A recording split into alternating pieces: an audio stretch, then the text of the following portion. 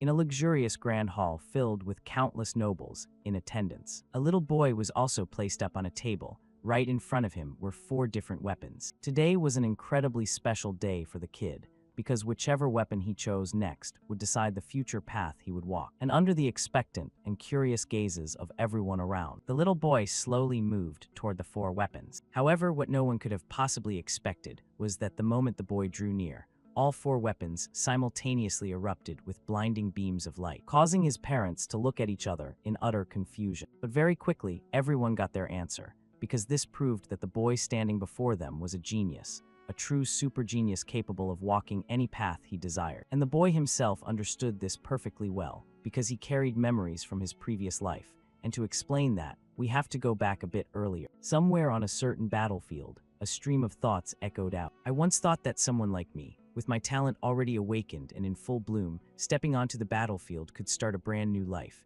And in that new life, I could build a family. The one thing I had desperately craved for so long, but I was wrong. At that moment, amid the desolate scenery, an admiring voice rang out, "Damn, that's one tough bastard. It's been a long time since anyone forced me to swing my sword more than 10 times. Are you that famous Rick, the one whose talent blossomed on the battlefield?"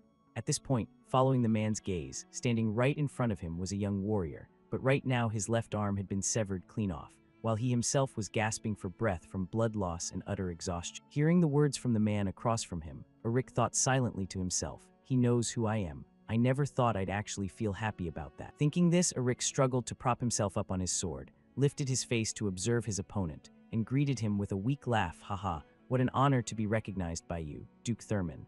This young warrior belonged to the Drenic Empire, Rick. While in front of him, Duke Thurman's eyes flashed with slight surprise upon hearing the boy knew his name, and he asked back, "Haha, so you know my name, huh?" "Yes, who hasn't heard of your reputation? One of the 6 Hexagon Knights of the Altan Empire. Just one day on this battlefield is more than enough for me to feel the full weight of the Black Wave.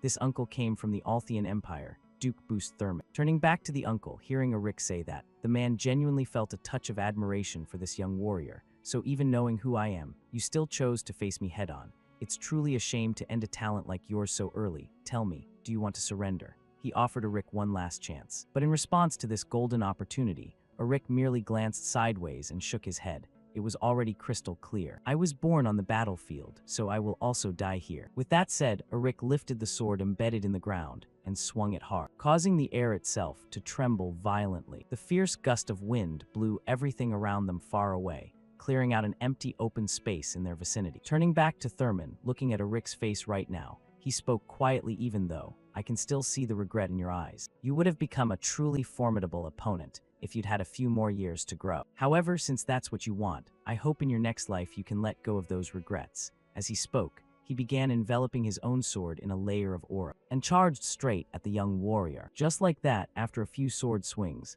the outcome of the battle was decided. "My mother was a young widow, a war refugee. She left me behind in this chaotic world while I was still very small, then drew her final breath. Everyone knows what happens to an orphan child. Back then, Rick lived a wandering life across battlefields, a solitary existence focused solely on survival. He would do anything just to stay alive. At 14 years old, Rick was sent to his first real battlefield, and there his talent awakened. The mana core in his heart surged, elevating his movements and senses to levels he could never have compared to before. At that time, a superior told Rick, "Commander Rick, I plan to recommend you for the upcoming special knight appointment. With your talent, joining the 5 Hexagon Knights of the Empire is no longer impossible." Hearing his superior say that, Rick couldn't help but break into a smile. After breaking through 3 mana cores to become a 4-core with 4 mana cores, finally, he had received the opportunity he had waited so long for. "After this battle, I can finally find peace in this exhausting life.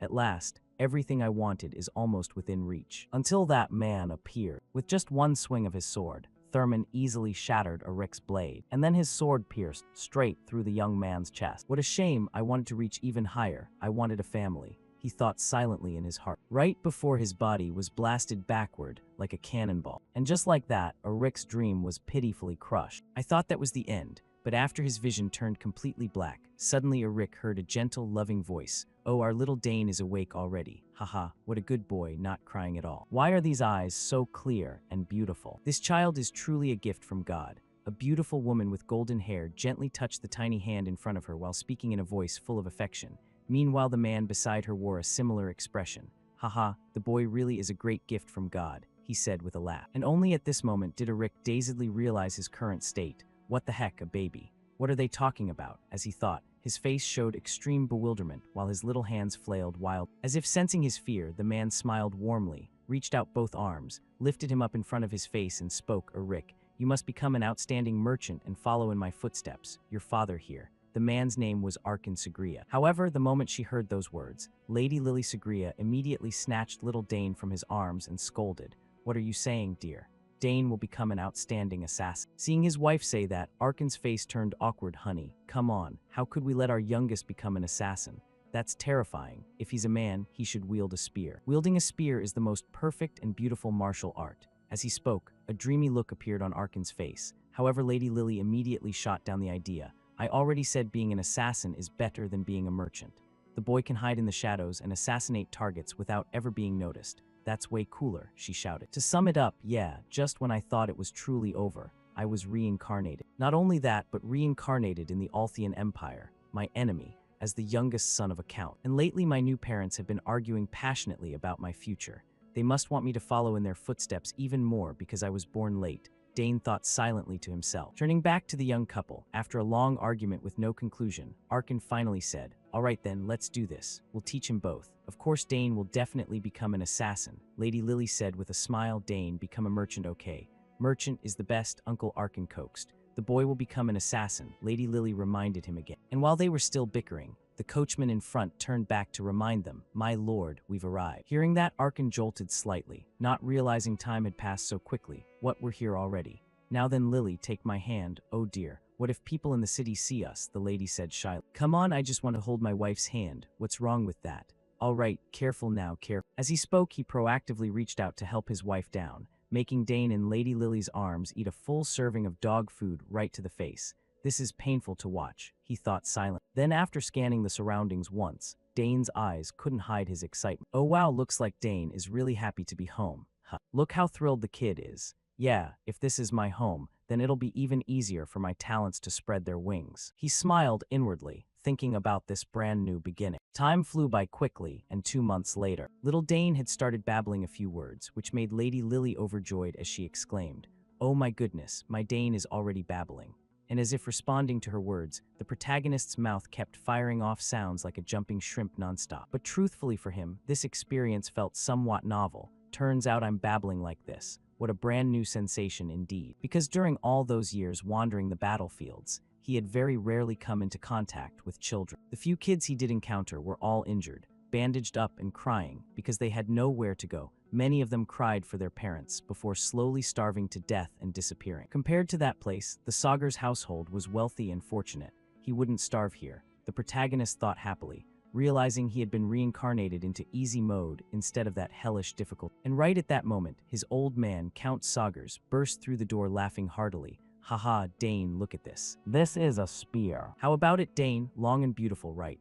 The uncle boasted excitedly. It seemed he wanted to plant the idea of becoming a spearman in Dane's head from the moment he was tiny, and facing this action, Dane could only flash a rice grain-like smile. This man is my father, the kingdom's strongest level 6 spearman, Arkin Sagar. He looks so gentle on the outside, but he's a heroic warrior known as the Blue Tempest. Speaking of Lady Lily, seeing her husband barge and waving a weapon to show off to their newborn son like that, she got annoyed, snatched the spear away, and questioned him. Really now, how could you bring something so sharp into our son's room? In response, Arkin's attitude immediately wilted. I just wanted to show Dane. I already told you not to do that. If you keep it up, I'll start teaching him basic stealth techniques from infancy too, Lady Lily said coldly, making her husband break out in a cold sweat. Lady Lily was once the kingdom's greatest assassin. Turning back to Arkin, even though he was a bit afraid of his wife, the uncle still puffed up and argued. Come on, who doesn't do this nowadays? Even prestigious magic families place a staff right next to their kids from birth. How is a spear worse than a staff?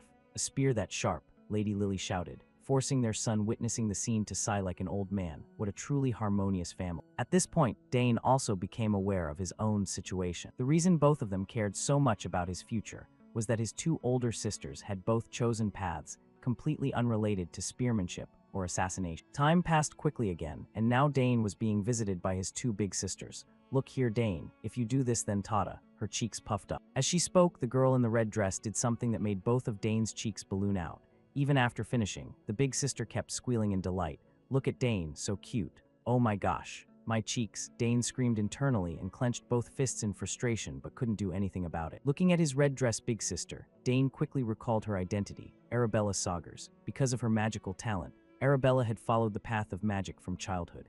At age 12, she was already a level 3 mage, and since the highest mage realm was level 9, she was considered a genius for surpassing the beginner stage at that age. Thinking this, little Arabella also poked her little brother's cheek and coaxed, Dane, do you want to learn magic with Big Sis later? Studying alone every day gets so boring. Hey, stop poking already, Dane shouted internally. Meanwhile, the other sister also chimed in. Summoning magic is good too. Hearing that voice, Dane turned to observe his blue dress sister and thought. Claire Saugers. Claire was a talented summoner. She had known summoning since age 7 and now could control 2 summons at the same time. At first I thought she didn't like me, but it seems more like jealousy over having a little brother. She's also less shy around me than before. At this moment, following Dane's gaze, Claire timidly reached out with her index finger and lightly touched the tip of his nose, then quickly pulled her hand back. After that, Claire turned to Arabella with a puzzled look. Why is it so soft? Right, hee, Arabella chimed in agreement. Next, Claire turned back to playfully tease her little brother again and said,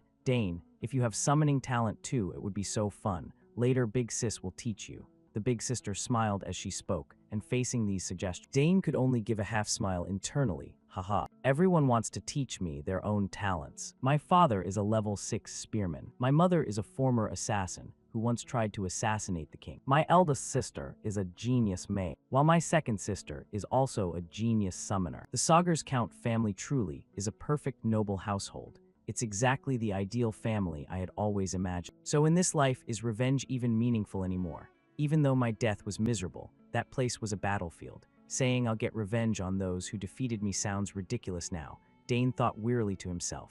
It seemed at this point he had decided to put all thoughts of vengeance behind him. Returning to the story, very quickly he was jolted awake by the arguing voices up ahead. Spearmanship. He has to choose the spear, Arkin shouted. Stealth and assassination techniques are more useful, Lady Lily reminded. Meanwhile, both sisters Arabella and Claire also voiced their opinions. No, in this era magic is the trend. Summoning is good too. Seeing them debate his future like this, Dane sitting quietly on the side couldn't help but break into a soft smile. I've always wanted a home. How fortunate that I was born here. Thinking this, the argument started getting louder. Making his head ache, what a truly harmonious family, right?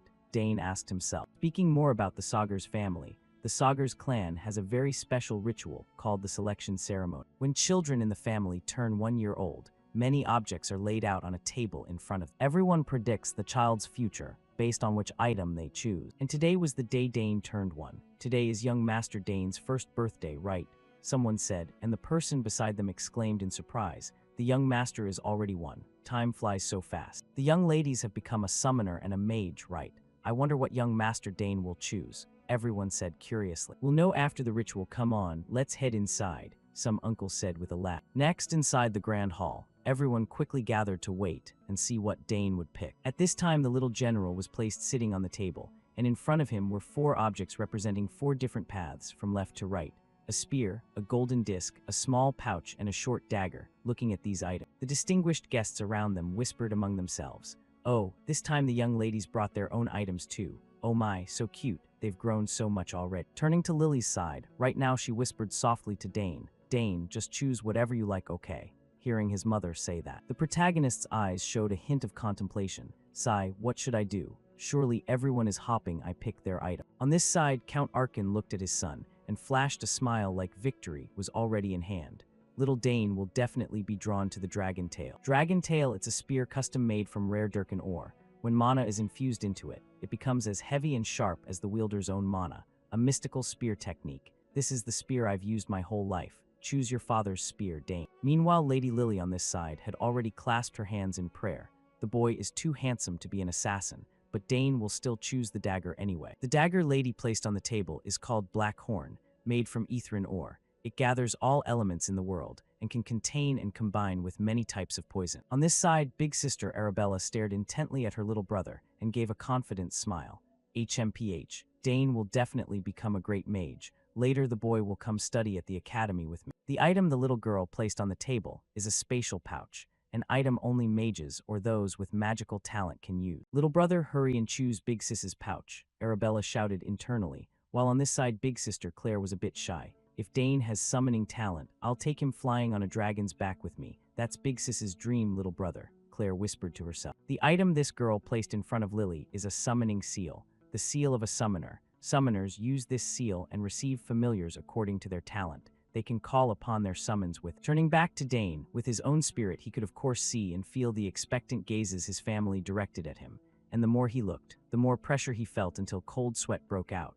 Oh no, why does it feel like I can hear all their thoughts? Thinking this, the old soul sighed deeply under the pressure. What a hassle, but it can't be avoided. Which one should I pick? That's right, look at everyone's expressions and choose accordingly. Just as he thought this, he slowly moved forward, deciding to entrust his future to other people's faces.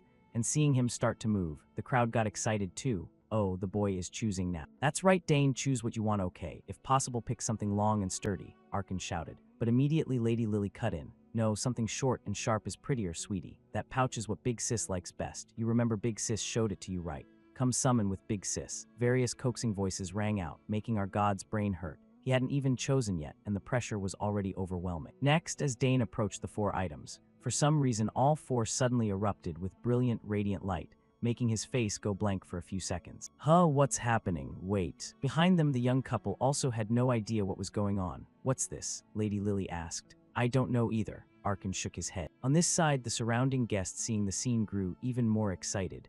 Everyone look, all 4 items are reacting.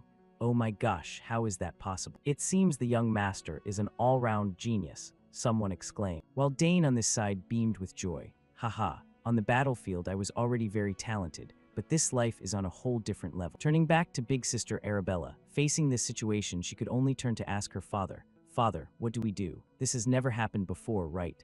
I can hardly believe it myself, Arkin replied. Next, the young couple also looked at each other and came to an agreement. Then let's teach the boy all 4 together. Hearing this, the 2 big sisters dazedly turned to look at their parents. Huh, all of us. Up front, Dane also burst into extremely cheerful laughter. Time passed quickly again. 6 years later, at some training ground, the continuous sounds of weapons clashing rang out. And currently Dane was sparring with his father Arkin, looking at his son blocking his attacks. Arkin said with satisfaction, Well done, Dane. You've completely mastered the techniques I taught you. Thank you, father, Dane quickly replied. Seeing this, the uncle ruffled his hair and laughed heartily.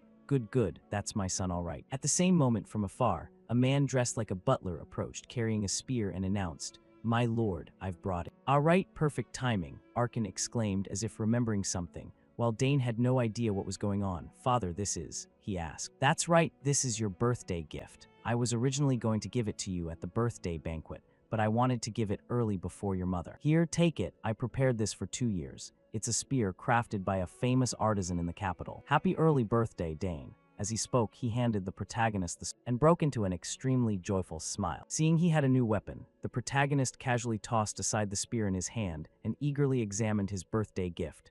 Thank you, father, I'll use it well, he promised. And only after looking closely at the spear in his hand did he realize just how amazing it was, truly incredible. The black shaft combined with the silver spearhead looked stunning. And it's so light too, Dane marveled internally, while Arkin asked about his feeling. So, do you like? Yes, I love it, Dane smiled and said, That's good. I had them make it according to your build, so get used to using it. Hearing his father say that, Dane on this side grinned so wide he couldn't close his mouth and kept swinging the spear around. And while he was still reveling in joy, Arkin suddenly asked, Dane, do you remember what makes a spear different from a sword? Hearing the question, the old soul temporarily stopped his movements, thought for a bit, and answered, Let's see. The spear's length lets us keep opponents from getting close, and its small contact area increases attack efficiency. Hearing the answer, Arkin nodded in confirmation. Exactly. But when you reach a certain level, it becomes harder than using a sword. This is the fundamental issue with a spear. To attack the opponent, you must maintain a minimum distance. But don't worry, every weapon has its own strengths. Even the sword, considered the perfect weapon, has weaknesses in some situations. Yes, I remember now, the boy nodded and said. Then since you now have a new spear, I'll show you something interesting.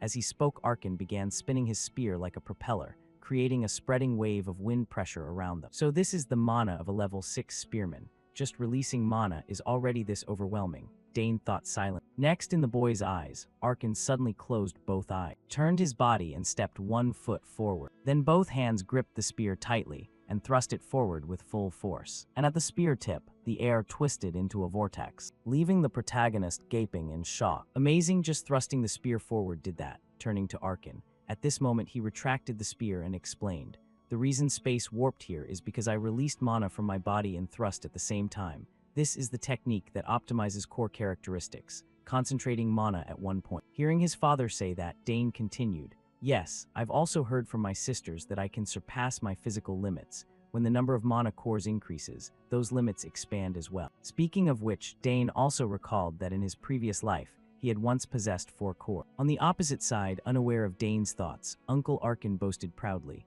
"That's right, you catch on quick. Your father here has 6 mana cores." 6, Dane exclaimed in shock, but he affirmed to himself, "If I hadn't died back then, I would have surely reached this level too." Turning back to Arkin, at this moment he patted Dane's shoulder and said, "Why don't you give it a try? Use your new spear and see." Hearing that, Dane immediately replied, "Yes, father." Relax your mind, forget everything you're thinking, and just thrust the spear forward. Following his father's advice, he responded right away, "Yes, sir." In my previous life, after realizing my swordsmanship talent, I lost all interest in spears. I only kept one as a backup. All right, time to go all out. As he thought this, he tightly closed both eyes to concentrate his spirit. Looking at the boy's posture, Arkin thought with satisfaction, quite a solid stance. It took me 7 years to master this technique, but with Dane's talent, I wonder if the kid. Just as that thought crossed his mind, Uncle Arkin's eyes suddenly widened, because through his gaze, the moment Dane thrust the spear forward, cracks like shattering glass appeared in the space itself. "Dane, how did you do that?" "Haha, I'm seriously impressed," the uncle laughed. And Dane on this side didn't hide anything. He explained his thoughts openly.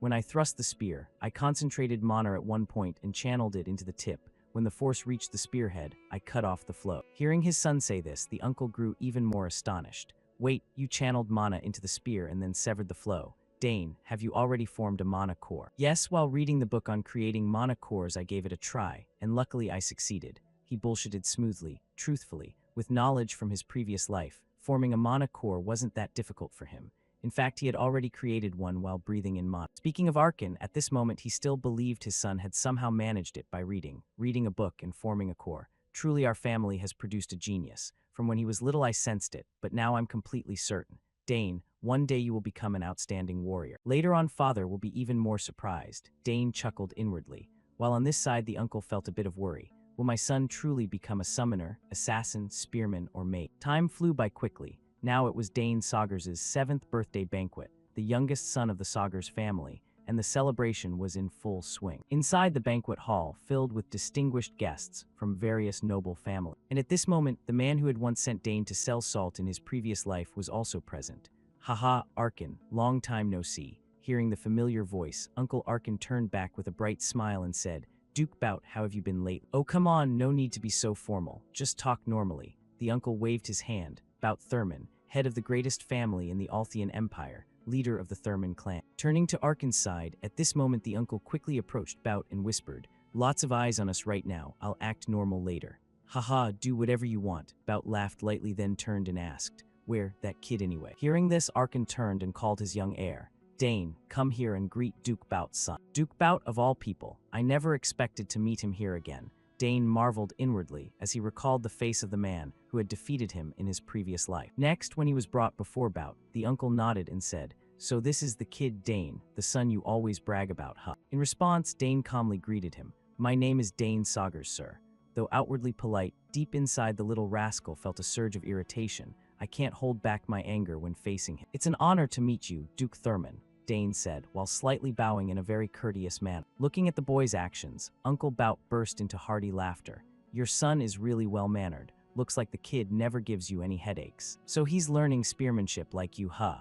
"That's right," Arkin admitted. At the same moment, a little girl approached the group and politely greeted them. "Greetings, Count Saugers. My name is Layla Thurman. It's an honor to meet you." This red-haired girl was Layla Thurman, the youngest daughter of Duke Thurman. Putting that aside, after calling the 2 children over to greet everyone, the 2 fathers quickly shooed them away. Then, as if remembering something, Uncle Arkin turned and asked, "How is your wife doing these days?" In response, Bout's face turned somewhat melancholic as he replied, "I've tried everything, but there's still no progress." "You've been through a lot, but I'm sure she'll get better," Arkin offered comfort. But Uncle Bout knew those words were just consolation, and he reminded him right away, If I suddenly disappear, please forgive me, because at that time I'll have used magic to rush back to the capital as quickly as possible. And where's that boy Dane now? As he spoke, the uncle scanned around a bit while generously praising the protagonist. That kid's pretty sharp. I wanted to talk to him a little more. Yeah, I don't know either. I can't see Layla anywhere either, Arkin replied. And right at that moment, when Duke Bout looked out the window, he suddenly noticed that at some point, the two children had slipped out to the garden together, and he smiled. Looks like both kids are already bored of the banquet. Speaking of little Layla, while walking in the garden with Dane, she suddenly broke into a smile and shared frankly, "Actually, I don't really like following father everywhere either, but now I'm glad I came along with him." After saying that, the girl stared intently at Dane and thought a bit. Under the moonlight, he looks even more handsome. On the opposite side, Dane heard her words and smiled back. "That's great. Our territory is a very beautiful and peaceful place," he said with a laugh. But that answer from him seemed to stir up some unpleasant memories for Layla. It seems that way, but at Thurman there's always something going on. Everyday nobles come to see father, and sometimes even members of the royal family show up. Every time that happens, I have to go greet them. I hate it so much. I prefer wearing simple clothes and practicing swordsmanship, Layla said dejectedly. It seemed all the constant noble greetings were wearing down a child's spirit, though Dane didn't pay much attention to that. What he noticed was Layla's interest. "Oh ho, so she uses a sword too," the boy exclaimed inwardly in surprise. Turning back to Layla, as if feeling a bit strange about herself, she turned and asked, "What about you then?" I like both places. It's not as hectic as the capital. But every day I look forward to spear training." Dane shared his thoughts, making little Layla slightly surprised. Spear. She blurted out instinctively, but after remembering Dane's family background, she quickly understood. "Ah, right, I forgot about Count Sagers's nickname, the Blue Tempest. I've heard father tell stories about how skilled he is." At this point, Layla paused for a beat, then turned to ask Dane, "So you want to join the academy too?" In response to the question, Dane just shook his head lightly. "No, I don't train with the spear for that reason." "Then why? Isn't training to get into the academy the natural thing? It's really hard to get accepted," Layla hurriedly said. And at this point, Dane scratched his cheek a bit awkwardly and answered, "Well, I want to train so that when I do get in, I can do even better." Turning back to Layla, that answer truly left the girl stunned for a few seconds. "Huh, but what if you fail? Then I'll just try again." Dane shrugged and said, "And if I still fail, I'll take it as that path not suiting me." He scratched his head and replied. His carefree attitude made Layla worry on his behalf. "I don't believe it. Aren't you afraid of disappointing your family?" "Not really," Dane mumbled. Upon hearing this, Layla felt a twinge of envy toward Dane. "So jealous, my family sees failure as shameful. But anyway, forget what I just said, okay?" The girl waved her hand. Speaking of Dane, seeing the girl in front of him act like a little old soul made him feel the pressure too. "Sigh, I didn't know people worry about things like that." Thinking this, Dane let out a long breath then asked, "Why are you like that? You seem really talented." Hearing those words from Dane, for some reason Layla's eyes lit up with joy and she hurriedly asked back, "Really? Then can you watch my swordsmanship and tell me how it is?" "Huh, your swordsmanship?" Dane asked curiously. "Yes," Layla smiled and said, looking at the girl's expectant expression. Even though he was a bit reluctant, Dane still agreed.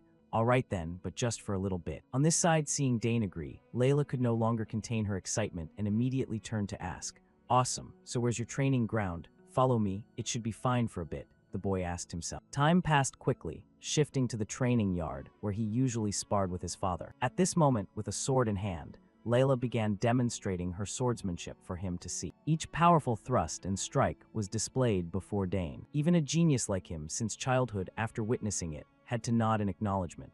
Wow, her attacks flow very smoothly into defense, and her timing is spot on too. But after a while, the rhythm became a bit chaotic. Dane stroked his chin thoughtfully with a slightly puzzled look. Meanwhile, Layla on this side, right after finishing the demonstration and without even taking a breath, hurriedly turned to ask Dane, "How was it? Pretty good, right? Eye-catching." "Really?" Layla asked delightedly. Looking at her expectant expression, Dane felt a bit awkward and thought to himself, "Maybe I should tell her." Thinking this, Dane spoke up to remind her, "Yes, but starting from the third stance, it seems you're half a step too much. From what I remember, the other stances are fine, but because you're often half a step ahead, the following strikes veer off a bit." The more Dane spoke, the wider Layla's eyes in front grew. In the end, the girl completely froze in place at Dane's words. "Did I come off too blunt?" Dane wondered to himself and awkwardly said, "Sorry if I upset you. It's been a long time since I've seen swordsmanship like that." Turning to Layla, as if Dane's critiques had wounded her pride, she resolved to open this boy's eyes. "All right, so that's how it is. I haven't shown everything yet. Thinking this, Layla gripped her sword tightly and continued swinging once more, until her foot tripped on a step. Then she lost balance and lunged forward to hug Dane tightly.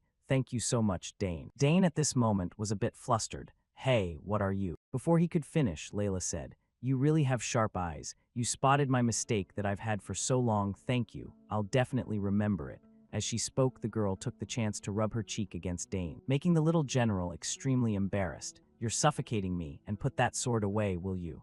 As he spoke, Dane hurriedly pushed the girl away. "Oof, sorry," Layla exclaimed before looking back at Dane with eyes full of delight. "Suddenly she hugged me again," the little general muttered while straightening his clothes. At the same time, as if their disappearance had worried the servants, searching voices rang out. "Young Master Dane, where are you? Miss Layla." Hearing the calls, Layla snapped back and turned. "Looks like they're looking for us. Should we head back?" Dane replied. And after seeing them come out, the servants breathed sighs of relief.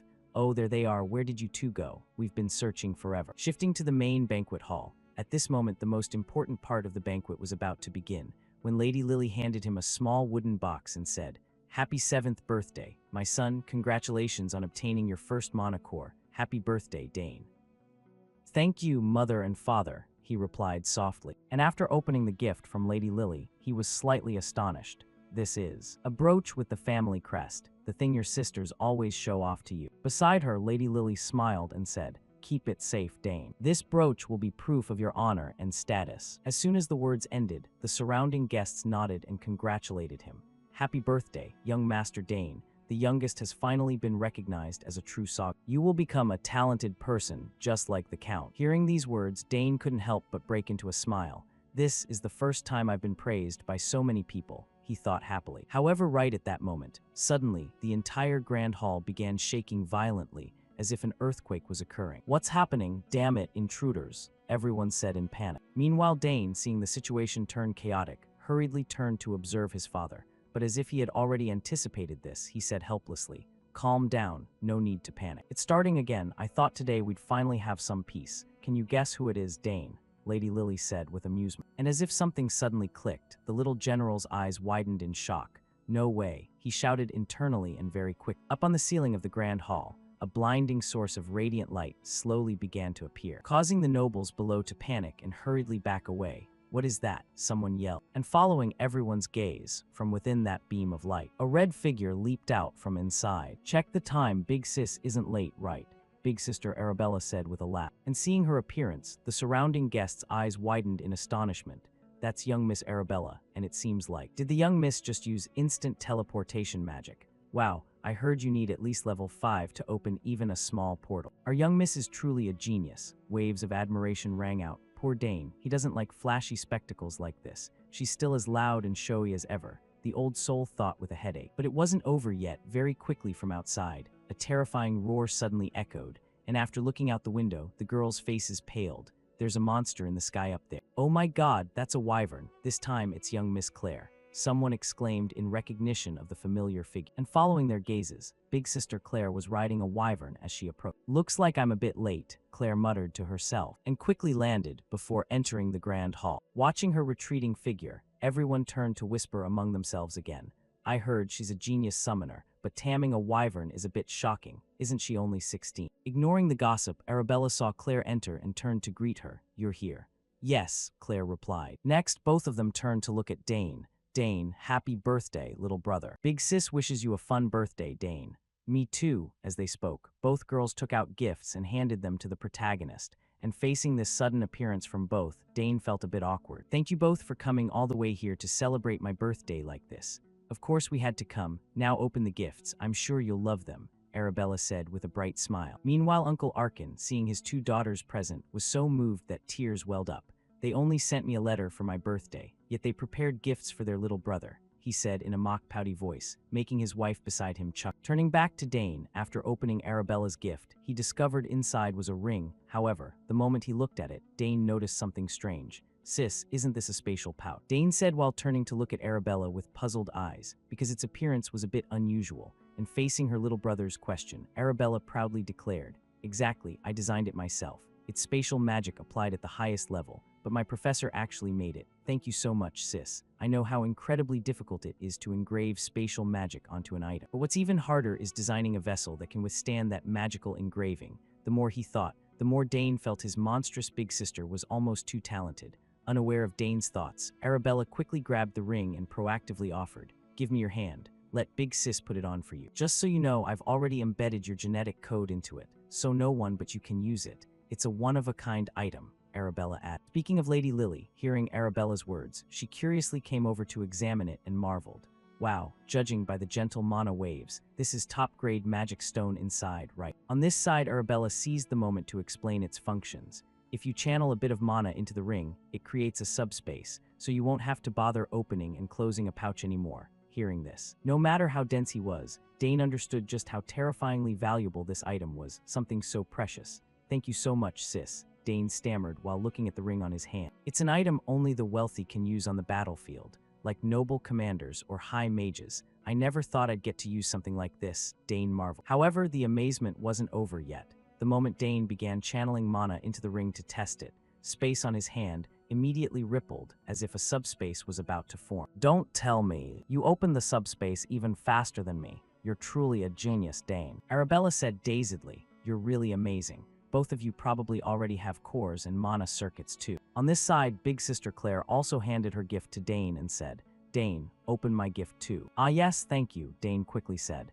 Then he reached out to open this gift, curious what it was that made his big sister so eager. Turns out inside was the egg of some monster. "Huh, why is this egg?" Dane said while picking it up to examine, but just seeing his action, Claire hurriedly warned in panic. "It's not just an ordinary egg, so be careful." Hearing that, Dane frowned and asked, "Huh, then what is it?" Around them, the others also curiously turned to look at the egg, and at this point, Claire whispered into Dane's ear, "It's a familiar spirit. I once tried summoning Decoron, and during one attempt this appeared.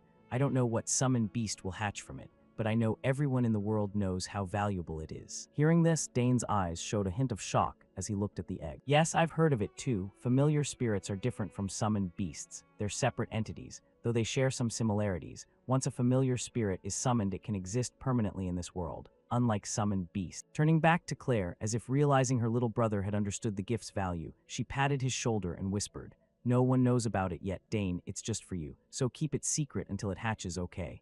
"Yes, of course," Dane smiled and said. Meanwhile, Arabella on this side got annoyed seeing them whispering. "Hey, what are you two whispering about for so long?" Ignoring the scolding, Claire continued instructing, "Dane, even I don't know when it will hatch. So remember to channel mana into it once in the morning and once at night so it recognizes you as its master." "Yes, I'll definitely do that," Dane nodded firmly. "Haha, look at these amazing gifts. Your big sister's coming back is really great, isn't it, Dane?"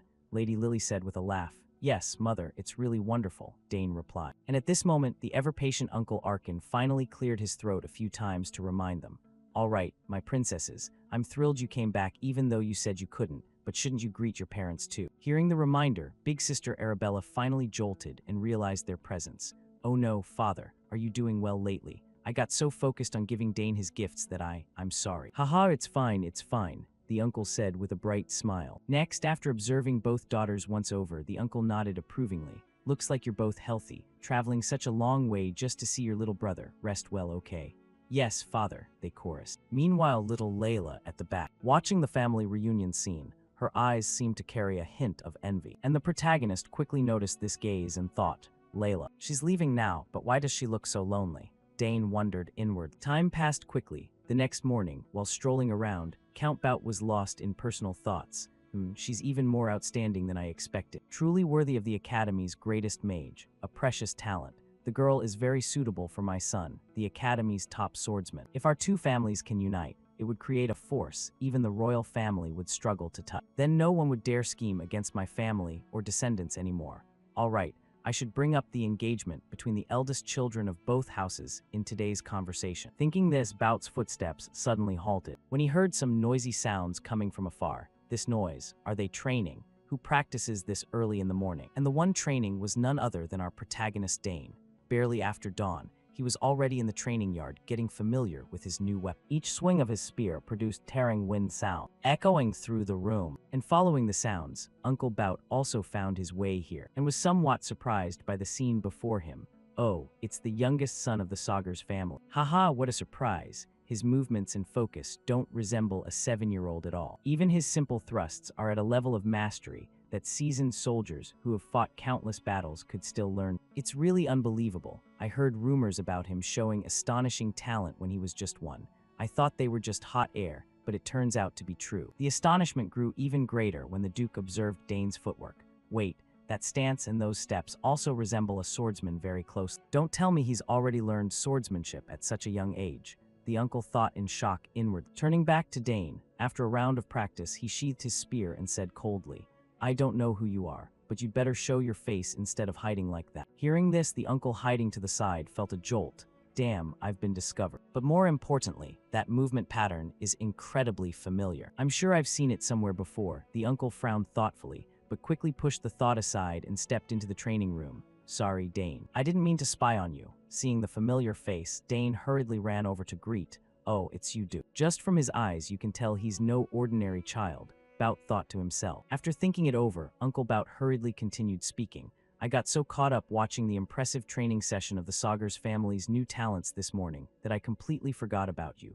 Forgive me, okay?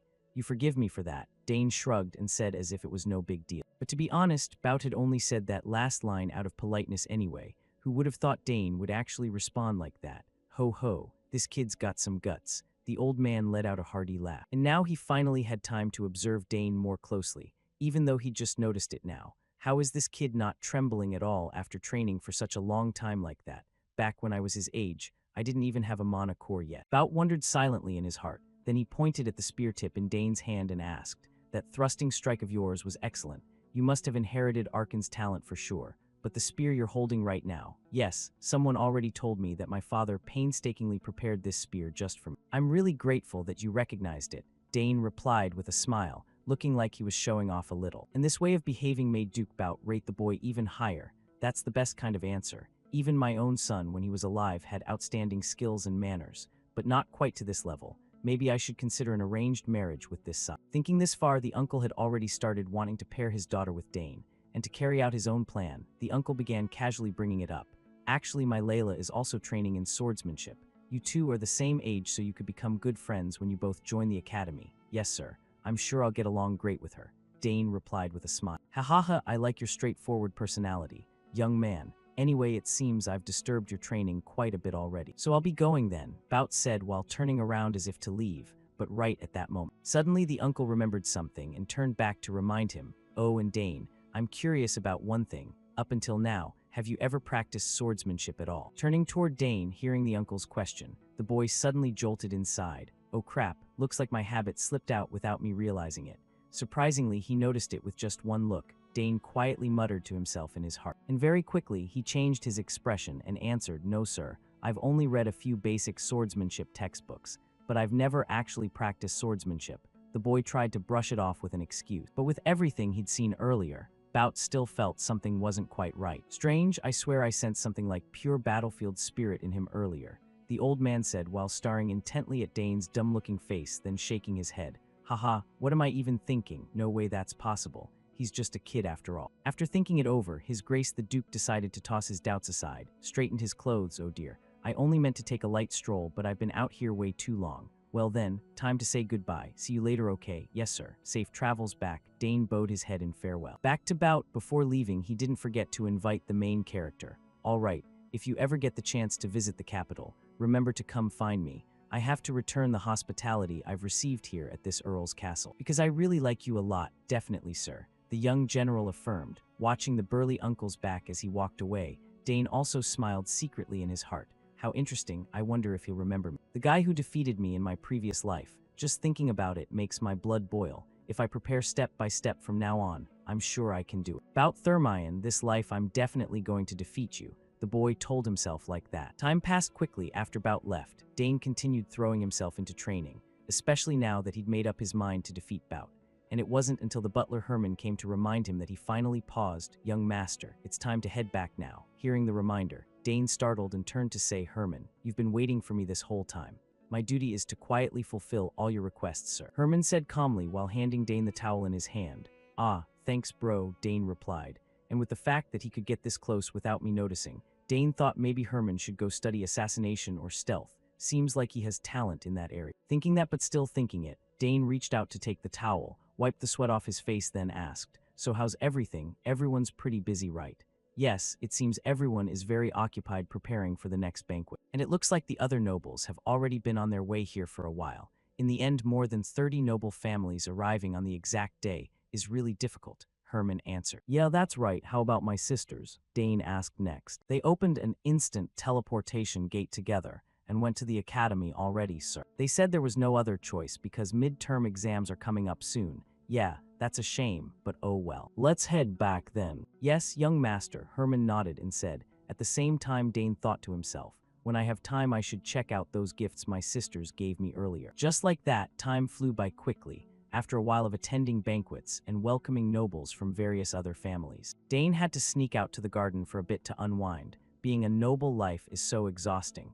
My schedule is even more packed than usual because it's my birthday too. At least I can find some relief resting in the garden like this, he said while looking around and quietly admiring the garden. The gardeners who take care of this place are really skilled. I feel unusually peaceful just looking at these flowers. My eldest sister said that in nature, flowers contain the most mana among them. Since I have time, maybe I should analyze the mana in these flowers. As soon as he thought that, Dane sat down in front of a cluster of flowers and slowly closed his eyes to sense it.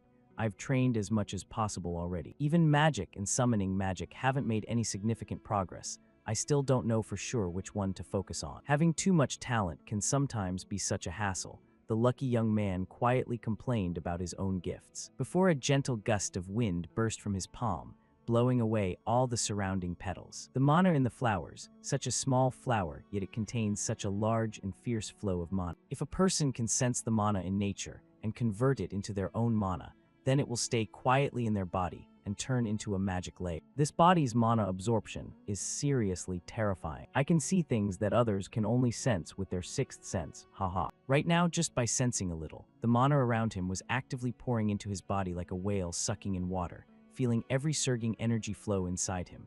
Dane's eyes lit up with excitement. Here it is. Before this, I could only vaguely sense mana, but now I'm getting clearer and clearer with. Switching scenes to another corner of the garden. At this moment, two boys were talking to each other. I'm so bored. We just got here and Dad is already busy chatting with the other nobles.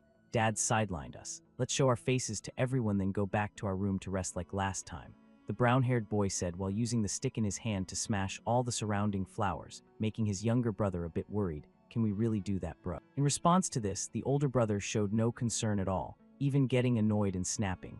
You act like it's our birthday or something. Who cares? You think the young master of the Sagar's family would give a damn about stuff like this? Damn it, I think we're lost again. Why build such a huge garden anyway? Saying this, they also spotted Dane's figure ahead. Hey bro, there's someone over there, the younger brother pointed out. Huh, is that kid lost like us too? The older brother shouted before he put on his arrogant face. Hey you, that outfit, are you a servant? Whatever, anyone works. Lead us to the exit, he said arrogantly, making Dane turn around, and right when he saw both of them trampling on the flower beds, Dane rushed over and yelled, "Get out of there right now. Don't you see what you're stepping on under your feet?"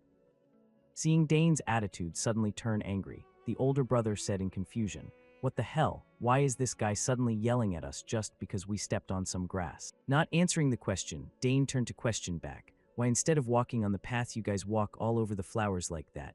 You've ruined them already. Ha, small guy but big mouth, huh? Do you know who I am?" The stupid older brother started pulling out his status to intimidate Dane. While he had no idea he was arguing with the young master of this very family, and of course with his own status, Dane wasn't scared of anyone. "Yeah, I know. You're the rude jerk wrecking the flower beds," Dane frowned and said. And with his arrogant personality, how could the idiot across from him hold back his anger? Immediately, he charged forward, grabbing Dane's collar tightly and shouted, "What did you say, rude jerk? Who do you think you're talking to, huh? You servant, I'm the son of Count Tyron, an honored guest in this castle." On the other side, hearing this, Dane immediately recognized the Tyron guy's identity, Count Tyron. That guy was the noble who got captured after I defeated him on the battlefield. He was a noble who made people extremely uncomfortable, like father, like son, thinking this far. He also understood why this brown-haired guy could act so cocky, unaware of Dane's thoughts. The brown-haired Tyron kid was still aggressively threatening. "Even in the southern countryside, you must know the Tyron house. It's famous in the capital. My family can make someone like you disappear without a trace, so watch your mouth," hearing him say that. Dane also knew talking to this guy was pointless, thinking this while looking at him with eyes full of contempt, making this young master Tyron even more furious. "You crazy or what? A lowly servant like you dares to look at me with those eyes?" After saying that, he raised his fist high wanting to hit Dane. But before he could even act, the main character was faster by one step, using his head to smash straight into young Master Tyron's nose, causing him to stagger and fall backward. Beside him, the red-haired younger brother saw it and panicked, running over. Bro, are you okay? Back to young Master Tyron. At this moment, he suddenly felt something wet in his mouth, lightly reaching up to touch. He realized his nosebleed was gushing nonstop. This crazy bastard. What the hell, my nose is bleeding. I'll kill you, you damn bastard. He roared like a mad dog. Meanwhile, Dane, hearing this, just smirked. You wanna kill me? If you're so tough, then try it. Hearing Dane's provocation, the hot blood in Tyron started boiling. You've lost your mind, huh? Fine then, let's fight to the end. Beside him, the younger brother, seeing this, anxiously said, Bro, take care of your nose first. You just stand there quiet. The older brother shouted, then immediately charged at Dane to teach him a lesson. But with this guy's first punch, the young master easily stepped back one step to dodge. This sneaky little brat, Tyron growled. Back to Dane, looking at this guy's crude fighting style. He immediately guessed he wasn't a warrior type. Looking at his footwork, I'm sure he's not someone who specializes in weapons. Then he must be a mage or a summoner, Dane thought silently in his heart, while the brown-haired guy was desperately punching and kicking, but he couldn't even touch the corner of Dane's clothes. This kid is too fast. I can't catch him, Tyron said while panting like a buffalo from exhaustion. Back to Dane's side. While fighting, he even had free time to think randomly. The magic flow I'm seeing right now. If I can control that magic with my will, wouldn't I be able to turn it into physical form? If I can control that magic with my will, wouldn't I be able to turn it into physical form, making him test it right away? And then, just as he thought, streams of mana began gathering into Dane's palm at dizzying speed. And right after that, a loud explosion rang out when our main character released the energy forward, blasting Tyron's body backward like a torn sack, making him cough painfully. The strike strong enough to leave a huge crack even in the concrete floor. Looking at the scene, Dane felt a bit worried. Oh no, the flower garden is completely wrecked now. Back to Tyron after taking such a painful hit from Dane. He still had enough strength to struggle up, and at this point he realized Dane wasn't ordinary. Damn it, you can use magic. Who the hell are you exactly? He yelled, and seeing his big brother about to explode, the calmer younger brother desperately tried to persuade, Bro, stop. If this keeps going, something bad will happen. In response to his brother's words, this older brother not only didn't listen, but his blood was boiling so much his head was practically steaming. Get out of the way, I'll deal with that bastard. Saying this, his reason was completely clouded by rage, and he muttered some spell chant, heed my call, blah blah. As the sound rang out, Tyron's whole body erupted with black mana spreading around, and with that line, Dane immediately realized he was a summoner. And just as he guessed, right after that, behind Tyron's back a vortex of energy suddenly appeared, and from inside the vortex, a wolf's head poked out and jumped straight outside. Seeing his summoned beast appear, Tyron opened his mouth and laughed arrogantly. Haha, how about that? This is Genpu that I summoned. I'll show you the consequences of daring to mess with Digron Tyron Genpu. Tear that guy to pieces. Back to Dane, seeing Digron summon such an ordinary wolf. He immediately lost all interest. Just an ordinary wolf. Can't compare to Sister Arabella at all, since she can summon even dragon. Back to Digron, at this moment he also ordered his summoned beast, that's right, bite his throat to pieces. Hearing the command, the wolf immediately pounced straight toward Dane. But for some reason, looking at the boy's face, it seemed the protagonist's halo started kicking in. Right after that, suddenly, the wolf slammed all four paws down to break itself. Then its color changed from red to blue, in the stunned eyes of the two brothers. Even after that, seeing the wolf bow its head in front of Dane, Digron could hardly believe his eyes. What the hell is going on? How is Genpu doing this? What are you doing? Hurry up and rip that bastard's throat out. Bro, it's wagging its tail. The younger brother asked. Hey you, what did you do, Genpu? Digron shouted, but it had no effect at all. Back to Dane, at this moment, he tried reaching out to pet the wolf, making it extremely happy. Good boy there. He muttered quietly. At the same time, he himself didn't understand why the wolf changed attitude so fast. How did this even happen? Thinking back now, even Sister Arabella's summoned beasts were quite friendly. But back then, I just thought it was because I share blood with her. Moreover, in a situation like this, it has nothing to do with. Maybe I have high affinity, but that also means that Jerk's affinity has hit rock bottom already. Back to Digron, at this point he still couldn't accept the fact that his summoned beast had submitted to Dane. This is ridiculous. How can a summoned beast betray its master? Hearing him say that, Dane glanced over and asked, so you wanna keep going? This little brat, Digron said angrily, making the younger brother beside him so scared he almost cried. Bro, just drop it. We've lost already. Shut up, I'll cancel the summon, Digron yelled, unaware that when a summoner has no more summons left, what else can he even do? And of course the younger brother seemed to understand this, so he kept trying to stop him. bro actually I. Saying this far, the kid started hesitating, making the older brother notice, and somehow from who knows when, the crotch of his pants had spread a yellow stain. Damn it, this is so embarrassing, Digron said with wide eyes, and over here Dane seeing that kindly reminded both of them, hey listen, the bathroom is on the first floor of the main building. In response to Dane's kindness, Digron quickly grabbed his brother's hand and left, at the same time not forgetting to promise him, you wait right there, I'll be back soon, let's go dinner. Just like that, the two of them started running off, leaving Dane not knowing what to say. Hey, at least take your summoned beast back first, he shouted in his heart. Time flew by quickly until late afternoon. By now Dane had already experimented with the summoning technique as well.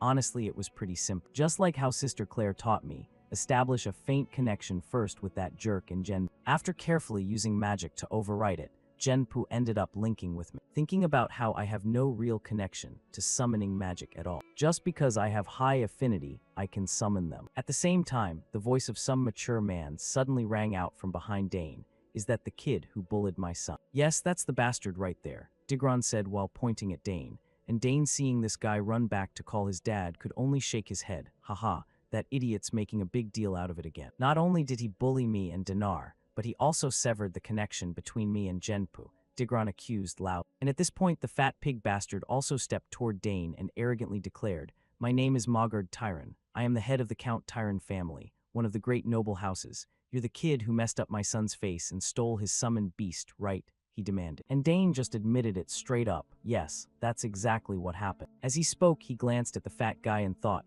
he looks even fatter than when I captured him as a prisoner. Peaceful times really do wonders, huh? Unaware of Dane's thoughts, the stinking pig pointed at him and said, as a guest, if possible I was going to let it slide, but this isn't something I can just ignore. Why are you alone in a place like this? Hurry up and reveal your identity. Hearing him say that, Dane decided to satisfy him and reveal it.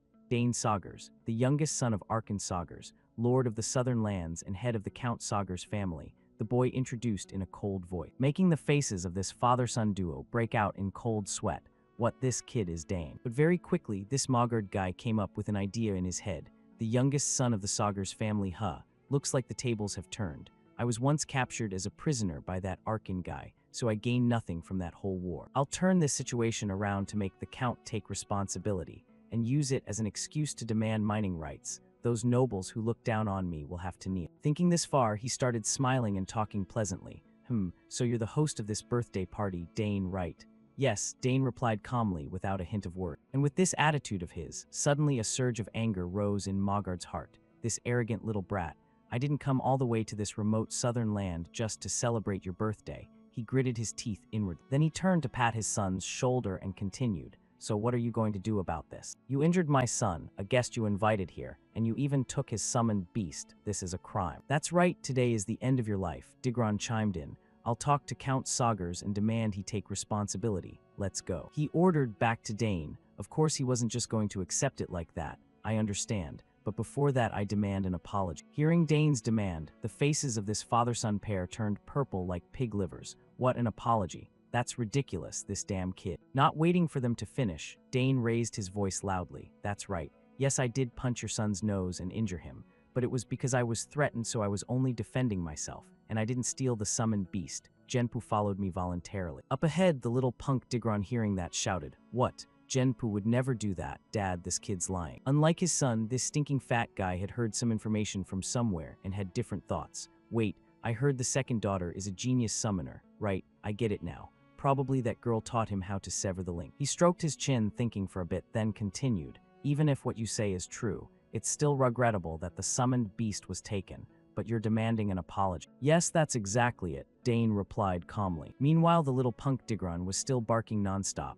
HMPH, who does this kid think he is acting like that? So arrogant, interrupting while adults are talking to this kid is giving me a headache. Mogard thought silently and lowered his voice a bit. Fine then, I won't scold you anymore. Let's see what Count Saugers has to say about this. Turning toward Dane, looking at the guy's face, a thought suddenly popped into the boy's mind. Seems like he's really looking forward to this. And right when the situation reached this point, as if hearing the commotion, Arkan and Bout both came over. You're looking for me. Arkan spoke up, making the group startled. Count Saugers, even Duke Thermion is here too. Time passed quickly until the sun had completely set. At this moment, Digron was presenting the story in the way he saw fit. My brother and I got lost in the garden, so I wanted to ask your son to show us the way blah blah blah. On this side, Dane, seeing his father calmly listening to the guy's story, admired him inwardly, as expected of dad. He cares a lot about his family, but he's not the type to play favorites. Even in conflicts with outsiders, he can distinguish right from wrong. Back to Digron. At this point, he reached the climax. Suddenly, he punched me in the nose and kept mocking me with that weird technique. So I only summoned my beast to scare him, and he stole my summoned beast right away. He even tried to attack me, the little punk said while putting on an extremely pitiful face, as if he was the total victim here, while his father, the stinking fat pig Mogard, smirked hearing his son lie so convincingly. Only Dane clearly saw through their faces and sighed inwardly. He can lie with such a straight face. I really look forward to his future. Back to Mogard, after waiting for his son to finish, he spoke up, Count Ark. I only meant to warn the kid, but stealing someone else's summoned beast is wrong. I can't just let this slide. In response, Arkin calmly said,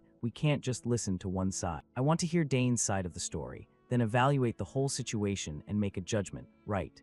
If you're worried about my decision, then I'll ask Duke Thermion to give his opinion. As he spoke, Arkin pointed toward Thermion beside him, and Thermion nodded, agreeing with the suggestion. If you need me, then handle it that way. On this side, seeing Thermion get involved, the faces of Mogard father and son paled a bit. Damn it, Thermion intervening will only make things more complicated. I have a bad feeling about this. He worried inwardly meanwhile. Arkin also turned to ask Dane. Dane, explain. Hearing the question, Dane thought for a moment. Well, just explaining how everything happened should be enough. Thinking this far, he honestly recounted everything, although there were some differences from what really happened, but some things that Mogard's son said are true. However, the flower garden we worked hard to cultivate, he trampled on it arbitrarily. The one who got angry and grabbed someone's collar was him. Lies, since when? The little punk Digron shouted upon hearing Dane say these words. Meanwhile, Arkin's face was bulging with veins. However, he still tried to stay calm and said, continue Dane. Hearing his father say that, Dane continued speaking. Also, I clearly heard when he summoned Genpu. He ordered it to kill me. And I didn't steal the summoned beast at all. His summoned beast came to me and sensed my kindness. I never stole his summoned beast, Dane declared firmly. And at this point, Mogard, seeing the story completely different, couldn't hold back anymore and had to intervene. Ridiculous. How can someone who's not a summoner receive a summoned beast? Surely the kid used some secret skill. In response to his words, Dane explained, no, I have an innate affinity with summoned beasts. A summoned beast that doesn't feel close to its owner will recognize someone like me as master. That's hilarious, Mogard mocked. While Arkin on this side wasn't too familiar with summoning magic so couldn't verify its truth. Is that really possible? He asked again. Yes, that's correct, Dane affirmed once more. Back to Mogard for his own benefit. Although he was scared shitless already, he still stubbornly argued, haha, he doesn't want us to believe that, right? Two completely different stories if that's the case. Not waiting for him to finish, Thermion on this side as the arbitrator, after a bit of thought, also proposed a solution. We should prove it with the summoned beast. Hearing him say that, the faces of Mogard father and son stiffened. The Duke is intervening. Turning to Arkin, hearing the suggestion, the uncle patted his son's shoulder and asked Dane, can you prove it? Yes, father, the boy replied confidently. At the same time, Fat Mogard also turned to look at his son, as if assessing the situation. However, Digron's face was wrinkled like a monkey's ass. Damn it, what now? I can't summon Genpu anymore. The little punk sweated anxiously, while Mogard, unaware of this, seeing his son not doing anything, reminded him again. Digron, what's wrong? Hurry and summon it. Dad, the thing is I can't, the kid stammered. Why suddenly you can't summon? Something you summoned several times a day, Mogard shouted. Looking at the awkward scene of this father-son pair, Dane smirked. I severed the link, so of course he can't summon it anymore. Thinking this far, he turned to Arkin and said, Father, I'll summon it now. To do that, it seems I need the mark that he possesses. Up ahead, Digron, hearing that, turned to question. What did you say, my mark? Unbelievable, you want my mark. What nonsense. Even using the most poisonous mark from another summoner wouldn't work. In response, Uncle Sagers said with a serious face, based on what you said, even if the boy uses your mark it won't work. So what's the harm in trying, right? Wouldn't it prove what you said? Damn it, since he's not wrong I can't refute it, Digron thought in panic. While Mogard had no choice but to turn to his son. Show them your mark a bit, Digron. But Dad, the little punk said while his eyes started welling up. Hurry up, Mogard shouted. No choice, Digron reluctantly brought out his personal mark. Because a summoner's mark has the most poison so no other summoner can use it. But Genpu that Digron summoned, covered by my mana, the summoning mark is just a medium. Genpu has linked with me. It will respond to my call, Dane thought silently. And then, in everyone's eyes, when Dane poured mana into Digron's summoning card, a vortex of energy appeared right away, and from inside it, a wolf emerged in front of Dane, sticking out its tongue to lick his face extremely happily. And although they had heard Dane say it earlier, seeing the scene with their own eyes, everyone still couldn't hide their astonishment. "Dad, how is this possible? My Genpu, impossible," the father-son pair stammered. "Amazing, you said the boy has never learned summoning magic," Bout said in bewilderment. "That's right, I don't blame anything that led to this," Arkin replied dumbfounded. Meanwhile, Dane on this side petted Genpu and whispered, "Sorry for summoning you just for this, but thank you for appearing." "Damn it, this has become a disaster,"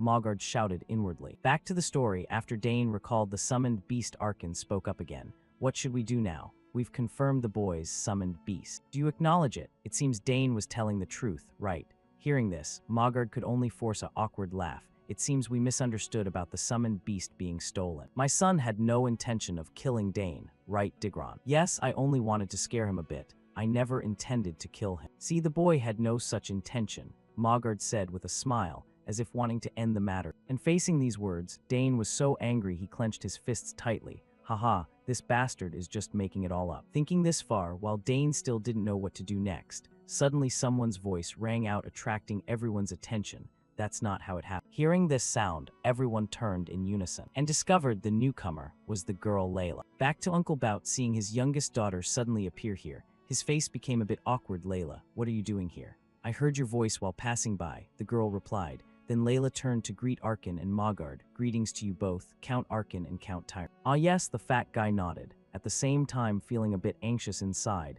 This kid is the Duke's daughter too. Ignoring his attitude, Arkin on this side immediately noticed Layla's earlier words and asked back, "Anyway, what do you mean? Is he lying?" The uncle said while his face showed extreme anger. And at this point, Layla told what she had witnessed. "Actually, I accidentally overheard their conversation while strolling earlier." Hearing this, Digron's face paled completely. "What, that girl heard everything?" he exclaimed inwardly in shock. "Is that true, Layla? Would you mind recounting everything you heard for us?" Arkin quickly said, "Ah yes, what happened was blah blah," just like that the girl began telling what she had seen, and thanks to that Dane was spared the effort of racking his brain to explain. "I didn't expect this, but with her here everything will go smooth." Time flew by quickly after Layla stepped up as a witness. The father-son pair had no way left to deny it, with no other choice. The stinking fat pig Mogard turned to his son and said, "Digron, what are you standing there for? Hurry up and apologize already." And only at this point did the little punk Digron finally accept reality and stammer out, I apologize, I was wrong. I want you to save that apology for my son, not for me," Arkin said coldly. Seeing that, Mogard immediately patted his son's shoulder and said, I understand. I was just about to make him do that anyway, Digron, hurry up." Looking at the guy's demeanor, it seemed he really had no intention of doing so just about 3 seconds ago. Turning to Digron, at this moment, he gritted his teeth and walked toward Dane. Sorry, Dane, looking at his uncomfortable face. It was clear this guy wasn't sincere about regretting at all. And of course Dane could see right through it. Just bowing his head to admit fault because he had no other choice, with a third-party witness testifying, "Is this really an apology? I really don't want to accept this, but based on my experience, it'll be more beneficial to act generous here rather than being stubborn." Thinking this far and weighing the pros and cons, Dane accepted. "All right, I accept your apology, thanks," Digron said happily. Meanwhile, the stinking fat pig Mogard also breathed a sigh of relief inwardly. Phew. That was a close call. On one side, Duke, about seeing Dane accept the apology so easily, smiled and thought, I knew he was special. He could have stubbornly refused since the fault clearly lay with the other side. Putting this aside, back to Arkin. Although his son had accepted the apology, the uncle had no intention of letting it slide so easily. You two can end your argument here. After all, Dane has already accepted the apology. But personally, I have no intention of overlooking this incident. Your son intended to kill my son with a summoned beast. Count Arkin, that's not, the fat guy hurriedly tried to explain, but without waiting for him to finish, the uncle cut him off. I don't want to hear any excuses from you anymore. Count Tyron, take your family and leave this castle, Arkin said coldly, making the fat old man's face change. What you mean? I've come all this way without complaining. If I get kicked out now, everything will go to waste. I have to stay in this castle no matter what, he screamed inward. And he hurriedly reached out to hold Arkin back. Count, please forgive us. I'll do whatever you ask just this once. In response, once again, Arkin brushed his hand away and said again, I don't need anything from you. I'll soon send soldiers to your room. Let's go, your grace. Hearing this, Bout just shook his head slightly and said, let's go, Layla, turning toward Dane. At this moment, the boy also looked back at Mogard scolding Digron behind them and thought inwardly, serves them right. They were the ones who started trouble first, so it's just reaping what they sowed. Anyway, I didn't expect my dad to be so scary when he's angry. Putting this aside, while walking, Uncle Bout suddenly asked, "But is it really true? You took him down with a mana bullet?"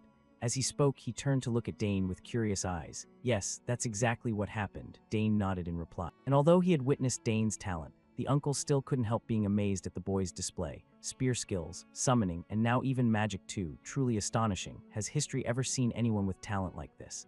Bout said while turning to look at Arkin with envious eyes, making Arkin feel proud inwardly. Indeed, that's the case. I'm truly very proud to have such an outstanding son. Talent is one thing, but the kid is really calm, huh? Usually when kids fight, they get upset and insist on winning, but Dane isn't like that. "I have no doubt your son will grow into a fine man," Thermion commented calmly. And although he was thrilled inside, Arkin still had to say modestly, "It's still too early to say anything. We have to wait until the boy grows up to know." Speaking of which, the uncle turned to look at Layla with grateful eyes. Today's matter was resolved smoothly thanks to Layla. Without you, as a witness, things could have gone in a completely different direction. Back to Bout, hearing this, he started picking up the signal. Oh ho, he's seeing the good side of Layla, huh? If that's the case then, thinking this far. This Duke gentleman still hadn't forgotten his intention to pair Dane with Layla, so he turned and suggested, "Haha, the girl just simply recounted what really happened. If there's nothing else, why don't we talk about the marriage between the two of them?" The uncle said cheerfully, as if this was just selling vegetables at the market. And of course this proposal made Arkin startle. Don't tell me he wants Dane to marry his daughter. So the uncle started playing the diversion card. "Oh dear, the sun has set already. It's almost time for the banquet. I'll go ahead to prepare," saying that Arkin immediately turned and ran off, leaving Bout behind, who hadn't even had a chance to say more about the marriage. "Count Arkin," he shouted before turning to instruct his daughter Layla. "Take your time going back with Dane, okay?" After instructing his daughter, Bout hurriedly chased after Arkin. "Your Excellency Arkin, let's stay and talk a bit." Hearing their conversation, Layla's face turned bright red like a ripe tomato on this side. Only the main character kept a straight face, as if he hadn't heard what was just said. "Can't hold back anymore, huh? Anyway, why do summoned beasts ignore their summoner and obey you instead? I've seen many fights between famous summoners in the capital, but I've never seen anything like this," Layla said curiously. However, even Dane himself couldn't explain it. "I'm not sure either. It just happened that way." But Layla felt Dane was lying to her, so she pouted. "HMPH, you're hiding something, aren't you? That's so unfair. I helped you. What's unfair? I helped you too. Didn't I help you with the swordsmanship thing?" Dane reminded her. "Ah yeah, now that you mention it, yeah," Layla thought to herself. Back to Dane. "Well, it's true she helped me a lot this time." The boy sighed inwardly and continued. "Then let's call it even this time, and in the future we can keep helping each other." On the other side, hearing this, for some reason Layla's mood suddenly became extremely cheerful. That's a great idea. I want to use it right away." "That's rushing a bit. Wonder what she wants to ask." Dane wondered inwardly and asked, "So what do you want to ask?" "Teach me how to use mana bullets," Layla replied, while this request also made the main character a bit surprised. "What? Why do you want to learn?" "Of course, because I want to get better. I want to have at least 2 mana cores before entering the academy. I want to become really good and make my mom happy. You see, my mom loves me a lot. She'll definitely be very happy if I become really skilled quickly," Layla said happily. Back to Dane. Just hearing Layla say that, he felt a bit puzzled. She's still young. Why is she in such a hurry? Right, I've heard the adults talk about this. Countess Thermion is seriously ill. Thinking about the girl's situation in front of him, Dane pondered a bit and agreed. "All right, if that's the case then I can't refuse you." "Really? Really? Then let's start tomorrow, okay? I'll stay here until then, or do you want to start tonight?" the girl said excitedly. "All right, whatever works. Mana bullets aren't hard once you understand the magic flow," Dane explained. "I'm so excited, Dane. Now it's your turn. What's your request?" Hearing this, Dane's eyes narrowed slightly and he said, "Let's see what I wanted." The next sentence was hidden by the author, switching scenes to inside the main banquet hall.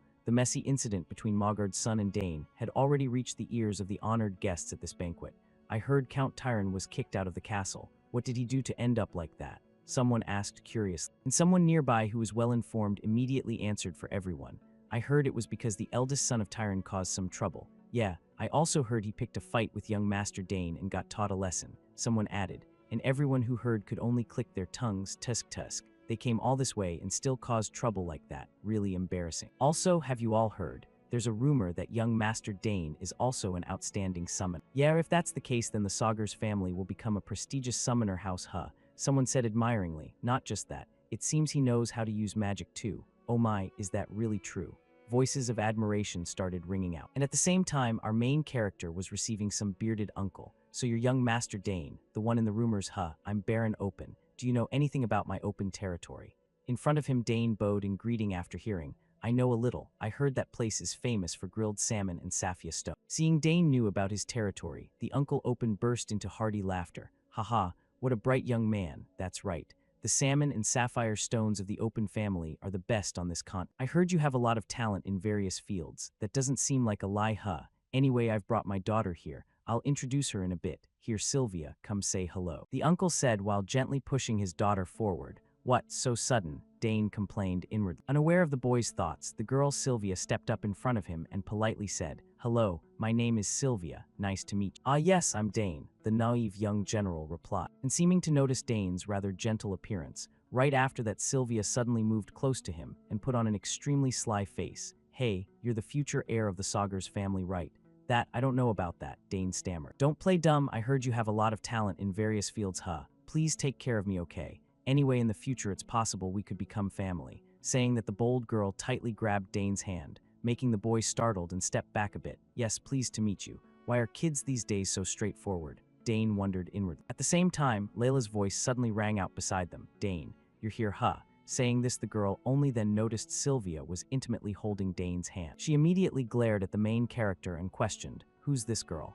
Ah yeah, she's, Dane stammered, unable to speak properly. So Sylvia proactively introduced herself. Pleased to meet you, milady. I'm the eldest daughter of Baron Open, Sylvia Open. Turning to Layla like her favorite toy had been snatched away, the girl gave Sylvia no face at all. Oh, is that so? Nice to meet you, the girl said cheerfully on the surface, but her expression had zero joy. Then, watching the two of them smiling with narrowed eyes while observing each other, Dane felt a chill run down his spine. Oh dear, this familiar killing intent. Girls are really scary. The boy trembled thinking about the scene of two older sisters fighting each other. Putting this issue aside, after the polite greetings, Layla grabbed Dane's wrist and said, Sorry, I'll borrow Dane for a bit. We have an appointment, right, Dane? The girl said while glaring at him, emphasizing the word appointment, making Dane, even if there was no appointment, he wouldn't dare say no. Ah yeah, you're right, sorry Sylvia. We'll talk later. Sylvia also realized Layla was staking her claim, but in her current position, the girl could only force a smile. Ah yeah, too bad, huh? The two of them left, leaving Sylvia behind. HMPH. What she meant was that he's a bad guy or something. How dare she snatch him away? Layla thought while glancing at Sylvia with eyes full of vigilance. Meanwhile, the main character, seeing this face, unconsciously swallowed hard. The beloved daughter of the Duke, the one who holds power over tens of thousands right after the Emperor. Compared to the young lady from the Eastern Baron's house, these two don't get along much, huh? Dane thought inward. Then after walking outside, Tyron softly asked him, How do you two know each other? Is she the one engaged to you? The rather blunt question made Dane startle and wave his hands. Engaged? No, it's not like that. We just greeted each other. Really? Layla asked happily again. Of course it's real, Dane replied, at the same time puzzled why this girl's expression suddenly became brighter. Time flew by quickly, switching scenes to some old ruin area. Looking at the wide open space in front, Dane introduced, Look, we're here. This is the secret place only my sister and I know about. Seeing that, Layla's eyes widened. Wow, who would have thought there was a place like this? That's right, no one will disturb us here, Dane confidently affirmed again. And the deeper they went, seeing the giant vines and plants covering everything around, Layla's spirit became even more excited. Wow, this is amazing. I didn't know a place like this existed. No one will know what we do here. Back to Dane, now that they'd arrived, he got to the main point. That's right, this is a very suitable place for training. But have you ever sensed mana before? Hearing the question, the girl Layla pondered for a few seconds and answered, A little, not enough to form a mana core, but I've tried absorbing mana by breathing it in. On the other side, the main character, hearing this, started frowning. So you haven't reached the burst stage yet. Saying this, he felt a bit puzzled. I self-taught this on the battlefield. I thought the Duke's house would teach her, thinking that. Since the young general had agreed to guide Layla, Dane started instructing the girl. Let's start with the simple stuff first. First, you need to sense the mana you absorb into your body. Sense it inside my body, Layla asked curiously again. And Dane nodded, affirming once more. That's right. If you want to release mana from your body, you need to learn to control the mana inside first. The important thing is to imagine. Close your eyes and imagine mana circulating inside. Picture mana spinning in your body like blood circulating in your veins, Dane explained calmly. However, on Layla's side, after hearing, her face was covered in sweat. All right, I'll do as you say. The girl gritted her teeth and said, and this expression immediately made the main character guess. I can clearly see she doesn't understand, thinking this far. Dane encouraged her. This will be the foundation for you to use mana. It's a very basic step. I know you can do it. Then, following what Dane had explained, Layla tightly closed her eyes and concentrated to sense the mana inside her body. But after a while, the girl opened her eyes and said awkwardly, "Dane, it's not working." Hearing this, our main character wasn't too surprised. "Even though it's basic, but this is your first try, focus and try again." Then Layla started trying once more, and while the two kids were helping each other, they didn't know that Uncle Arkin had secretly followed both of them to this place. The spot the boy thought no one would discover actually couldn't escape Arkin's eyes at all. Looking at his son guiding Layla in training ahead, Arkin's eyes showed interest. "Oh ho, even though he's young, my son already knows how to teach others." "You've grown up," the words had just ended. Suddenly Uncle Bout's voice rang out from behind, making Arkin jump. "What are you doing here?" "Oh my God, it's your grace," the uncle softly exclaimed upon realizing the newcomer was Bout. And as if sharing the same thought, Bout laughed and said, "Haha, no need to be so surprised. Is there a secret couple dadding at night?" "What do you mean couple, and how did you get here anyway?" Arkin asked, puzzled. And facing this question, Bout put on a smug face. "Did I intrude? Anyway, you're sneaking around too carelessly. Your wife is a legendary assassin of the Empire, yet you didn't learn anything from her." "I tried my best," Arkin complained, when he realized his sneaky actions had been discovered by Bout, who tailed him back to Bout.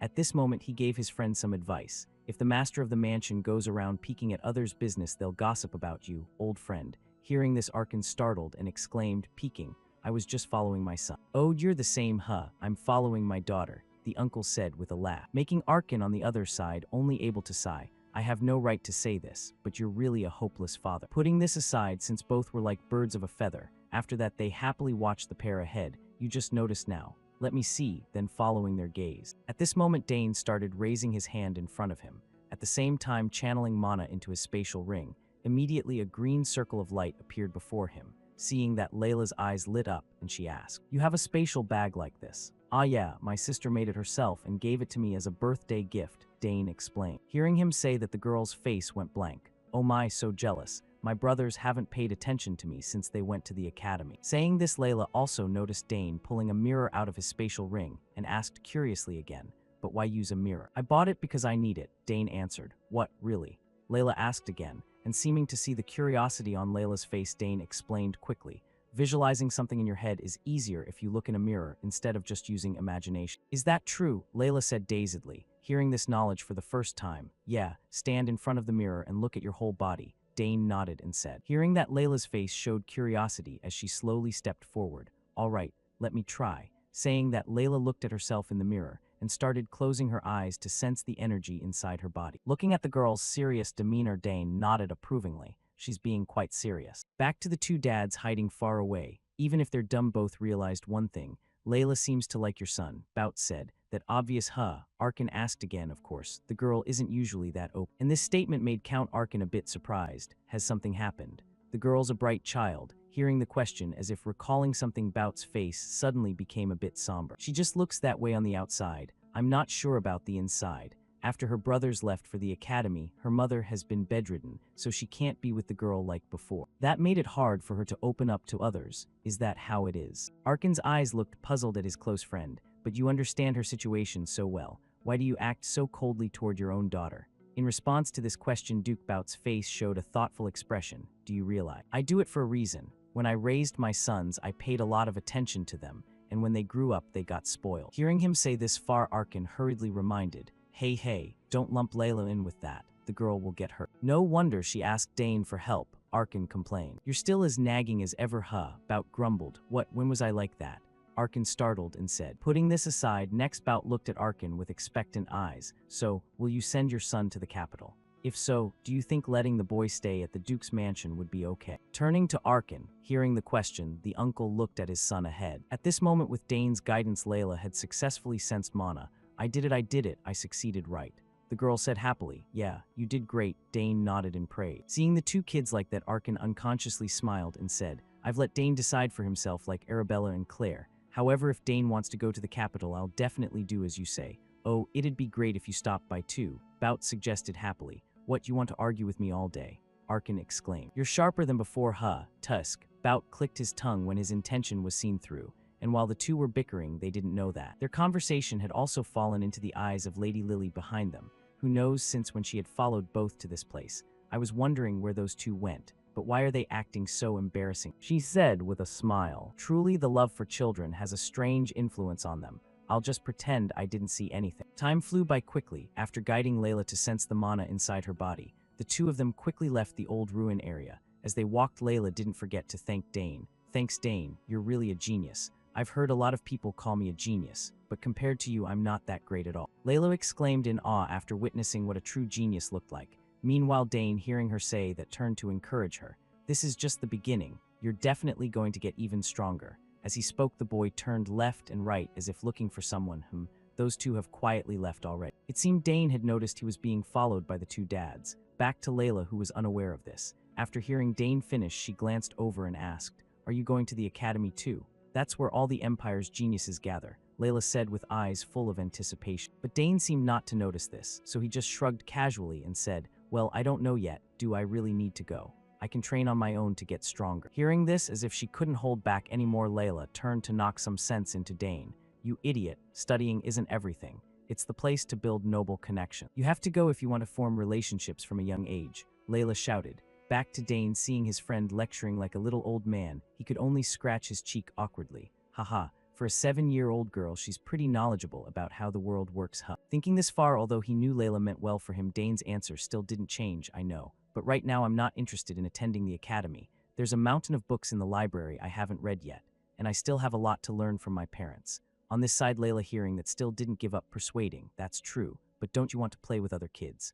I heard both your older sisters joined the academy already." "She's really persistent, huh?" Dane thought silently and nodded in agreement. "I'll consider it later if I want to go. Then make sure to tell me if you decide to go, okay?" Layla hurriedly reminded. "Yeah, all right," Dane replied. On this side, as if wanting to lure the main character, Layla started making promises. "When you come to the capital, make sure to visit my house and watch me practice too. Promise, okay?" "Definitely. I'll send you a letter if I come to the capital," the young general affirmed in a firm voice. Back to Layla, as if remembering something, she turned and asked, "Oh right, Dane. When are you going to tell me what your request is?" "I'll tell you when I come to the capital," Dane smiled. "What?" Layla exclaimed in surprise. Time flew by quickly. The series of birthday banquets for Dane finally came to an end, and at this moment, Duke Bout's carriage also left the Sagar's family estate. "We're leaving now," they said. And watching the carriage depart, Dane also paid attention to the small, beautifully patterned box in his hand and recalled the earlier memory. This was the gift Duke Bout gave him before leaving. "What is this, sir?"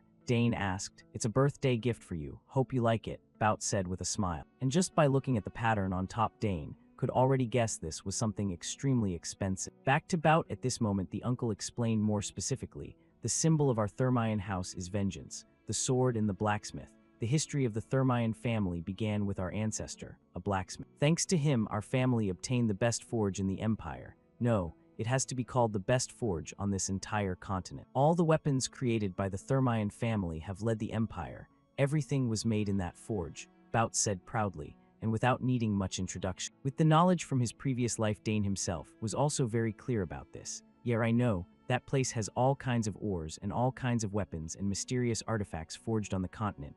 This symbol is used to identify people of honor and skill," Dane thought silently. And just as he predicted, Bout also explained the purpose of this item. "If you go to the forge and show them this symbol, they will make you a weapon according to your wishes." Behind them, Arkin and Lily, hearing this, couldn't hold back their astonishment. "Oh my, such a precious gift. Isn't that something even the royal family desires?" Arkin exclaimed as his face gradually broke out in cold sweat, realizing how valuable this gift was. However, to Bout, it didn't seem that precious. Before leaving, he also gave Dane a head pat and reminded, "Grow up well and help your father, okay?" "Thank you for the gift, your grace," Dane quickly said. Up ahead, the girl Layla also smiled and waved goodbye to him. Back to the present, looking at his son's contemplative expression, Lady Lily sat down beside him and patted his shoulder comfortingly. "Are you feeling sad about parting with the girl, Dane?" Hearing his mother say that, Dane's voice turned a bit melancholic as he shared, "Yes, Mom, very sad. She's my first friend. When we get to the capital, you'll see her again. Become more handsome and shock her then," Lady Lily said excitedly. Back to Dane, hearing this, he started pulling himself together. "But I can't stay here forever. I'll see her again when I visit the capital. Stay healthy, Layla," Dane said silently in his heart. Back to Uncle Bout's position. While sitting in the carriage, suddenly he had a thought in his heart. Strange. Every time I look at Dane, I remember that boy. The warrior named Rick, with the talent of a level 3 warrior at such a young age. If he were still alive, he might have become a level 6 knight of the Drenix Empire by now. "Dane, I want to see you grow up soon." the uncle said with a voice full of anticipation. Time flew by quickly. A few days later, back at the Sagar's family estate.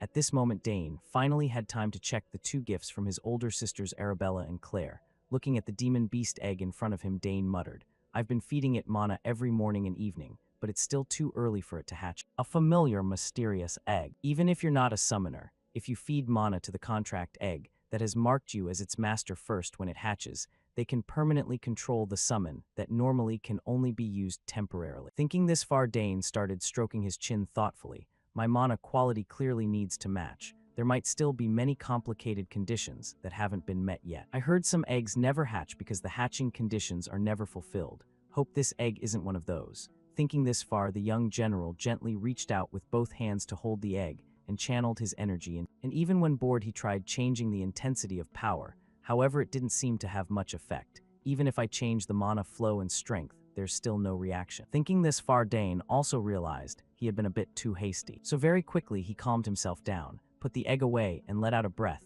Phew, wanting success in one go was too greedy of me. He blamed himself a bit. At the same time, Herman's voice rang out from outside the door. "Young master, are you done yet?"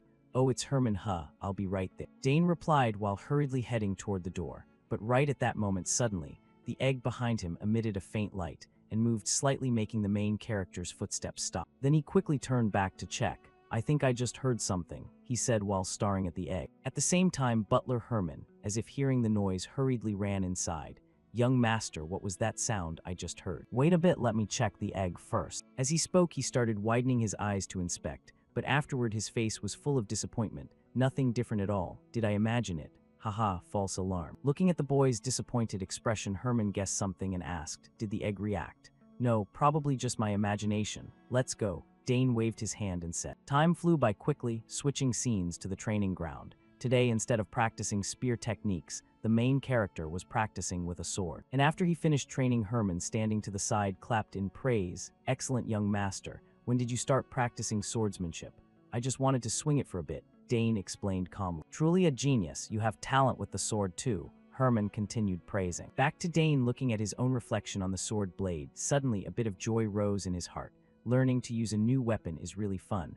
I haven't held a sword for so long because Dad was watching too closely. Luckily, my skills haven't rusted. Back to Herman at this moment. He also brought out a tray of cookies and said, "Have a snack first, then we continue." "Okay, sure, thanks bro," Dane happily accepted. "Training here is nice, huh?" he said while cheerfully eating the pile of cookies. In another development, his father, Count Arkin, was also having his own thoughts. "Phew, every year is like this, it's exhausting. But we've gained a lot from the final bank. I can confirm that many nobles are now focusing their attention on the South.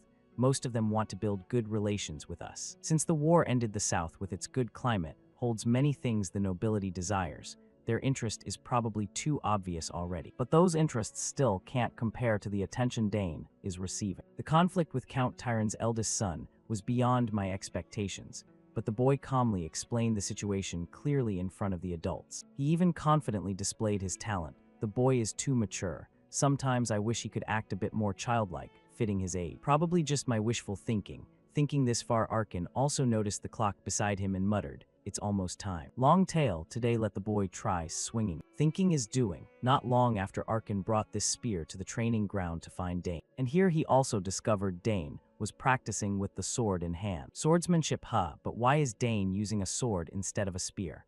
Arkin wondered inward, but very quickly he guessed a conclusion himself. Right, that old duke must have said something to the boy. Otherwise, why would he be here practicing swordsmanship after spending so much time on spear training? But it seems the boy has quite some experience with the sword, huh? The power the boy is showing is something even some people who have trained swordsmanship their whole life couldn't imitate. When did the boy learn this? However, one thing is certain, the boy also has talent in swordsmanship, Arkin thought inward. Then after observing Arkin practicing sword for a while, he spoke up to interrupt Dane. "I've been watching you for a while, but when did you learn swordsmanship?" Hearing this, Dane also stopped his movements. At the same time, a bit worried, got exposed. Maybe it's better to tell Dad the truth. Thinking done, Dane spoke up. "I really didn't learn it, huh? Is that so? So it's really talent then. Spear techniques, magic, assassination, summoning, and now even swordsmanship. If it were anyone else, I wouldn't believe a child could have talent in all those fields." Speaking this far as if making a decision for himself, Arkin also suggested Dane, Are you curious about this world? What do you mean, Dad? Dane asked curiously. Yes, the world outside these walls. I think this territory is too small for your talent. If you keep staying here, it might be too much of a waste for you. The uncle shared his thoughts, frankly making the main character on the other side go quiet for a bit.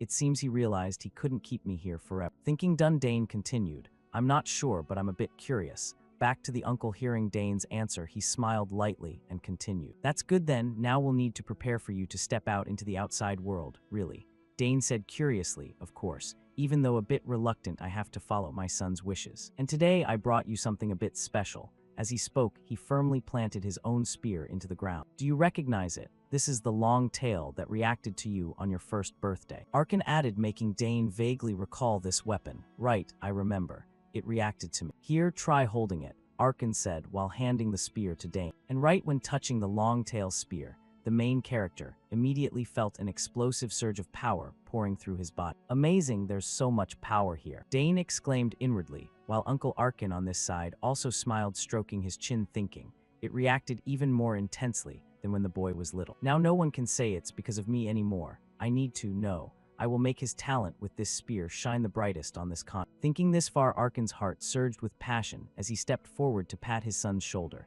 I'm thinking of at least helping you master this spear before you go, so get ready, okay? One day this spear will be yours. Before that day become strong enough to hold it with pride. Of course, Dad, instead of the long tail, I'll work hard to follow your teachings with pride, Father. Dane affirmed, making Arkin burst into laughter at this answer. Haha, as expected from my son. Alright then, let's get started. Time flew by quickly. After a tiring training session with his father, Dane returned to his room in a daze, lying back looking at the ceiling, lost in thought. The outside world. I've always been curious about it. Even back in those days, rolling on the battlefield in my previous life. As a Rick, all I knew was war. Cleaning the camp, maintaining weapons, eating bland food, and heading to the battlefield. The only ways to escape were the war ending or dying on the battlefield. Only those two ways. I couldn't even imagine what life outside the battlefield would be like. But as Dane, the situation is completely different. I don't know how my talents will be used. How will the world receive me? Or what can I do in this world? But I have the chance to go anywhere and do anything. For a moment, I just wanted to stay here and enjoy the warmth of this place. But thanks to Dad's words, my thinking has changed. Alright, time to step outside, Dane unconsciously said out loud. And this statement was also heard by Lady Lily, who had just arrived. So you've made your decision already, my son. She spoke, making Dane startle a bit. Mom, when did you come in? Don't worry. So you were so deep in thought you didn't even hear Mom's knock. She smiled faintly at her son's focus. Ah, is that so? Dane said embarrassedly. Back to Lily, not minding Dane's distraction much, she also asked, Yes, I heard from your father that you've been deep in thought. So are you curious about the world outside our territory? Hearing this question, the main character's expression changed, and he slightly bowed his head, saying, Yes, Dad said it would be a waste of my talent if I stay here forever. And after thinking for a while, I'm also curious about the outside world. I'm sorry, Mom, the boy said in a voice as if he had done something wrong. And facing this expression, Lady Lily gently sat down, stroking him, and comforted. No need to apologize, Dane, but your two sisters aren't here anymore. And if you leave too, then, Dane stammered. I'm fine, your mother understands you, Dane. I know how great your talent is. Even if you don't want to go the outside world, we'll still call to you. If you could stay with your mother longer, that would be wonderful. But the world won't let you do that. So go and do what you want to do, Dane. On this side, faced with his parents' advice, Dane finally became more resolute with his own thoughts. But he also didn't forget to affirm, Yes, Mom, even if I leave this home, I'll still come back to visit very often and tell you everything I see in the world. Thank you, my son, so it seems I also need to prepare to send you out into the outside world, just like your father, she said calmly. What do you mean prepare? Dane asked curiously again. I was planning to slowly teach you scouting and go from there. But it looks like you'll have to learn how to set and avoid traps too, Lady Lily said with a smile. It seemed she had been waiting for this day for a very long time. Only Dane felt like his carefree days were gradually coming to an end. Oh dear, I'm going to have to learn special lessons from Mom too. And also skills for disposing of bodies. Alright, you'll need to learn human body structure too, Lily added. Oh my god, I'll be exhausted before I even step out into the world. Dane complained silently in his heart. Anyway, Mom will teach you a lot of things, Lady Lily concluded. Yes, Mom, I'll do my best, Dane said confidently while thinking to himself. The special lessons from my parents are taught with so much love. That's right. If I want to step out into the outside world, I have to prepare really well. The southern region of the Arabella Empire, Sagar's territory, with its warm climate and abundant natural resources. This place has become a key region for the Althian Empire, so they wouldn't be exhausted during the entire war. And thanks to Count Sagar's governance, this land has always been peaceful. And after the war ended, the remaining rebel remnants were also captured. Finally, the era of endless peace seemed to have returned. On some street inside the territory, two girls in their 20s were walking side by side chatting as they went. Have you heard the rumor? They say young Master Dane stopped by several shops, really. The one beside her asked. It's true, he came and bought something. Seems like the shop owner's daughter even fainted that day. Oh my god, so the rumor is real. I heard he's getting more and more handsome every day. I wish I could see his face once. Seems like he still doesn't have a sweetheart, right? The girl in the purple dress said while starting to fantasize, making her friend beside her startle. What, are you crazy? Wake up, he's only 14 years old. Her friend shouted upon seeing the one next to her starting to drool. Looks like a new Lalakan hunter is about to be born. And to retort this, the young hunter also showed off what she had gossiped. From what I heard, he doesn't look 14 at all. They say he's already as tall as the count. Wow, must be because Countess is tall too. Superior genes for sure. Definitely anyone looking at him would think he's 20 already. Platinum hair, blue eyes too. My heart would stop beating when I see him. As she spoke, the purple-haired girl's eyes started shining like car headlights, while the brown-shirted friend, hearing so much, also showed a bit of anticipation on her face. Next time he comes out, I definitely have to go see. Wonder when he'll go out again. Seems like he often goes to that shop. Alright, speaking of which, this was told to me by the forest ranger, the brown-shirted girl added. Really? Then meeting the forest ranger first would make it easier to get there. Huh, you're really going to do it? The brown-shirted one exclaimed. Switching scenes to the outskirts of the territory, inside some pine forest. This is the place filled with ancient magic called the Doomsday Forest. Here Dane was carrying out the escape mission his mother assigned him.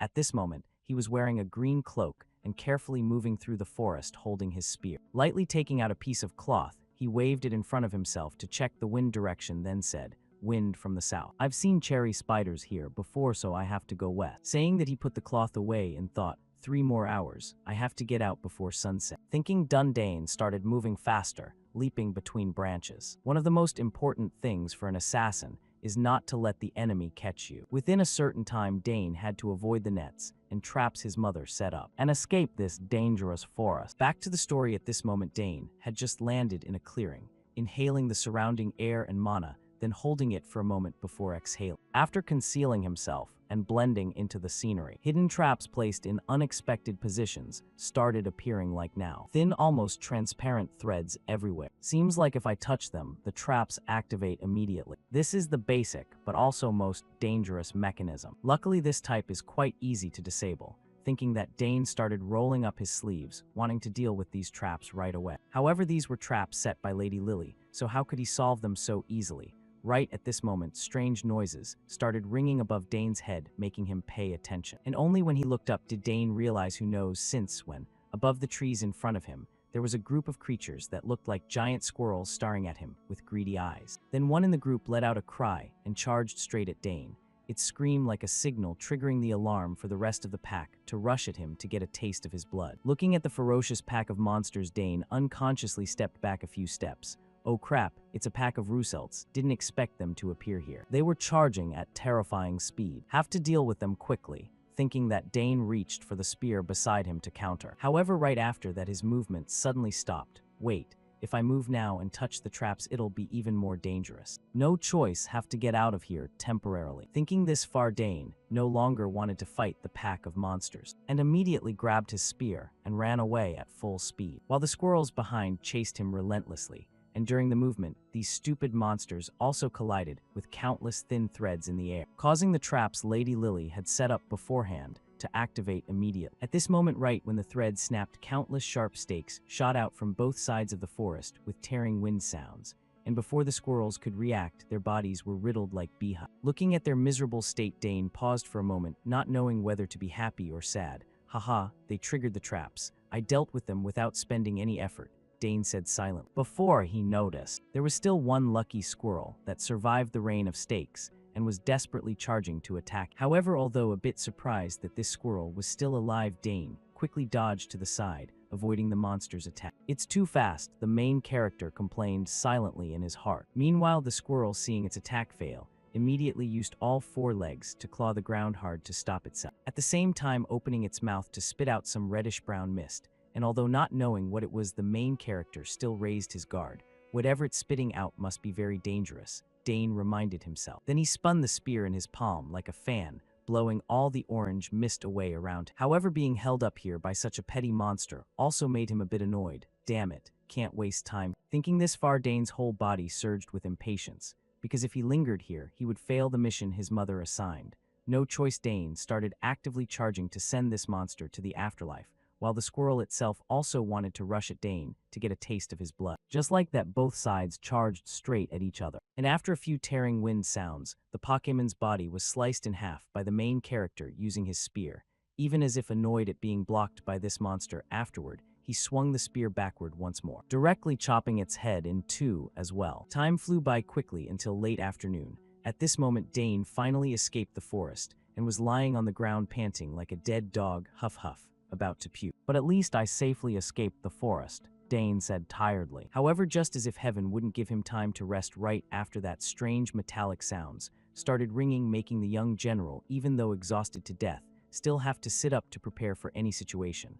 What else now, damn it? Damn it, when did I let my guard down? Dane gritted his teeth, thinking inwardly, and quickly gripped his weapon tight. However, the one who just arrived was Lady Lily. Well done, Dane, total time 3:30, you're even faster than Mom. Seeing her appear, Dane was a bit surprised and asked back. Mom was watching the whole time. Of course, how could Mom let you go alone? Even though Mom knows your talent better than anyone, but as a mother, it's different. You did great, Mom couldn't find any mistakes. Are you hurt anywhere? She said while gently patting Dane's head. I'm fine, Mom, he replied. Really? At this rate, you'll get recruited as an assassin, Lady Lily exclaimed, making Dane only able to give a wry smile. Then Lily also took out a dagger from her sleeve, the one used in Dane's first birthday selection ceremony, and said, Here, take it. Seems like now it suits you more than Mom. Looking at this dagger, the main character's eyes flashed with surprise, and he asked back, This is Mom's dagger, Black Fang, right? Can I really take it? Dane asked again. And Lady Lily nodded, saying, Of course. Anyway, Mom doesn't use it anymore. Black Fang is made from the mysterious ethereal ore, a type of ore that absorbs the elements of all things. If you want, you can even store all kinds of poisons in the world, Lily introduced. And without her needing to say much, Dane himself already knew the dagger's effects by heart.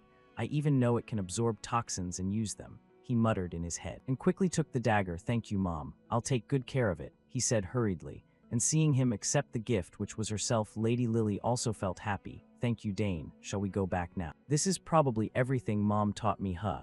Dane said silent. However, right when they were about to head back, suddenly, a piercing scream rang out from inside the forest, making the surrounding birds panic and fly up into the sky. And mother and son, Lily, hearing this sound, both froze. Mom, did you hear that? Dane frowned and asked. Yes, seems like someone is in the forest. Hurry, Dane. Yes, Mom, he quickly said. Then after that, both of them hurriedly ran toward where the sound came from. Time flew by quickly, switching scenes to the auxiliary tower of the Sagar's family. Inside some room, an old man with silver beard and hair suddenly woke up with a face full of terror, as if he had just had a nightmare. Then a few seconds later, he calmed down a bit and looked around, asking, Where am I? I remember I was eating mushrooms in the forest. Hearing the old man's voice from outside, Dane also brought a cup of tea inside. You're awake. The detoxification process is still ongoing. Please don't move yet. Seeing Dane step into the room, the old man was a bit puzzled about his identity and asked, Detoxification, you saved me. That's right, you ate red cap mushrooms. Luckily, we discovered it in time, Dane said calmly. However, just hearing the name red cap mushroom, the old man's face paled. So it was red cap mushrooms after all. In response, Dane also handed him a cup and added, It's poisonous. If we came a bit later, you would have become a corpse. Here, drink some water. Thank you, young man, the old man said while reaching out to take the cup of water, and immediately downed it in one go. And looking at the old man's appearance, Dane started to have some guesses in his heart.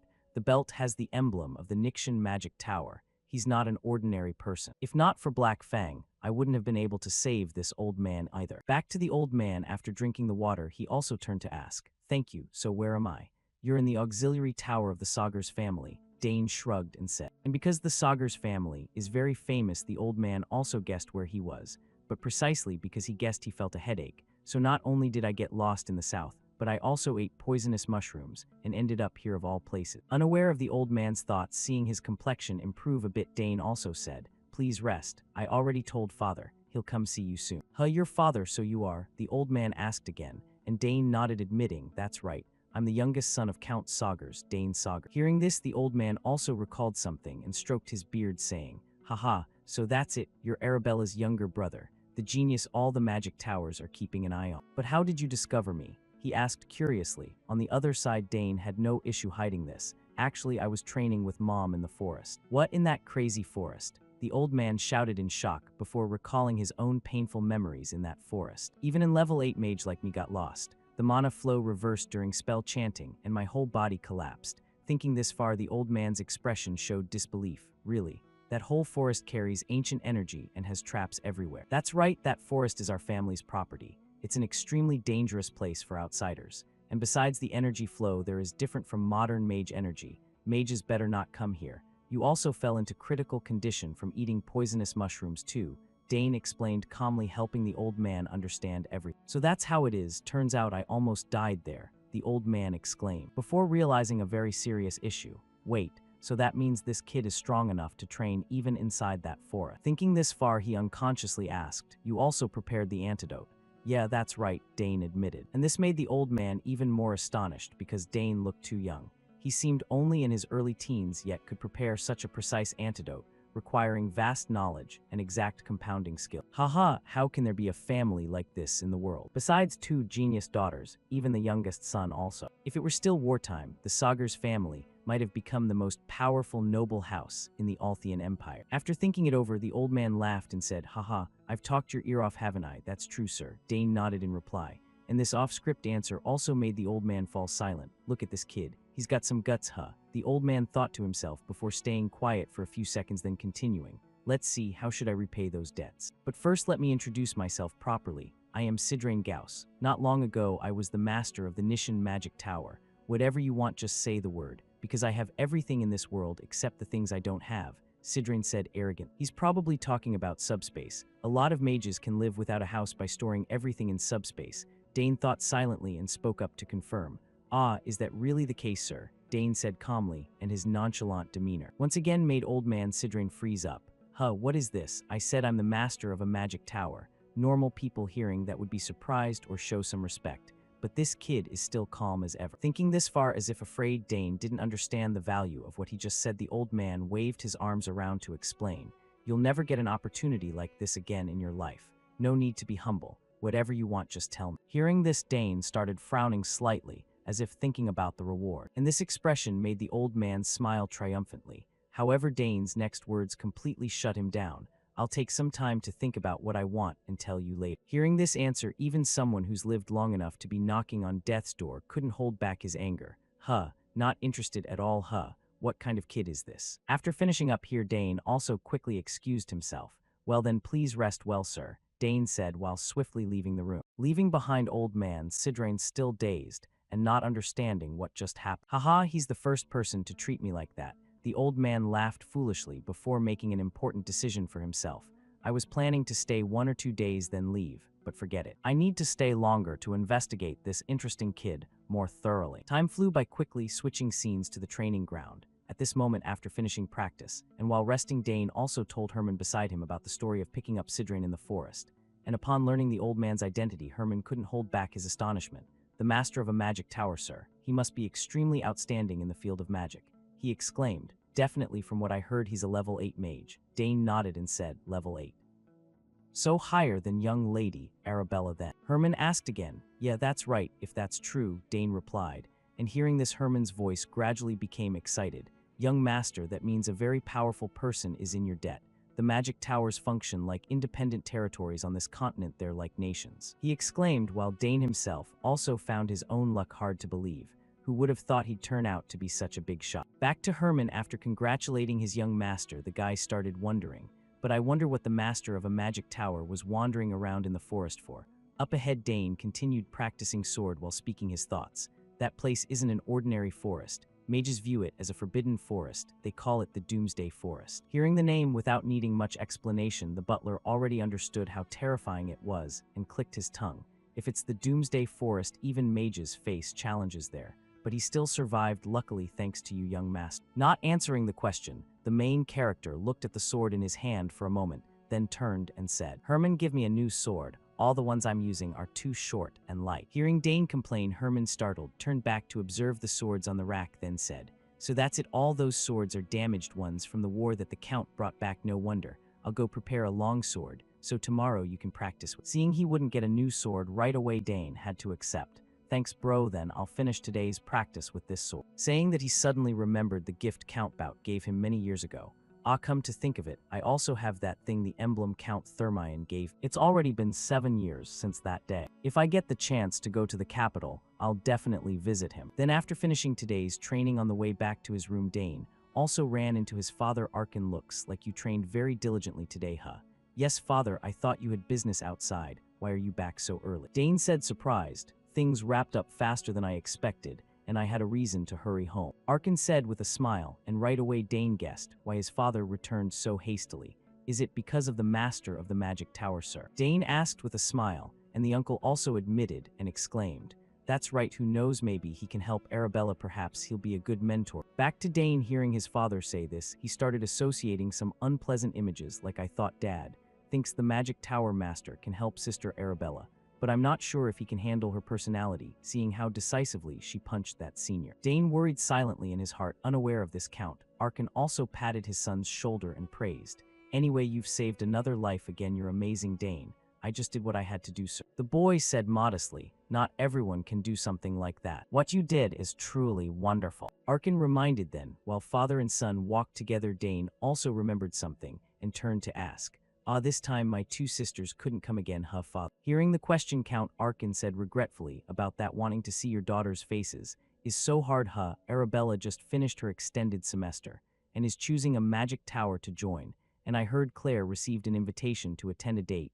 as a professor's assistant from her professor. Seeing both older sisters having their own achievements, Dane was happy for them. Both of them are really impressive. Dane nodded and said, My sisters are truly impressive, but I'm also looking forward to you. I wonder how the world will treat a multi-talented child like the uncle said curiously. I don't know either, Dane shrugged, replying, making the uncle burst into laughter. Just thinking about how you surprised Bout already makes me laugh, Arkin said cheerfully back to Dane. Hearing Arkin mention Bout, Dane also felt some anticipation in his heart. Duke Bout Thermion.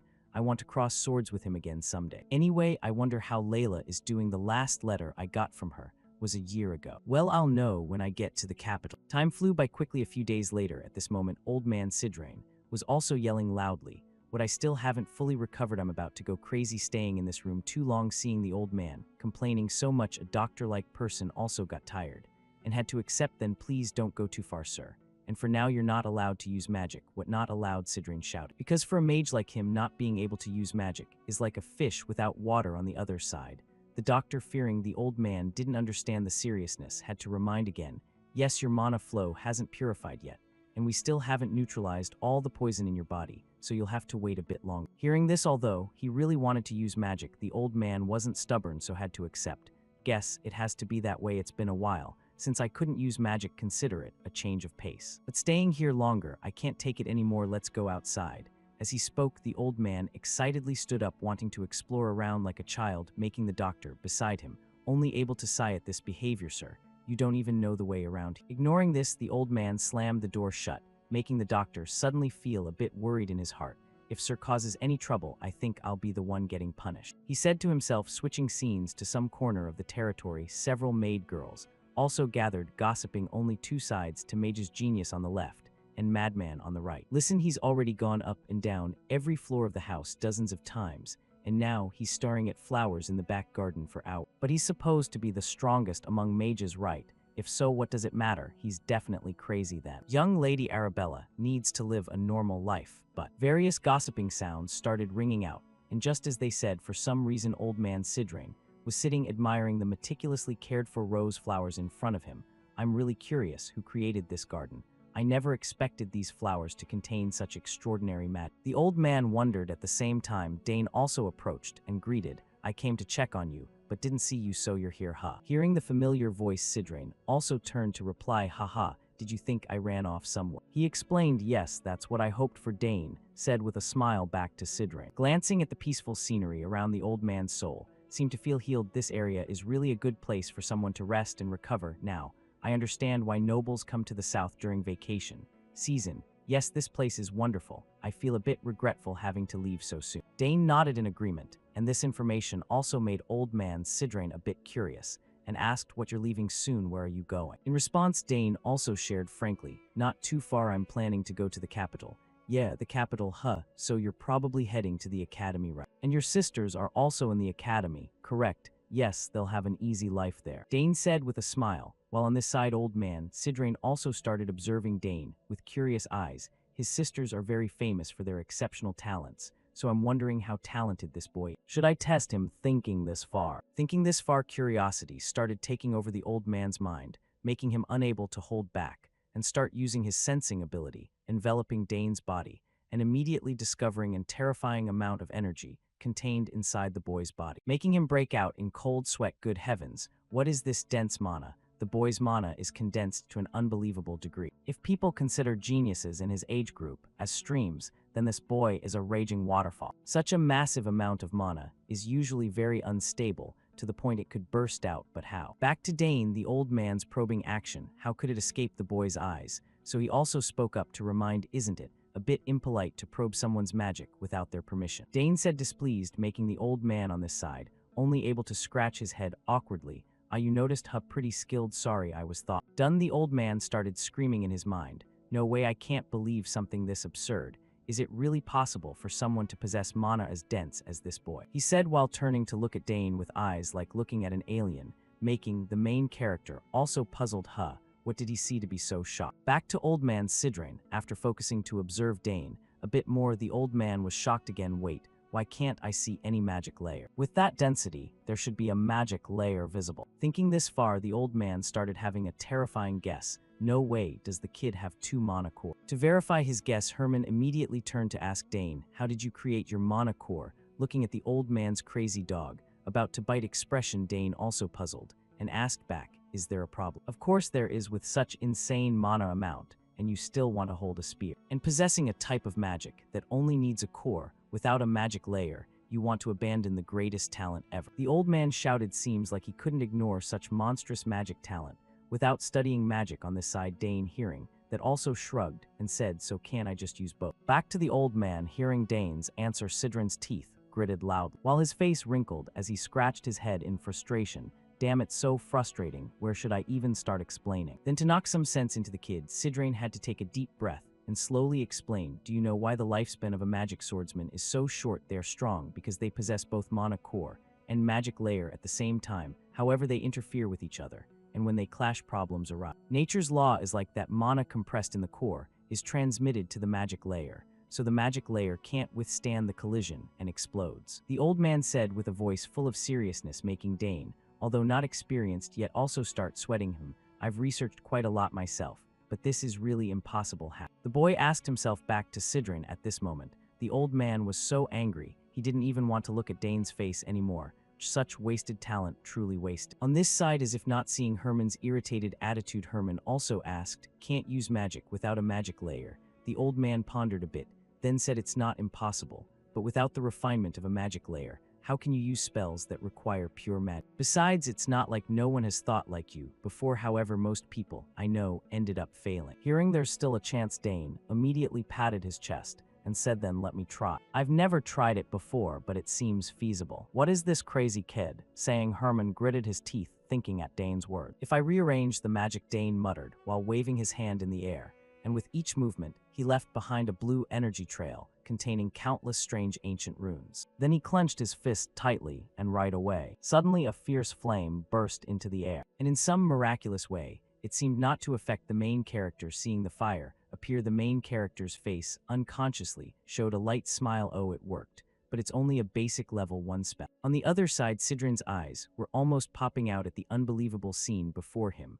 How is this possible? This child has no magic layer at all. How can he use magic? Thinking this far, the old man couldn't hold back and shouted in disbelief, unbelievable. You should only be able to use magic through refining a magic layer, yet you still. The more he spoke, the more confused Sidrain became. Back to Dane at this moment.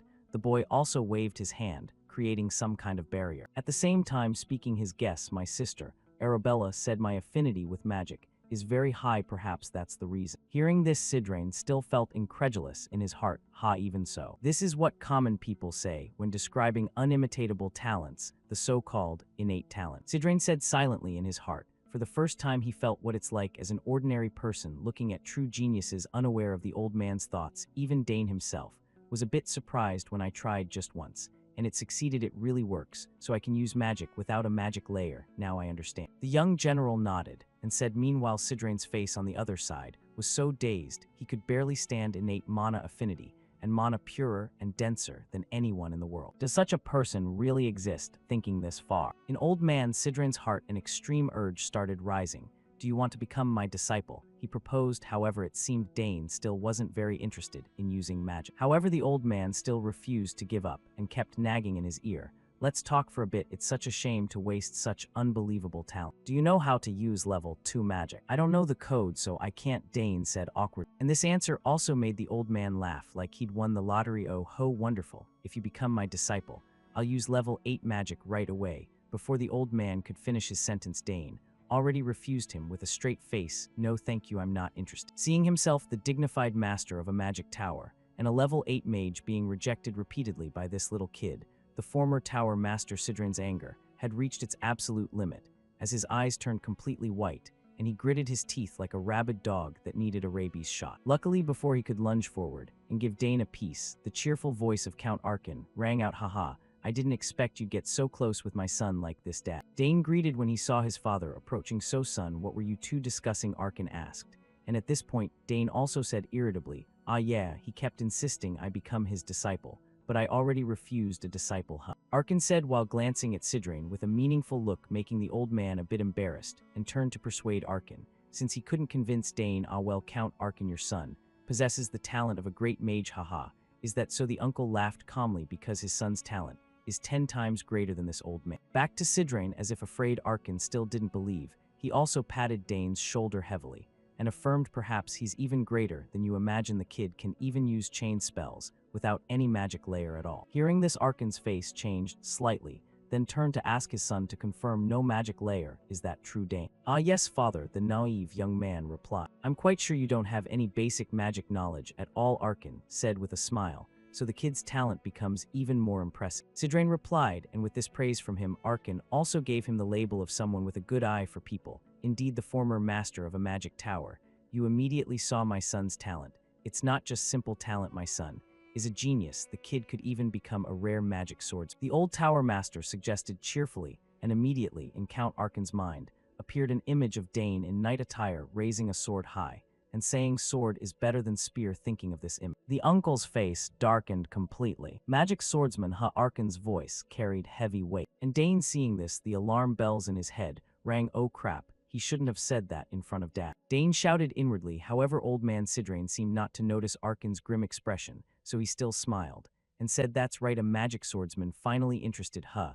If you become my disciple, I guarantee I'll take full responsibility. I'll turn the kid into the Empire's strongest magic swordsman. Saying this far, Sidrain's voice suddenly cut off when he sensed a cold gaze looking toward him. What is this? Why do I feel chills down my spine? Sidrain wondered, and very quickly he got the answer when Arkin's eyes turned white like a beast, and he roared, it will not become a magic swordsman. Looking at this demeanor, the old man's whole body shrank back, and he weakly asked, but why not? Magic swordsman has magic. Don't you see the kid is especially suited? My son Dane will not become a magic swordsman, but will become a magic spearman. The uncle shouted, making Sidrain jump back a few steps in fright. What, that's the issue? Saying that, he turned to look at Dane beside him with a resigned face, and could only laugh inwardly. Haha, why is everyone in this house like this? Time flew by quickly. At this moment, Dane was reading in his private room, and the matter of becoming Sidrain's disciple still hadn't been decided. At this time, the main character was also researching a bit about magic knowledge. For a mage, becoming a disciple carries great significance. Mages usually nurture their successor through an action called inheritance. This tradition has existed since ancient times, and even now in modern times, when general magic education has been established. That's right, the master of a magic tower is looking not just for an ordinary disciple, but also for a successor. Considering that a great level 8 mage is hovering around him, it means his talent is something extremely astonishing. After hearing so much praise, he also felt something stirring inside his body. Saying this far, Dane's eyes suddenly widened, as he recalled a memory from when he was young. Ah, I know. At this moment in Dane's mind appeared the image when Sister Arabella brought a crystal ball in front of him and requested, when you want to meet Sister Pour Magic into this crystal ball. Thinking this far, the young general immediately opened his wardrobe, took out the magic crystal ball, and said happily, "All right, just ask Sister Arabella, and it's settled." In another development at some area that looked like a library, suddenly Sister Arabella heard her little brother's voice. "Brother, hey Sister Arabella, it's me, Dane." Hearing the familiar voice, the pen in her hand suddenly stopped, and she said happily, "Dane, my little brother." Then very quickly Dane began recounting everything to his sister to ask for her opinion, and of course Arabella, after hearing, was also full of astonishment for her little brother. "What, Dane, you can use level 1 magic, but you don't even have a magic circle. Yet, yeah, I don't have one, but I can still use it anyway." The boy shrugged, making her only able to laugh awkwardly. "Sister knows you're a genius, but I didn't expect you to be this good." Back to Dane earlier, he also continued. "The magic circle only functions to purify and circulate mana, perhaps, because my mana is already too pure on this side." Hearing Dane's judgment, Arabella also nodded in agreement. "Sounds reasonable." "Ah, Sister has a way to check." Dane, "Sister will send you a magic stone through the transmitter in your room. Just pour a little mana into it." "Okay, got it," Dane replied. Time also made him admire his own luck. Having such a sister, big sister, is really good to me. Mana has always made me very curious. Advice from a level 6 mage is extremely useful on the other end. As if thinking of something, Arabella also reminded, "Oh right, if you can already use magic, you'll get a lot of attention at the academy." I don't want that," Dane said in panic. "That's unavoidable. Talent is the thing that attracts the most attention. Remember to tell Sister, if you get bullied at school, Sister will handle anyone who dares touch my little brother," Arabella said confidently, making Dane on the other end also recall something and ask back, "Ah, you didn't say. I almost forgot. I heard you broke the nose of that guy who always flirts with you, right? He's the second son of Duke." "Well, right." Hearing this, Arabella also recalled that hateful face and gritted her teeth. "Don't mention that bastard again," she shouted angrily, making several people passing by look at her with wary eyes. Seeing that, Arabella quickly lowered her voice and continued, "By the way, even without a magic circle over time, can your mana become even purer?" Responding to the question, the main character's voice also became hesitant about that. "I don't know either." "Then Sister will look into it later," Arabella nodded. However, before she could chat with her little brother, a few more breaths from afar, a female student ran over to remind Senior Arabella, "The professor is looking for you." Hearing this reminder, although reluctant, Arabella still had to say, "Dane, Sister has to go now. Sister will call you back later." "Yes, see you later," Dane said. "Okay, Sister will send the magic stone to you as soon as possible." Back to the main character. After waiting for his sister to end the connection, the young general unconsciously showed a delighted smile. "I'll get to touch a new horizon. I never expected my mana to be this pure. Could it be I have a dragon's heart?" As he spoke, Dane placed his hand on his chest, as if to feel it. In another development at this moment, old man Sidran, who couldn't convince Dane to become his disciple, was also sighing deeply like someone on the verge of death. "Oh dear, I'm going to die. I used mana to probe him. That made my condition even worse. I was planning to leave here early, but I can't go yet until the kid accepts my offer. But what should I do to make him agree? Should I give him some magic artifacts or accumulate knowledge from many generations?" Sidran asked himself, but right after he shook his head hard, rejecting the idea. "No, that's too much if I give it to him, and he still refuses. I'll leave empty-handed." The more he thought, the more the old man's head seemed to turn a bit grayer. And at the same time, suddenly Dane's voice rang out from outside the door. "Are you in the room? It's me, Dane Saga." Seeing Dane come to find him, suddenly a ray of hope flashed in Sidran's eyes. "Why is the kid here? Perhaps he agreed to my offer." Thinking this far with anticipation on his face, Sidran also said, "Come in." Hearing that, Dane opened the door, quickly stepped inside, and said, "Great, you're here. I have something to talk to you about." What do you want?" the old man said arrogantly, and after looking at Dane's demeanor. Suddenly he associated with Dane coming to ask to become his disciple, then laughed as if it were so. "Haha, I knew it. Somehow you'd want to become the disciple of a great level 8 mage like me." The old man laughed, extremely delighted, but without waiting for the old man to finish laughing, Dane already ruthlessly corrected no. Hearing this, the smile on Sidran's lips immediately disappeared, and he clicked his tongue in annoyance. "Then why did you come here? Didn't you say you had no interest in magic?" "It's not that I have no interest in magic." Dane shook his head. "Then why don't you want to become my disciple? Could it be you already have a master?" Sidran asked again, but Dane still shook his head a second time. "No, I don't have a master yet." Hearing this, even if he was a clay Buddha, the old man still felt a bit annoyed deep down. "Damn it, is this little brat messing with me? If not, then what the hell did you come here for?" Hearing this, even if he was a clay Buddha, the old man still felt a bit annoyed deep down. "Damn it, Is this little brat messing with me? If not, then what the hell did you come here for? Sidran gritted his teeth and said, and of course, Dane wasn't bored enough to come chat nonsense with this old geezer. I don't know how to progress to the second layer. It's hard to get Big Sis to teach me since she's far away. After all, the best way is to learn from Sidran. He's still owing me one life. Thinking of this, Dane wanted to cash in on that life-saving favor and said, I don't just want to be an ordinary mage.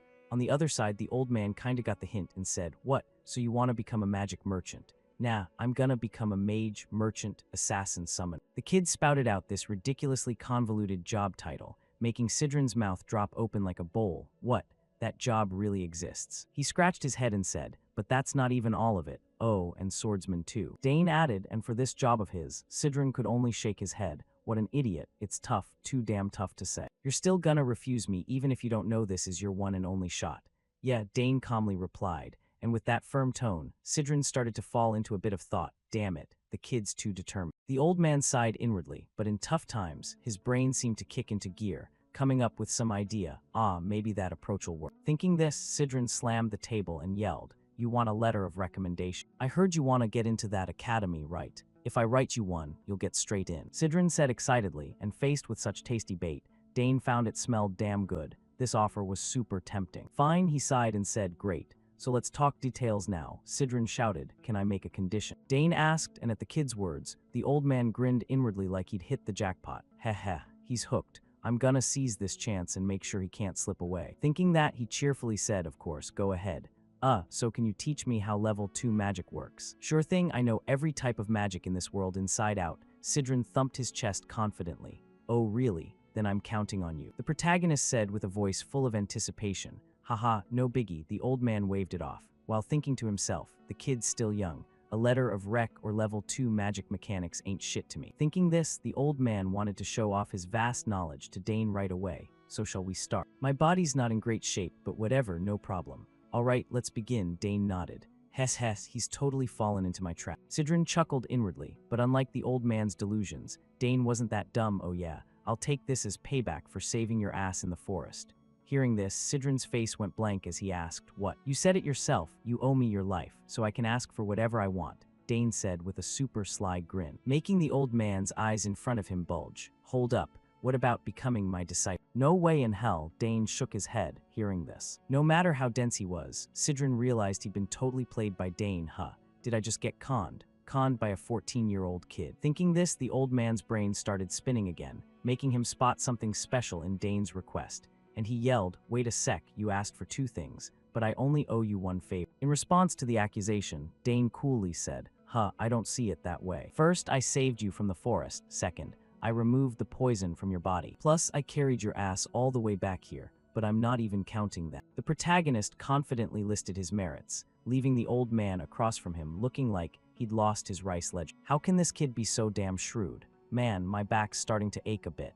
In the end, the wisdom of age couldn't beat the fire of youth. Time flew by, cut to the training grounds. Since he'd already been roped in by Dane, they were here now practicing magic. But of course, Sidran wasn't planning to give up that easily. Let's see, no big deal. If I keep persuading him, maybe he'll change his mind later. It'd be such a waste to let a natural talent like this slip away. Thinking this, the old man started the lesson. You forming a mana core before the magic circle is no biggie. The key is using magic without a circle. The level 2 magic mechanics I'm about to explain are super complex. Countless people have given up at this step, so listen up real close next. As he spoke, Sidran smugly glanced back at Dane.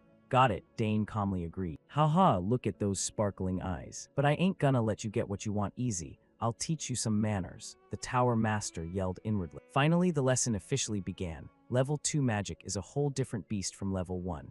You gotta calculate your own mana amount, the mana density in the air, even your body's condition at the time. That's why most people quit learning it. It's that damn complicated, the old man explained. Meanwhile, Dane diligently pulled out his little notebook to jot down the key stuff.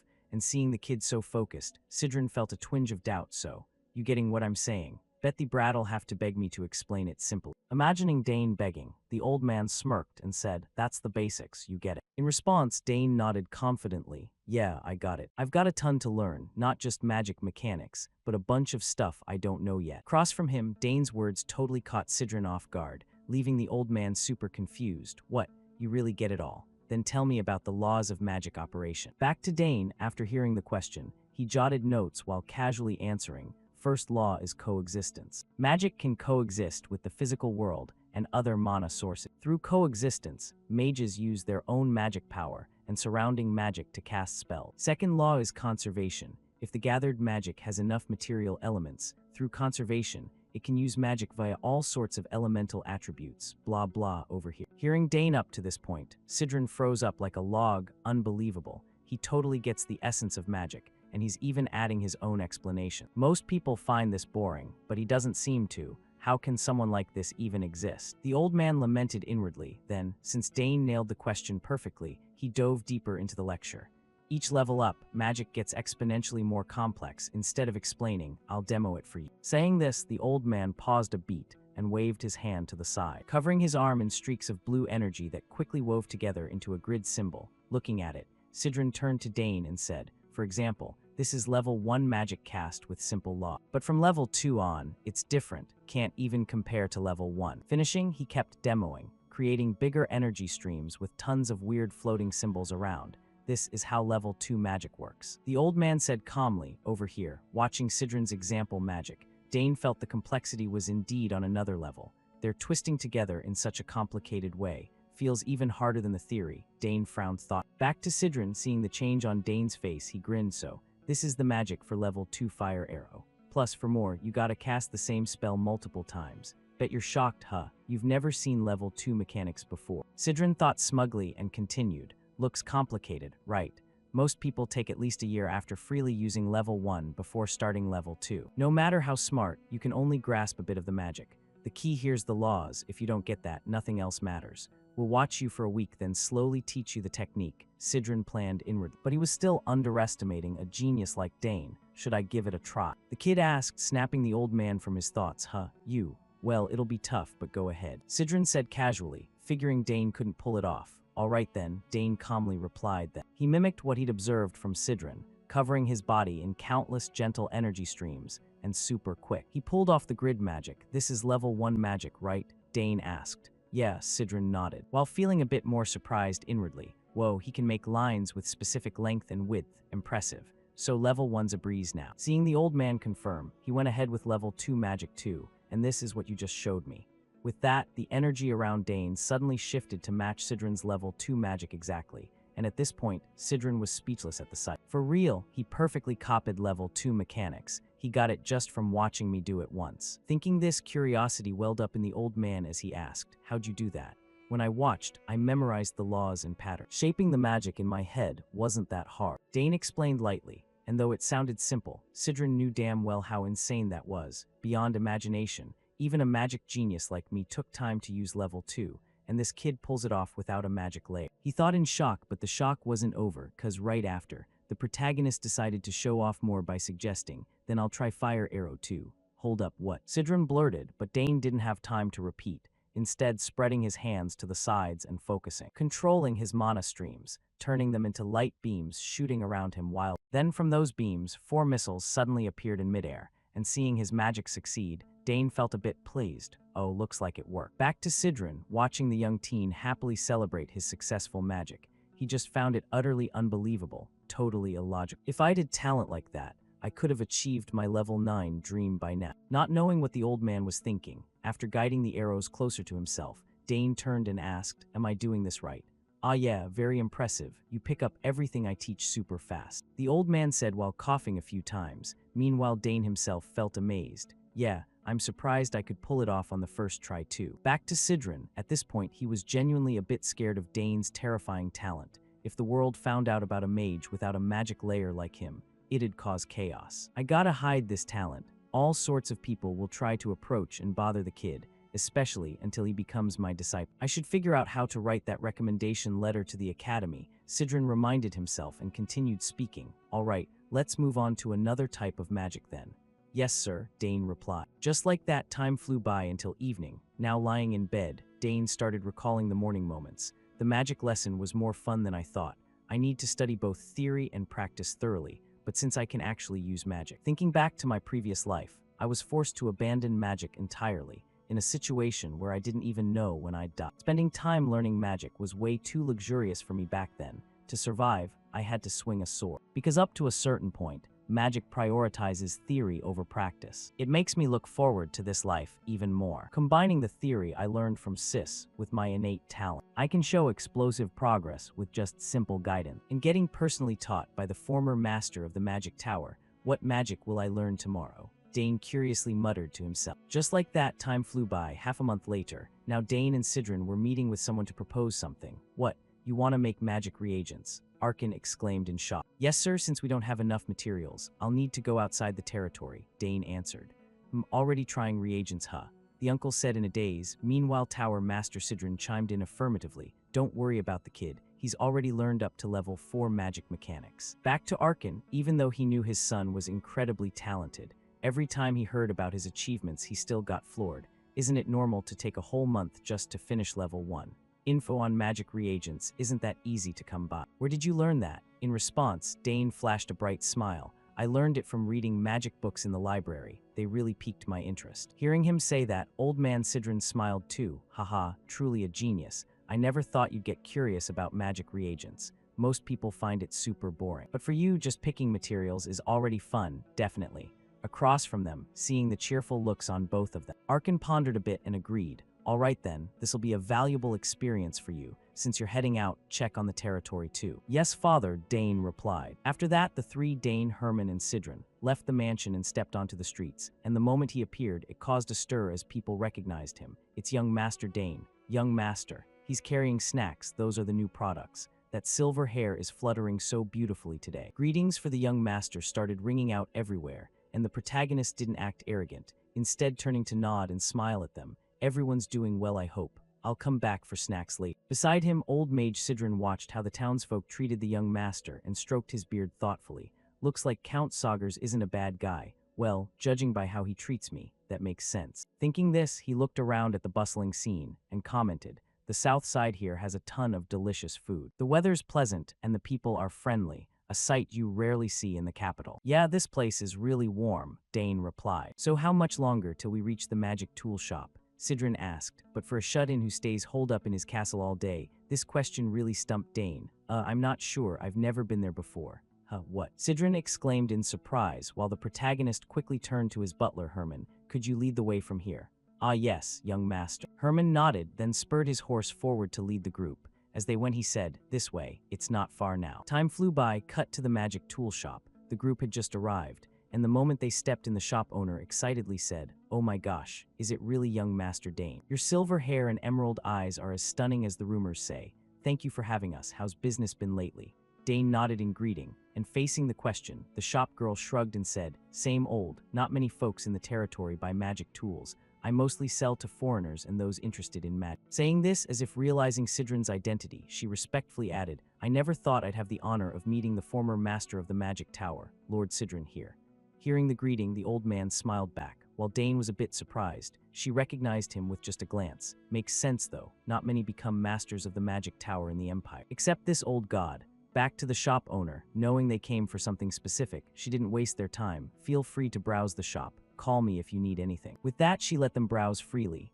Since it's your first time here, take your time looking around. I'll chat with the owner for a bit, Sidran said. Sounds good. Herman replied. Then while the old man was chatting up the lady, the kid took the chance to scan all the different bottles and items on the wooden shelves and marveled. Wow, this place has so many interesting things. And some weird stuff too. A pretty familiar feeling, the kid wondered inwardly. Plus, when I touch the magic tools, I can sense their magical reaction. Probably because my magic sensitivity is pretty high. Thinking this, Dane suddenly sensed a strange aura catching his attention. What's that? Pretty strong reaction coming from over there. What is it? As he spoke, he looked toward where he felt the aura, and seeing Dane's posture, the shop owner called out, young master, those are just decorations. Oh, is that so? Dane muttered. Meanwhile, the old mage turned and said, why don't you come check out some reagent ingredients over here? Moonroot's pretty good too. Responding, the shop owner jumped in to promote her stuff. That's a perfect choice. At least 50 types of potions use moonroot, hand-grown by me, top quality. Back to Dane, he was still bothered by that strange feeling he sensed. Really weird. He muttered before pinpointing the aura's location more clearly and immediately turning to look behind him. Turns out the whole sensation was coming from some stone. Yeah, it's that stone ringing out. The old god thought and hurriedly rushed toward the stone, making butler Herman behind him a bit puzzled. Young master, what's up? Herman, I sense something from this stone. Dane explained, seeing that. Herman looked at the stone and shook his head. It's just a normal decoration. I'm not sure either, but this stone's really strange. As he spoke, he reached out and firmly grasped the stone to examine it, and very quickly he got his answer. Got it. The more magic I pour in, the stronger the reaction. Could it only react to my magic? Not knowing the stone's oddity, the shop owner was still promoting her products. You have a great eye. Using it as a sample is perfect. Let's see, then give me that pile of moonroot and some Conwell berry. What's this? Dane asked while holding up the stone in his hand. Hearing the question, the shop owner turned, looked at it, and said in surprise, "Where'd you get that stone from?" "What's with the stone?" Sidran asked curiously. "Oh no, that pile's just decorative stuff." She waved it off, and at that answer, Dane got even more confused. Decorative? No way, what kind of decoration reacts to magic? Back to the shop owner. For some reason, looking at the stone in Dane's hand made her face scrunch up. Just seeing that stone pisses me off. Hearing this, the old mage got interested and asked, "Why's that? Did someone scam you?" Over here, the shop owner sighed and said, "A few years back, some traveling merchants paid me with a big pack. When I opened it, inside was that rock, and the guy had already left. I didn't know what it was, so I got it appraised. But in the end, it was just a plain rock, nothing more. I didn't know what to do with it, so I put it there." That's weird. This stone is clearly not normal. Dane wondered inwardly, but instead of voicing his question to the old mage Sidran beside him, he decided to keep it to himself for now. Back to the shop owner. Seeing Dane not picking anything, she suggested, "Young master, if you want something better, check over here. I have some really special magic artifacts." "I'll show you." With that, she quickly pulled out some scroll and introduced, "This is a business card scroll." Blah blah. Ignoring the sales pitch, Dane stayed focused on the stone in his hand. "Even though there are tons of cool things here, I only want this one," not knowing Dane's thoughts. The lady kept enthusiastically promoting, "If you put it in, it'll automatically store the info you want, and you just call out the person's name. Their card appears." Plus, before she finished, Dane interrupted, "I'll take the business card scroll and this stone." Dane taking the worthless stone too shocked the shop owner. Why would you want that useless rock?" On the other side, the tower master curiously asked, "What are you planning to do with it?" In response to both of them, Dane just smiled brightly without explaining much. Just like that, after getting what he needed, they quickly left the shop, and on the way, old man Sidran turned and said, "Didn't expect you be into decorations or art, or is that stone special somehow?" Seeing the old man catch on, Dane just chuckled a bit. You noticed, Of course, why else would you buy a useless rock like?" Only then did Dane leak a little info. "Exactly, this stone is definitely not just a normal decoration, it reacts to my magic." Hearing the kid say that, Sidran's face gradually showed interest. "Is that so?" "I'm not sure what it is, but hearing that makes me curious too. Too many people around here. Let's head back to the mansion to examine it properly." "Sounds good," Dane nodded, and the group spurred their horses to hurry back to the mansion. Time flew by till afternoon. Now the two of them were about to start examining the stone. "Do you know what it is?" Dane asked. "You're underestimating my priceless experimental tools, With these, I'll figure out what it is." Even though a mage already appraised it and said it's nothing special, Dane asked back. Hearing that, the old man's eyes showed a bit of disdain. "HMPH, no matter what he said, how could it compare to my stuff? I poured all my money into these cutting-edge tools. They can analyze anything you put on them." Sidran said while turning to look at the magic tool he just pulled from his subspace, and seeing him so confident, Dane's eyes lit up with anticipation. "Awesome. Let's do it right away." "All right, I'm pretty excited too. Just place the stone on here. Then channel your magic into it." As he spoke, the old tower master placed the stone fragment on the star symbol, and right after he poured magic power in, the hidden magic arrays inside the device activated and began analyzing the item. "Something really special. Finally, I can puff my chest proudly." The old man chuckled inwardly, and very quickly, from inside the star symbol, countless energy streams shot out. Looking at the ancient runes in the energy flow, Dane exclaimed in shock, "It's magic code."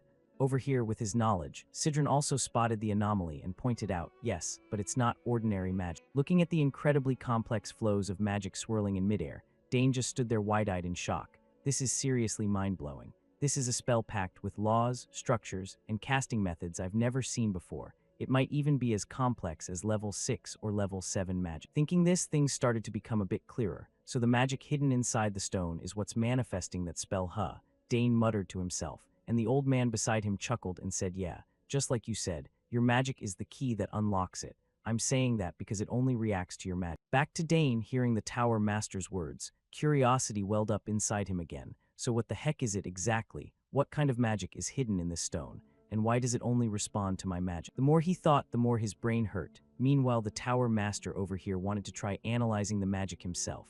"Let's see, The sealed magic inside feels a bit unfamiliar to me, but since I'm the former tower master of the magic tower, I'll give it a shot. Back to Dane, seeing the old man personally step up to handle it. He turned and asked, if this works, maybe I'll finally know why my magic is different from everyone else's. Probably something like that. Fingers crossed it succeeds. Sidran nodded and said. In a different scene, inside Arabella's personal lab. Right now she was reviewing a bunch of analysis reports she'd carefully pasted on the wall and muttering, sure enough it's different. It's clearly not like ordinary magic. Special trait, there's this one special characteristic in Dane's magic that even I don't have. However, which field of magic does this fit into? The results don't say. Magic reagents, magic portals, magic techniques. If it's not one of those fields, then what the hell is it? It has to fit something for sure. The big sis pondered deeply until a sudden flash of insight hit her mind. That's right, there's a lost field of magic. Dane's magic might fit right into it. Thinking this, she hurriedly checked her pile of magic books again. Where did I put it? Here it is: alchemy, spiritual divination, necromancy, and even some primitive magic code. As she spoke, Arabella kept searching until her hand accidentally knocked a book off the shelf, and it fell to the floor. Is this an ancient magic book? At the same time, she brushed off the thick layer of dust on top.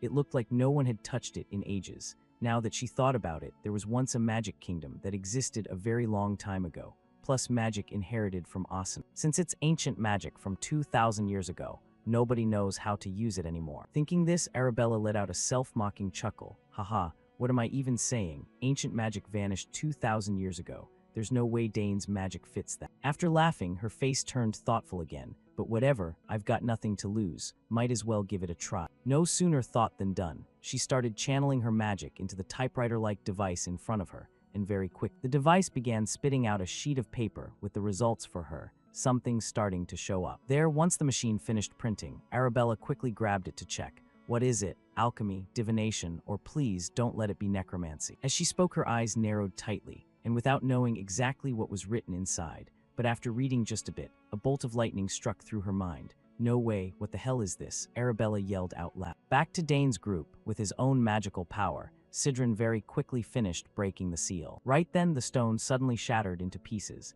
making the old man's face light up with joy. The seal's broken. There's something inside. Dane frowned and said, yeah, you're right. Then I'll take it out. Sidran nodded. Next, from among the stone fragments, the old man pulled out an extremely ordinary-looking bracelet. A silver bracelet, Dane asked in surprise. Meanwhile, the old man rolled his eyes, since they'd been expecting so much only to get this piece of junk. It looks like the kind of bracelet anyone could buy at the market. Man, I thought there'd be something special in this material, but nope, nothing. Here, this is it, since it only reacts to your magic. Try wearing it and see, Sidran said, while casually tossing the bracelet to Dane. Seeing that, Dane caught it and slowly slipped it onto his wrist. And just as they predicted, right after Dane put it on, the bracelet suddenly emitted a gentle blue light, making the old man's expression shift. Oh, sure enough, it's reacting now. Back to Dane.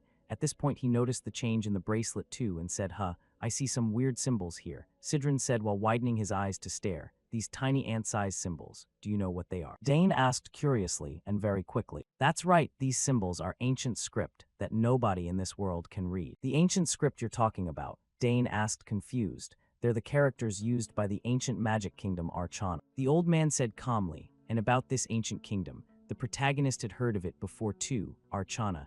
I heard about it from Arabella since I was little. She said it was an era where even the smallest item was made with magic. But then one day, that era came to an end. The only things left are a few ruins and the stories passed down, plus this magic code. Back to Sidran, realizing Dane's magic is connected to a kingdom that vanished long ago. His face filled with excitement. Haha, I knew your magic was special, but I didn't expect it to tie back to the ancient magic kingdom. So that must be why I could move so easily through the forest these past few days. Dane nodded in agreement. Seems like it, since the magic in that forest originated from Archana, the old man said with a sidelong glance, and at the same time, his desire to make Dane his disciple grew even stronger. Turning back to the protagonist, after looking at the bracelet and sensing it a bit, he shook his head, but I don't see anything else in this bracelet. In response, the former tower master didn't know much either, so he could only offer some advice. You can figure it out slowly, but don't tell anyone about this outside. Yes, I'll follow your advice. Dane nodded, and right after that, suddenly both of them heard a strange noise like something just cracked.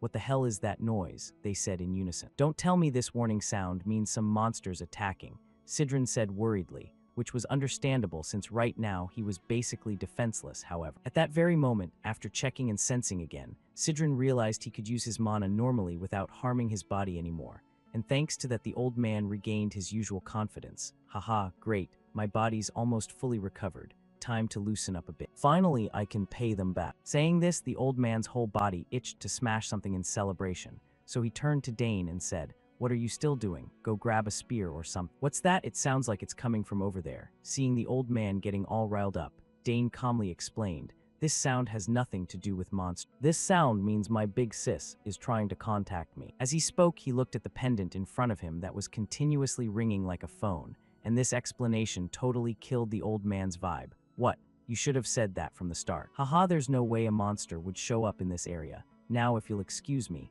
I need to talk to my big sis for a bit," Dane said awkwardly, then right after he connected with his sister Arabella. "Yes, sis, what's up?" On the other end, since her little brother took forever to pick up, Arabella felt a bit annoyed. "Dane, why'd you take so long to answer?" "Sorry, sis. Did you contact me for something?" Dane asked, hearing that Arabella got straight to the point. "While I was analyzing your magic code." Saying this, as if sensing something, she paused for a beat and asked, "Wait, is someone next to you?" Not answering the question, Dane seemed to guess something and asked back, "Don't tell me you've figured out my magic is ancient magic too." "What? How'd you know that?" Arabella yelled. Next, after explaining everything, Arabella finally understood. "Ah, so that's it. While you and Lord Sidran were analyzing a stone, you guessed it came from the ancient magic kingdom, and you said the stone only reacts to your magic, right?" "Yes, exactly like that." Dane nodded. Meanwhile, Sidran over here, hearing that Arabella also knew Dane's magic was ancient, clenched his teeth. The girl figured it out just by analyzing the kid's magic. "I knew she was a genius, but she's even more talented than I imagined." He sighed inwardly back to Arabella. Now that everything was clear, she asked worriedly, "Does anyone else know about this?"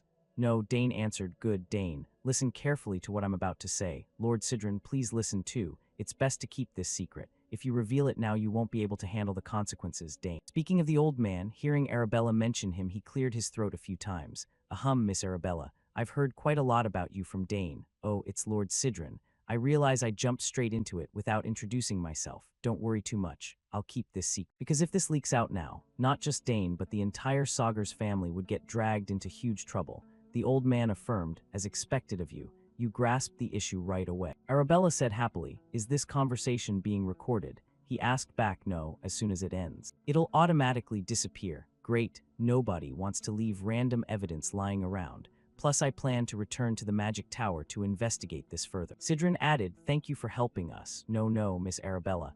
I'm doing this out of a mage's sense of responsibility, so no need to thank." The old man waved it off. Then, as if thinking of something, he turned and asked, "Ah, while we were talking, I heard you're looking to join a magic tower. Have you decided which one yet?" Back to Arabella. Hearing this, she understood Sidran's intention. "Not yet. However, I'm not considering the Nixian magic tower. It doesn't specialize in the field I love." She said awkwardly, "Earlier I wondered who the kid got his decisiveness from. Turns out it's from his big sister." Sidran thought inwardly, but very quickly his focus shifted back to Dane, so Arabella's refusal didn't disappoint him too much. "Haha, I get it.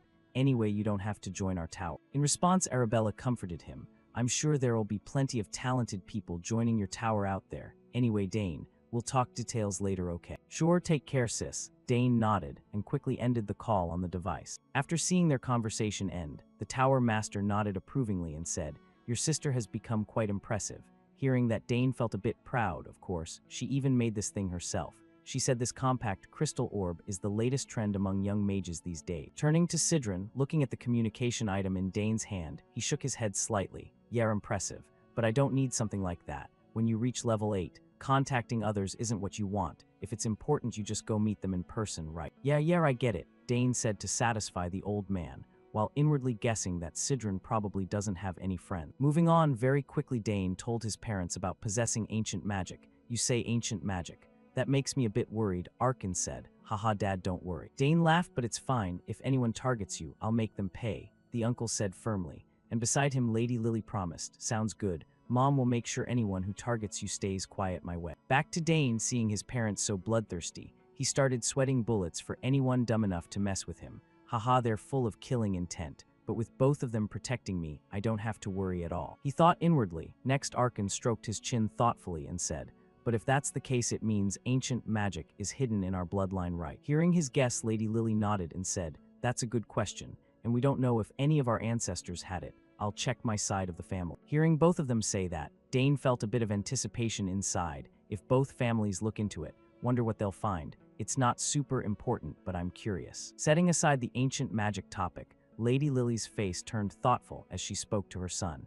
Anyway, it seems like you've already hit more than one limit. Dane, if you keep staying here, it'll hinder your further growth. You should consider moving to the capital and living there starting now. Hearing this, Dane's face looked a bit confused. The capital, huh? He asked blankly, and Uncle Arkin nodded. Yeah, they only let you enroll in the academy once you're at least 14. And now you're old enough. Honestly, I wanted to keep you here another year or two before sending you off, but it seems there's nothing left here for you to learn. Turning to Lady Lily, as if sensing Dane's worry, she gently held the protagonist's hand and advised, Dane, if you choose that, you can leave whenever you want. Hearing this, the protagonist was a bit surprised and thought, I didn't expect them to think like that. Dane, you'll do great. Go and fulfill your talent the way you want. Arkin said with a smile, and faced with his parents' encouragement, the protagonist no longer hesitated. Yes, I understand what Dad and Mom are saying. I'll prepare to enroll in the academy. That's a good choice, Arkin nodded. Great, time to level up again, the protagonist told himself. Time flew by, now Dane told Sidron about his decision. Oh, so that's your choice, huh? The old man asked back. Yeah, but a bit sooner than I expected, Dane said with a sigh. You've made a very good choice. Staying here longer would only limit your talent. That'd be such a waste. Plus, I have this advice for you. Don't reveal too much about your talent right away. Even though the academy welcomes talents, not everyone thinks that way. The old mage said in a dead serious tone, and with 2 lifetimes of experience, Dane understood part of it. Yeah, Arabella told me before. She had to deal with people insulting her. Back to Sidron, well, normal kids won't keep up anyway. But the Thermion family is a different story. The old man nodded, making Dane recall little Layla. All right, come to think of it, I told her I'd visit if I came to the cap. If I don't visit, she'll be super disappointed. While I'm at it, I should think about what weapon to make with the seal Duke Thermion gave me before. He thought inwardly, not knowing the protagonist's current thoughts. The old man across from him stroked his beard thoughtfully and said, let's see, if you've got 3 months left before joining the academy, then you should set off from here in 2 months. Hearing this, Dane nodded in agreement. Seems reasonable. What about you then? Hearing the question, the old man shared his plans. I'm planning to head back to the magic tower. I think I've got some things to take care of. Thanks to you, I don't feel bored anymore. If I find any clues about ancient magic or anything related, I'll let you know. Really? If so, I'd be super grateful, Dane said quickly. Then the remaining issue is your lessons. With limited time, we gotta speed things up. Reaching level 3 is really tough. Level 2 is nothing compared to level 3. Yes, I'll study super hard. And I'm preparing a gift for you too. A gift. Sidron's voice sounded a bit surprised. Meanwhile, Dane pulled out a small wooden box from his subspace, placed it in front of the old man, and nodded. Yeah, that's right.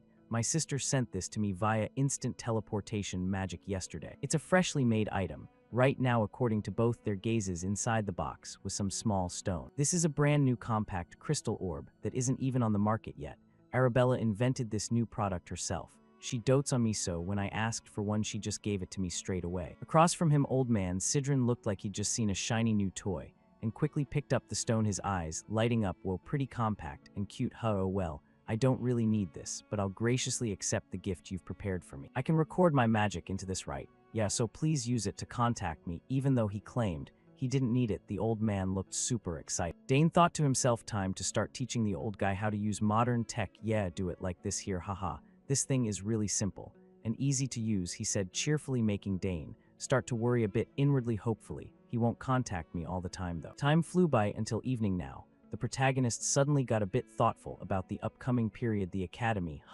I need to seriously prepare in these remaining 2 months. My hobby is being able to use summoning magic to a certain extent. I'll set my goal to officially enroll in the summoning magic class, get the summoning mark, and have the chance to participate in the aptitude evaluation exam. Since Sister Claire is an assistant professor, I'll probably see her often once I enroll her. Saying this, Dane turned to look at the egg placed in a glass case nearby, and muttered, oh, I forgot to infuse that close friend of mine with magic. No sooner thought than done. Following habit, he started channeling his own mana into the egg. As he infused, he also thought, for 7 straight years, I've diligently infused it with magic day and night, yet it still hasn't shown any reaction at all. However, if the magic I've infused hasn't gone anywhere else, and it's absorbed all that energy, then surely it'll hatch one day, Dane thought, with eyes full of anticipation. Time flew by. Cut to Arabella's place. Right now, she was explaining the academy entrance exam to the protagonist. Yeah, one general exam, and one specialized exam on the other end. The protagonist listened,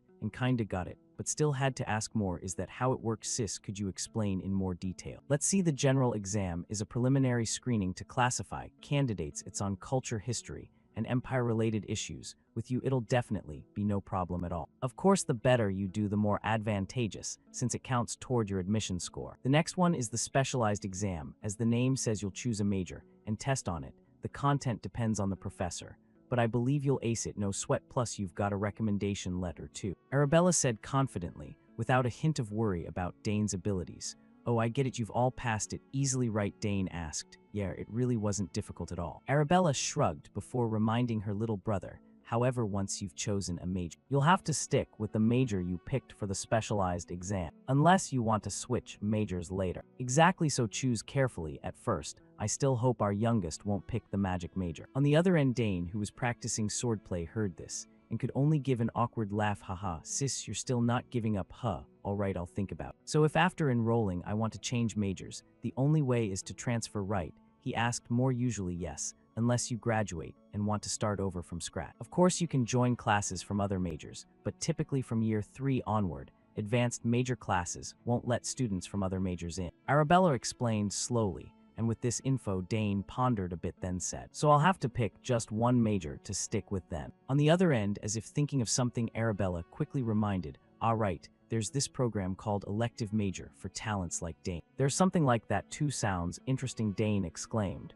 but this isn't easy at all. Not even a little. So Arabella had to warn her brother, but unless someone deliberately wants to fail, nobody really signs up. Arabella shook her head. Why's that? Dane asked curiously, because up to now, nobody has ever passed that exam. Oh, so that's how it is. The protagonist nodded understandingly, but hearing his tone, Arabella paused her steps and asked worriedly, don't tell me you're thinking of trying it out. No way in hell, sis. Oh, Lord Sidron's here. I'll contact you later. Dane denied and immediately cut the connection, and by now Arabella felt a bit regretful. Maybe I pushed him too hard. No, but magic is still better. At the same time, a female voice rang out ahead. Senior Arabella, the professor is looking for you. All right, I'm coming right now. Back to old man Sidron that afternoon, he brought Dane the promised recommendation letter. Here, the recommendation letter, I promised, he said while handing over his letter. On the other side, Dane quickly took it and said, you really wrote one for me, huh? In response, the old man stroked his beard and puffed up his chest. Not just the form, but the content too. I put real effort into it.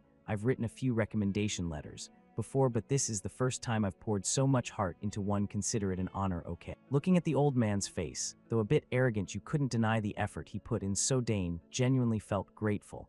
Yeah, I'll do my best not to disappoint you. Back to Sidron looking at Dane. Suddenly he sighed. If you wanted to become my disciple, I'd be thrilled. But even if I took you as one, I doubt you'd obediently call me master. His words hit right in the heart, making Dane's breathing pause for a beat. Haha, how'd he know? The old god thought, awkwardly moving on. Sidron turned and asked, so have you finished preparing for the trip? Yeah, actually I don't have much to bring anyway, plus the academy dorm facilities are already top-notch. Most necessities are provided. Hearing that, the old man clicked his tongue and shook his head, teaching him a bit of experience. Yeah, the facilities are great, but some people are hogging them all, but you're not the type to bow to those guys. Right? Haha. Hearing him say that, it sounds like the academy is just a gathering of rotten nobles, Dane thought while giving a crooked smile, and immediately Sidron caught that expression, guessing his thoughts, and reminded, don't forget this place might be a bit harsh. If you show disdain, a lot of people will instantly show their true colors and bare their fang. Over here, hearing the reminder, he quickly composed himself and thought, probably not much different from a battlefield, huh? Thinking that, he nodded affirmatively. Yes, I understand. Seeing that, the old man added more. If you need anything, just contact me. That crystal orb thing is really useful. I'll make good use of it. Back to Dane. Hearing the old man talk like they were about to part ways, he asked, but why are you talking like you're leaving soon? As soon as the words left his mouth, Sidron's eyes across from him flashed with surprise. You noticed how I'm planning to leave tomorrow? Really? Dane said regretfully. Well, I can't stay here forever, right? Your dad offered me the magic advisor position, but I'll think about it later when I've got nothing else to do. You know, I've still got a lot to finish back home. I thought I'd wrapped everything up, but turns out there are still many tasks I need to handle, the old man said, while patting Dane's shoulder, making him think of that ancient magic thing. Is he talking about ancient magic helping him? is basically helping myself not bad at all. Dane thought inwardly anyway. Thanks kid, yeah, thanks to you too during this time. Dane nodded, yeah, I'm really looking forward to seeing how strong you'll become when we meet again. So I'll be off then, don't see me out, or I'll get embarrassed saying that the old mage turned and left. Yes, take care, Dane replied, while feeling a bit melancholic inside probably, because they'd bonded for so long. He felt a little sad seeing him go. Time flew by, and one day that month, Arkin and Lily were talking to each other. Lord Sidron left safely. Dane said he'd set off today, right? The uncle asked. Yeah, the kid said he's all prepared. Hearing he'll leave early puts my mind at ease, but hopefully he won't run into trouble on the road. Lady Lily said, a bit worried about her son facing the world for the first time. And at her words, Count Arkin patted his wife's shoulder to reassure. We'll use the teleport gate. Arabella prepared, so what could go wrong? Hearing that, Lady Lily's expression relaxed a bit. Yeah, I was worrying for nothing. Back to Arkin, thinking about the family's affection and members, he smiled happily. No matter what, we've raised our kids really well, while kids in other families are busy fighting each other for the family head position. We'll have to make a clear decision one day, but I won't favor anyone. At the same time, the door opened, and Dane stepped in, now fully prepared with everything he needed, so he came to bid farewell to his parents, Mom, Dad. Seeing him enter, they both nodded. Oh, Dane, you're here, ready to leave now. Did you bring the token Mom gave you along with the black horn? Lady Lily asked. Of course, Dane smiled and said. Seeing that, Lady Lily couldn't help adding more. If you really run into a tough situation, go to the place I mentioned and present that token. Yes, I remember. Are those Mom's old colleagues? Dane asked curiously. Yes, they're very close friends of mine. Even though it's been a long time, I'm sure they'll help. Lady said confidently, while Count Arkin broke out in a cold sweat. Don't tell me our Dane is really gonna start down the assassin path there. Thinking this to prevent Dane from going there, Uncle Arkin quickly reminded, hey Dane, when you reach the capital, go see Duke Thermion. Before entering the academy, the Duke will help you. Yes, father, he replied. And right before parting suddenly, Lady Lily couldn't hold back her tears. Dane has grown so much he's about to leave us like this. Seeing his wife like that, the uncle could only give an awkward laugh. Haha, send him off with a smile, dear, we have to. We won't be far away, she said, while gently wiping her tears. Meanwhile, Dane now felt his heart tighten a bit now that it's time to go. His feet suddenly felt so heavy. Then I'll be off, Dane said while forcing a smile. Next, looking at his back from the window, Arkin's expression turned cold as he instructed someone behind him. Gilad, follow carefully, make sure Dane reaches the teleport gate safely, then report back to me. Yes, my lord, Gilad said coldly like a machine, and turned to leave, ensuring the young master's safety. Seeing her husband's arrangement, Lady Lily sighed. It's been a while since we've seen his shadow. You know what to do, right? Keep an eye out for anything unusual during Dane's teleport. Back to Dane's position. For some reason, the teleport gate wasn't set up inside the family mansion,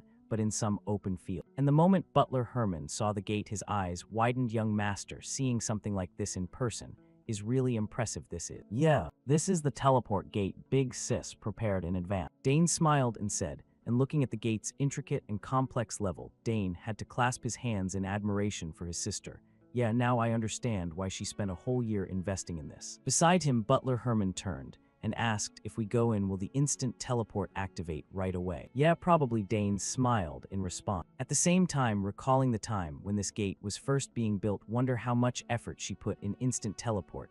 Can't be done just by rearranging codes like other spells. It also requires combining rearrangement with continuous magic energy infusion to work. However, the gate sis installed is a perfect device, meeting all conditions for instant teleport. Dane thought inwardly. Next, before parting, Herman said a bit sadly, then young master, please take care. Yeah, take care of yourself too, Herman, the old god said, while patting Herman's shoulder, seeing the young man tearing up. Then he slowly stepped onto the platform inside the gate and thought. She said, just channel magic energy into the gate and it'll activate. No sooner thought than done. Dane's whole body surged with magical energy and channeled it down to his feet. And right after, the gate suddenly emitted a hazy light. And finally, Dane's figure vanished inside the energy layer. Time flew by. Cut to the imperial capital. Not sure exactly where Dane got teleported to, but now he was on horseback at the city gate, looking at the bustling crowd. Ahead, Dane's expression showed a bit of joy. I'm the entrance gate to the capital, Altheon. The kid smiled and said, and right then,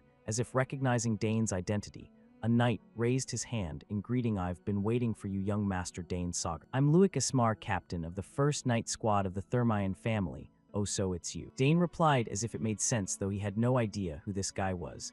but having the captain personally come to pick him up made him feel a bit embarrassed, not knowing Dane's thoughts. Captain Lewick continued, "From now on we'll escort." Saying this, he turned back to instruct his two subordinates. "Ensure the travel route's safety." "Yes, Captain," both replied in unison. "Then let's set off right away. Looking forward to your help." Dane nodded while having a slightly strange thought inside now, that I'm really stepping in here. It feels so weird. I never thought there'd be a day I'd set foot in the center of the Thermian Empire that I once hated, and as a promising figure no less. Next, traveling on the road to the castle, Dane heard countless merchants calls, "Hurry up, cheap magic frozen parfait, only 1 silver coin." Hearing these sounds, Dane couldn't help but feel amused as he looked around at everyone and marveled inwardly, "Haha, all sorts of weird stuff. I never imagined the capital would be this live." Just as he thought that, Captain Lewick turned back and reminded, "Over there is the Thermian family mansion. We've arrived." Hearing this, Dane looked ahead and couldn't help being overwhelmed by its scale. Such a grand mansion, he exclaimed involuntarily. Right now before him was a massive architectural complex. However, there wasn't much time for closer observation when suddenly the protagonist felt like someone was watching him from behind, something really strange. "It's like someone's following me. Is it just my imagination?" Dane wondered inward. Putting that aside, following the knights very quickly, Dane reached the front gate of the main building. Standing on both sides were servants lined up very solemnly to welcome him. "Welcome, young Master Dane." Saugers, hearing that, Dane turned and nodded in greeting. "Thank you for the reception." Then he praised the group. Impressive formation, proper etiquette, and manners exuding a natural strength, completely different from back in the south. Thinking that, he stepped forward to face Duke Bout, whom he hadn't seen since he was little. Standing before him, Dane didn't forget manners and knelt on one knee in greeting. Dane Saugers pays respects to Duke Thermite. In response to those words, the uncle broke into a bright smile and nodded. "Yeah, it's been way too long, Dane. How have you been lately? That trip must have been rough. Come on, head inside and get some rest." With that, the uncle quickly led the protagonist into the house, and as they walked, he took the chance to really look Dane over. Couldn't help but marvel. "Wow, even just a quick glance and I can tell you're completely different from 7 years ago. Among kids your age, no, even compared to those 1 or 2 years older than you, I doubt anyone could match up. Arkin must be really proud of you." He finished by giving Dane an appreciative pat on the shoulder. The protagonist, being polite, replied, "You're too kind, sir." Hearing that, Bout continued with some advice. "Even if you can't compare to Beek Jang, while you're preparing for the academy entrance exam, just take it easy and rest up. I'll arrange a personal servant for you too, so if you need anything at all, just say the word." Turning back to Dane, the boy thanked him for the thoughtful arrangements and casually asked about that girl Layla. "Yes, of course. By the way, how's Layla been doing late?" "Of course she's doing fine, but are you two fighting or something?" The uncle let out a chuckle, leaving Dane totally confused. What do you mean by that, sir?" Dane's voice was full of puzzlement. Bout, thinking about his daughter's recent expression, could only sigh heavily and share. "Lately, whenever your name comes up, she doesn't look too happy. Maybe part of it's the pressure from the entrance exam, but with Layla, she'll get through it no problem," he said with a laugh, growing more and more baffled himself. "So what the heck is really making Layla so annoyed?" In reply, Dane said he'd go meet Layla in person and ask her directly. Still, in his mind, he had a little guess. Could it be because she's hit puberty or something? On the other side, Bout figured this was probably something better left for the young ones to talk about themselves, so he nodded in agreement. "All right, we'll talk more about this later. Just don't be too hard on her, okay? You'll figure it out soon enough. For now, head to your room and rest up. The servant will show you the way." Just like that, a servant quickly appeared and led Dane to his room. Before leaving, the servant bowed politely. "I hope you can rest comfortably, young master." "Got it, thanks." Dane nodded, and he waited until the door had fully closed. Then the protagonist scanned his room and muttered to himself, "So I'll be staying here for about a week to prepare for the entrance exam. This guest room feels kinda over-the-top luxurious, huh? First things first, I'll unpack my stuff, then head to the training grounds afterward." With that, he casually tossed his bag to the side, but before the protagonist could even start organizing his things, a figure with pink hair stepped out from inside the wardrobe door and spoke up. "I'll take you to the training grounds." "Dane, why'd you take so long to get here?" "I've been waiting forever." Hearing that familiar voice, Dane eagerly turned around and replied cheerfully, "Layla, long time no see. How have you been?" Contrary to Dane's upbeat mood, for some reason Layla seemed a bit irritated, just like Uncle Bout had mentioned. "I'm fine, super fine actually. But don't you have anything you want to say to me?" As she spoke, she marched right up to the protagonist like she was ready to settle a score, making Dane back up a few steps in the face of her angry aura. "Huh, what do you mean?" Dane stammered. "Why didn't you write me any letters?" Layla shouted, and only then did Dane finally get a clue and realize why his best friend was so pissed off. Guilt flashed in his eyes as he explained, I meant to reply, but I forgot, sorry about that. You think just saying sorry is enough? Layla kept raising her voice, making the protagonist's face twist as he tried to explain further. I came here in person, didn't I? Getting ready to leave the clan took all my energy, so I wasn't in the mood for anything. Cut me some slack this once, please. Across from him, Layla puffed out her cheeks, turned her face away, and refused to look at him anymore, letting Dane know she was seriously mad. Out of options to calm Layla down, Dane gritted his teeth and said, So what can I do to make it up to you? I'll do whatever you say. Hearing that, Layla finally glanced over at him and asked, For real? Back to Dane, he silently reminded himself, First, I gotta get out of this mess, but what does she even want me to do? Dane thought to himself and asked out loud, Yeah, so what should I do for you? Hearing that, Layla immediately perked up and suggested to Dane, All right, how about a light sparring match? A match? Dane's tone sounded a bit puzzled. Yeah, fight me, Layla happily reminded him again. And for Dane, even though he found the request a little odd, he happily agreed, Sure, let's do it. Switching to Layla's perspective, seeing the protagonist's confident stance, she felt a bit smug and declared, You sure you won't regret this? I might look the same, but I'm way stronger than before. I'm not the same girl who was just learning to release mana from you anymore. She happily shared, making Dane inwardly surprised. Looking at that confident demeanor, it seemed like she'd grown a ton over the past 7 years. Thinking that as if remembering something, Dane asked, Oh yeah, in your last letter you mentioned winning some competition. Across from him, Layla's eyes lit up with joy when Dane brought it up. You actually remembered. I won the Danter Cup organized by the royal family. Oh right, that's the one. The tournament for boys and girls under 15 in the Empire, yeah. Dane asked again and Layla nodded in confirmation. Exactly, it's a really high-level competition. If you'd been there, we definitely would have faced off in the finals. Too bad. Hearing that, Dane seemed a little fired up and replied, That regret can get cleared up now. Back to Layla, for some reason hearing that made her a bit anxious. You sure it's okay? You still have the entrance exam to take. What if you get hurt? I'll be fine, Dane waved it off with total confidence, and seeing him respond like that, Layla had no reason left to refuse. All right, it's late today. Tomorrow morning, as soon as we wake up, let's have that match. Time flew by until the next morning, shifting to a wide-open training yard. As they'd promised earlier, Dane and Layla were both there now, ready to spar. But when it came to weapons, Dane hesitated a bit and asked, Practice weapons. Hearing his question, Layla looked surprised. Wait, are you still using bladeless ones? In response, Dane shook his head slightly. No, but this is just a light spar. Then practice weapons are still fine. No matter how skilled a warrior is, they can't handle every situation. What if someone gets hurt during the fight? Dane said with completely serious eyes, making Layla sigh at how deeply he was thinking about it. Don't worry, because the Empire's best healer works for my family, Layla explained. And what if something happens that even the healer can't fix? Dane reminded her again. And at those words, the swordswoman got flustered, not knowing how to respond. Seeing that, Dane continued, If you want to wield real bladed weapons, you have to think like that. Hearing him say it, Layla complained a little right after. It's just a spar, why so serious about it? Fine, practice weapons it is then. She let out an annoyed sigh and turned to instruct the servants waiting nearby. Bring the practice weapons over here. Yes, my lady. They replied and hurried off to fetch them. Back to Dane's view, looking at Layla's current appearance, he gave a small smile. Sure enough, she'd become a proud young woman just like the rumors said. People were saying she'd soon catch up to the achievements of her two older brothers who were active as knights. Looks like Duke Thermion might end up with the family's first female head. Sure enough, back then releasing mana had become a huge driving force. Dane thought quietly to himself.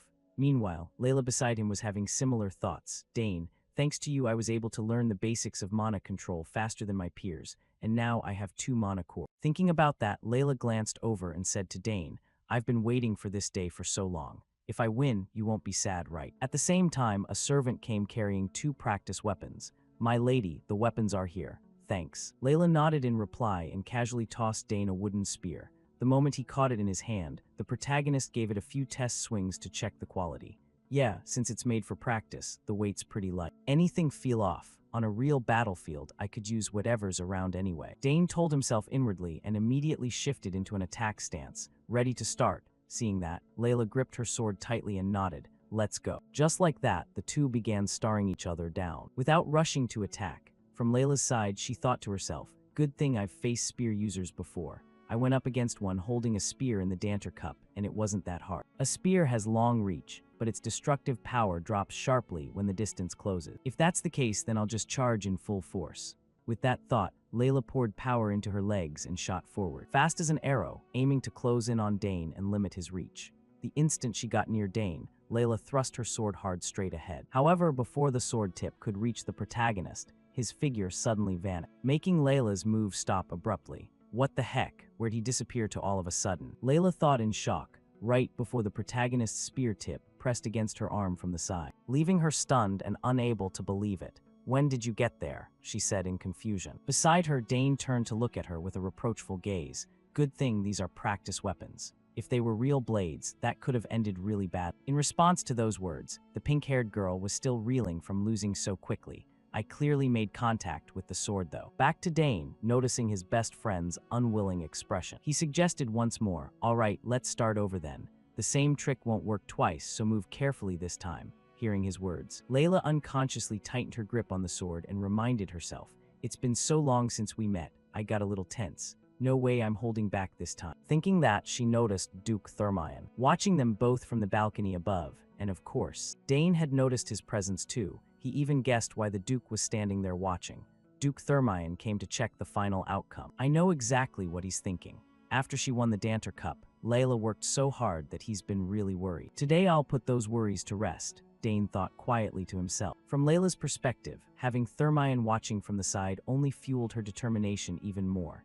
"Dane, get ready since Dad's watching too. I'm going all out," she said with clear resolve. In reply, Dane nodded and said, "Bring it on however much you want." Seeing that, Layla didn't waste any more words. She gripped her sword tightly right away and swung hard toward Dane. Her attack sent 2 wind blades, slicing straight toward the protagonist. However, Dane simply spun his spear in his hand like a fan and easily blocked, but Layla seized that opening to rush and close. "How's that, Dane? Not so easy, right?" As she spoke, she swung her sword straight forward again. Yet Dane's eyes held a hint of disappointment. "Still way too slow. Give it everything you've got." Switching to Bout's viewpoint, he was still intently focused on watching the match between the two. Up to this point, their fight remained evenly matched, and who knew how it would play out from here. But what was this uneasy feeling? The smile Dane had worn earlier was completely gone. Right now, his demeanor looked exactly like a warrior about to step onto the real battle. Back to the fight, at this point, Layla was constantly moving around, attacking Dane from every angle. But she still couldn't break through his defense no matter what. With his skills, Dane effortlessly blocked every single sword strike coming from Layla. With no other choice, the swordswoman had to keep attacking relentlessly to find an opening, until she noticed Dane suddenly exposing a gap at his waist. Seeing this, Layla clenched her teeth hard and silently told herself, "The chance is here." No hesitation, she immediately thrust her sword straight toward that spot. But what she didn't know was that all of this had already been accounted for in the protagonist's calculation. The moment her sword tip shot forward, Dane slammed his spear hard against her wrist, instantly knocking the sword out of her hand and sending it clattering to the ground. "Looks like I win again this time, huh?" Dane said calmly. At the same time, Uncle Bout, having seen the outcome, turned to the knight standing behind him and asked, "Another loss. What do you think, Luik? Think this might finally knock some of that arrogance out of Layla?" Hearing the question, the young knight captain's face broke out in a few beads of sweat as he let out a sigh. "So you knew about that too, sir." Bout kept his eyes fixed on his daughter without looking away. "Of course I know perfectly well. She was already showing signs even before the Danter Cup started, and after winning the championship, she completely let it show on the outside. I was planning to have a serious talk with her, but I figured it would be better if she realized it herself."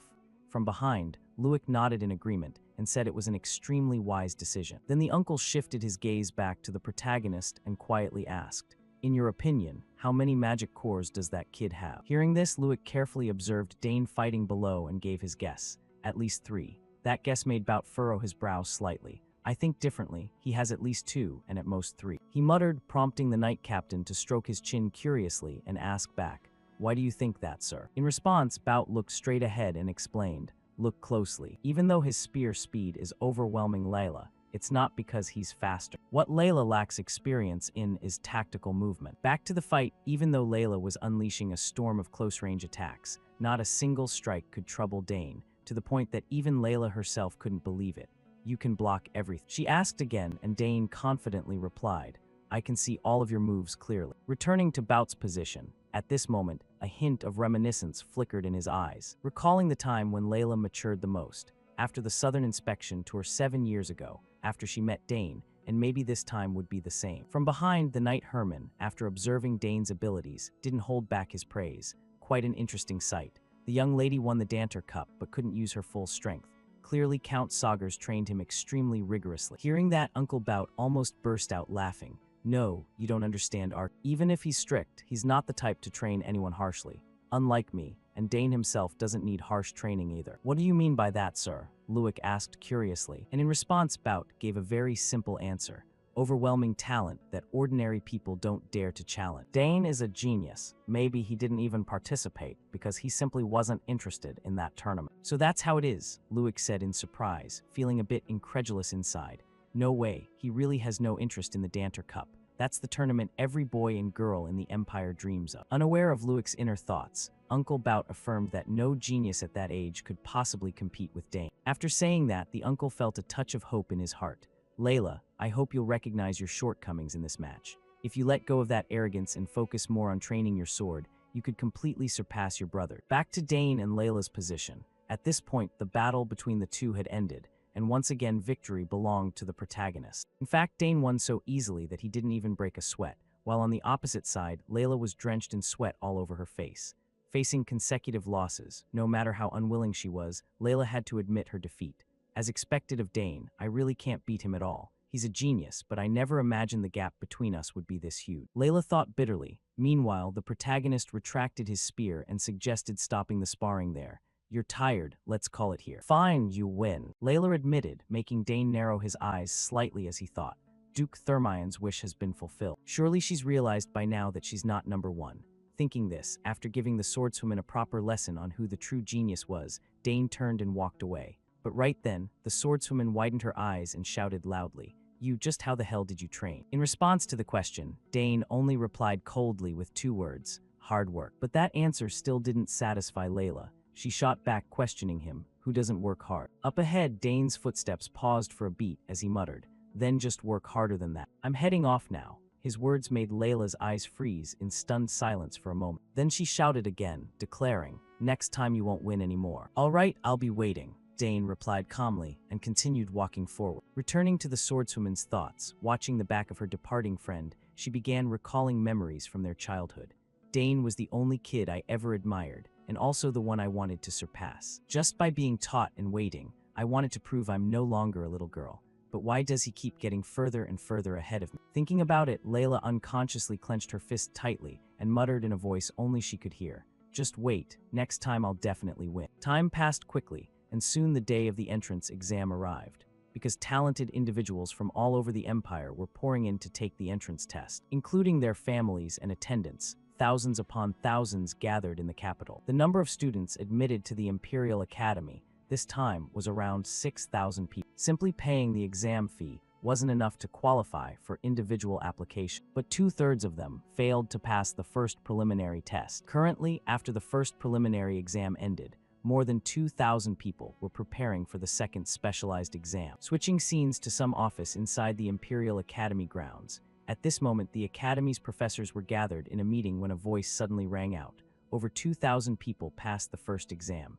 A bit more than usual. Looks like it's going to be live. At that point, a professor in a purple robe spoke up asking everyone, How many do you think will pass this exam? In response, the blonde girl gave her guess, probably 200 at most. From another side, another question came up. How are the kids in this entrance exam looking? Any potential talents among them? Someone answered, Hasn't the summary of the first exam finished yet?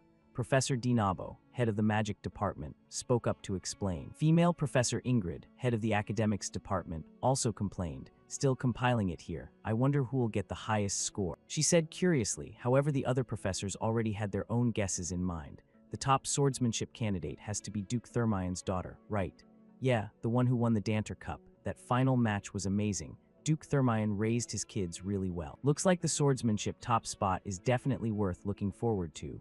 Female Professor Del Pinso, head of the summoning department, said with a face full of anticipation. The head of the swordsmanship department, Esterand, also confirmed to her in an extremely confident tone, worth looking forward to. It's practically guaranteed. Exactly, since there's no real competition. Another person nodded in agreement, making the rest in the meeting feel envious toward Esterand, because the swordsmanship department had landed a genius. When will we ever get a talent like that? They said, and while the group was still chatting happily, Professor Dinabo's eyes turned a bit pensive. Then he took out some letter, placed it on the table, and spoke slowly. My thoughts are a little different. Looking at the letter, female Professor Ingrid asked curiously, "What's that?" "This is a recommendation letter from Sidrain. It's sealed with the magic of the Narusian magic tower." Hearing that, Ingrid gasped in shock. That means Sidrain actually recommended someone. No matter who it is, they can't beat the Danter Cup winner. The swordsmanship department head said in confusion, but the sweat beating on his face showed even he wasn't that confident in his own word. Around them, the others started huddling together to discuss. Then Professor Dinabo explained more clearly. Sidrain, the one famous for never taking disciples, sent a recommendation for a new 14-year-old third tier. Who the heck is that person? Female Professor Del Pinso asked hurriedly. And without keeping everyone in suspense long, Dinabo said straight out, "It's Dane Saugers." The name from Dinabo's mouth shocked everyone once again. The Saugers family again. That family already has two geniuses in magic and summoning, and now even the youngest son is personally recommended by Lord Sidra. Back to the group of professors, information about such an outstanding student naturally sparked their curiosity. If it's the Saugers family, then it's no small thing. Two of the continent's supreme families registering at the same time. This is definitely going to be big news. Speaking of which, Swordsmanship Department head Esteran suddenly remembered something and stroked his chin with interest. Wait a minute, isn't that the family famous for academics? If the recommendation comes from a mage, looks like the Saugers family is about to get famous through magic now. As for female Professor Ingrid, she couldn't help feeling regret. Sigh, I was sure he'd join the academics department. In response, Uncle Dinabo laughed loudly. If he joins my department, then he and Arabella would make a terrifyingly strong pair. He said, then flashed a smug smile and thought to himself, after all, at the Imperial Academy, magic is what really mattered. At that same moment, suddenly an assistant rushed in from outside to report the results. Sorry to interrupt the discussion. We've finished compiling the first exam result. Hearing her, the whole group eagerly urged, "Oh, then let's quickly take a look at the numbers." With that, a blue screen displaying the results appeared before everyone. Swordsmanship Department, 1,367 people. Magic, 227 people. Summoning Department, 152 people. Looking at the overwhelming number of swordsmanship students, everyone in the meeting room unconsciously swallowed hard. Swordsmanship has 1,367 people. Magic only 227. Indeed, the swordsmanship department is on a completely different level. Back to swordsmanship department head Esterand. After checking the results screen again, he happily said, "Oh, as expected, the top name belongs to the Thermion family." Returning to Professor Dinabo, at this point he quickly checked too and narrowed his eyes. "Wait, Dane Saugers, I don't see that kid's name." Hearing him, everyone exchanged wide-eyed looks. Really? What about Sidrain's recommendation letter? On the other side, Ingrid checked her own list and shook her head. My department doesn't have him either. Out of options, one man in the meeting hurriedly turned to the assistant who just rushed in. "What, is there any candidate missing from the list?" In response, the assistant girl nervously checked her list again and hesitantly said, Well, there is one candidate who applied for the free major." And among the 2,000 exam participants, Dane Saugers achieved the highest score in the first exam. What? Dane Saugers took first place. Esteran shouted loudly. Back to Dane's position. At this moment, he was quietly reminiscing about the recent time. "I've been here a month already. Time really flies. The spar with Layla feels like it just happened yesterday. And now the first exam is already over, and we're waiting for results. Good thing the test wasn't too hard," he thought happily. At the same time, swordswoman Layla ran over to ask about the results. "Dane, did you get your results? What place did you get?" Hearing that, Dane held out his wrist device in front of her and bragged, "I got first." "Of course it's you, damn it. I missed first place." Layla grumbled irritably, then turned to ask Dane, "So how exactly did you study?" "Mostly just the questions my sister sent me," Dane replied. Meanwhile, the pink-haired girl felt a headache coming on. "I looked at those too, but still found them hard. Especially military studies. How's a 14-year-old supposed to know anything about strategy and military management?" I thought that was the easiest part. Didn't you find it interesting?" Dane asked in surprise, mainly because he had the advantage of having learned it directly in his previous life. Back to Layla, seeing Dane enjoy such a brutal subject, she gave him a look like he was an alien. "What? Are you even normal? Not just military studies. You're good at fine arts, music, even the history of the Drenic Empire too," she said in shock. While Dane smirked arrogantly, "That's my major after all." Speaking of which, he recalled the days of his previous life. There were so many things he unconsciously picked up while rolling around on the battlefield. He thought silently. Putting that aside, Layla asked, "Hey, where are you taking the second round?" 3 places total, right?" Dane answered. He thought to himself, let's put this aside. Layla then asked, "By the way, where are you taking the second round of exams?" "There are 3 places in total," Dane replied. Right when he mentioned that, Layla immediately guessed what Major Dane was aiming for and was utterly shocked. 3 places. But you're seriously applying to the free major. Come on, be honest, besides academics and summoning, what else is there? She said with a sideways glance. However, Dane just smiled to himself in amusement and didn't reveal anything. "I'll tell you slowly later." "Why on earth would you choose the polymath major?" "No matter how I think about it, I just can't wrap my head around it," Layla shouted again. But Dane simply replied that he just wanted to study that major, which only made Layla's scalp tingle as she reminded him. The acceptance rate for that major is ridiculously low. In response, Dane explained his reason for picking such a tough major. "I heard that if you study polymath, you can attend any class you want, and you don't even have to pick a specialized major until graduation. You can basically learn all subjects under the same specialized professors." Before Dane could finish explaining everything, Layla already knew it all too well. Who doesn't know that? "You're just deliberately signing up for that major because you don't want to study with me, right?" she questioned loudly. "How could that be?" Dane shook his head in denial. "So you really think you can get through that major? What else do you think you can do besides spear techniques and summoning? Tell me," Layla growled like an angry lioness. That made Dane a bit flustered, unsure whether he should really show her his full talents or not. Time flew by quickly, switching scenes to the meeting of the 3 professors. Dinabo, Ingrid, and Dell. At this point, they were gathered together discussing the issue regarding Dane's exam.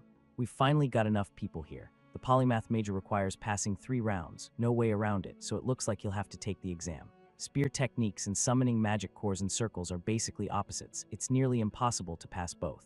What on earth is he thinking? Even though a few people managed to pass 2 rounds in the past, most couldn't make it through the final one, right? Dell said while looking away from her 2 colleagues. In response to their words, Professor Dinabo nodded. "Exactly. It's best to just choose one between spear techniques or summoning.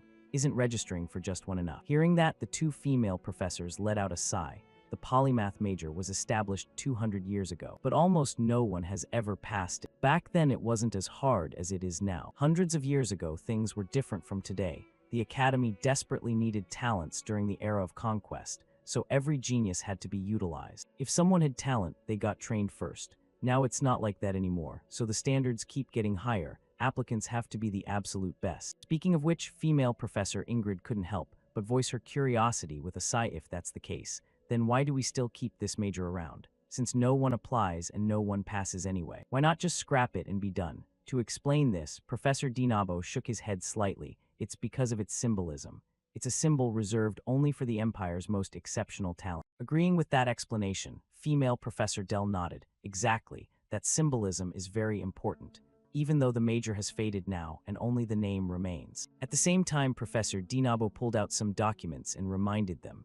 "I looked into it, and in the past 100 years only 2 people passed. One dropped out, and the other was a former emperor." Hearing that, Professor Ingrid's face broke out in a cold sweat as she worried for Dane. That basically means if you're not a genius, there's 0 chance of passing. In response, Professor Dell quietly nodded. "If he's the youngest son of the war hero Arkansas, then I'm actually quite looking forward to it. This isn't an ordinary family. Who knows, maybe he's just an arrogant kid." Ingrid shrugged and said, "If it were up to our decision, he could get in, but since we're professors with certain positions, we can't be careless. Let's just see how this plays out. Does he have enough confidence to challenge this symbol?" The group muttered among themselves. Time passed quickly, switching to the second exam hall. At this point, all 3 professors were present to oversee Dane's test.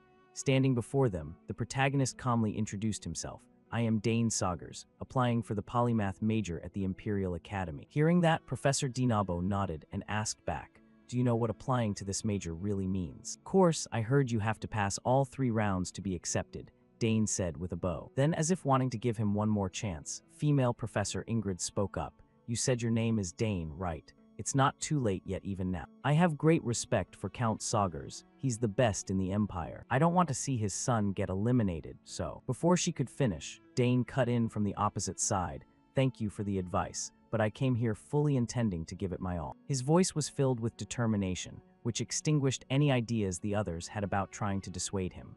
Right, if he were someone who could give up easily over a few words like that, he wouldn't have applied for this major in the first place. Thinking this, Professor Dinabo had no choice but to start explaining the rules. "All right, if that's how it is, then there's no other way. The exam consists of 3 different rounds depending on the major you chose. If you fail any round, you're eliminated immediately." Those words were so clear even a cow could understand them, let alone Dane. I understand, he nodded. Hearing that, Professor Dinabo turned to Professor Dell and continued. Good, as we decided earlier, we'll start with the first summoning round. Upon hearing this, the purple-haired female professor calmly stood up from her seat and walked toward Dane. From the protagonist's perspective, he had heard about this professor before. Professor Del Pinso of the Summoning Department is known as the highest-ranked summoner in the Althian Empire.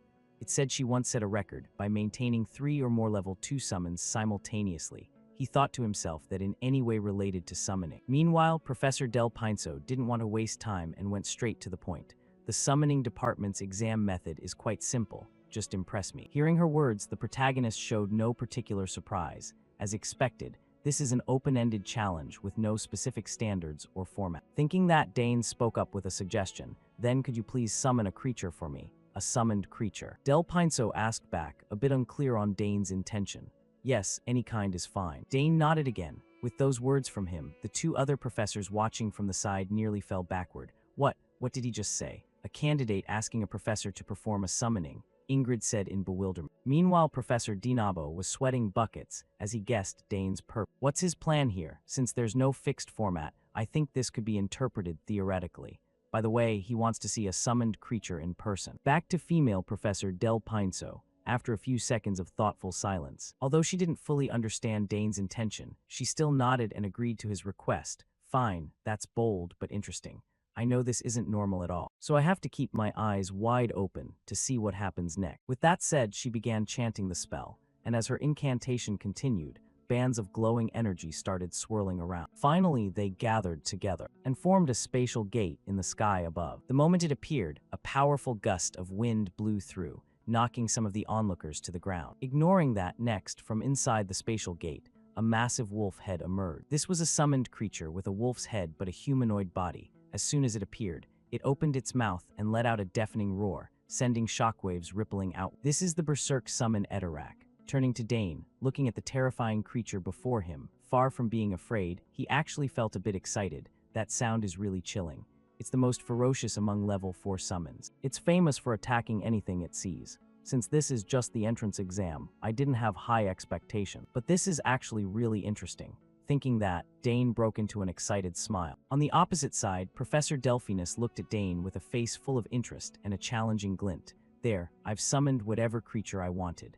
Now what are you going to do? Around them, a few other professor assistants witnessing the scene had their eyes wide in horror for Dane. Edorak is the most vicious in level 4. Even many dual knights would struggle to defeat it. What exactly are they planning to do? Professor Ingrid said worried. Then, under everyone's gaze, the young boy slowly began walking toward the giant wolf, which even made Professor Delphinus startled as she tried to stop him. What are you doing? Stop right there. If you provoke Edorak then. Before she finished speaking, the giant wolf started going berserk, letting out terrifying roars to warn Dane not to come closer. However, our protagonist continued advancing calmly at a slow pace. As long as I prove it in any way, that's fine, right? He asked again. Yes, but if the way you prove it puts you in danger then, Delphinus reminded. However, before she could finish, Dane cut in and declared with absolute certainty, that won't happen. Everyone, don't worry. As he spoke, he slightly extended his hand forward. That action immediately put the giant wolf on high alert. Its mouth kept roaring threats while staring at Dane with eyes full of madness. But strangely, the longer it stared at Dane, the more its berserk frenzy began to calm down. Finally, it lowered its head in submission before Dane. Yeah, good boy, he praised softly. The unbelievable scene left Professors Dinabo and Ingrid truly stunned. What the hell just happened? Dinabo muttered in confusion. Meanwhile, Dane reached out to stroke the massive head of Edorak. You're bigger than Genfu, huh? As for Professor Delphinus, the one who had summoned this monster, she understood it better than anyone else, so she found it even harder to believe. Unbelievable. I can't believe the ferocious Edorak submitted so easily. Thinking that, she suddenly noticed a faint blue energy thread connecting to her summon. Is that the mana link with Edorak? It's faint so it's not full submission, but it completely erased Edorak's hostility, she whispered to herself. Of course, the other 2 professors could also see the thread. Haha, seeing it with my own eyes and I still can't believe it.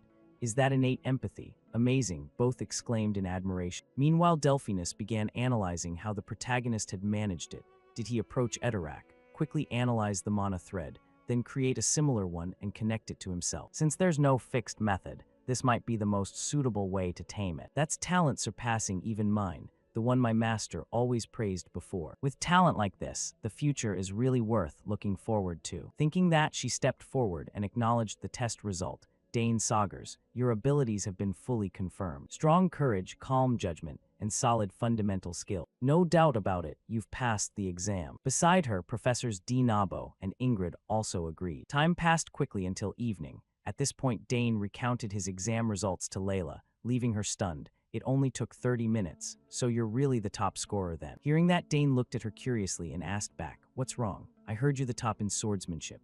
"No, you're the real top scorer," Layla shook her head and said. "Come on, cheer up. They've already thrown a party to celebrate us getting in," Dane replied with a bright smile. But on Layla's side, she couldn't hold back the tears. "No appetite, you eat a lot, okay." With that, she could only sigh inwardly. Sigh, unbelievable. I never imagined the gap would be this huge. It's like an unstoppable force, a natural disaster, that kind of feeling. Thinking that, she wandered off aimlessly, and seeing her dejected figure, Dane wanted to call out a few comforting words. However, before he could, Uncle Bout stopped him. "She wants to be alone. Let her be, don't worry too much. Layla will get through this." Saying that, the uncle paused for a moment and asked the protagonist, "By the way, have you contacted your father yet? The Count will surely be very proud." Of course, he didn't need much reminding. Dane had already done it. Yes, everyone was really happy, he nodded. Hearing that, the Duke glanced around at the people in the party and continued, "If it's the free major, then it's well deserved. Everyone here is surprised. Now that the exams are over, just rest well and prepare for enrollment." In response, Dane didn't forget to thank him. "Yes, thanks to the Duke's care, I've had a really good time." Then Bout remembered something and asked Dane again, "Oh right, have you thought about the entrusted item for the forge yet?" Hearing that, Dane honestly shared his thoughts. I'm thinking about a sword, but I don't have a specific plan yet. My body's still growing, so I don't know what kind of sword to make. I'll think about it more since it's a great opportunity." Hearing the explanation, Bout nodded as if he understood. "Makes sense. No need to rush, just take your time." At the same moment, a servant beside him reminded the uncle, "Duke, it's time to go up to the Duchess." Hearing that, Bout's expression changed and became hurried. "I know, I'll head there first then." With that, he quickly went to meet his wife, and watching his departing back, Dane could guess that the Duchess's illness seemed to still be ongoing. Beside him, Layla explained a bit more specifically for Dane to understand. Luckily, the symptoms aren't getting worse, but they're not improving either. It's been like this for several years now. Turning to Dane, for a situation like this, he could only sigh inwardly. What a pity. As someone who's never seen a family member sick, that's a feeling I can't possibly understand. Should I go comfort Layla or not? He asked himself. Time flew by quickly. 2 days later in the morning at the Imperial Academy. At this point, the students who had passed the exams were gathered together for the opening ceremony. Right now, an old man stood in front of everyone and gave a speech. "I'm very pleased to meet the new students of the Imperial Academy. I am H. Hammett, the principal of this academy.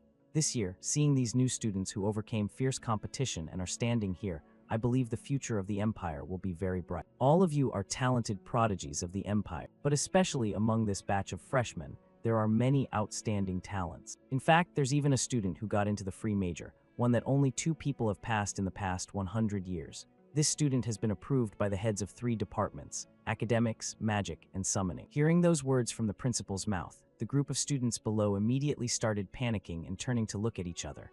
"Oh my God, got into the free major. No way, unbelievable. Who the heck is that talent?" Back to Hwold, not wanting to keep them guessing long. Right after that, he invited the person forward as the representative of the new students. "Top scorer Dane Saugers, please come forward." Hearing his name called, Dane calmly stepped forward. And after hearing his family name, the surrounding students let out waves of admiration and awe. That guy's the one who passed the free exam. What kind of blessing did the Saugers family get? At the same time, Dane's parents were also present here to witness their son participating in the opening ceremony. See Dane over there. The kid's grown up a lot, looks pretty sharp too, first place, huh? You've raised your son really well, Arkin Bout said with a bright smile in praise, making Arkin grin like he'd won the lottery and reply modestly, "Compared to you, it's nothing." Hearing that, Bout's face showed a bit of irritation as he complained about his own 2 sons. "I had to raise 2 sons, and neither turned out worth a damn. The youngest one enrolled without anyone knowing, the eldest got kicked out, and the middle one just ran away from home. Meanwhile, you've got 2 daughters. I'm seriously jealous here,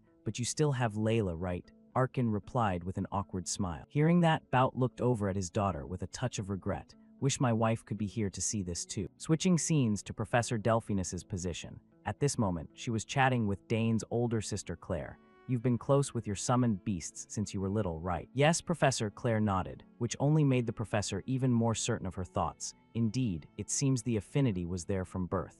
With that said, she turned her gaze to Dane, looking at him like he was some kind of monster, a kid with no markings at all surpassing every summoner. Ignoring her for now, back to Claire, she voiced one of her own questions. Professor, if Dane's affinity level is that high, is it possible he could summon creatures beyond the horizon? Beyond the horizon. That's another world, where summoned creatures that disappeared 100 years ago once connect. To her question, Professor Delphinus could only give an uncertain answer. Who knows? The creatures there choose their own mages, so yes, it's possible. Back to Principal Hwold. After looking at Dane's face, he nodded in satisfaction. So you're the rumored Dane Saugers, huh? Feel free to showcase your talents freely within the academy.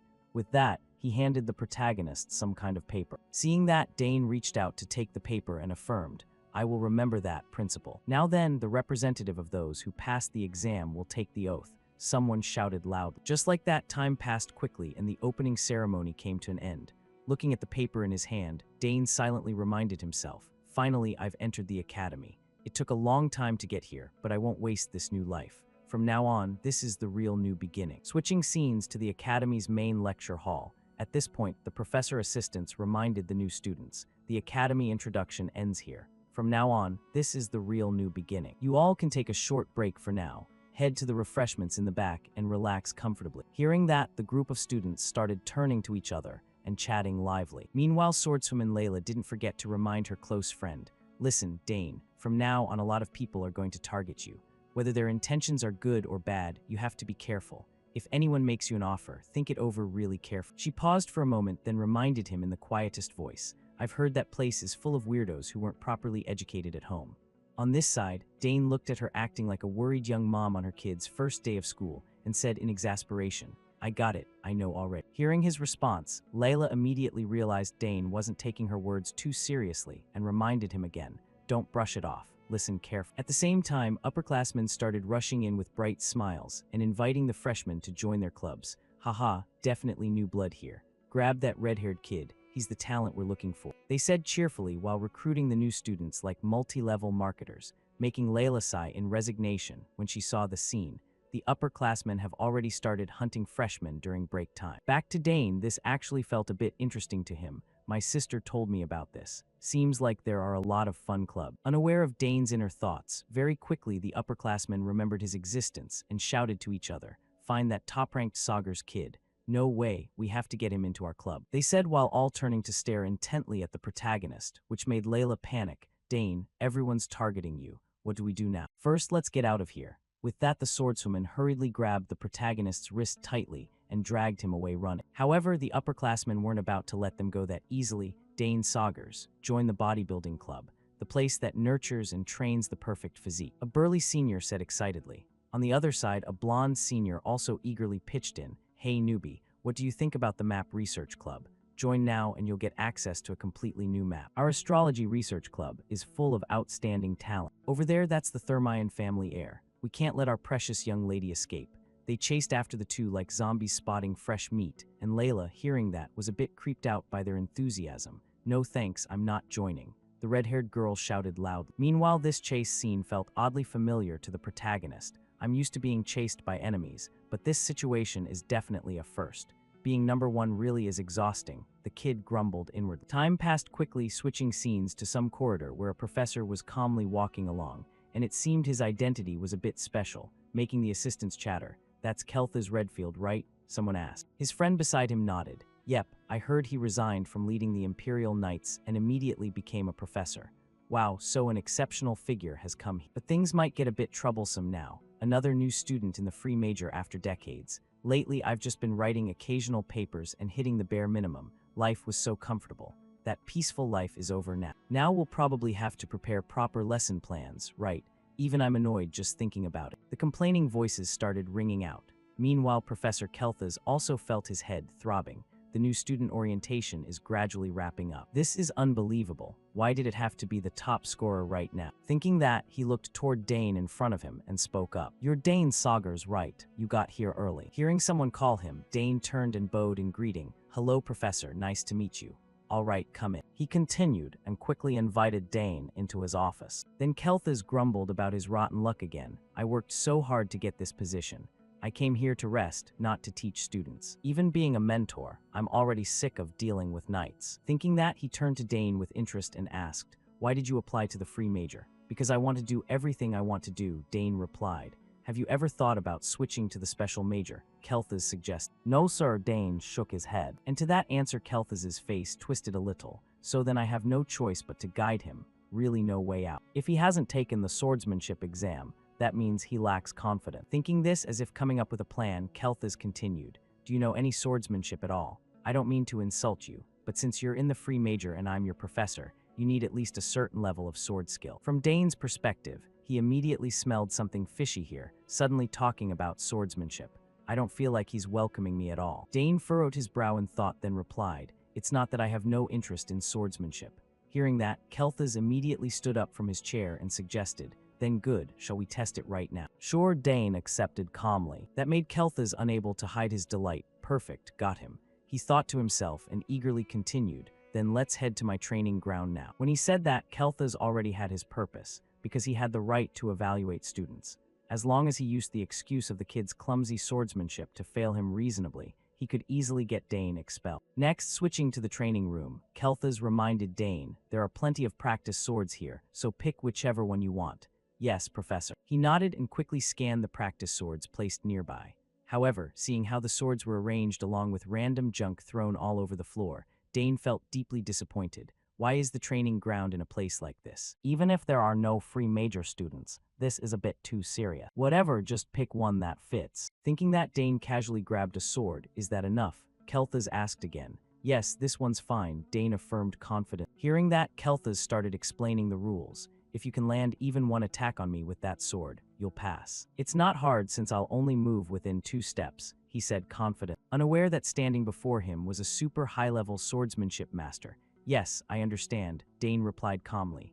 "Good, then let's begin," Kelthas said coldly. At the same time, he thought to himself, "The kid accepted my conditions so calmly. Is it because he's confident enough?" he wondered. Next, Dane tightly gripped the sword in his hand and charged forward to launch an attack. First, he aimed his sword straight at Kelthas's waist. However, the professor easily dodged to the side, but that strike still surprised Kelthas inwardly. "Oh, too fast, huh? So that's how he got into the free major," he thought to himself, before the sword in Dane's hand began swinging and thrusting toward him like a machine. That startled the professor and forced him to use his own sword to parry Dane's blade back. After that, he swallowed nervously, almost got in big trouble.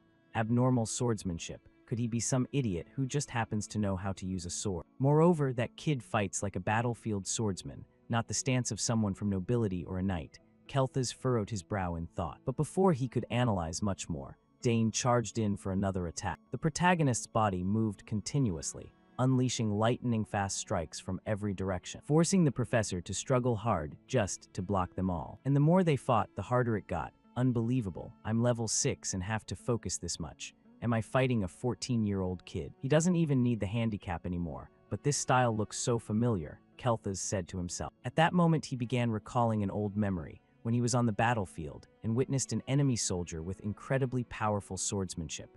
Amazing, in the Drenic Empire there are people this fierce. But that person had no medals or knightly banners. Who the hell was that? Back to reality, while Kelthas was momentarily off guard reminiscing about the past, Dane seized the opening and struck toward his side.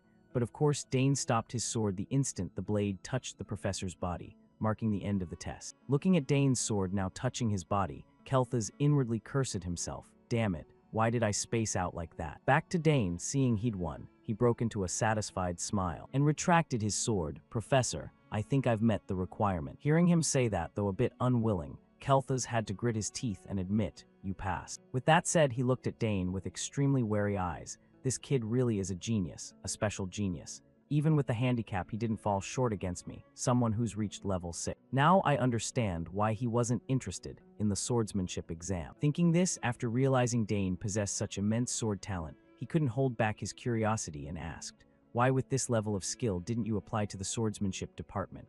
"Because I thought my family would be sad," Dane replied. And those words made Kelthas startle a little. But very quickly, remembering Dane's family background, he soon understood the reason. His father is a master of academics, his two sisters masters of magic and summoning. Could he have chosen all three to meet his family's expectations? It's not that he lacked confidence in swordsmanship. I completely guessed wrong. Back to Dane, unaware of the professor's inner thoughts, he asked next, has the professor confirmed everything? Dane's words snapped Kelthas out of his thoughts and he hurriedly nodded. Ah, yes, all right. You can go now, I'll send the notice to you soon. Yes, thank you, Professor. Dane bowed and quickly left the room. Watching the boys departing back, Kelthas could only lament his rotten luck for the second time. What a failure. The department heads who served as judges probably feel the same way.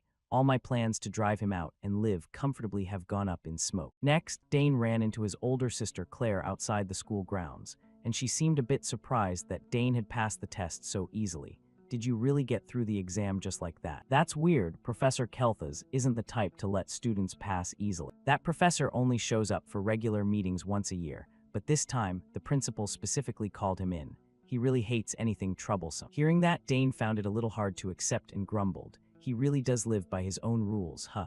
Yeah, that's exactly why I'm surprised. But thank goodness nothing bad happened, Dane, Claire said with a smile, which made Dane feel a little amused inside. Big Sis isn't praising me, but she's relieved I'm safe and sound. That's one of the reasons I like Big Sis number 2. At the same time, his other sister Arabella came running from afar and called out, "Oh, Dane, I was wondering where you were. Turns out you're with Claire. Did you pass the test?" she said with a bright smile. And the moment the three siblings gathered together, everyone around immediately started buzzing. Look, the Sagar siblings are all here. I thought just Arabella and Claire were amazing already, but now the youngest is even better than his sisters. What kind of family are they anyway? The whole group silently exclaimed in awe. Next, Dane followed a guide to tour the dormitory area. While walking, the guide introduced himself. My name is Max Howe, in charge of all dormitory operations.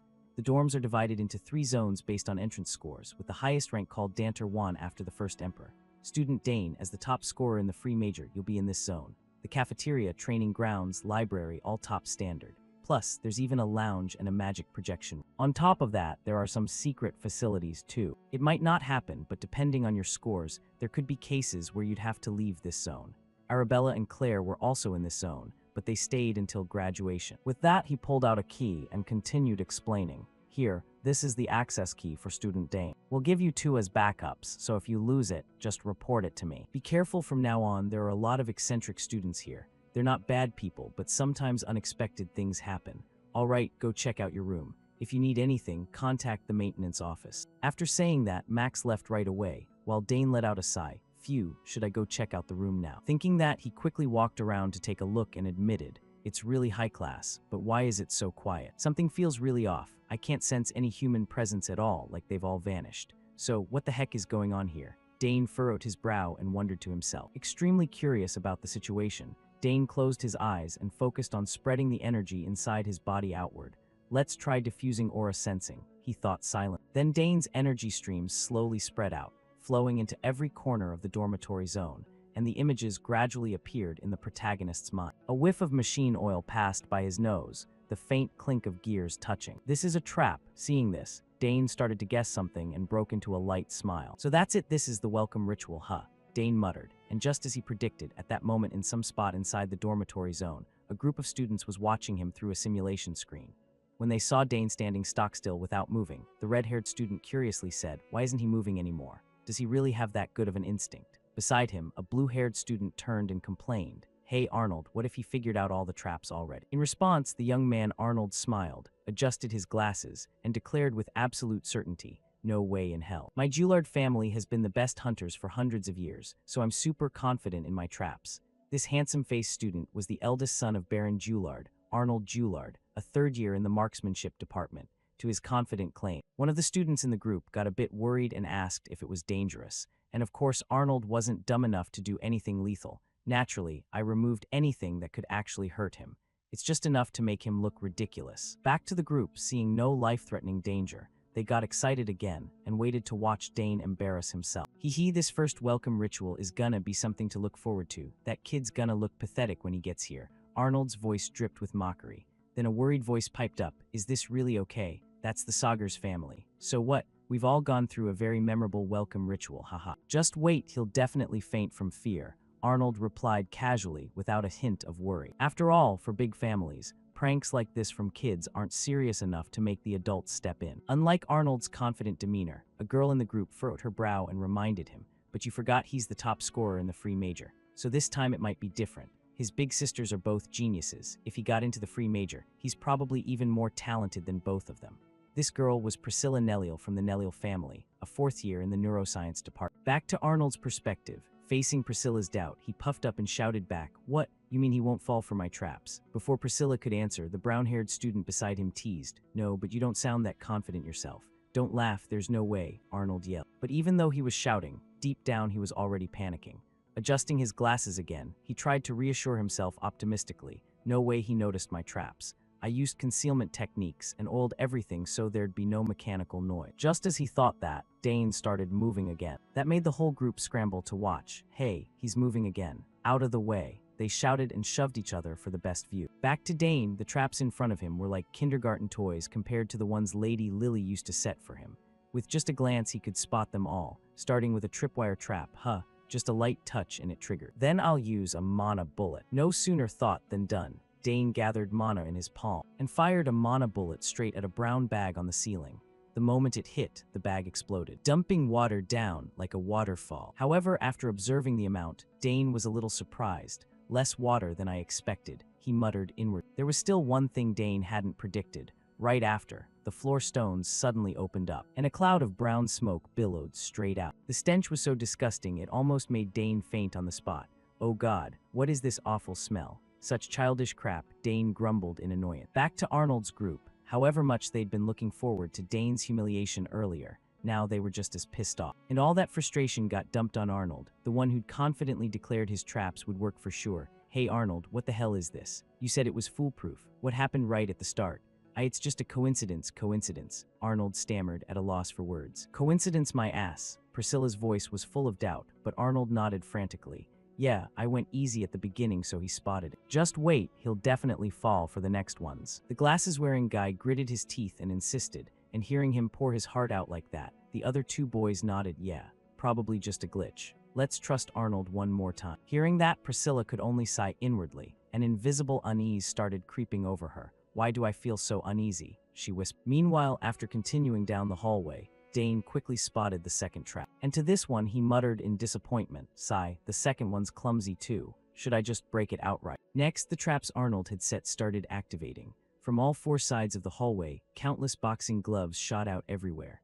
However, with Dane's incredibly agile movement, he dodged them all without any trouble. Even the cleverly arranged spike traps couldn't do a thing to our protagonist. In the observation room, watching Dane's performance, the young group was stunned into silence and exclaimed in shock, as expected from the Saugers family. Behind them, Arnold's face went blank seeing all the traps he'd worked so hard on rendered completely useless against someone like the protagonist. Even the two guys in front had zero faith left in him. Dane acts like he knows exactly where everything is. Arnold put so much effort into hiding them, yet he spotted them so easily. Both sighed in admiration. But Arnold, feeling too humiliated, still refused to give up. "Damn it. It's way too early to quit. No way he'll dodge the final trap." He gritted his teeth and said, making Priscilla pause and ask, "What's the final trap?" In response, the glasses guy didn't explain clearly and just gave a cryptic smile. You'll see soon enough." Just like that, very quickly they got to witness the final trap Arnold had prepared. Right in front of the protagonist, a massive red dragon appeared. Not just that, behind it was another huge goat-headed monster, no less impressive. From Dane's perspective, seeing these huge monsters suddenly pop up in front of him, he guessed they're summoned beasts. Looks like they prepared some pretty strong ones. Dane clicked his tongue in approval before noticing something off about them. "Wait, something's wrong." As he spoke, Dane furrowed his brow to observe, and quickly realized the monster's images looked glitchy and hazy. Not quite real. These are just illusions, all bluff with no real power. No wonder they look suspiciously strong. A normal student would have run away screaming. But I don't need to dodge anything. Just disrupt the mana flow and they'll vanish on their own. Thinking that, Dane started gathering energy in his palm. Meanwhile, in the observation room, the students saw Dane not running and froze. "What? This guy's not fleeing. He even looks pretty relaxed. Wait, what's he doing? Is he gathering mana?" someone exclaimed in shock. And those words hit Arnold like lightning. Sweat poured down his face in worry. He spotted their illusions in an instant. No way, how could that be? The more he thought, the clearer the panic showed on his face. Seeing that look, Priscilla in the back clicked her tongue and shook her head. It's all over, she whispered. Back to Dane's position. After gathering enough energy, he released it toward the monster illusions. Right after, those illusions shattered in a flash, as if they'd never existed. After finishing, Dane smirked and said, "What a joke. Let's see where the designer of this crap is hiding." Switching to Arnold's group, for some reason, they suddenly bolted out of the room with panicked faces. That's an Etherac. Run, why is that thing here? Arnold, damn it, do something, the black-haired guy shouted. However, Arnold was already scared shitless and had no strength left to fight the giant wolf chasing them. What the hell is that? Arnold yelled. Isn't this what you prepared? The red-haired guy asked frantically. Then the giant wolf suddenly opened its massive mouth and let out an earth-shaking roar, making the red-haired guy scream in terror. At the same time, Dane's voice rang out nearby. So you guys were hiding here, huh? Hearing the familiar voice, Arnold's group seemed to find their savior and immediately turned to beg for help. Newbie, if this is yours, can you handle it? We'll apologize, please get rid of it. Back to Dane, after feeling like he'd scared these seniors enough, he canceled the summoning of the wolf, making it vanish through the spatial gate. Only when it was completely gone did the students finally breathe a sigh of relief. Next, this long-haired male student straightened his clothes and awkwardly spoke to Dane. Ahem, looks like the initiation ritual failed. Welcome, newbie. I'm Droyan Valentine, 5th year in the alchemy department, sole heir of the Marquis Valentine family. Pretty good build and handsome too. With beautiful big sisters like yours, it's understandable, right? As he spoke, he extended his hand forward. Seeing that, Dane reached out, gripped the guy's hand firmly, and replied, "Ah yes, nice to meet you." Dane said while thinking inwardly, what the hell is this guy talking about? Unaware of Dane's inner thoughts, Droyan continued praising him. You're pretty good at dodging traps. So you're in the free major, that's probably why the ritual failed. Arnold's really disappointed. He's the heir of the famous Hunter Julard family, the one behind all those traps. Droyan excitedly advertised, making Arnold extremely embarrassed. Damn it, why drag me into this? He yelled. So he's the one who designed those traps, Dane thought with a smile. Next, Droyan requested, hey, everyone come say hi.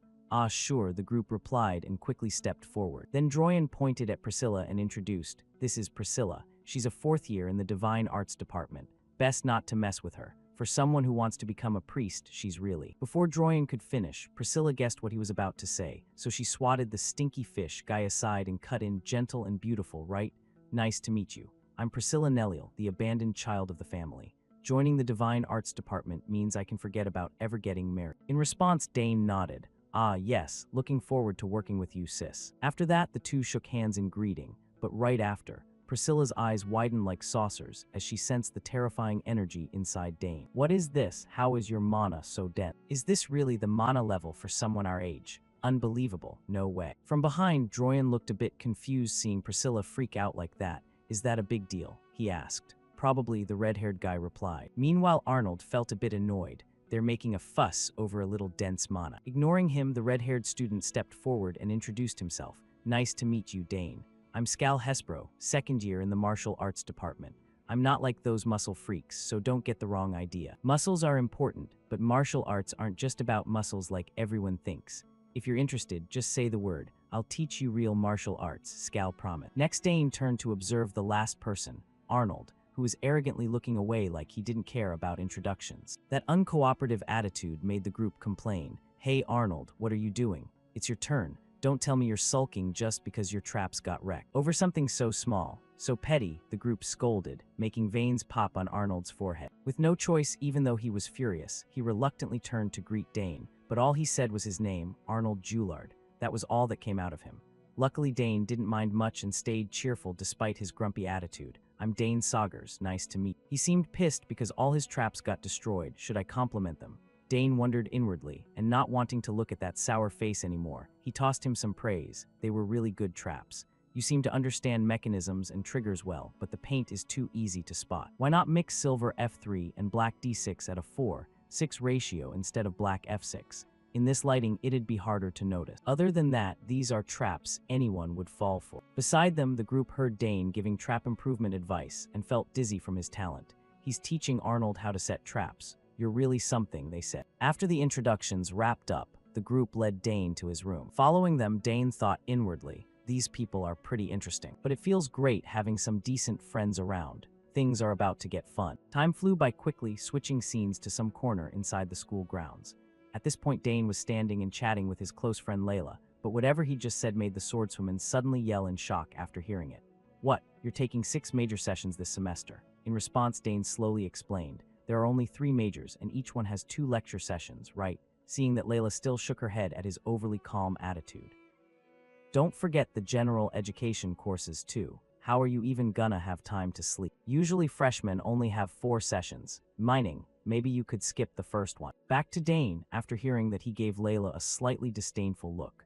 You can really say that. That's exactly why military studies got 2 extra general sessions at. You're so heartless, I'm really scared of military studies. In the first semester exam my score dropped a ton because of that subject. Layla whined and Dane had to agree. Yeah, it really is the hardest subject, Dane muttered inwardly. Next, Layla checked the time again and spoke up. As expected of the top scorer, see you later in the swordsmanship major class. I have to head to my general lecture now, seeing that Dane couldn't help but ask curiously, which general lecture is it? Oh, it's understanding cosmetics and skin care, Layla said with a face full of excitement, while Dane could only chuckle inwardly at her words. Haha, typical girl stuff, thinking that he nodded and replied, got it, see you later then. Time passed quickly, switching to the military studies classroom.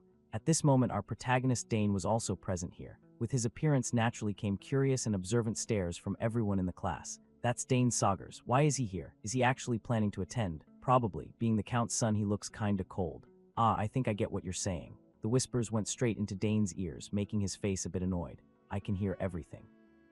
He grumbled inwardly, then opened his book and thought about the general military studies course. From what he'd read yesterday, there were parts he already knew, but also parts that completely contradicted reality. Makes sense, if theory and reality always matched perfectly, then no country would ever lose a war. But the reason military studies is taught is because basic theory is extremely important. Just as he thought that, from outside the door, a stern-faced middle-aged professor stepped into the classroom, instantly silencing the entire room. Hello everyone, I'm Francisco Gabius, and I'll be teaching the military studies theory course. Just call me Professor Gabius. Once roll call is done, we'll start the lesson right away. From the protagonist's perspective, just looking at the professor's serious face already made him rate the man higher.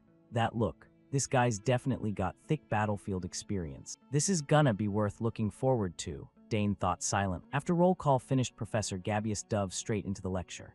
His voice echoed through the quiet room. You have to study military theory deeply to make it effective on the battlefield. Soldiers can be flexible, but commanders always have to balance victory with their troops' lives. Clearly, theory is very important. You rely on theory to understand the actual situation, and by spotting the inconsistencies in reality, you can grasp the true purpose of military theory. I'm really curious how many talented students here will become elite officers. What do you all think is the most important thing in war? In response to the question, while everyone else was still hesitating what to say, Dane suddenly raised his hand. Seeing that the professor's eyes narrowed slightly as he asked, all right, the student who raised their hand, go ahead and speak. Answering the question, Dane spoke with absolute certainty. The most important principle is supply line. Hearing that Gabius's eyes lit up with approval, he nodded and continued. Correct answer. Victory, triumph, advancement, all of these can only happen when supply lines are secured. Interesting. Right at the start, and we already have someone who got it right, he said excitedly, before turning to ask Dane one more question. So do you know the 3 most important things in supply management? Answering the question, Dane replied, first is strict military management. Supply from the center to the front lines isn't just physical distance, the whole system is extended. If even one person has selfish ambitions, corruption easily happens. That leads to shortages in supply. When saying these words, Dane was completely drawing from his own battlefield experience. He wasn't bluffing, he truly understood the issue. Most supply problems come from dishonest people in the middle stages, even though the shipments start out safe. Exactly, next is, Gabius continued. And this time Dane answered very quickly and concisely. Standardization of supply. If you standardize the quantity and weight of supplied goods, then mass production becomes possible. This greatly helps with rapid supply delivery, allowing frontline units to maintain strategy without losses. Hearing those words from him, the students in the class exchanged wide-eyed looks and whispered, what is he even talking about? That's not in the book at all. Not just them, even Professor Gabius couldn't hide the shock on his face. Then he gave the final question. This time it was another correct answer. Finally, Dane replied, that's on-site production. The longer a war drags on, the less the above 2 can be maintained, and supply quality drops. That requires battlefield soldiers to figure out ways to achieve minimal self-sufficiency. Even if the quantity and quality are low, it can still provide emergency reserves, Dane said with a light smile. All of these are things I've personally witnessed and felt on the battlefield, he thought silently. Meanwhile, the room had fallen completely silent. With the protagonist's words, they started gaping in stunned silence, unable to say anything. Finally, Professor Gabius couldn't hold back and praised loudly. That's an outstanding answer. What year are you in? First year, sir, Dane replied. That answer made Gabius's face show clear confusion. Sweat started beading on his forehead as he asked again. What? Just a first-year student. How could a newly enrolled kid know this kind of content? He asked more specifically about what Dane had just said. Strict military management, supply standardization, and finally on-site production for self-sufficiency. Those answers are real experiences that soldiers and officers have gone through on the battlefield. How could someone with no battlefield experience know this? On the opposite side, Dane's face turned a bit pensive.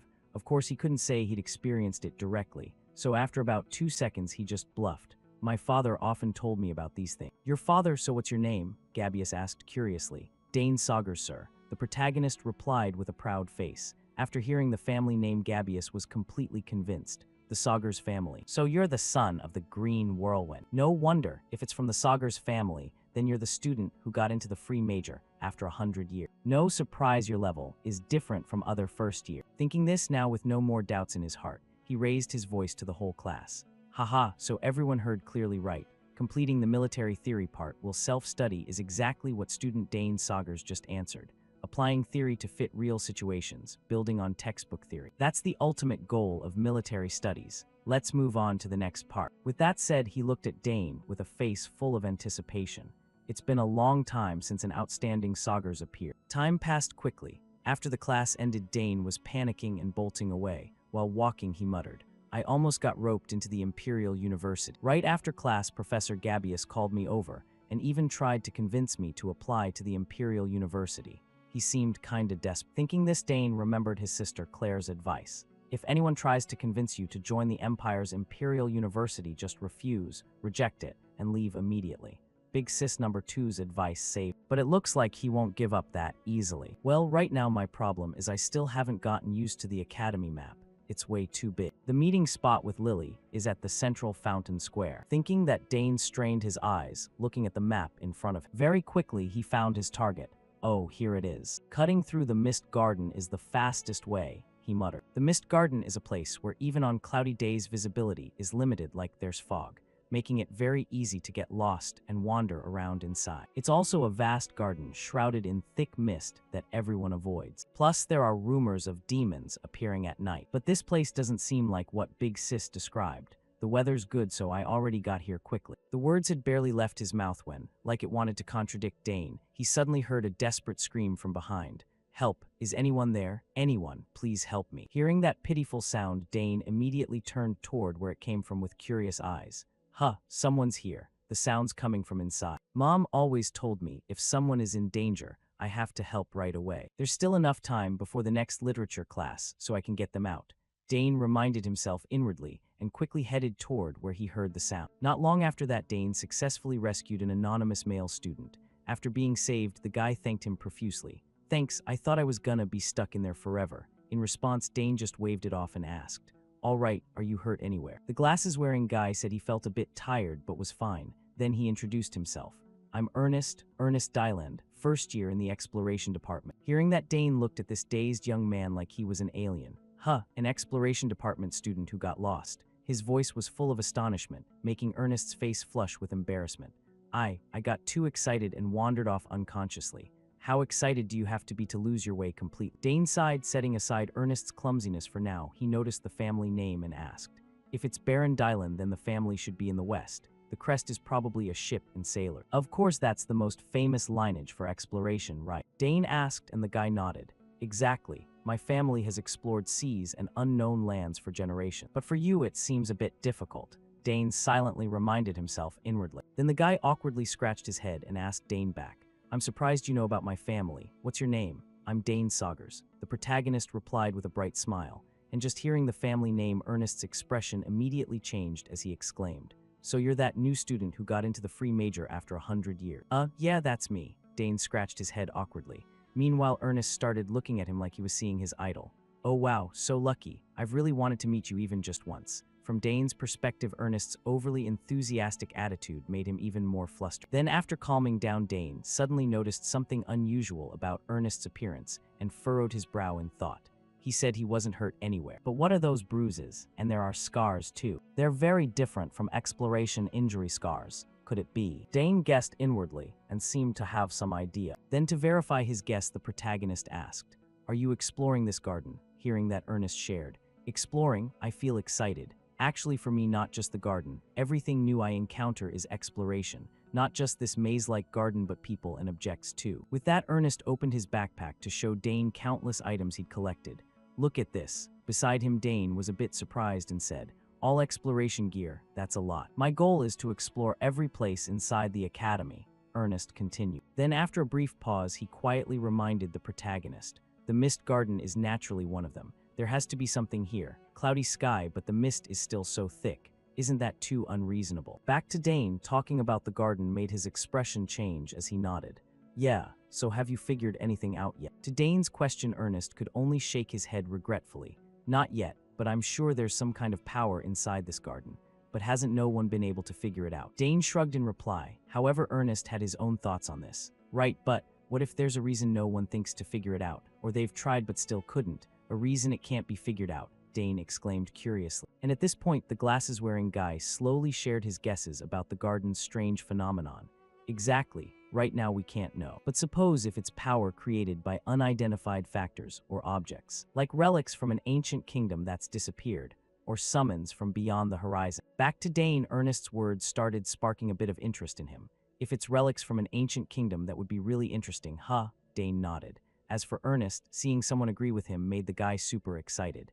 "You think so too, right? I really want to uncover the secret of that place." Speaking of Dane, he still hadn't forgotten he had to get to the lecture hall, so he temporarily paused the conversation.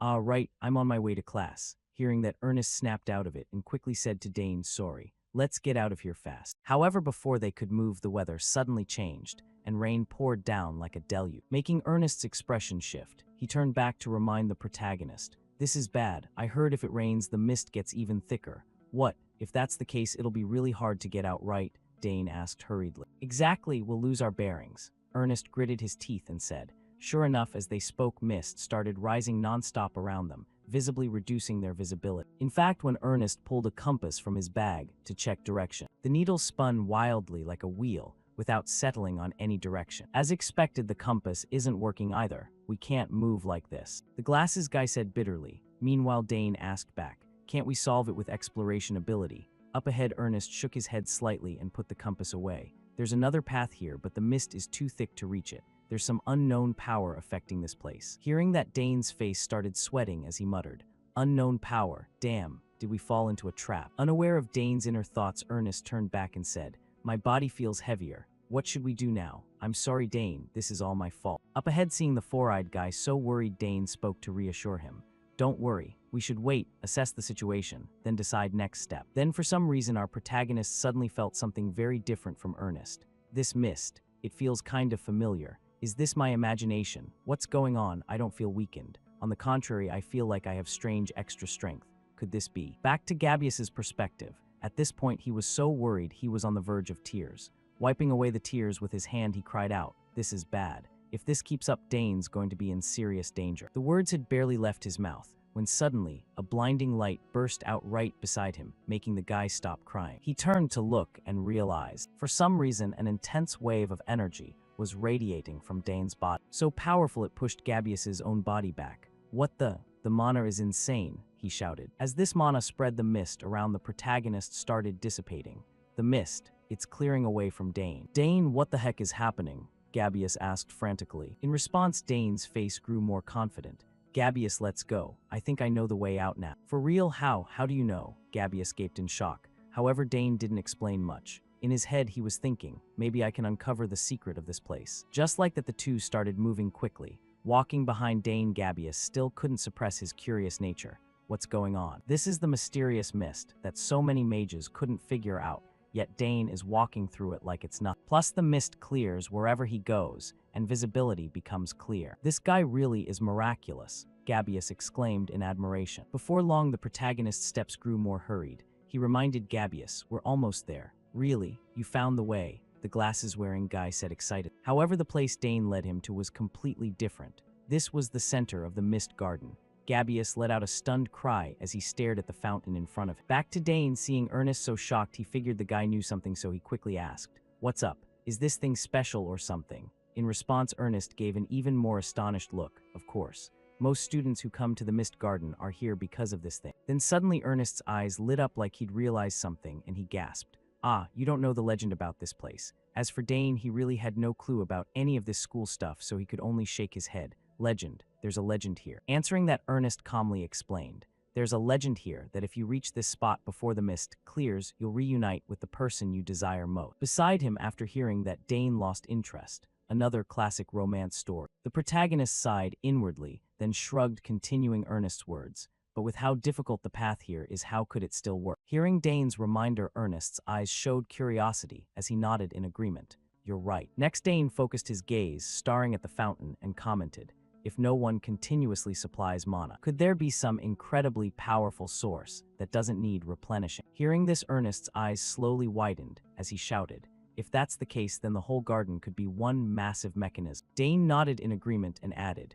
"If you consider how unnecessarily complex and convoluted the garden's layout is, then yeah, it could be real." "Really? If this garden is one huge mechanism, then this magic fountain could be an ancient artifact," Ernest said excitedly, his eyes now brimming with curiosity and thrill like never before. Meanwhile, our protagonist also had another guess in mind, and maybe the mist layer is connected to it too. "This feeling, definitely. It's like something inside is reacting, as if reuniting with an old friend. This is ancient magic," Dane silently analyzed in his head as he reached out to touch the fountain and slowly sense its magic. Then suddenly Ernest noticed some ancient characters engraved inside the fountain and exclaimed, "Wait, this is ancient secret language." "Ancient secret?" Dane asked curiously. The glasses guy nodded and explained, "Exactly. At first I wasn't sure because I couldn't see clearly, but now that I've touched it, I'm certain.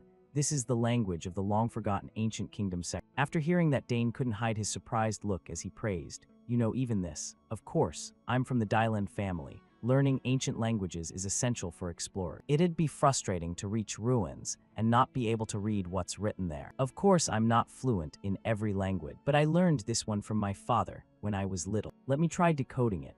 Ernest said, his eyes shining like stars, his excitement and thrill clearly showing on his face. He even pulled out paper and pen to take notes, and without waiting for Dane's approval, he dove straight into the discovery, making Dane could only give a dumbfounded smile. Haha, his explorer instinct is really on fire. Just like that, time passed, and Ernest racked his brain to decode the ancient language engraved on the fountain.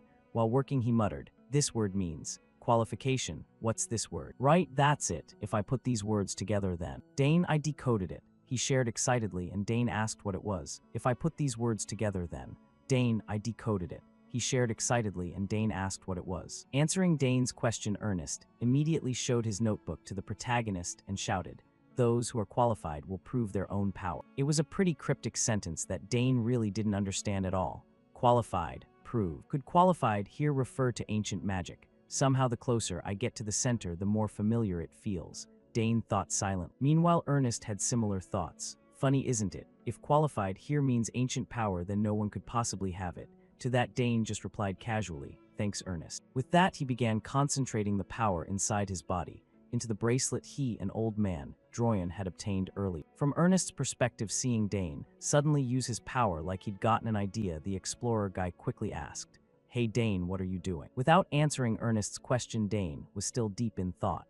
They say runes draw power just from their shape. If I use this bracelet, it might react. Then, just as Dane predicted, the ancient characters engraved on the bracelet started appearing. "Strange symbols are showing up on the bracelet," Ernest shouted. Then our protagonist reached forward, and the bracelet automatically detached from his wrist, flying toward the fountain and starting some kind of resonance. Next, the entire ground around them shook violently. "What's happening? It's shaking so hard." "Dane, what did you just do?" "The fountain is sinking into the ground," Ernest shouted in shock, while Dane himself couldn't hold back his joy. Yes, that was definitely the right answer. he told himself inwardly. By now, even an idiot would realize what was going on. What's this? Even the mist layer is clearing, activating an ancient artifact so easily like this. The qualified person the fountain mentioned turns out to be Dane, thinking that Ernest stared at Dane like he wanted to figure out exactly what kind of person this friend was. However, before Ernest could think more suddenly, a massive blue crystal in front of them burst with dazzling light. Seeing this, Dane quickly reminded his friend, Ernest, look, something's glowing in the center. Hearing that, Ernest temporarily cut off his thoughts and focused on observing. Next, both of them gaped at the scene before them. Wow, it's beautiful, like a gem. That must be the energy source powering the fountain. Ernest voiced his thought and Dane agreed. Probably. It might also be the cause of all the strange phenomena in this garden. Now then, let's face this ancient power together, Dane said calmly. Next, beneath the protagonist's feet, appeared a complex magic circle radiating intense aura. Dane himself reached out, feeling the energy it emitted. This power, ancient magic, exactly the same as the power I have. Then he focused on the ancient script engraved on the crystal and guessed, Arcana once existed and was destroyed.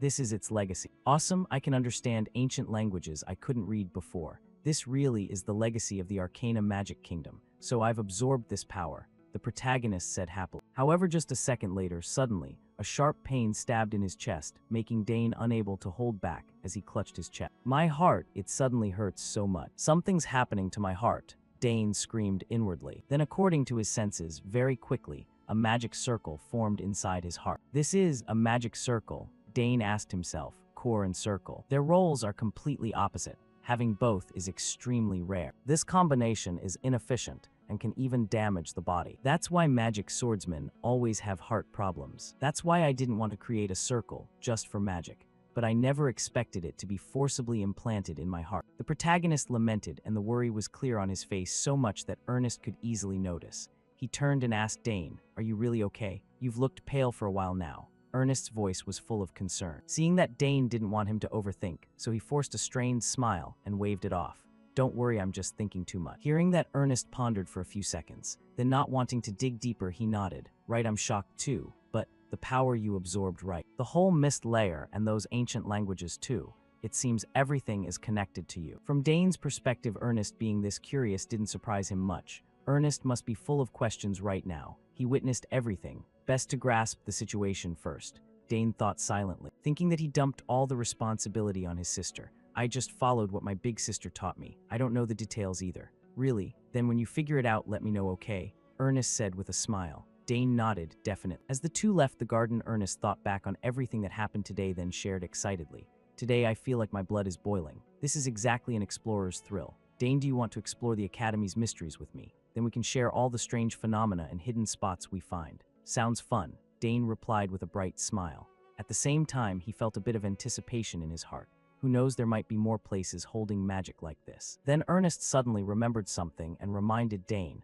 "Hey Dane, didn't you say you had class soon?" Ernest's reminder made Dane jolt as he remembered the class. He gave Ernest a shoulder pat, then dashed off. "Right, Ernest, sorry, I'm heading out first. See you later." "Yeah, see you," the glasses guy said with a smile. Watching Dane's figure gradually disappear, he thought, "He's really an interesting friend. If I keep exploring with Dane, something amazing is bound to happen. I'm so excited." Back to Dane's position. At this moment, his body was speeding forward like the wind. While moving, Dane also started sensing some differences after his body absorbed the energy from that blue crystal. Weird. Why does moving feel so much easier now? Even though the circle and core coexist, there's no discomfort at all. Normally, the circle would obstruct mana from the core, making efficiency extremely poor. But now, no matter how much mana I generate, it doesn't feel off at all. No, actually, it's the opposite. Mana flows through the circle and seems to gather back into the core. Plus, the mana in the core is even purer than before. Awesome, I should contact Big Sis, Dane told himself. Time passed quickly, switching scenes to a territory somewhere in the desert area. This is Hengston District. At this moment, our protagonist, along with countless students from the Imperial Academy, were also present here for some unclear reason. Beside Dane, his close friend, Layla shared excitedly. "So this is the famous Hengston District I've heard about. Oh, I see the end." Right now in front of them was a massive gate. Looking at it, Layla let out an admiring gasp. "This must be the famous magic shield." "Magic shield?" Dane's voice was full of curiosity. Hearing that, Layla realized Dane had no clue, so she smiled and explained. "It was created by Saul Hengston, a legendary mage of the Academy." This is a shield that activates once a year for talented new students. When you pass through it, the shield displays a color, depending on the quality and level of your magic. Originally, it was a device to detect and eliminate dark mages infiltrating the academy. But after dark mages went extinct, it was repurposed like this. Thinking that, Dane's face lit up with interest as he asked, "What does each color represent?" Explaining Dane's question, Layla spoke up, "Oh, it's like this. If no talent, then no color appears at all. If decent talent, it's yellow. If significant talent, it's blue. And if overwhelming talent, it's red." Layla explained very fluently, making Dane couldn't help but be amazed and turned to praise the young girl. "You really know a lot." Hearing that, Layla winked and said proudly, "I want to know everything about the academy." Then she reminded Dane one thing. "By the way, all your sisters got red. So Dane, I'll go in first, okay?" After saying that, the swordswoman slowly stepped through the gate, and unsurprisingly the gate displayed red, proving she was an overwhelming genius. "It's red," Layla said happily. "That's amazing." Dane nodded in acknowledgement. He, at least I'm this good." Layla raised her hand, showing off her achievement. Next, Dane couldn't hold back and wanted to test just how much talent he really had.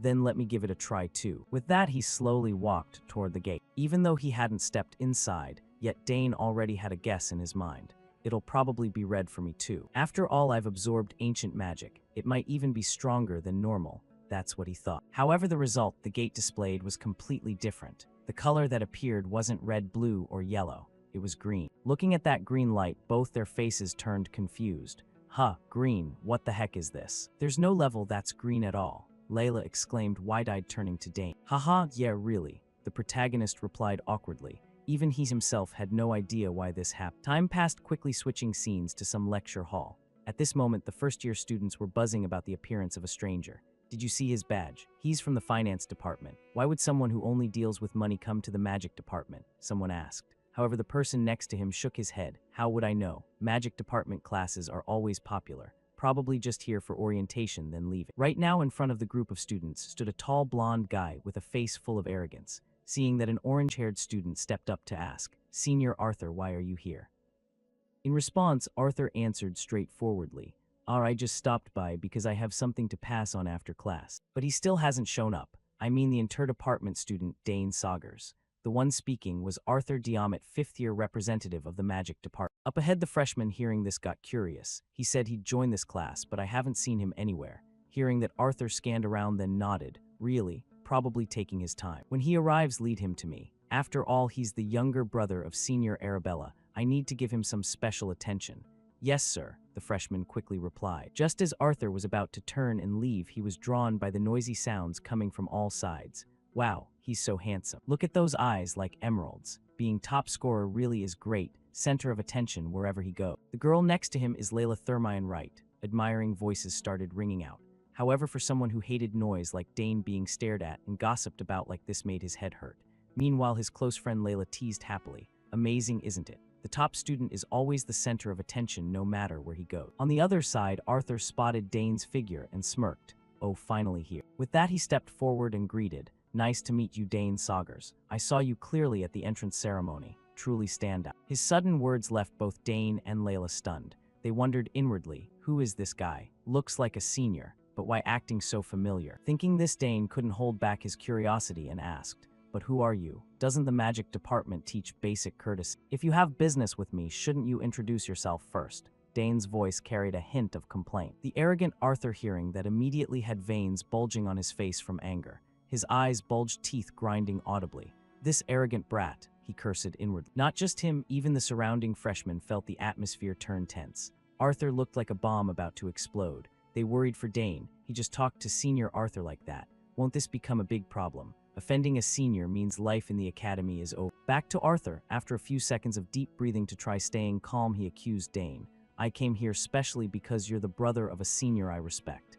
Yet you act arrogant, not knowing your place. Have you ever thought your behavior could damage your family's reputation?" Hearing that, Dane just replied mockingly, I never thought about that. But from what I see, aren't you the rude one?" Opposite him, Arthur's teeth clenched again. He said coldly, "You really can't see the situation in front of you." With that, he reminded himself, "If I let this slide, my honor will be damaged. Senior Arabella will surely understand." Thinking so, he decided to teach Dane a lesson. "Looks like you need some discipline, huh?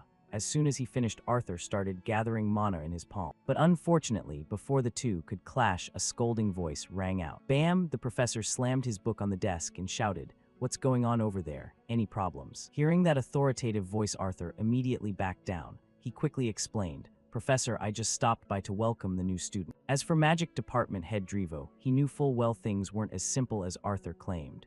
However, since nothing serious had happened, yet he didn't plan to dig deeper and just said coldly, "Really?" Then save the socializing for after class. Hearing that Arthur had no reason to stay. However, before leaving, he still tossed Dane some meaningful words. "I'll let this slide this time." Watching his departing back, Layla quietly reminded Dane, "You should be careful. That guy doesn't look pleasant at all." And just as Layla thought Arthur had no intention of letting it go easily, he coldly ordered a subordinate nearby, "Take him to that place." "Huh, but that's Senior Arabella's little brother. Is that okay?" Arthur narrowed his eyes, voice icy. "I'll explain to the senior later. Just take." Back in class, after the noisy crowd left, Professor Drivo began his lecture. "Today is orientation, so we'll keep it simple and end class. But since this is a practical combat course, let's start by measuring everyone's mana." With that, he placed a device that looked like a disc with a hemispherical top on the table. Opposite him, the students stared at the mana measurement device, excitedly chatting. "Wow, that's the mana measurement device. I've seen it before." Back to Professor Drivo. He didn't make the students wait long and quickly instructed. "If you place your hand on the device and channel mana like this, you can see your number of mana circles." As he spoke, he demonstrated directly placing his hand on the device and channeling his mana inside. Immediately after, several magic circles appeared behind him. Seeing the number of circles, the students couldn't hold back their amazement and shouted, "Wow, 8 circles, as expected of a professor." Ignoring the students' cheers, Drivo continued explaining. "Of course, even at the same level, the color gets deeper with higher proficiency. But there are also cases where no circles appear. It doesn't mean no talent, so don't worry." "Right, some people haven't formed circles yet, that's normal." The students chimed in agreement. Drivo nodded and continued, "That's why we can't just rely on circle checks to evaluate. Since you're in this class, you should at least know basic magic. We'll use this magic orb to measure mana more accurately. Use basic magic, mind control technique, to move the orb and show your mana control ability. Like this." As he spoke, he controlled countless orbs flying around everywhere. Seeing that, the whole class gaped in awe. "Amazing. The magic symbols are formed perfectly. He can move the orbs just with mind control technique. No need to make such a fuss," Layla grumbled. On this side, Professor Drivo continued introducing. "Even basic magic differs in power and precision depending on the user. To move the orb, you channel mana into it. With your current level 3 orbs max is already impressive." Hearing that, swordswoman Layla glanced at Dane, then asked curiously, "Maybe Dane can control more than that?"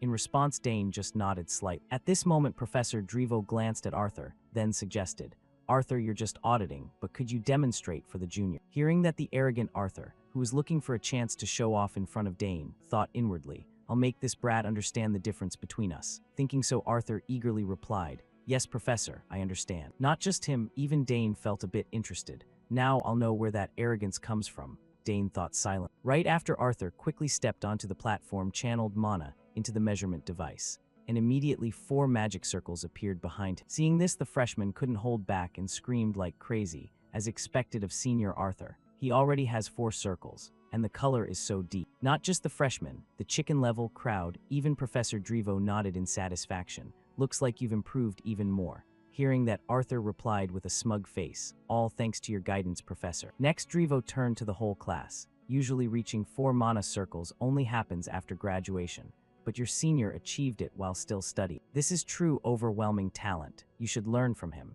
Who knows, maybe his advice will help you develop too." Those words from the professor made the whole class buzz. Meanwhile, Arthur seized the chance to glance at Dane with a mocking look. "Too early to be surprised, Dane Saugers. I'll show you the difference between us." Thinking that, he began controlling the blue orbs, flying around the classroom at extreme speed. Seeing that scene, the freshman gaped. He's controlling the orbs perfectly. No way, how many orbs is that? But in reality, to do this, Arthur was already so exhausted his back was drenched in sweat. Still, he tried to act calm, turned to stare at Dane, then smiled provocatively. "I've pushed my power to the limit. How about it, kid?" Opposite him, the freshmen, seeing Arthur go all out just to show off, didn't hold back their praise. "Amazing." Everyone clap. As expected from Senior Arthur. Which magic tower will he go to later? Curious voices started ringing out. On this side, Professor Drivo, seeing Arthur had done well with his demonstration, let him leave. "Well done. You can go now," Arthur replied with a bright smile. Yes, Professor. With that, he turned back to look at the protagonist and sneered.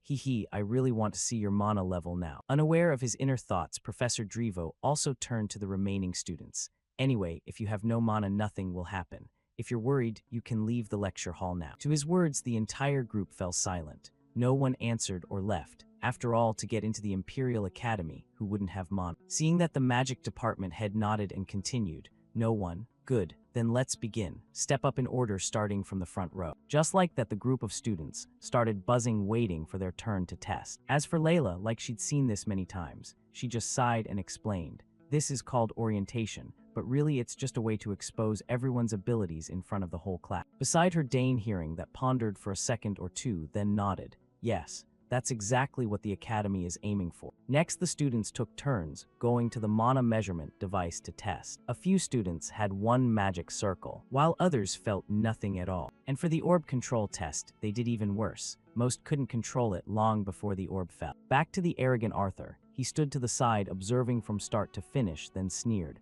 What a mess. At the same time, the blonde girl beside him quickly reminded, hey, it's that guy's turn now. Hearing that, Arthur finally paid attention, as it was now Dane's turn to test. Dane, I'll watch and see how far your arrogance can go, he muttered inwardly, though no one heard. And not just him, even Dane himself was curious about his current abilities.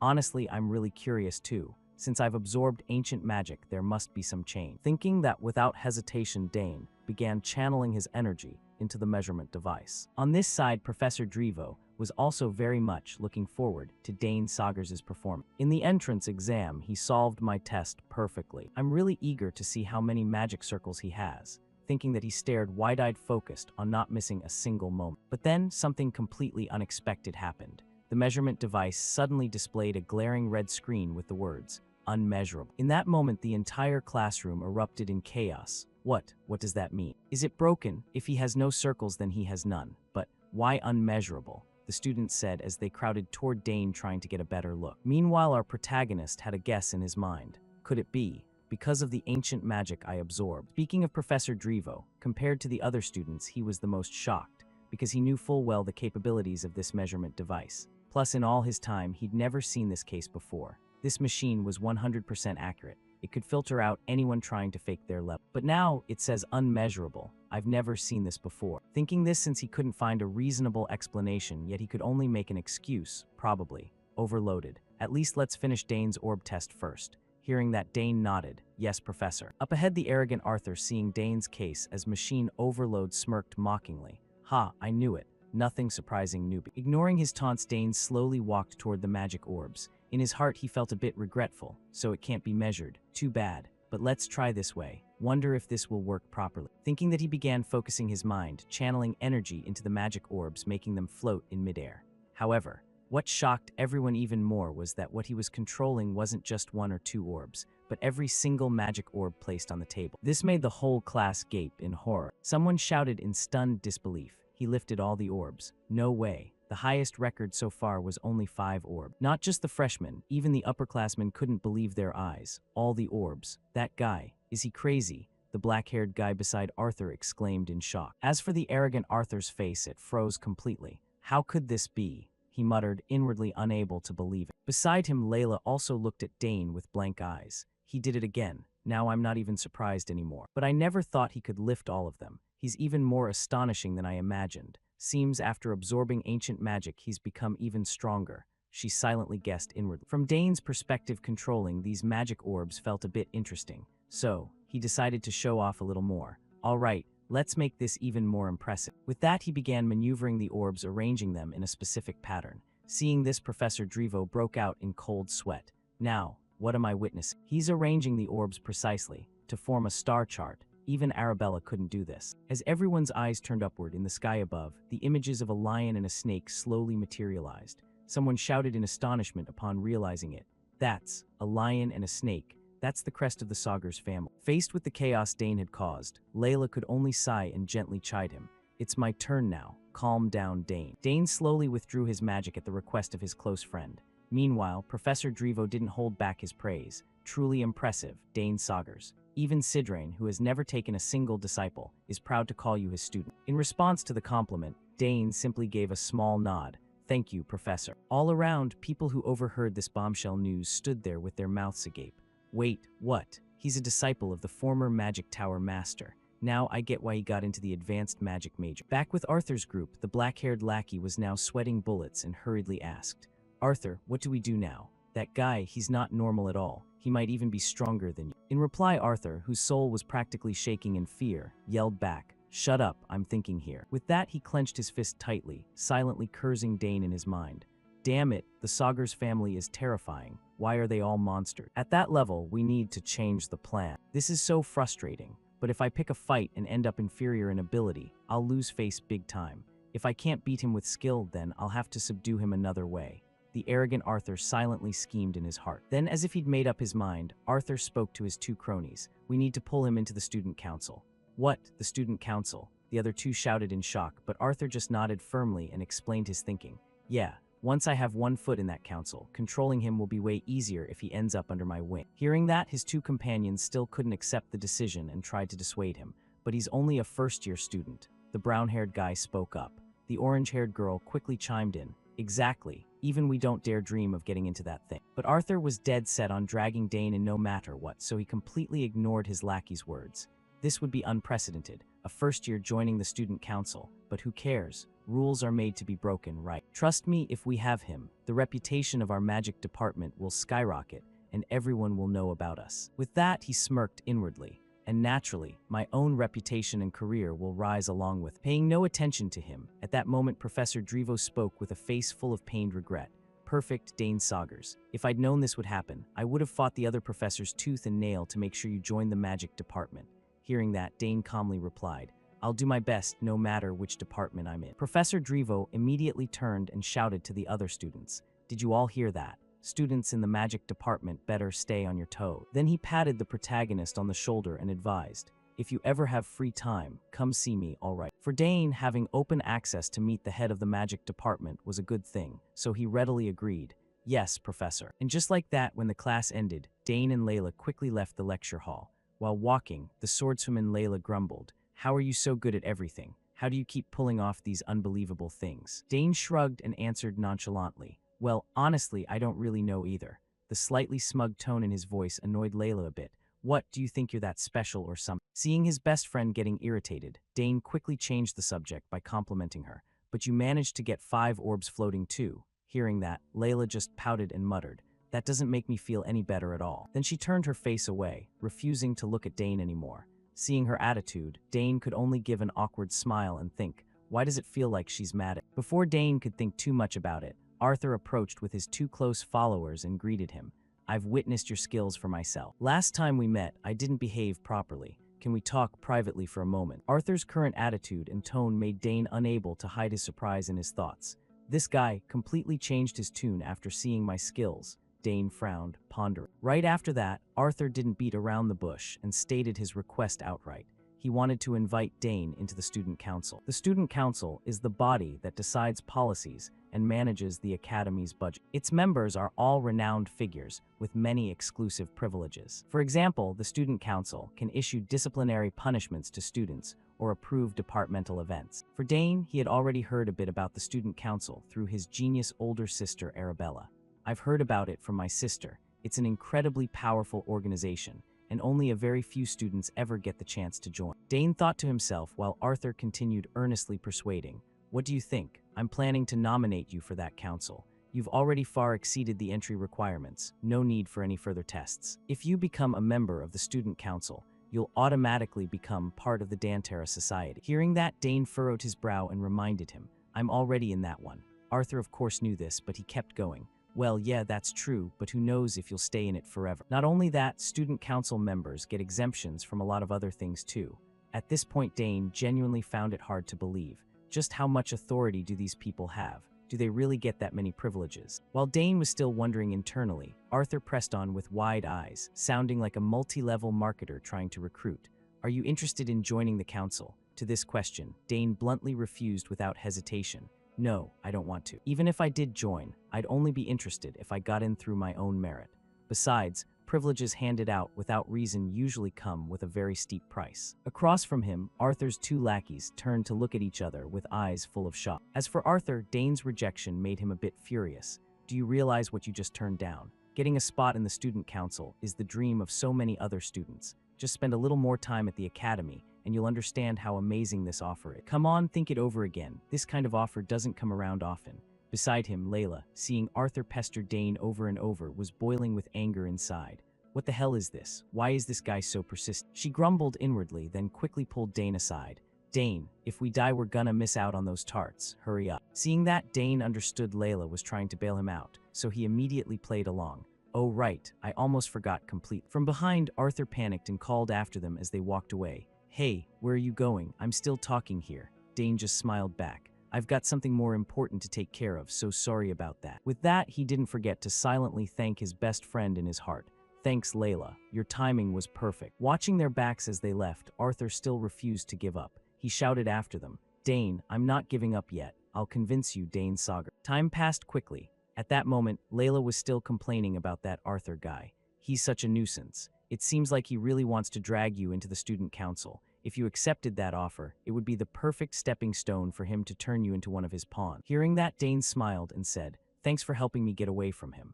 Layla replied with an extremely annoyed face, her eyes practically bulging. The important part is he didn't even acknowledge I exist. He didn't ask me a single question. So that's why you're angry, Dane said while giving an awkward laugh. Then Layla sighed and continued, It's probably because your talent is ridiculously high. Today's test just confirmed it. So you're finally admitting it? Dane asked with a grin. Well, no choice anymore, Layla shrugged in response. Then Dane asked her, By the way, do they really sell tarts there? Layla answered, Of course, this is the Royal Academy. If any dessert exists in the Empire, it'll be here.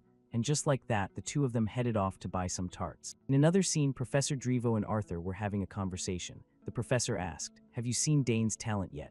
Yes, he's truly extraordinary. Arthur nodded in acknowledgement. The professor burst out laughing. Haha, he might even be on a higher level than Arabella. The professor's comment left Arthur stunned, and he probed, Is he really at that level? To answer, a faint smile appeared on Drevo's face. He tilted his head slightly and said, Magic is a vague domain, hard to measure precisely. But when it comes to innate magical talent, it's not impossible to judge. Beside him, Arthur was stunned silent by those words. Oh my God, is the professor saying his talent has surpassed even the senior I admire? He asked himself. Turning back to Professor Drevo, it seemed the professor had noticed Arthur's friction with Dane, so he advised. About that, Arthur, just turn a blind eye when it comes to Dane. Take good care of him so he can join the magic classes properly. At the professor's words, Arthur's hand unconsciously clenched into his thigh. He thought irritably, everyone's the same. They're all dazzled by his talent. Then, though a bit jealous, Arthur still shared his thoughts. Actually, I already met him after class to invite him into the student council, but he turned it down. Hearing this, the head of the magic department was also shocked. What? Could he have heard something from Arabella? His talent is too valuable for us to let slip away. With that, both of them fell into a depressed silence. But as if thinking of something, Arthur probed the professor about the previous recommendation letter. Before he could finish, the professor smiled and replied, it seems things aren't going too smoothly. But don't rush, you still have 2 years left, right? Someone like you will surely get recommended by the Magic Tower before graduation. From Arthur's perspective, outwardly he smiled brightly, but inwardly he was cursing the professor. Damn it, he said the same thing last year. Does he think I don't see through his real intention? If I take a spot in the Magic Tower now, that means losing one student he can toy with, doesn't it? He's blocking me, isn't he? I heard it was you who cut off the 2 spots in the Magic Tower that I wanted back in my 3rd year. Thinking it over, since he couldn't do anything to the professor anyway, Arthur had to continue. Fine, then I'll try to convince Dane. Hearing that, Drevo finally nodded in satisfaction. Good, Arthur, I'm counting on you. Those words made Arthur's face stiffen for a moment. Damn, my future is completely in his grip. Whether I like it or not, I have no other choice but to obey. That damn old man, he silently cursed once more. Meanwhile, back with Dane, he was now carrying a large bag over his shoulder and turned to ask his best friend. By the way, Layla, is the path to the cafeteria always this crowded? Why are there so many club events? To this question, the swordswoman explained, if a club has too few members or can't prove its activities, it gets disbanded. This is the first time I've seen so many events like this, Dane added. Beside him, Layla glanced at the bag Dane was carrying and smiled brightly. Anyway, we won so many prizes. 20 mana stones, 15 lunch discount coupons, 5 meal tickets, 8 convenience store discount vouchers, and a treasure map. Then Layla reached out, took the map, and asked, "What's this?" Dane replied. The senior host said it was something bought from an auction in Arkender. Beside him, the swordswoman's eyes lit up like headlights upon hearing that. Bought from the Arkender auction. Then this thing must be really valuable. Seeing her money-loving expression, Dane could only give a light smile and think, "Yeah, my dad once said." The Arkender auction house specializes in collecting rare and beautiful items from all over the empire. The country's top appraisers evaluate everything and guarantee only masterpieces are put up for sale. Up ahead, Layla pointed at the seal on the scroll and exclaimed, "This seal is still completely intact." "Is this a treasure map from the academy?" Dane guessed aloud, and Layla nodded in agreement. "I've heard this academy has tons of mysterious and secret spots." With that, she tossed the map back to Dane. As he looked at it, a thought crossed his mind. Ernest is gonna be thrilled when he sees this. Switching scenes to the lecture hall. This place mainly hosts general education classes, and right now our protagonist was standing just outside the building. Gazing at the massive architecture in front of him, Dane couldn't help but marvel. So this is where they teach the history of the empire. Before coming here, the head butler already prepped me on most of the content. Feels pretty reassuring, Dane thought to himself. At the same moment, his adventure-loving friend, Ernest, called out from behind, "Hey Dane, we meet again." Hearing the familiar voice, the protagonist turned around and replied, "Ernest, you're in this class too." To Dane's question, Ernest cheerfully explained, "It's a required course for first years. I figured I'd run into you here." "We meet again, huh? How are you feeling? Body still okay?" Dane smiled, but the reply came a bit vaguely. "Not much has changed, it's kinda complicated. I'll explain in detail later." "Oh right, Ernest, there's something I wanted to tell you." Dane grinned, probably about to mention the treasure map he'd just won. However, before Dane could get the words out, up ahead a red-haired guy leading a group approached Ernest to stir up trouble. "Hey, you're Ernest, right?" Hearing that voice, Ernest's face turned panicked, and it didn't escape Dane's sharp gaze. He wondered inwardly, what's going on? Ernest's eyes just changed, he's trembling. He looks absolutely terrified. Across from them, the reddish-brown-haired leader smiled as if they were the best of friends. "Wow, Ernest, didn't expect to run into you here. It's been a while, huh?" For some reason, Ernest's face kept sweating more and more from the tension. This made Dane think, he looks just like a soldier with psychological trauma. Then Ernest hesitantly replied, "Bron, hey." Seeing that, Bron scolded him. "If you're already enrolled, why didn't you let me know? I got here first." Beside him, Dane mused, "Are they friends? But this doesn't look like a normal relationship at all." With that, he kept watching closely as Ernest bowed his head and said, "Sorry, I didn't know." Bron stepped closer, ruffled Ernest's hair, and continued, "Damn, how did you even get in here? I thought you wouldn't make it. You always shake like a leaf whenever we talk, don't you?" "Perfect timing, I'm too lazy to go out and buy stuff, so since we ran into each other here, go grab me a sandwich," he said loudly with a grin, making Ernest's face turn deathly pale as he cried out, "What, right now?" For Bron, seeing Ernest refuse, his expression shifted slightly and he growled, "What's that? You don't want to go, Ernest," Ernest awkwardly explained. "I'm hanging out with my friend right now, so it's a bit inconvenient." From Bron's perspective, he glanced over at Dane and teased, "Your friend, huh? He looks pretty tough, though. Which department are you in? If you're hanging with Ernest, I can already guess your level." His tone dripped with contempt. This sparked a flame of anger in Dane's chest. I don't know what family he's from, but that carefree, arrogant attitude reminds me of the thugs on the battlefield. The more he thought, the darker Dane's expression became. Yet he still threw out mocking words. "This guy isn't gonna answer," Bron sneered. But right at that moment, some teacher noticed their group and shouted, "Hey you kids, what are you doing? Class is about to start, get inside now." Hearing that, Bron turned and replied, "Yeah, we're going in right now." With that, he shot Ernest a sideways glance and warned, "We'll talk after class. I've got a lot more I want to say to you. This academy about to get real interesting." And just like that, the red-haired guy led his pack of lackeys into the classroom, leaving Ernest behind still trembling in fear. Seeing the boys shaking arms, Dane walked over and asked, "Ernest, you okay? Who were those guys? It looked like you know them." Hearing that, Ernest tried to steady his breathing and explained, "They're from another family. Back home, they used to bully me. I knew they were at this academy too, but the place is so huge and there are so many departments. I thought I wouldn't run into them again. Sorry for dragging you into this." Ernest's voice was full of guilt, making Dane pause for a moment, but then he replied, "I'm fine, let's just head into class." He looks so pale. How badly have they been tormenting him? Thinking that to put Ernest at ease a bit, Dane reassured him, "Don't worry too much, I'll stick with you." Those words surprised Ernest, but he quickly shook his head in refusal. "Come with me. No need, I can handle it myself." Back to Dane, looking at Ernest's scrawny frame, he knew that handle it myself probably meant becoming a punching bag for Braun's crew again. Dane asked, "You're just gonna go alone and do whatever they say. If you do that, they'll keep bullying you like before." "Come on, you've seen my magic at the fountain, right? What's there to worry about?" The protagonist's reminder made Ernest recall the moment Dane unleashed that terrifying surge of energy at the fountain. He suddenly realized just how strong Dane really was. A small spark of hope seemed to rise in his heart. Seeing that, Dane wrapped it up. "So let's go together, all right." Time flew by. Very soon the history class ended, and now the two groups ran into each other again. Across from them, Braun casually remarked, "It's so quiet here, feels nice. Hey Ernest, does this bring back any memories?" Before Ernest could answer, our protagonist spoke up first. "Are you really his friend? Why drag him out here just to pick a fight?" In response to Dane's words came a warning glare from Braun. He turned and stared him down, growling, "And who the hell are you to butt in? You got a death wish." Dane replied coolly, "I'll throw that question right back at you." For an arrogant bully like Braun, who was used to tormenting others, how could he tolerate someone standing up to him? Veins bulged on his face as he shouted, "What? This arrogant punk. Just because you got into the academy you think you're hot shit. You've heard of the Sauer family, right? I'm the heir to the most powerful clan in the West." Dane just picked at his ear provocatively and shrugged. "The Sauer family. Never heard of them." Across from him, Braun's face looked like a ticking time bomb.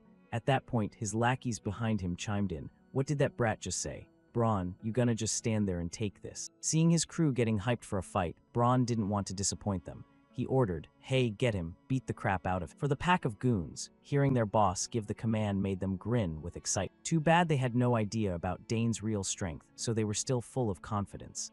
"Ernest, you picked the wrong friend. Now you're gonna get double the beating." The thug's threats terrified Ernest, who stepped back and turned to urge the protagonist. "Stop it. I think we should leave while we still can. No matter how strong you are, they're seriously dangerous." Especially Braun. He's been called a swordsmanship genius since he was a kid. Hearing that, Dane's eyes sharpened with interest. He said with a grin, "Now I'm actually getting excited. Ernest, I'll leave one of them for you. Knock him out with your own fists." "Me?" Ernest shouted in disbelief. Dane continued, "Trust me, you can't keep living like this forever, right?" From Ernest's perspective, he really couldn't wrap his head around what Dane was saying anymore. However, before they could talk any further, one of the thugs lunged forward and yelled, "What's with acting so calm, huh? You're dead meat, you bastard." As soon as those words rang out, he swung his fist straight at Dane's face, making the boy's head tilt to the side. Seeing that, Ernest cried out in worry, while the thug gloated triumphantly, "How's that feel, you piece of shit? You awake now?" "I'm not done yet." With that, he swung his fist again, aiming to teach Dane a brutal lesson. But there was no way the protagonist would let him get away with it so easily.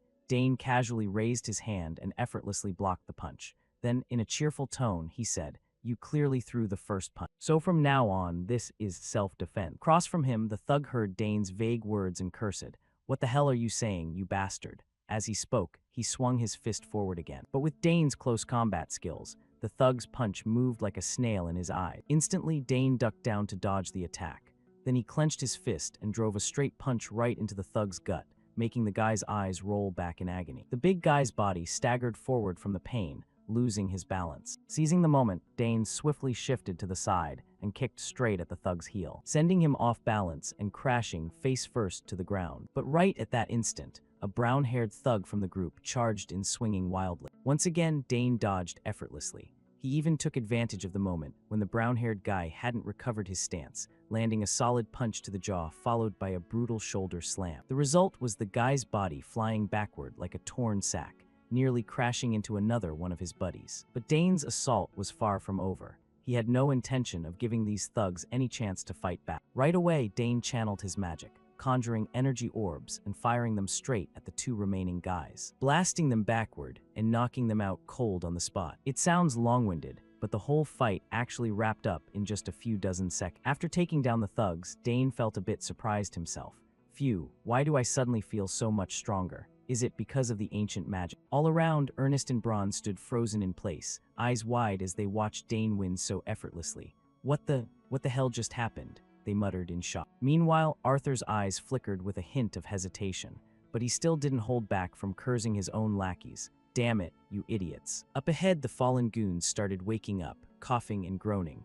"Braun, this guy's not normal at all." But before they could finish, Braun roared like a rabid dog. "Shut you pee. You all look so pathetic, getting taken down that easily." Hearing that, Dane turned and taunted, "So, you planning to keep going? Or are you all taught?" Dane's provocative words made Braun's eyes bulge with rage. He snarled, "What? What did you just say? Behind him, one of the remaining lackeys, having witnessed Dane's power, hurriedly advised Braun, "Stop it. That guy's insanely strong. Did you see how he fired those magic shots?" But for Braun, how could he swallow the humiliation and let things end here? "Coward. You want me to back down in front of these brats? Get out of the way. I'll handle this myself." As he spoke, he began channeling his mana, opening a spatial gate beside him. From it, he drew a long sword and said in an icy tone, "Out here in this remote spot, there's no one around, so it should be fine. You just made a huge mistake, forcing me to draw my sword." Seeing this, Dane just gave a faint smile and complimented, "That sword looks pretty decent." Unlike Dane's calm demeanor, young Ernest was panicking hard. "This is bad." Braun drew his sword. This could get really ugly. When he saw Braun pull out a weapon, Dane honestly didn't know whether to admire the guy's stupidity or his insane confidence. Is he an idiot or just ridiculously overconfident? This guy's reckless. Doesn't he care about the academy rules at all? Dane thought to himself. But Braun kept up the threats. "You know what? When the sky gets dark, fog rolls into this area. Thick fog so dense no one would ever find a missing person." Beside him, one of his lackeys, who seemed to understand the academy rules, worriedly said, "Braun, is this okay? What if we get expelled?" In response to that well-meaning advice came only a crazed glare from Braun. He whipped around and barked, "Shut your mouth. Go beat that idiot Ernest and drag him back here for me." Seeing Braun's murderous look, the lackey didn't dare argue anymore. He could only grit his teeth and accept. Fine then. With that, both thugs charged forward together. Meanwhile, Ernest, witnessing the scene, was so terrified he nearly wet himself. "Damn it, what do I do? Dane, if you're fighting Braun, what about me?" Hearing that, our protagonist stayed completely calm and said leisurely, "Don't worry, those guys aren't scary at all. If it's one-on-one, you can win. You've done a ton of exploring, so your lower body strength has to be solid. So just close the distance and hit him with everything you've got." Ernest's eyes widened at Dane's words, unsure whether to believe him or not. But right then, Braun and his lackey closed in on both of them. "You're all dead meat," Braun sneered. However, at that exact moment, Dane suddenly spun and bolted to the side, enraging Braun even more. "HMPH, not letting me get close, huh? So you've got some real combat experience these days." Without responding to the taunt, before leaving, Dane confidently told Ernest, "Just do exactly what I said, okay?" And with that, the two of them quickly dashed away from the area. Meanwhile, Ernest seemed to gain a bit more confidence from Dane's words. He clenched his fists and reassured himself. "Yeah, Dane's right. I can't keep living like this forever." Across from him, the brown-haired thug stepped right up to Ernest. He scratched his head and spoke in a tone dripping with contempt. "Clenching your fists now. Your eyes actually have some fire in them. Guess having a friend really makes a difference, huh? Looks like just standing next to him makes you feel braver." He smirked and continued, "Come on, take a few hits and scram already, will ya? I'll go easy on you." As he spoke, he cracked his knuckles by interlocking his fingers. Meanwhile, sweat poured down Ernest's face nonstop. He told himself, "Don't panic, think. What would Dane do in this situation?" Right then, an image flashed in Ernest's mind of Dane, dodging the black-haired thug's punch. But before he could come up with a plan, the brown-haired thug laughed loudly. "All right, let's start with a few punches." With that, he swung his fist fast toward Ernest. But right before the punch could land on his face, Ernest instantly dropped low, using the top of his head to block. Then he surged forward unexpectedly and unleashed a full-power punch. "The guy you used to know, the old me, is dead." Ernest's devastating punch slammed straight into the thug's face, making him spit out saliva from the sheer pain. Looking at the thug rolling on the ground in agony, Ernest still couldn't believe he'd actually taken him down. Sweat drenched his face as he shouted, "I did it." Not far away, Dane heard Ernest's victorious yell and teased, "Hey Braun, looks like your buddy just went down." Hearing that, Braun panicked and cried out, "What? No way. My friend lost to a pathetic loser like that." As he spoke, he turned to check behind him, and all he saw was his comrade sprawled out like a dead dog on the ground. While he was busy staring at his fallen lackey, Dane glanced at two brooms leaning nearby and whispered, "Oh, looks like I just found something interesting." Then Dane calmly picked up one of the brooms. He snapped off the brush head, leaving just the handle, treating it like a spear. This made Braun feel utterly insulted as he roared,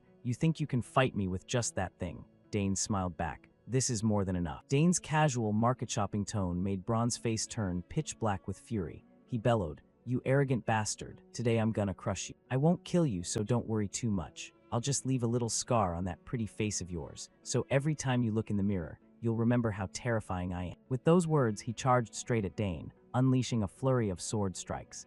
Each swing sliced through the air with a sharp whoosh. But to Dane, these attacks were child's play. With just a few basic steps, he dodged them all effortlessly. Seeing that, Braun couldn't help but grudgingly praise, "You're better than I thought." In response, Dane smirked mockingly, because your swordplay is way too predictable. Bronn roared in fury. What do you know about my swordsmanship? You think you're the son of Duke Thermion or something. As he spoke, Bronn silently analyzed the situation in his head. He's just stalling by channeling mana into that stick, but it can't hold out much longer. Thinking that to rattle Dane more, he started throwing threats. You're just a rat trapped in a cage. What can you even do with that broken stick? Across from him, Dane just smiled quietly. Next, he poured even more mana into the stick and thrust it forward hard. The lightning-fast thrust slammed straight into Bronn's chest, making his eyes roll back in pain. As his whole body curled up like a shrimp while he rolled on the ground. Just a wooden stick, and it has this much power, the thug thought in panic. Meanwhile, the explorer buddy Ernest, witnessing the scene, stared wide-eyed and muttered in awe.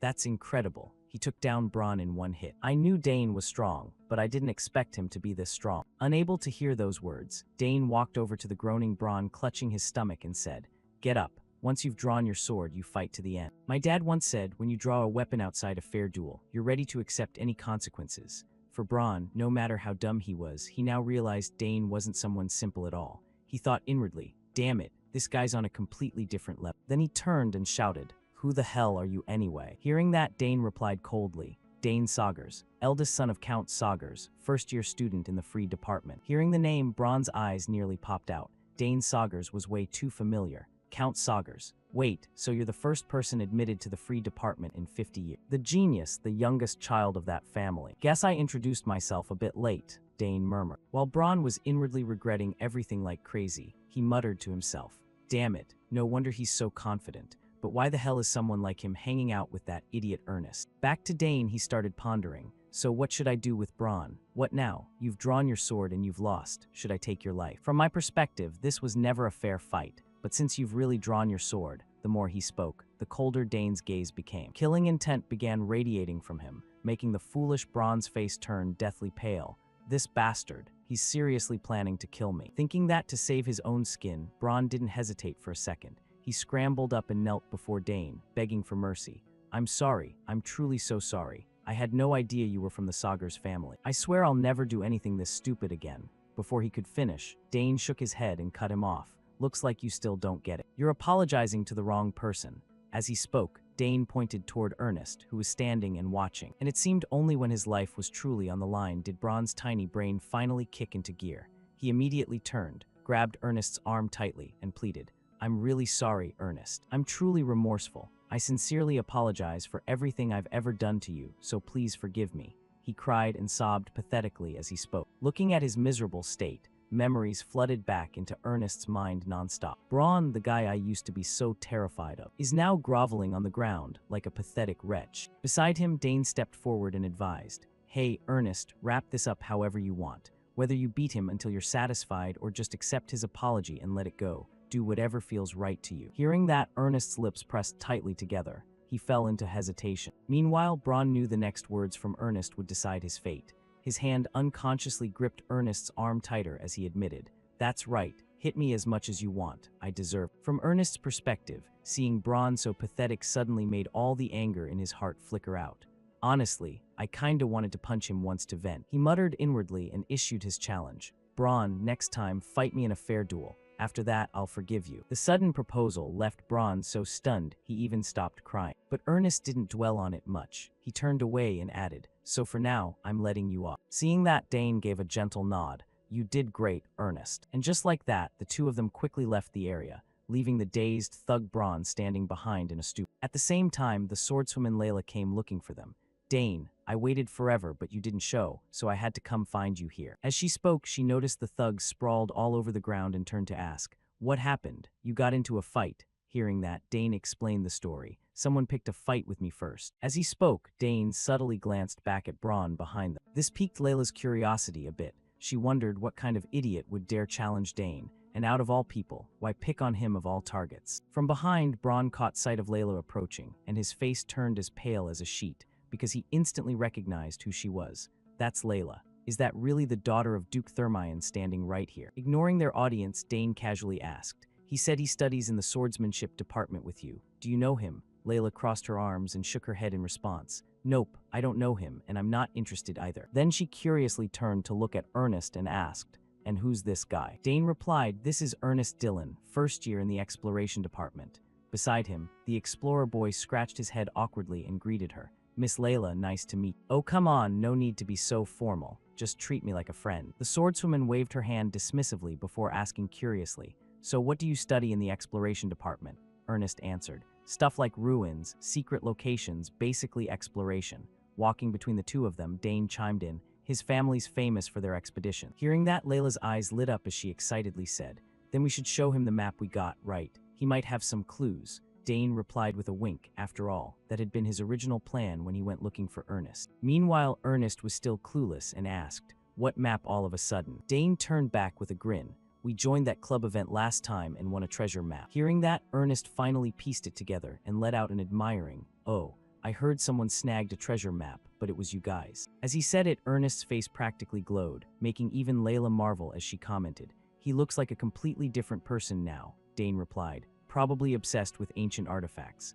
Then the swordswoman suggested, "Guys, let's find somewhere quiet and sit down to check it out." After examining the map in his hands for a bit, Ernest's brows furrowed slightly. "This map looks pretty complicated, huh? Since it's a treasure map, you can't just glance and understand it right away. It doesn't show the entire academy, just points to a specific area." As he spoke, Layla pointed at something on the map and asked, "What's this? There are so many weird symbols written on it." Beside her, Dane focused intently, then shook his head.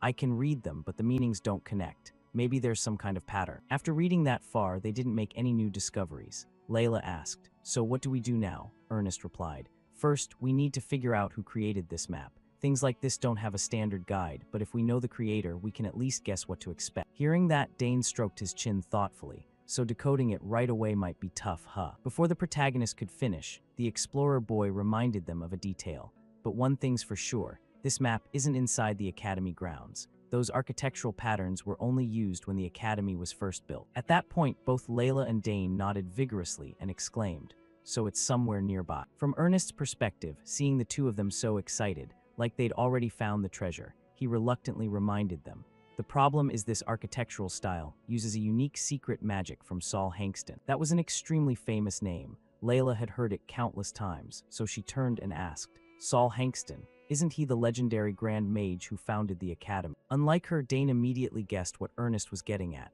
That kind of magic can't be used anymore, right? Because Saul Hankston never took any disciples. Ernest nodded in agreement. "You know a lot, Dane." As for Layla, she finally understood why Ernest looked so down. "I figured it wouldn't be easy, but I didn't expect it to be this hard." Hearing that, Ernest just shrugged casually. "In the end, the key is still finding out who made this map. That way, we can uncover clues to decode the symbols and read it properly." Beside him, Dane smiled and suggested, "Once we decode it, let's go treasure hunting together." His proposal was immediately met with enthusiasm from the other two.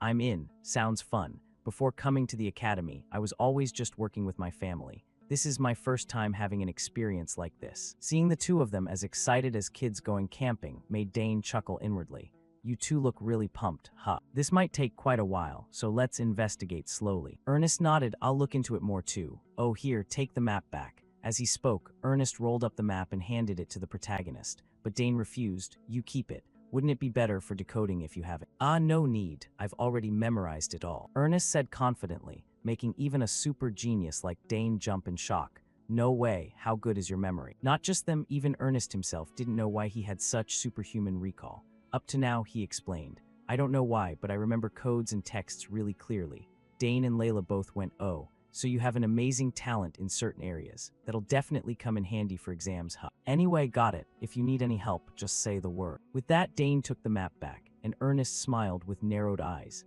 "Thanks. This is the first time I'm searching for something without my family tagging along, so I'm really excited." Then, to celebrate, Layla suggested, "Let's go eat. Call it a celebration for becoming a team." "Sounds good," the other two agreed. And just like that, the group headed off to grab some food. Time flew by, shifting scenes to the dormitory. More specifically, Dane's private room. Now he finally had time to organize his stuff. "Man, so much happened today. I should take the chance to sort my things a bit. The important stuff my family gave me. Where should I put them so they're easy to see? But this summoning beast egg, where do I even put it? They said not to put living creatures in subspace." With that, Dane scanned around for a suitable spot for the large egg. But right then, the egg suddenly shook violently, making Dane panic a little. Why is this happening all of a sudden? In the past 7 years, nothing like this has ever happened. Is it because I moved to the academy? No way. No matter how mysterious this place is, the mana distribution here isn't much different from my room back home. Then it has to be that ancient mana stream I absorbed in the garden. I didn't expect it to trigger the egg's reaction so fast.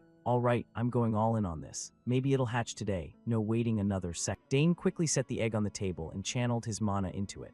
Next, without him even needing to push, the egg itself emitted a powerful suction force that drew in the protagonist's mana, leaving him stunned. My mana's getting drained nonstop. I've been feeding it mana for 7 whole years. How much more does it need? I can't stay here. This room's gonna collapse soon. What do? This feels like the perfect chance to hatch it. The more he thought, the more frantic Dane became. Finally, he took a gamble and brought the egg to his sister Claire's lab. Meanwhile, Claire saw her little brother arrive with the egg radiating intense energy and stared wide-eyed. It's reacting so violently. What the heck is going on? Dane explained, it's still shaking like crazy. I'm not even channeling mana into it anymore. Back to Claire, she suddenly remembered something and reminded him. Dane, isn't this dorm roll call time right now? Skipping it won't be good for you. For Dane, of course, he'd already prepared, so he chuckled. I've got it covered, don't worry sis. Shifting to the student dormitory, just as Claire had mentioned, a tall guy along with 2 friends was hurrying down the hallway shouting, I'm Albert, dormitory council president. Right now, I'm conducting roll call in the Dantera lounge. Inside their rooms, the students saw someone coming to check and hurriedly rushed out for attendance. Roll call for the entire Imperial Academy dorms followed strict standards. Over here, Arneld scanned around worriedly and said, but why aren't Priscilla and Dane coming out? Do they even know it's roll call time? If you're late for the monthly roll call, you lose 1 disciplinary point, and if absent 2, 3 lates in a semester means disciplinary action and mandatory labor. More than 2 absences and you're downgraded from the dorm. As for Albert, seeing everyone whispering, he barked loudly. No moving, no talking. Floor 9, Dantera Lounge. Today's not gonna be easy to slip through. His harsh attitude made Arneld anxious. Why's the vibe so strict today? Then, to satisfy his curiosity, Arneld asked, what do you mean? Hearing that, Albert waved his hand through the air, summoning a blue screen and said, in the newly installed mana surveillance footage, interesting stuff. There's footage of a resident named Arneld sneaking out. We tracked and confirmed she left the dorm grounds just 5 minutes ago. But right now, the system shows student Priscilla is still in her study room. With that, he immediately opened the door to Priscilla's room and sure enough, she was nowhere to be found. Seeing that, Albert laughed in furious disbelief, his voice grinding out each word. Normally we don't check presence like this, but from now on, maybe we need to change the rule. His dangerous-sounding words made Arneld's group's faces turn pale as they whispered inwardly, damn, a storm of penalties is coming. After a thorough check, Albert's anger temporarily calmed a bit. The rest are mostly fine, rooms are clean. Arneld gets -2 points for unauthorized absence. Make sure it's announced. Yes, sir, the group weakly replied. Then Albert continued. And the last one, Dane Saugers, the new student. But he's not here. Don't tell me he missed his very first roll call. To answer, Droyan stood up to cover for Dane. No way, he must be in his room. He was still unpacking earlier. Without letting him explain further, Albert waved him off. Enough, we'll check and see. With that, he quickly stepped into Dane's room and sure enough found him fussing over something. This surprised Albert a bit. Dane Saugers, you're in your room. Don't you know it's roll call time right now? Hearing that, Dane scratched his head awkwardly. Ah, sorry, I got too caught up unpacking and didn't notice. His smiling, innocent look made Albert unable to stay mad, so he nodded. Ah, yeah, it's the first day, so it's understandable. Shifting back to Claire's lab, obviously the real Dane was there now, and the one Albert met was a fake, Claire exclaimed. Isn't that the MK1 illusion projector? Over here, the protagonist grinned and explained his trick. You said most people wouldn't notice. The image projected from the device connected to this. With that, Dane opened his hand to reveal a small round device in his palm, making his sister purse her lips.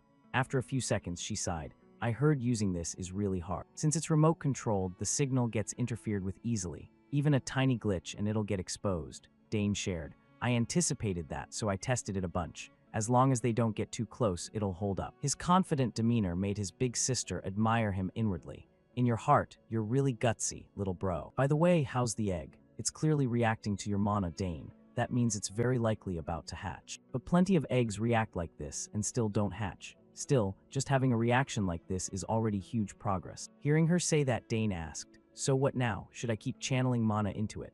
The blonde summoner sister stroked her chin thoughtfully for a moment, then said, there's still too much we don't know about summoning. Putting it in the mana stabilizer device would be pretty risky. But I think we shouldn't stop here either. Plus, I think this lab is the best place for it to hatch. Didn't I always set up mana barriers to keep things secret? Her words immediately got Dane's agreement as he nodded. Right, if we leave it like this, it could hatch anytime, anywhere. Then, after puffing her cheeks in thought for a bit, Claire made her decision and said, all right, let's do it. Dane, your mana is really pure, but I'll add a mana filter just to be safe. Next, once again, Dane began channeling his mana into the egg. And this time, the suction force from the egg was even stronger than back in his room, to the point that sweat poured down Dane's face. Holy crap, it's still hungry. It's sucking up tons of mana. What the heck is inside this thing? Not to mention him, even Claire, watching from the side, was worried sick as she thought, this is a beast contract egg. Anyone with money can buy one, but hatching it is a whole different story. The hatching conditions are still a mystery. We only know the nurturer's mana has to match the beast's mana frequency inside, no matter what it is. Just how talented is this kid? I knew he was good, but seeing it with my own eyes still leaves me speechless. Just as she thought that, cracks suddenly appeared on the egg's surface. Seeing that, Dane cried out in excitement. Sis, did you see that? Claire's voice came back hurried.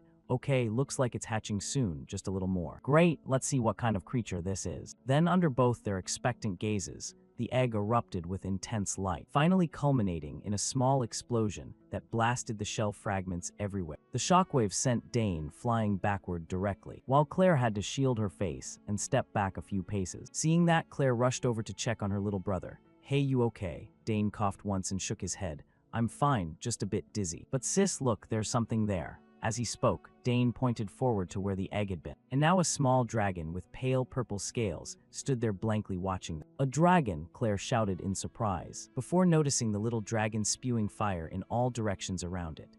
Oh my god, it can breathe fire too, Dane exclaimed, but before he could say more, Claire quickly pushed him forward and explained, don't just stand there gawking, get closer now. There have been cases where a contracted beast recognizes the first person it sees as its master. Dane, that's your contracted beast, so hurry up. Following his sister's words, Dane slowly approached the small dragon and murmured, up close, it's actually kinda cute. Hey there, little one. My name's Dane. As he spoke, he extended his hand forward. Next, Claire's delighted voice echoed through the room. You've connected with it already, Dane. Hearing that, the protagonist replied happily, yeah, this little guy's super adorable. With that, Dane gently reached out to cradle the small dragon. Meanwhile, Claire excitedly rushed over and asked, how did you do it so easily, let me say? Then, after carefully observing the purple dragon for a moment, Claire's eyes suddenly widened as she exclaimed, it looks like a creature summoned from the other side. Hearing that, Dane quickly asked back, are you serious, sis? Claire nodded firmly. Absolutely. Only a very select few genius summoners can pull that off. Even I can only summon a fragment of a soul. I never imagined our youngest brother could summon something like this. This is huge, Dane. Seeing his sister's serious expression, our protagonist suddenly felt a bit anxious and asked, so that means it's not a regular summoned creature. Over here, Claire began explaining, I know all the common summonable creatures, even larvae, but I don't recognize any with traits like this little guy. Closest might be a dragon, but the details are clearly different. To her comment, Dane could only smile. It doesn't look all that special, so no one knows what this thing really is. In response, the blonde summoner could only say, we'll have to figure it out from now on. The problem is there's no documentation mentioning a creature like this at all. Dane suddenly guessed, could this be a brand new creature? Why did it choose me? Does it have something to do with ancient magic? Unaware of his inner thoughts, Summoner Claire started surveying the mess in her lab and reminded him, right, make sure to keep the eggshell carefully. Some egg hatch species eat their shell for nutrients. Got it, so what do I do from here? Dane asked, and Claire quickly gave him a series of instructions. First, approach it carefully. Try to record everything. What it likes and dislikes, how long it sleeps, whether it shows aggression, how much it grows each day, all that stuff, blah blah. The more Dane heard, the more his head spun as he muttered inwardly, that's a lot, but it's definitely worth it. I don't really know what it's thinking, but I'm already starting to feel like I have to protect this little one. Seeing Dane's thoughtful expression, Claire seemed to sense his feelings and said, are you planning to keep it with you right now? People might freak out if they find out. Why not leave it in the lab? Hearing that, Dane nodded. Maybe, but we can't hide it forever. The protagonist's words left Claire feeling a bit conflicted, unsure what was best. But before she could think too long, Dane waved it off. It's fine. Even if I get caught, I've got my sister. It'll feel trapped if it's stuck in the lab all the time. Up ahead, Claire could only sigh in agreement. That makes sense. Then let's take this chance to officially register you with a title, a summoner's title. Dane asked, and the blonde girl smiled as she explained. Exactly. You're still new, but your talent is obvious. It'll be tough handling everything, but now you've got a summoned creature. This is your shot. From Dane's perspective, after a few seconds of quiet thought, he stroked his chin and nodded. Sounds right, let's do it then. In response, Claire asked, all right, you've already registered for the summoning course, right? Orientation's tomorrow. The professor's Tamaric Splavo, isn't it? If you show your talent there, someone will definitely bring up special admission. Normally meeting the requirements is insanely hard, but you're different, Dane. Of course, it'll need approval, but I'm sure you'll qualify. As she spoke, she patted Dane's shoulder confidently, while the protagonist himself felt a spark of interest. Special admission, huh? Sounds exciting. What should I name it? Time passed quickly, and now Dane had returned to his dorm room. The moment Droyan spotted him, he asked worriedly, Dane, where were you? You weren't in your room after roll call. Dane replied, I had something urgent to take care of. His answer only made Droyan more curious. How did you sneak out during roll call? Priscilla got caught right away. Well, there's always a way. Dane shrugged, making Droyan sigh. The Sagar's family always surprises people, huh? Droyan's casual remark piqued Dane's curiosity as he glanced over. My sisters were like that too. Droyan nodded. Your sisters are legends in this dorm. Ask any resident and they'll tell you right away. But don't worry, I'm the only one who knows you snuck out, so no need to stress. After saying that, Droyan waved goodbye to Dane. The moment he got back to his room, the protagonist flopped onto his bed exhausted and groaned. Phew, glad we made it back safely. What was Priscilla thinking, just sneaking out like that? As he spoke, Dane noticed the little dragon zipping around excitedly overhead, occasionally puffing out small bursts of flame.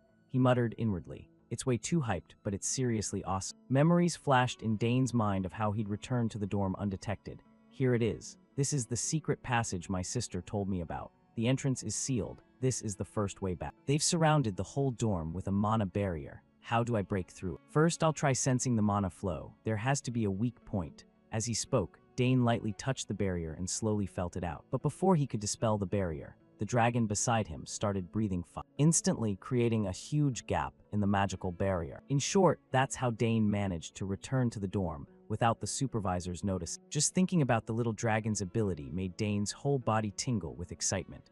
That fire temporarily nullifies mana. Unbelievable. This dragon is seriously an extraordinary summoned creature. Time flew by until the next day, when the protagonist had already told Ernest about his new little buddy.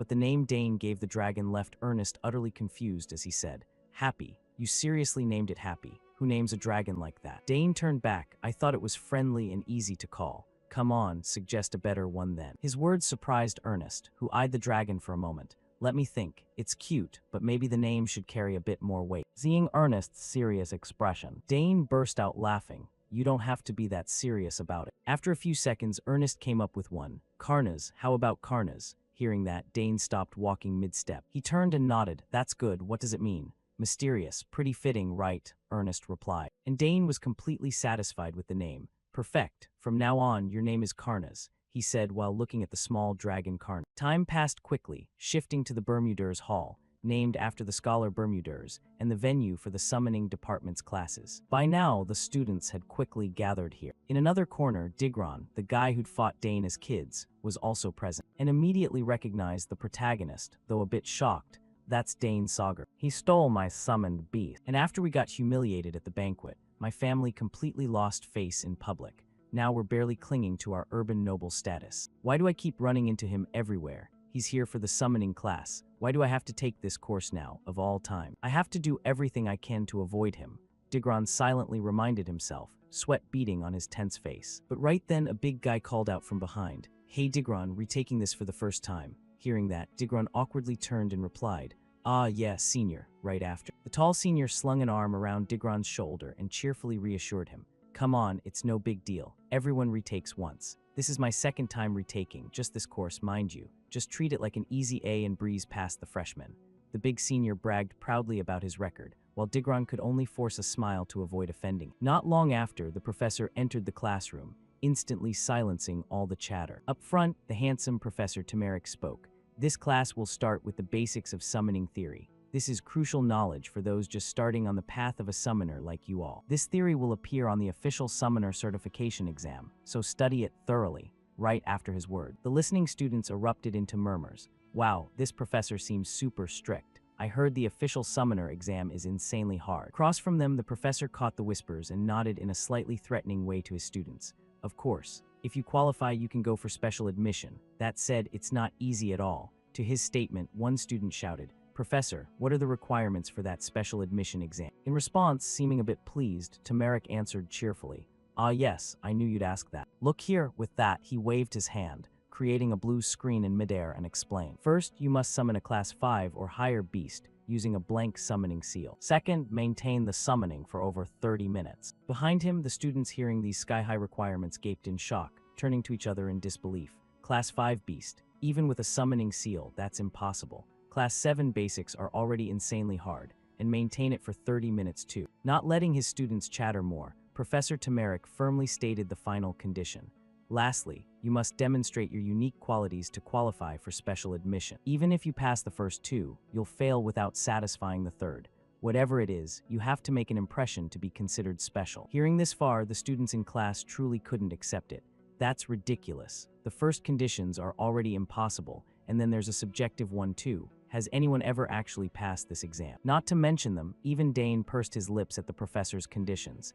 In short, if the professors like you, you pass. If not, you fail. From Turmeric's perspective, the students' reactions didn't surprise him. He'd seen it countless times. Now you understand why it's called the special admission exam.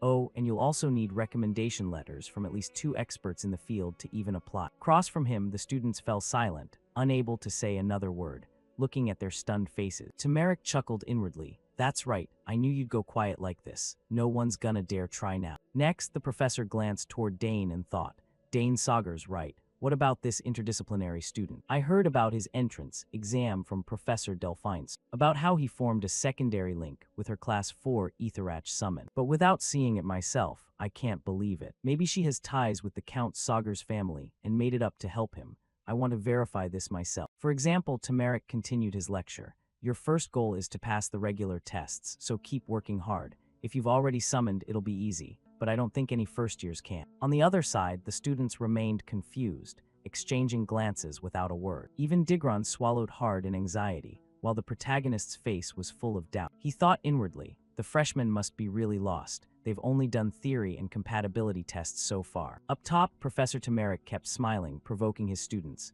Really, no first year knows how to summon. What a disappointing year. As he spoke, he casually glanced at Dane. This made the protagonist's scalp tingle as he thought, he's looking right at me so naturally. Is he trying to test me himself? If that's the case then, Dane decided to prove his strength a bit, so he stood up and said, I can give it a try, Professor. His declaration immediately got an enthusiastic response from the handsome professor. Oh ho, really? What's your major and name? Dane replied. First year, interdisciplinary student Dane Sagar. I've heard about you from the department head. They say you have exceptional talent, Turmeric praised, while Dane waved it off. Yes, if that's what the head evaluated about. From Turmeric's perspective, his expression stiffened slightly as he silently assessed Dane from their brief exchange.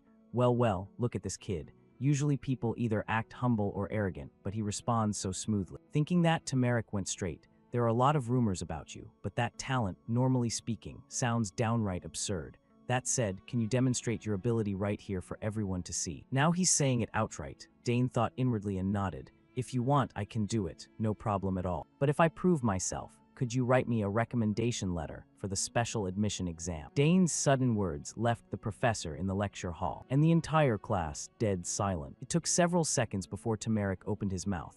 You want a recommendation for the special admission exam. You understand what that means, right? For Dane, having just heard Turmeric explain the conditions, how could he forget? He affirmed. It means I have to show exceptional talent right here. Turmeric furrowed his brow, and if you can't, Dane shook his head. I haven't even considered that. Right after those words, veins popped on Turmeric's forehead, but he forced himself to hold back, thinking inwardly, this kid's way too confident. Even Claire Sagars, his own sister, would never be this bold. Thinking that, as if wanting to teach the brat in front of him a lesson, Turmeric readily agreed with a hearty laugh.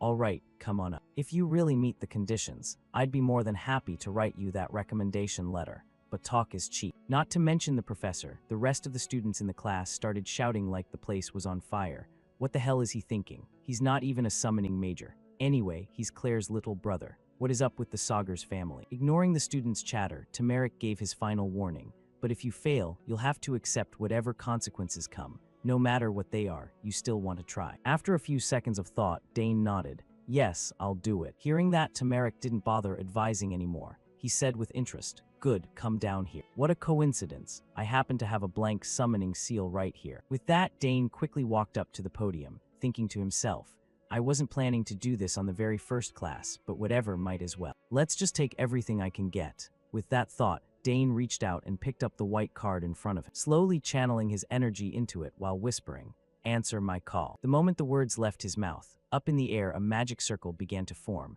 and from within it, a massive wolf leaped out. A dangerous aura radiated from its body, and with just one glance from it, the students trembled like lambs before a wolf. "Oh my god, it's real. Isn't that a Class 5 summoned beast? Using a blank seal, how is that even possible?" In another corner, young Digron immediately recognized the wolf as his own stolen summoned beast.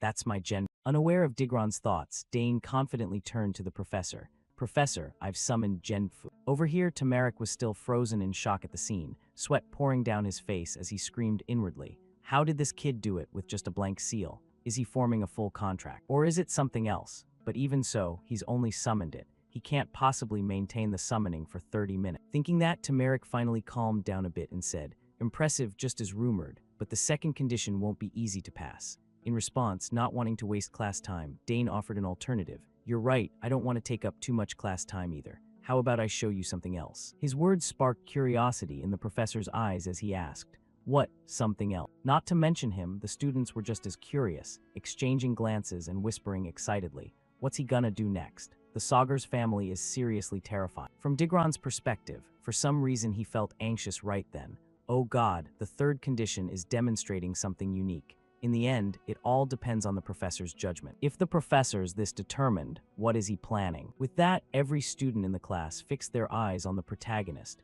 determined not to miss a single moment. The professor nodded in agreement. "All right, let's see what you've got." At the same time, Dane quietly recited some incomprehensible incantation.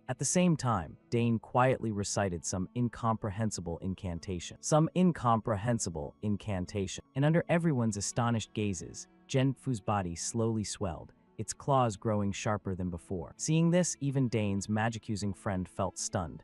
"This is really the power of ancient magic," he muttered inwardly. While the students nearly went insane, the wolf roared like it had just seen a living dinosaur revived, enhancing the summoned beast. Isn't that something only fifth years can do? And he's not even a summoning department student. Over here, the massive wolf Genfu suddenly let out a deafening roar, silencing the students instantly. Dane himself just smiled, looked at Tamaric, and asked, "Is this enough to prove how unique I am, Professor?" From Tamaric's perspective, the teacher was completely stunned. My god, he even performed a link enhancement, so everything they said was true. How can a kid have such unbelievable talent? I can hardly believe my eyes right now. The more he thought, the wider his mouth gaped open. Seeing that, Dane almost burst out laughing. Looks like even the professor's shocked. No wonder, even I'm impressed, he thought while gently stroking Gen. After a few seconds, Tamaric finally regained his composure, cleared his throat a few times, and said, "Ah, yes, this is truly unique. We'll talk about the recommendation letter later." "Yes, understood," Dane smiled brightly, while Digron, watching from behind, swallowed hard in anxiety.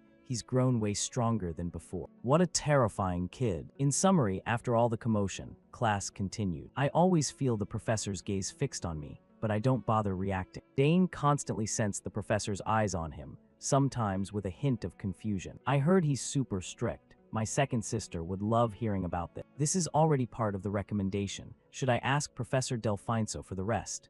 Dane wondered inwardly. Not long after, class finally ended. All right, that's it for today's class. With that, the students began filing out one by one. While walking, a voice suddenly called out, "Dane Sagers." Hearing his name, the protagonist turned around, spotted the familiar red hair, furrowed his brow, and asked, "Ah, you're Digron Turin, right? You're Genfu's original owner, so you're studying at the academy too." Hearing that, Digron awkwardly replied, "You still remember me?" "Yeah, I had to retake after failing." Looking at his embarrassed demeanor, Dane felt a bit curious. Isn't he here for revenge or something? Why is he being so polite all of a sudden? Unaware of the protagonist's thoughts, Digron scratched his cheek awkwardly and said, "Actually, I saw you earlier and was planning to just ignore it. It's been a while, but I still think what I did back then was really wrong to you." Unaware of the protagonist's thoughts, Digron scratched his cheek awkwardly and said, "Actually, I saw you earlier and was planning to just ignore it. It's been a while, but I still think what I did back then was really wrong to you." Seeing that, Dane gave a light smile and nodded. "It's from years ago, don't worry about it, I'm fine." Hearing that, Digron asked happily, "Really, so I can keep studying here? I won't cause any trouble or get in your way." At this point, Dane seemed to guess something. "Oh, you think I'd report you and get you expelled or something?" Dane thought inwardly, then stepped forward, patted Digron's shoulder, and reassured him. No, don't worry, everything's good now. Those words made Digron overjoyed as he said excitedly, Thanks, Dane. If you ever need help with anything, just say the word. Those words made Digron overjoyed as he said excitedly, Thanks, Dane. If you ever need help with anything, just say the word. This made Dane realize, looks like Karnas woke up and started causing chaos. Is it hungry already? Thinking that. Dane turned and asked right away, Right, you're in the summoning department, aren't you? Perfect timing. I need to grab some stuff from the shop. Can you show me the way? In response, Digron cheerfully agreed. Sure. It's called U's in Bowden. I go there a lot. 2 alumni opened it after graduating. Been running for over 30 years now. As for common items, blah blah, recent trends are blah blah. Hearing his chatty friend share so enthusiastically, Dane thought, he really seems remorseful, huh? No need to be cold toward him. At the same time, little dragon Karnas suddenly poked its head out, curiously peering around, making Dane quickly remind it, Calm down, Karnas. Right after, the two headed to the shop together. Soft golden sunlight filtered through the tree leaves, adding a warm glow to the afternoon air. On the way, Digron turned with a curious look. What do you need? I can help find it. Actually, just tell me what's left for your summon level. I'll handle the rest, Dane replied. I only need food for it. Digron nodded thoughtfully, stroking his chin with a confident gleam in his eyes. Oh, that's my specialty. I used to handle compatibility training, so this is no big deal. By the way, what kind of summoned beast is yours? Dane hesitated a moment, then said, Yeah, it's a wyvern. Inwardly he thought, well, Karnas does kinda look like a wyvern, probably similar diet too. Hearing the answer, Digron suddenly shouted in excitement. A wyvern class 3 beast, that high already. Seeing Digron getting hyped, Dane quickly raised a hand to hush him, lowering his voice. Yeah, but it's still young. Keep it secret, okay? At the same time, Karnas wriggled inside the black cloak, letting out soft little cries. Dane thought inwardly, if this gets out, I know exactly who's to blame. No one but Digron. Digron stayed excited and continued. A wyvern, huh? Soft food's best then. Even young ones eat a ton, about a week in and they start on meat. Dane nodded slightly, inwardly impressed. Expert for sure. But how did this guy fail the class? When they reached the shop, a bustling atmosphere enveloped them. Shelves packed with glowing magical items, radiating mysterious light. Digron scanned the stalls and quickly grabbed 2 small bags of food, turning to Dane with a proud grin. Here, this one's made from 17 ingredients. And this is a soft milk blend, take both. Dane took them, smiling gratefully. Thanks a lot, you really saved me. I had no idea what to get otherwise. Seeing Dane being polite, Digron frowned and nodded. That's all you need, anything else? Dane shook his head. For now, this is enough. Digron eagerly suggested. Since we're here, let's browse more tons of useful stuff. Sounded reasonable, so Dane nodded. All right, let's take another lap. The two strolled leisurely through the shop, surrounded by countless magical items, from glowing robes and radiant potion bottles to sparkling 3-pronged staff. Suddenly Dane stopped, eyes lighting up at a magnificent magic staff in front of him. He spoke with delight. Oh, this looks pretty cool, huh? But right then, a warning voice rang out nearby. Wait, that's not for newbies. You haven't even mastered basic summoning and you're eyeing a weapon. Careful, you might get hit with a mana curse. Step back. Right by the staff was a neatly posted warning note. Do not touch randomly, especially newcomers. We are not responsible for consequences. Digron nodded in reminder. Yeah, Dane, that staff's usually for 4th years. Touch it and it'll drain your mana drop. But Dane seemed unfazed. He thought inwardly, come on, what's the big deal? The more they forbid it, the more I want to try. Ignoring all warnings, Dane reached out and grabbed the staff. The shopkeeper panicked and shouted, New student, don't touch that, it's dangerous. But before he finished, Dane had already gripped the staff firmly. The orb at the top suddenly glowed with mysterious, dazzling light like a priceless gem. Dane smiled in satisfaction, thinking inwardly, it's craving mana. Immediately, he channeled mana into the staff, feeling power surge within. The shopkeeper stared wide-eyed, stammering, what the hell just happened? The staff absorbed enough mana and stabilized. He thought inwardly, even with enough mana, almost no one can control it. Dane stayed calm and smiled. Not bad at all, huh? Digron beside him couldn't hide his shock. Dane, I knew you were good, but you're seriously on another level. The shopkeeper stepped forward, hands on hips, clearly annoyed. You're really a first-year student. I've never seen anyone like this before. Dane gave a light smile and replied, Oh, I'm Dane Saugers, Claire's little brother. Hearing that name, the shopkeeper jolted slightly, his tone completely shifting. Oh, the top student in the interdisciplinary department. Even Claire in her first year couldn't handle this staff. I underestimated you. Had you said so earlier, I would have given you a much better consultation. Dane gave an awkward chuckle, thinking to himself, man, his attitude flipped faster than flipping rice paper. The shopkeeper pressed on. So you're buying this staff, right? Dane shook his head and placed the staff back on the rack. Nah, why not? You clearly know how to use it. Why pass it up? It just looks too much hassle, and it can't handle a lot of mana anyway. The shopkeeper looked stunned. Huh, this thing is more than enough for 5th or 6th year students. Dane glanced at the staff and thought silently. Feels like trying to pour an entire well into a teapot, not worth it. Finally, he said, I'll just take a few bags of food, that's all. The shopkeeper muttered under his breath. Are all the Count's kids like this? Your sister was the same. What's up with that older sister of mine anyway? 4th years were all hyped to get a staff, and she just flat out refused, said it didn't look cool enough. Dane raised an eyebrow, nodded, and thought to himself, yeah, that's totally my big sister. After thinking that, Dane spoke up. Well, if I need anything later, I'll come back. With that said, he quickly left the store. Digron, come on, let's grab this one. After that, Dane and Digron paid and walked out. The shopkeeper watched them go and muttered, why are all the geniuses so weird? Once they left the shop, Dane found a quiet, secluded corner. He carefully took out the 2 bags of food he'd just bought and placed them in front of Karnas, who was already wriggling excitedly inside his coat. Looking at the tiny little wyvern with eyes sparkling like 2 gems, Dane laughed softly and said in a gentle voice, here you go, good stuff. Take it slow, don't choke yourself. Karnas ignored the warning completely, diving straight into the bag and letting out delighted muffled squeaks. Every soft bite melted in her mouth, making her coil around happily with her little tail wagging like crazy. Watching the scene, Dane shook his head and thought, next period is basic class. Layla said only 5 minutes left. I gotta hurry back to the dorm. Suddenly, a strange noise rang out from a nearby alley, shattering the peaceful moment. The clatter of impacts mixed with shards flying everywhere made Dane freeze. He frowned and muttered, what the hell was that? The noise was coming from that alley. Vulgar cursing echoed from the narrow lane, sharp as a blade. You little punk, tuck your damn wings in and beat him to a pulp for me. Another voice snarled just as viciously. Stupid clown, after just a few punches you can't even open your mouth anymore. Dane narrowed his eyes, a sense of unease rising. Great, more people trying to act tough. Yesterday nobody was around, today you're out of luck. A weak but defiant voice answered back, trembling yet resolute. I'm not scared of you guys anymore. Hearing that, Dane froze, his heart pounding. Wait, that voice is. He immediately turned, sharp gaze locking onto the alley.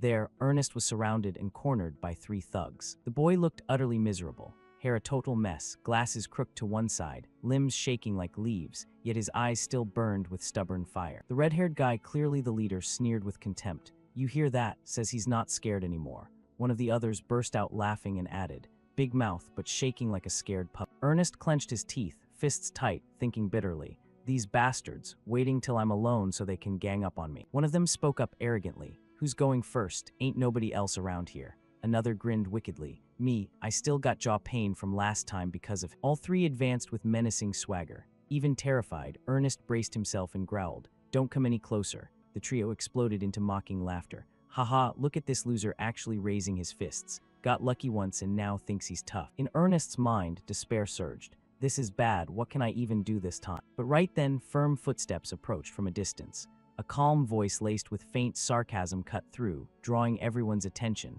You guys again. The blonde thug turned his head. His eyes widened the moment he recognized who had just appeared. He shouted, voice cracking with panic, Dane Sauger. Dane didn't even acknowledge their shock. He strolled forward casually, gave a faint smile, and waved at Ernest. Hey there. Ernest looked at Dane like he'd just been thrown a lifeline. His eyes lit up. His voice trembled with emotion. Dane. As soon as Dane appeared, the bullies started whispering frantically. What the hell? You said nobody would show up. One grumbled. Another snapped back. Who cares about that now? Get the weapons out. Dane glanced at them and muttered inwardly. Here comes the hassle. He scanned the area and thought, no one else around, right? In that case, I'll let you taste a little pain. Instantly, a surge of mana erupted from Dane's body, startling the thugs into fearful flinches. In the blink of an eye, countless spears materialized in the air, all aimed straight at them. Seeing that, one screamed, what the fuck is that? He can use magic too. The spiked hair guy trembled as he spoke. Isn't the Saugers family famous for spear arts? The redhead roared furiously. Idiot, you forgot already. His sister is Arabella Sauger. Beside them, Ernest gasped in shock too. Dane, with all those floating spears pointed at the bullies, spoke coldly. All right, choose. Either back off nicely and obediently, or get beaten to a pulp. Hearing that, the three thugs' faces drained of color as terror flooded them. Right after, the nearby wall cracked with countless puncture marks, as if something had stabbed through it. The ground suffered the same fate. The bullies were now face down on the dirt, wailing in miserable pain. Ernest was still shaking as he approached and spoke. "Thanks, Dane. My arms and legs are still trembling like crazy." Dane smiled and replied, "As long as you're safe, that's what matters." Then he continued, "Ernest, from now on let's train together, okay?" Hearing that, Ernest rubbed his still aching arm and asked in surprise. "What?" Dane answered. "You said you wanted to beat Braun, right?" Ernest nodded with an awkward laugh. "Yeah, that's true." Dane went on, "So I'll help you get stronger." Ernest could only smile. "Haha, I'm always relying on you anyway." After that, the two walked together across the campus grounds. Dane turned and asked, "Hey, have you joined any clubs yet?" Ernest replied, "Not yet. I've been looking forever but couldn't find any exploration or archaeology clubs." Dane frowned. "I thought there had to be some, right?" Ernest explained. "In our year there's a map research study group, but that's a mandatory class, not a club. I checked out a few map analysis clubs too, but they're all just lazy excuses. Super disappointing." Hearing that, Dane stroked his chin thoughtfully. "Sounds like most people just want an easy life." Ernest nodded in agreement, then asked, "But why are you asking about clubs? You thinking of joining one?" Dane answered, "Everyone's so aggressive about recruiting freshmen, it made me wonder if it's actually that important." Ernest explained, "They say you have to choose carefully. Once you join, you're locked in for the full 2 years and can't switch." Dane gave a wry smile, stricter than I thought. "Pick the wrong one and you waste 2 whole years." Right now the campus was covered in recruitment signs from every club imaginable. Dessert connoisseurs, book discussion groups, you name it. Suddenly Dane stopped walking, turned to Ernest and said, "How about we just start our own club?" Ernest blinked in surprise. What kind of club?" Dane replied. "One where we can do whatever we want." Ernest still looked puzzled. "Meaning," Dane explained, "I mean, we can train together, explore ruins, hang out and eat when we're free, do whatever, no rules, total freedom. What do you think of the idea?" Ernest's eyes sparkled brightly, and he quickly agreed. "I'm in. Going with you is definitely gonna be fun." But before he could get too excited, he asked, Will a club like this even get approved?" Dane answered confidently, "No worries, leave it to me." Ernest nodded. "If you say so, I believe it'll work, but why'd you suddenly think of this?" Dane laughed because all those club invitations were getting annoying. I kept having to turn them down. None of them interested me, so might as well make our own. Ernest asked next, "If I join, will I get to learn more spear techniques or swordsmanship too?" Dane smiled. "Of course that's a given. Who knows, you might even discover some hidden talent of your own." Ernest beamed. "Awesome, we're definitely gonna learn a ton from each other." Then he suddenly remembered, "But I heard you need at least 3 people to form a club, right?" Dane nodded. "We've got Layla too." "I'm sure she'll join." Ernest gave an embarrassed laugh as well, and continued, "Since we're on the topic, let's go ask her right now." Scene shift to the club registration office. The 3 of them walked along chatting. Ernest spoke up. "Just submit the form here and we're done, right?" Layla said excitedly. "Sounds so easy, hurry up and fill it out." Dane glanced at her and thought, classic Layla. She ditched the dessert exploration club just to hang with us. Layla turned and said happily, "The dessert club that meets every week to try new sweets, perfect fit." Dane nodded. "We can do that too if you want." Ernest chimed in, "I'm a big tart fan myself. We can do whatever anyway." Dane added, "If you want to network with seniors, that's fine too. But just follow Ernest's lead and we're good." Hearing that, Layla looked completely satisfied and grinned ear to ear. "Form done, let's go register it." Right now, the 3 of them were standing in front of the office door to register the club. The 3 filled out the club founding application together, then brought it to a room for approval. Suddenly, Layla shouted, "What? The rules changed." A blonde girl pushed up her glasses and explained, "Yeah, right now the Academy has over 3,000 clubs. Most of them are inactive and super hard to manage. So starting this year, founding a club requires official approval instead of just reporting." Dane's brow furrowed slightly as he asked, "For approval, what do we have to do?" Layla sighed. "Oh man, talk about bad timing." The blonde girl continued, "You need a formal recommendation letter from a professor. Do you want me to give you a sample?" Dane nodded. "Just give me the sample first." In his mind, he thought, trouble from the very beginning, huh? After that, the 3 left the room. Layla complained, "How are first years like us supposed to get a recommendation letter?" Ernest nodded in agreement. "Seriously, we haven't even met most of the professors yet." Layla continued, "We can't just pick some random teacher and beg for a signature." Dane smiled. "Actually, I already have someone in mind." Layla and Ernest shouted in unison. "What? Who? We're just first years. They'll probably look down on us anyway." Dane flashed a confident grin. "Just trust me on this, okay?" Ernest and Layla could only stare wide-eyed, speechless. Scene shift to Professor Lot, T-letter 1EF1 Dukeltas's office. Dane sat explaining the plan to form the club. After a while, he thought silently. Damn, he said he'd hear us out, but why's this so tough now? Keltas spoke up. So why did you kids come here? Dane replied. Professor, the truth is we want to establish a club. Keltas looked quite surprised. Oh, that sounds interesting. What kind of club? Dane smiled. A club for sword training, exploring the academy, and having fun adventures. But now we need approval, so we're looking for a professor's recommendation letter. Keltas asked curiously. Recommendation letter? Dane nodded. Yes, we're searching for an amazing professor to ask. Hearing that, Keltas stiffened slightly and thought to himself, searching for a professor? You came all the way here to me and still say it like that. You little brat, you think you can find someone better than me. Right as the thought finished, Keltas broke into a smile and said, haha, isn't there a professor right here? No need to look far, I'll personally recommend you. Dane responded, but professor, you're always so busy, I'm afraid I'd bother you. Before he could finish, Keltas cut in. Busy how much? At the very least I can handle this. So what do I need to do now? Dane smiled, really? Then please sign here, professor. He quickly pulled the registration form from inside his coat and handed it over. Keltas happily took the pen, signed it, and said, my only student wants to start a club. Of course I have to support it enthusiastically. Dane smiled and bowed his head. Thank you so much, professor. Once he had the signature, he thought silently. That went surprisingly smoothly. After finishing up, he immediately met back up with Ernest and Layla. Layla cheered. I can't believe it. We got the recommendation letter that fast. Are you close with the professor or something? Ernest jumped in. We didn't even get a word in edgewise. Holding the recommendation letter, Dane laughed. I pretended to ask about sword techniques and luckily won his favor. Ernest nodded. Anyway, glad we pulled it off. Layla pounded her chest excitedly. So we actually have a club now. Dane nodded. Just need to submit the form now. Thinking about the club actually getting founded, Ernest was thrilled. I'm so pumped, this is gonna be awesome. Layla marveled. I thought this would be super hard. Dane made it look easy as pie. Dane pulled out a blank sheet of paper and said, now we need a name to register. What should we call it? Nomming it turned into a whole saga. Ernest said, the name has to represent who we are, this is important. Layla nodded. I don't want anything too childish or meaningless. Both of them scratched their heads, muttering, what name would work? Watching them, Dane gave a small smile and thought, they're actually taking this really seriously. Suddenly, he felt something wriggling against. He glanced down and muttered, Karna's waking up right now. The little dragon moved around all over him, making Dane fidget. He whispered, not now, Karna's. Ernest spoke up. Dane, got any name ideas yet? Dane replied, I'm fine with anything. Layla asked, puzzled. What? You're the one who suggested this and you have no ideas. She pointed at Dane's coat. Huh, there's a lump on your shirt. About to get exposed, Dane thought inwardly. I haven't even introduced her yet. He stammered.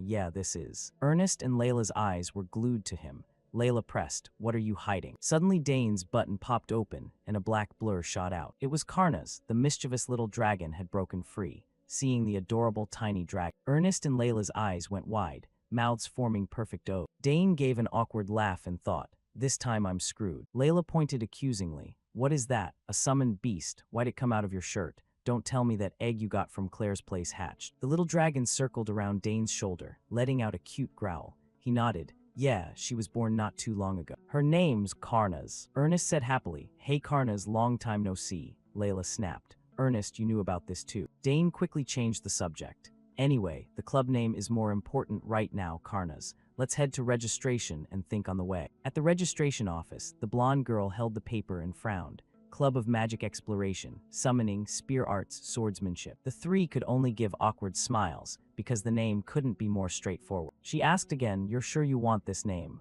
Dane nodded. Yes, please approve it for us. After getting approved, the three left the registration room. Layla turned and scolded. Dane, never name anything ever again. Dane raised an eyebrow. Doesn't it sound fine? Layla shouted. No, it's not fine at all. Ernest quickly mediated. Haha, don't worry too much. We can always change it later. Scene shift to Professor Tamarik's office in the summoning department. Someone entered and said, I hope I'm not bothering you by dropping by. Tamarik replied, haha, not at all, Dean. The visitor was Delfinso. She sat down and asked gently, how have things been lately? Tamarik answered, lots of talented students, but I'm worried the professors might get overwhelmed. She emphasized, especially, I heard there's one student who stands out far above the rest. Tamarik stammered, yes, that's true. He thought silently. Word spreads that fast from class. Delfinso held her teacup and continued. I heard your class has some interesting things going on. I'm not interfering with your lessons, just curious. Tamarik replied immediately. No, of course not. You're the dean, it's perfectly normal. He set his teacup down and went on. There's one student who's really noteworthy, even exceeding expectations. Quite a surprise. Delphine smiled. It must be Dane Saugers. I personally approved his admission. She continued, I heard you promised to write him a recommendation letter, right? Tamaric nodded. Yes, that's correct. Delphine added, since the special admission requires 2 letters, I think I'll write the other one. Tamaric was surprised. You're writing it yourself, she laughed.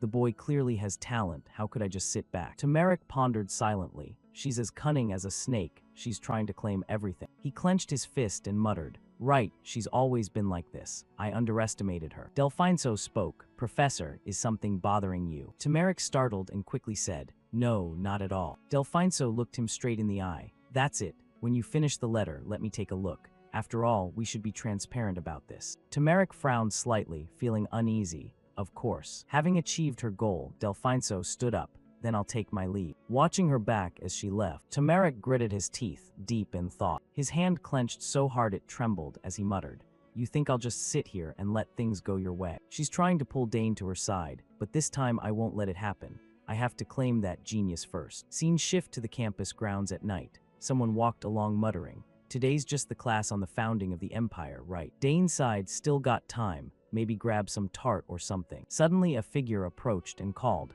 Dane Saugers. Dane turned around and saw a blonde girl he'd never met. He asked, who are you? She replied, hello, I'm a messenger from the academy. Professor Delphine, the Dean of Summoning, has summoned you. She smiled in a way that made Dane suspicious, and he muttered, not Professor Tamaric. He asked further, why does the Dean want to see me? The blonde girl answered, she only mentioned the recommendation letter. She wants you to come right away. Shall we go now? Dane nodded. Ah, the recommendation letter. But in his heart he muttered, a sudden summons like this, something's off. The Imperial Academy, the cradle of the Empire's brightest talents, where the flame of academic passion burns eternally, renowned for its brutally intense competition that far exceeds anyone's expectations. Especially the fierce power struggles among the professors.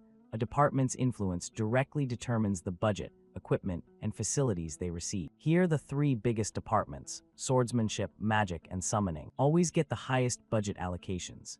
A professor's reputation and evaluation rise or fall accordingly, directly impacting their core responsibilities. In the summoning department dean's office, Delphine gazed out the window and muttered, I can't keep staying stuck in 3rd place forever. I refuse to lose to those guys over and over. She pondered deeply. If that boy joins our department, we could easily overtake the magic department. The problem is Professor Keltas from the interdisciplinary department. Still, his older sister Claire is studying here, so it's hard for him to refuse outright. I just need to spark his interest in summoning, and the opportunity will come. Suddenly, a voice called from outside, Professor, I've brought Dane here. Delphine replied immediately, come in. She smiled and said, the academy must be keeping you pretty busy, huh, Dane? With your abilities, I bet you're getting invitations from everywhere. Dane replied humbly, I still have so much to learn, so I'm approaching everything with the mindset of a true first-year student. Delphine nodded. That's admirably humble. The desire to keep learning is a truly valuable attitude. Is there any subject you're especially passionate about? Dane gave a light laugh. Haha, right now I haven't picked one specific field yet. I just want to do well in every. Delphine nodded approvingly. Wanting to excel across the board, that's the true spirit of a freshman. Do you know why I called you here? Dane shook his head, looking genuinely puzzled. She continued, I heard there was something miraculous in Professor Tamaric's class. You summoned Denfu and even managed an enhanced link. With skills like that, how could a dean like me just sit idly by? She smiled. With your talent, you should take the special admission exam. Delphine went on, Professor Tamaric and I have both agreed to write recommendation letters for you. Dane gradually understood the reason and replied, thank you for thinking so highly of me. Writing a recommendation letter for a student outside the summoning department is something I've never done before. Your talent is truly that rare. Writing a recommendation letter for a student outside the summoning department is something I've never done before. Your talent is truly that rare. Dane asked curiously, summoning, she nodded sincerely. Someone qualified for the special exam doesn't really need any more lessons, but precisely because of that, I want to teach you personally. Dane pondered silently. If the dean herself is reaching out like this, the summoning department must be pretty desperate for talent. She added, oh right, have you joined any clubs yet? If you're interested, our summoning department has some really great ones. He replied, thank you, Professor. But as for clubs, I've already founded one with a few friends. Delphine was startled. What? You've already founded one? The rules are so strict now. Dane smiled. Yes, it wasn't easy, but luckily Professor Keltas wrote the recommendation letter for us. Hearing that, Delphinso's eyes widened, and she muttered, that damn Keltas. He never shows up to faculty meetings, always slacking off. And yet he beat me to the punch. She clenched her fist in anger. He dared to ruin my plan to lure the boy into my summoning club. She calmed herself and continued, well then, congratulations on founding your club. Whenever you're free, stop by my lab, there's a lot of interesting stuff there. In her mind, she grumbled, for now, just dangle the bait. Then she went on, I have some rare items, like unhatched spirit beast eggs. Hearing that, Dane was slightly shocked, and immediately asked, spirit beast eggs? She continued, that's right, just one unhatched egg is valued as much as an entire castle. They're that rare, so you absolutely have to come take a look. Dane jolted, slipping his hand into his coat and thinking, oh crap, I'm already raising one. Delphinso smiled. Don't worry about the recommendation letters. Professor Tamaric and I will provide them for you. If you have any questions about the exam, feel free to ask me anytime. Dane replied cheerfully, thank you for your concern, Professor. She picked up a cookie and said, have some dessert while we chat. The one you brought looks absolutely delicious. As she enjoyed it, she muttered, Tamaric's probably planning to make a move first. I need to write that letter quickly. Let's see how shocked the others look when they see it. The next day, Claire met Dane and said, Dane, Professor Delphinso just contacted me. Dane asked, puzzled, with you, why? Claire nodded, yeah, right after sending the recommendation, the Summoning Association contacted her today. They're dispatching examiners to the academy immediately. Dane was shocked. They're coming that fast, he muttered. Way too quick, they're clearly eager to recruit me. Claire's eyes widened. Professor Delphinso really values you. What did you do to catch the eye of someone as strict as her? Dane gave an awkward laugh. I don't even know, maybe just because I'm a top student. Claire continued, anyway, you'll be called for the exam soon. Back when I took it, we had to summon 3 spirit beasts at once, maintain them, and perform enhanced linkages. Dane shouted 3 at the same time. This is gonna be huge trouble, he muttered. Sister Claire passed the special exam when she was only 16. Claire went on, yeah, but nobody knows what this exam will be like. They don't announce it in advance. With Professor Delphinso's recommendation, you're qualified, but there's internal strife within the Summoning Association too. Dane asked, internal strife, Claire explained. You probably don't know yet. Professor Delphinso has rejected the association's requests multiple times, so they don't like her. They won't let her gain an easy advantage. Dane pondered, so the exam might be tougher because of that, right? Claire nodded. It's possible, but I'm not too worried about you. If you get hurt because of the adults' power games, I'd feel really guilty. Dane smiled. Don't worry, sis, that won't happen. He thought silently. I have no intention of getting caught in those traps. 2 days later, the Summoning Association's inspection team arrived at the academy, led by Chairman Elgard Poten. He spoke. Long time no see, Professor Delphinso. She replied. Are you still in good health? Elgard nodded. Yes, so just how impressive is this student you're recommending? Delphinso replied calmly. Sorry, Chairman, but his talent is so exceptional that I couldn't ignore it. Elgard continued, then you should have accepted a seat in the association when we offered. It would have made everything quicker and cleaner. Delphinso gave a wry smile. You know how it is. I still prioritize my responsibilities at the academy. If I took a position in the association, I couldn't devote myself fully. She gritted her teeth and thought, you think I don't know you're trying to pull influence to your faction. Because of the association's greed, I nearly died several times in those reckless incidents. She turned anyway, follow me, we can talk while we walk. Elgard nodded, fine. He thought silently, the recommendation's already sent, so I'll cooperate, but I don't like this kid one bit. On the way, Elgard asked, the boy is Dane Saugers, Claire's younger brother, correct? Delphinso replied, yes, his talent truly runs in the Saugers bloodline. Elgard continued, I heard he summoned a 5th-tier Denfu, performed an enhanced linkage, and during the interdisciplinary exam, he managed multiple linkages with spirit beasts at once. Delphinso nodded, that's correct. He turned to her, abilities like that are extraordinary. They've shaken the entire association.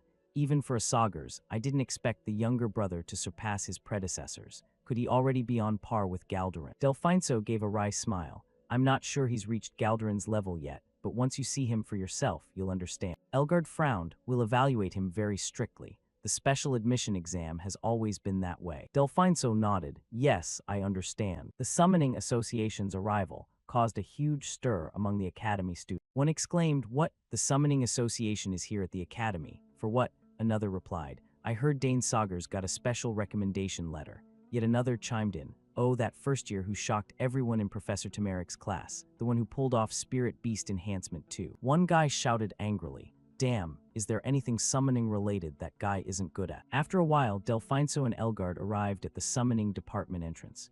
she said cheerfully. All right, this is where the exam will take place. Elgard glanced at the summoning department emblem and muttered, very well, let's go inside. At the examination site, light filtered through the door cracks, illuminating the entire room. Right now, Dane stood in the center of the arena and spoke. I am the youngest son of Count Saugers, Lord of the Southern Region and head of the Saugers family. My name is Dane Saugers. It's an honor to meet. As soon as he finished, a confident smile played on his lip. Seeing that, Elgard thought inwardly, impressive indeed. Hard to believe he's only 14 and already carries such presence. Now I see why they rushed to send the recommendation. Elgard stroked his chin lightly and said, I am Elgard Poten, chairman of the Summoners Association.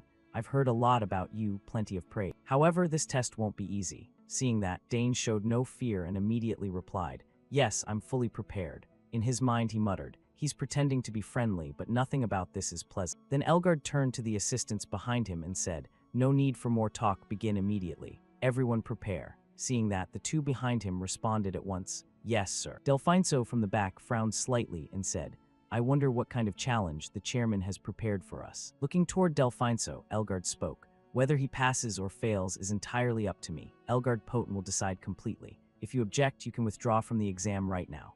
Dane replied instantly, I agree. He continued, during the exam, all forms of cheating are strictly prohibited. If the exam is deemed unfair, the results will be voided and your summoner qualifications may be revoked. Remember that. Dane replied calmly, yes, I understand. Elgard went on, good. Then let's see what makes you so special. Right after, he raised his hand high and declared, the examination begins. The supervisors standing around him, each now had a summoning magic circle appear in front of them. Immediately after, it drew in all the surrounding energy to reinforce the magic circle even further. Seeing the scene, Dane muttered, this is. Suddenly, eerie cries echoed from the magic circles. Right after, an enormous surge of energy enveloped the entire examination grounds. Seeing that, both Dane and Delfinso frowned slightly. Delfinso thought inwardly, they've activated the magic circles, so that means. Right after, the surrounding mana currents converged toward Elgard. Right after, he slightly widened his eyes and said, answer my call. As soon as he spoke, a massive torrent of mana burst from his magic circle. Next came the appearance of an enormous, ferocious creature with a head resembling a lion. Seeing such a colossal amount of mana pouring out, Dane muttered inwardly, as I expected, the chairman's mana is terrifying. I didn't think the exam would be on this scale. Right after, his eyes widened. Staring at the creature before him, he wondered and thought, this thing is way more dangerous than normal. Around it appeared lightning bolts brimming with immense mana, instilling an extreme sense of danger in anyone facing it. Seeing this monster appear, Delfinso from behind suddenly shouted, impossible. A third-tier summon, that's Antares. The Antares clenched its fists, raised its head to the sky, and let out a massive roar, causing all the surrounding mana to suddenly erupt, filling the examination site with blinding dust and smoke. Dane braced himself with his hand against the overwhelming pressure and muttered inwardly, now I get it. Why my big sister was so worried about me. Looking at the summoned beast before him, Elgard crossed his arms lightly and said, since you're a genius, this level should suit your rank, right? He frowned slightly and continued, you may use any weapon you deem necessary. Your task is to subdue Antares by any means. Looking at the ferocious summoned beast standing before Dane, Elgard added, this is the requirement for the special admission exam. Seeing the scene, Delfinso gritted her teeth in anger, thinking inwardly, that old man clearly wants to see me disappointed. He's trying to humiliate me here. Elgard said in an irritated tone, but with your exceptional talent, there's probably nothing to worry about, right? Of course, if you're scared, you can still back out right now. Dane replied immediately, completely unfazed. No, I'll proceed with the exam as planned. Seeing that, Elgard gave a slight smile. Very good. I'll give you a little time to prepare. Right after, Dane reached into the subspace in front of him and fumbled for something. He muttered inwardly, good, I already have the perfect thing for a situation like this. Immediately after, he pulled something out and muttered, the spear that Sister Claire gave me on my 7th birthday. Now I finally have the chance to use it. Looking toward the beast in front of him, Dane muttered, it's huge, so there should be plenty of openings. I'll attack fast and pull back. Seeing this scene, Elgard frowned slightly. He's using a spear, truly the Saugers' bloodline. Right after, his gaze shifted to a corner of the exam area, where Tamarik's group, along with a few students, had arrived to watch Dane's test. Seeing the scene, Tamarik could only gape in shock and stammer. What the hell is this? Pitting him against a third-tier creature. Isn't that way too much? Hearing the familiar voice, Delfinso glanced over and said, looks like Professor Tamarik has arrived too. He's probably going to object to this. Elgard didn't care at all and replied, "It's fine, he's ready. Let's begin." Right after, his expression darkened slightly. Then he immediately extended his hand forward and declared, "Antares, eliminate the enemy in front of you." As soon as he finished speaking, Antares immediately started grinding its teeth with a screeching sound, its eyes blazing bright red. It instantly launched itself forward with tremendous force toward Dane. Dane remained calm, waiting for the monster to get close, and muttered, "All right, come at me." When it got near, the monster suddenly accelerated and charged straight at Dane. But right away, with his masterful spear technique, Dane blocked the monster's attacks. Immediately after, he dashed behind the monster. At this point, Dane's face was no longer as calm as before. He was starting to take this seriously. His miraculous movements left the surrounding crowd stunned. Countless surprised voices rang out, "Oh my God, what kind of movement was that just now?" Paying no attention to those comments, our Dane quickly regained his defensive stance. He couldn't help but break into a confident smile,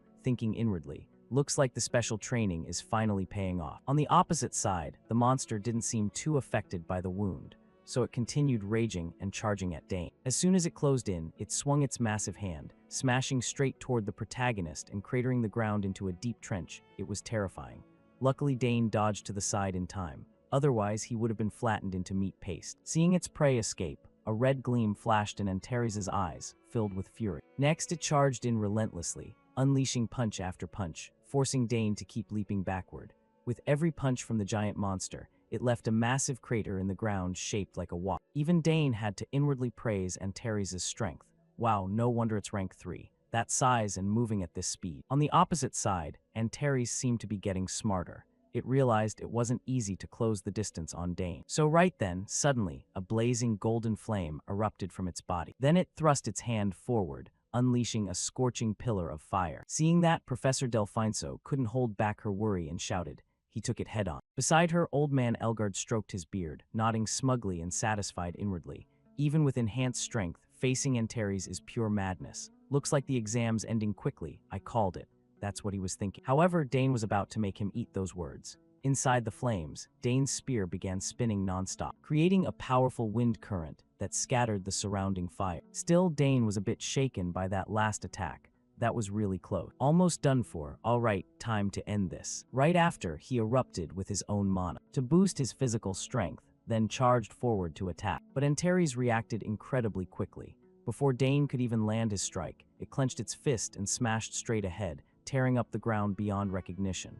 Too bad the attack missed Dane completely and was useless. Right then, he circled to the side, aiming for the giant's waist. Thinking inwardly, for the finishing blow, I'll use what Dad once showed me. Concentrate mana at the spear tip to create an explosion, single-point breakthrough.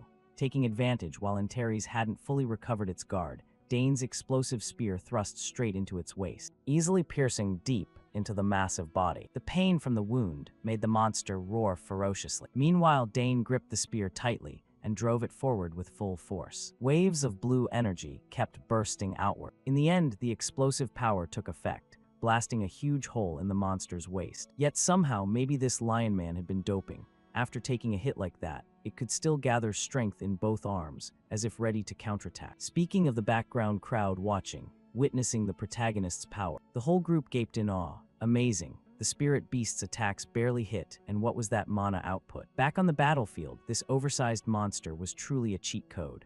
Right now, at its wound site, a blazing golden flame enveloped everything. In just a few seconds, the injury had healed like nothing happened. In fact, getting wounded only made the monster even more blood-crazed. Insane roars started pouring from its mouth. In fact, getting wounded only made the monster even more blood-crazed. Insane roars began echoing from its mouth. Seeing this, Dane felt his scalp tingle. Oh man, looks like it's really pissed now. As soon as he said that, suddenly the lion man opened its maw and spewed a scorching flame, forcing Dane to panic and leap aside. However, his spear was still stuck in Antares' waist, making his face go blank for a moment.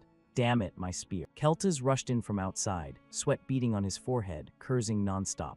Damn it, I didn't arrive too late, did I? Why the hell is the exam being held in such a remote spot? His heart pounded with a mix of worry and frustration. The moment he pushed the door open, the scene before him made Keltas freeze, eyes wide in shock. He gritted his teeth, staring fixedly at the brilliant mana barrier in front. His voice trembled with disbelief. A barrier in the exam zone. What the hell did they summon? From inside Ultima. Wait, it was Ultima now. threw its head back and let out a ferocious roar that seemed to tear the air apart. Its eyes boiled with furious flames, shooting red glimes straight into Keltaz's gaze. His face darkened, heart pounding from the shock. He clenched his fists and shouted in rage, "What? Alterma, third tier." A mix of horror and excitement made his body tremble slightly. In the arena, Alterma had just flung Dane's spear away, sending it rolling across the ground and leaving long scratches. The wound from the spear was still bleeding and hadn't healed yet. The monster growled, eyes bloodshot, glaring straight at Dane as if ready to devour him. Dane stood opposite, muttering inwardly with a hint of admiration. It took a hit like that and barely flinched, tough as nails. He nodded, a confident smirk tugging at his lips. In his mind he thought, the spear won't hurt it anymore. Then he flicked his hand, eyes flashing with resolve. "Sorry, Dad, but in the end, I have to use the sword after all." Instantly Dane drew the sword from his hip, its blade gleaming under the mana light. He frowned, staring straight at Alterma with a confident smile. Round 2 begins. His movement stunned the entire stands. Elgard stroked his chin, eyes sparkling with curiosity, and said, "Ha ha," switching to a sword. Delfinso beside him nodded thoughtfully. "Makes sense, this is an independent exam, a little quirk isn't surprising." Elgard nodded in agreement, but his eyes showed astonishment. "Right, but what's scary is how calm he stays. That stance, it's like a veteran warrior who's been through countless battlefields." On the stands, the crowd of students whispered excitedly, hearts racing. Keltas from behind narrowed his eyes, watching with pride mixed with curiosity. He spoke confidently. Now we'll truly see his real abilities. In the arena, Alterma charged straight at Dane, eyes ferocious, fists clenched, forming a massive ring of fire radiating scorching heat. But Dane didn't flinch. He stood firm, calmly receiving the monster's relentless attacks. The skills of a true swordsman shone through clearly, superior agility and speed. After several exchanges of blows, Dane stepped back, a thought flashing in his mind. He muttered admiringly, "Not bad." After a few rounds, it shifted from raw power to speed, reacting precisely to every move I made. Alterma didn't let up, continuing its frenzied assault, but it wasn't an easy foe to subdue. Dane maintained his calm, swinging his sword to parry each strike. The moment he spotted an opening, Dane slashed hard at Alterma's arm. However, the attack caused no damage. He muttered in slight surprise. Both arms are coated in fire, hard to pierce with sword kai. Alterma sped up even more, its punches raining down like a storm.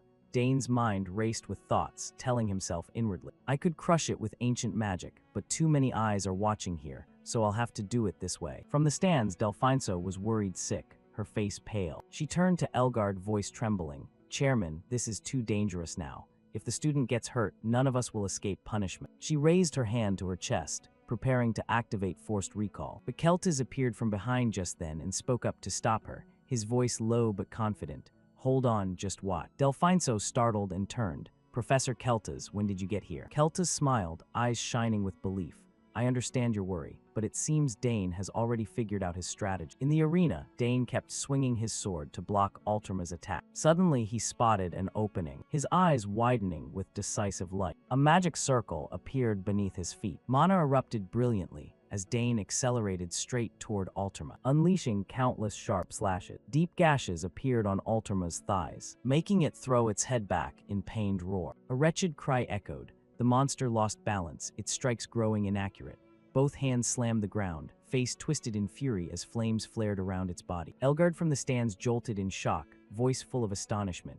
He combined swordsmanship and magic in that instant. Keltas nodded, a confident smile on his lips. "Looks like we should have summoned something even stronger." Hearing that, Elgard's face darkened as he clenched his fist tightly, thinking inwardly, "Damn it, a third-tier summon should have been enough to make him fail." Yet he far exceeded every expectation I had. His heart raced with a mix of fury and reluctant admiration. In the arena, Alterma opened its massive jaws wide, rings of fire appearing around the edges of its mouth, signaling a terrifying final attack. Dane gave a faint smile, thinking to himself, "One last desperate struggle, huh? Truly the king of tanking it right to the end." He clenched his fist, eyes flashing with determination.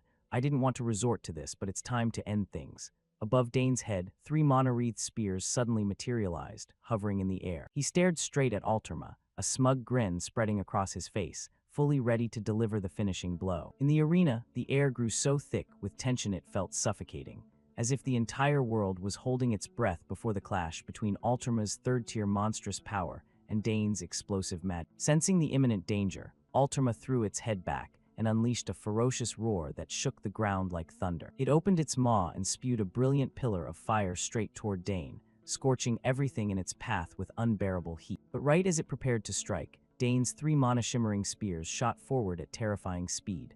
Ultima froze in shock, eyes widening in disbelief, unable to dodge in time. The energy from the spears detonated, unleashing a massive mana explosion that rocked the entire arena. All 3 spears pierced straight through Ultima's body, leaving 3 gaping holes. The monster was hurled backward like a kite with its string cut, roaring in agony as wretched cries echoed through the space. Dane stood in the center of the arena, eyes cold and sharp, the corner of his mouth curling into a satisfied smile. His heartbeat was steady, but inside he overflowed with the thrill of victory. He maintained an astonishing calm, like a seasoned warrior. From the stands, Delphinso turned to Elgard, her face pale as she said worriedly, "Chairman, this exam went way too far." Keltas from behind frowned and spoke in a low, challenging tone. "Too far? What do you mean?" Delphinso's eyes flashed with anger as she explained. "No matter how talented he is, pitting a first-year against a third-tier summon beast, do you really think that's reasonable?" Elgard sensed the tension and gave an awkward laugh, trying to smooth things over. "Ha ha, but the result turned out fine, right?" His words only fueled Delphinso's outburst. She shouted furiously, "Fine. It's so fine it'll go down in Imperial history. First year using spear, sword, magic, and even forced linkage to subdue a third-tier summon beast. This is downright insane." The crowd in the stands fell silent, hearts pounding at her emotional outburst. After the battle, Dane calmly stored his weapons back into his subspace, his demeanor as composed as if he hadn't just faced a terrifying monster. Elgard and Keltas exchanged glances, brows furrowed in awe. They thought inwardly, that finishing move was truly earth-shaking. Suddenly Dane approached Ultima, extending his hand in front of everyone's stunned eyes. This action caused an explosion of murmurs from the stands. It was a response of power. Dane had established a forced linkage with Ultima, suppressing its hostility. In terms of both tactics and outcome, it was a perfect conclusion. Delphinso, still furious, spoke up. "If word of today gets out, people will say this was an unfair exam deliberately designed to fail him." Elgard cornered turned to explain, "Professor Delphinso, I had clear safety measures in place." But his answer didn't calm her. She shot to her feet, voice accusatory. "Then why did you just sit there while he faced it head-on?" Elgard stammered, scrambling for words. "That was..." But before he could finish, Delphinso glared fiercely and declared firmly, "As a professor, I can't turn a blind eye to this, Chairman." Elgard gritted his teeth, thinking inwardly in frustration.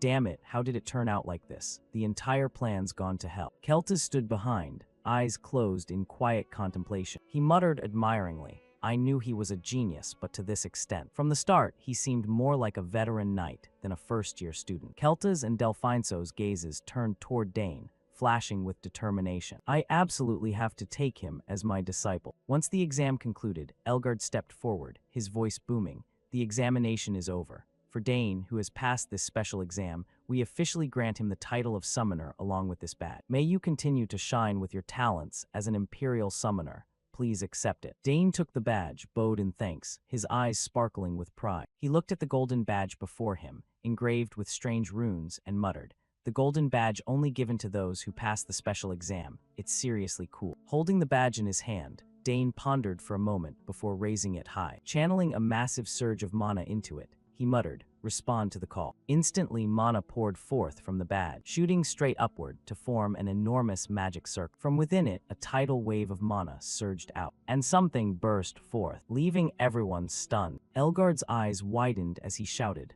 "What the?" On the ground, a creature with long ears and short stubby legs appeared. It was a summon beast that looked just like a little bunny. Display info: Ultima, 4th-tier summon beast, enhancement type, capable of dramatically boosting the summoner's physical ability. Looking at the tiny rabbit, Dane smiled with delight. "Pretty high quality, huh? And kinda cute too." He stepped closer and said gently, "Nice to see you again, Ultima." The atmosphere suddenly froze. Everyone stood speechless before this unexpectedly adorable scene. Delphinso turned to Keltas, who was also frozen in place, and thought inwardly, "Looks like everyone's stunned." She glanced toward Dane, deep in thought. "With this many witnesses, the whole academy's going to go crazy." Just as predicted, across the campus ground students buzzed with chatter. One shouted, "Is that the guy who passed the special exam?" Another replied in awe, "What the hell is the Sagar's family anyway? With this performance, he's already outshining his own sister." Right now, Dane, Ernest, and Layla were walking across the campus. Countless eyes turned their way.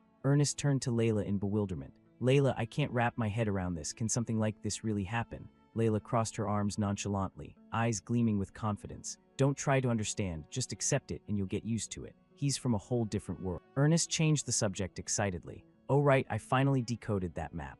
Layla beamed, eyes lighting up. Really? You're amazing. Dane chimed in calmly but eagerly. Then once it's fully decoded, let's hold our club's first official meeting. Hearing that, the group got hyped. Layla bounced with joy. Awesome, I'm so bored already. Ernest clenched his fist happily. I'll decode it even faster. Dane stayed composed, smiling as he thought inwardly.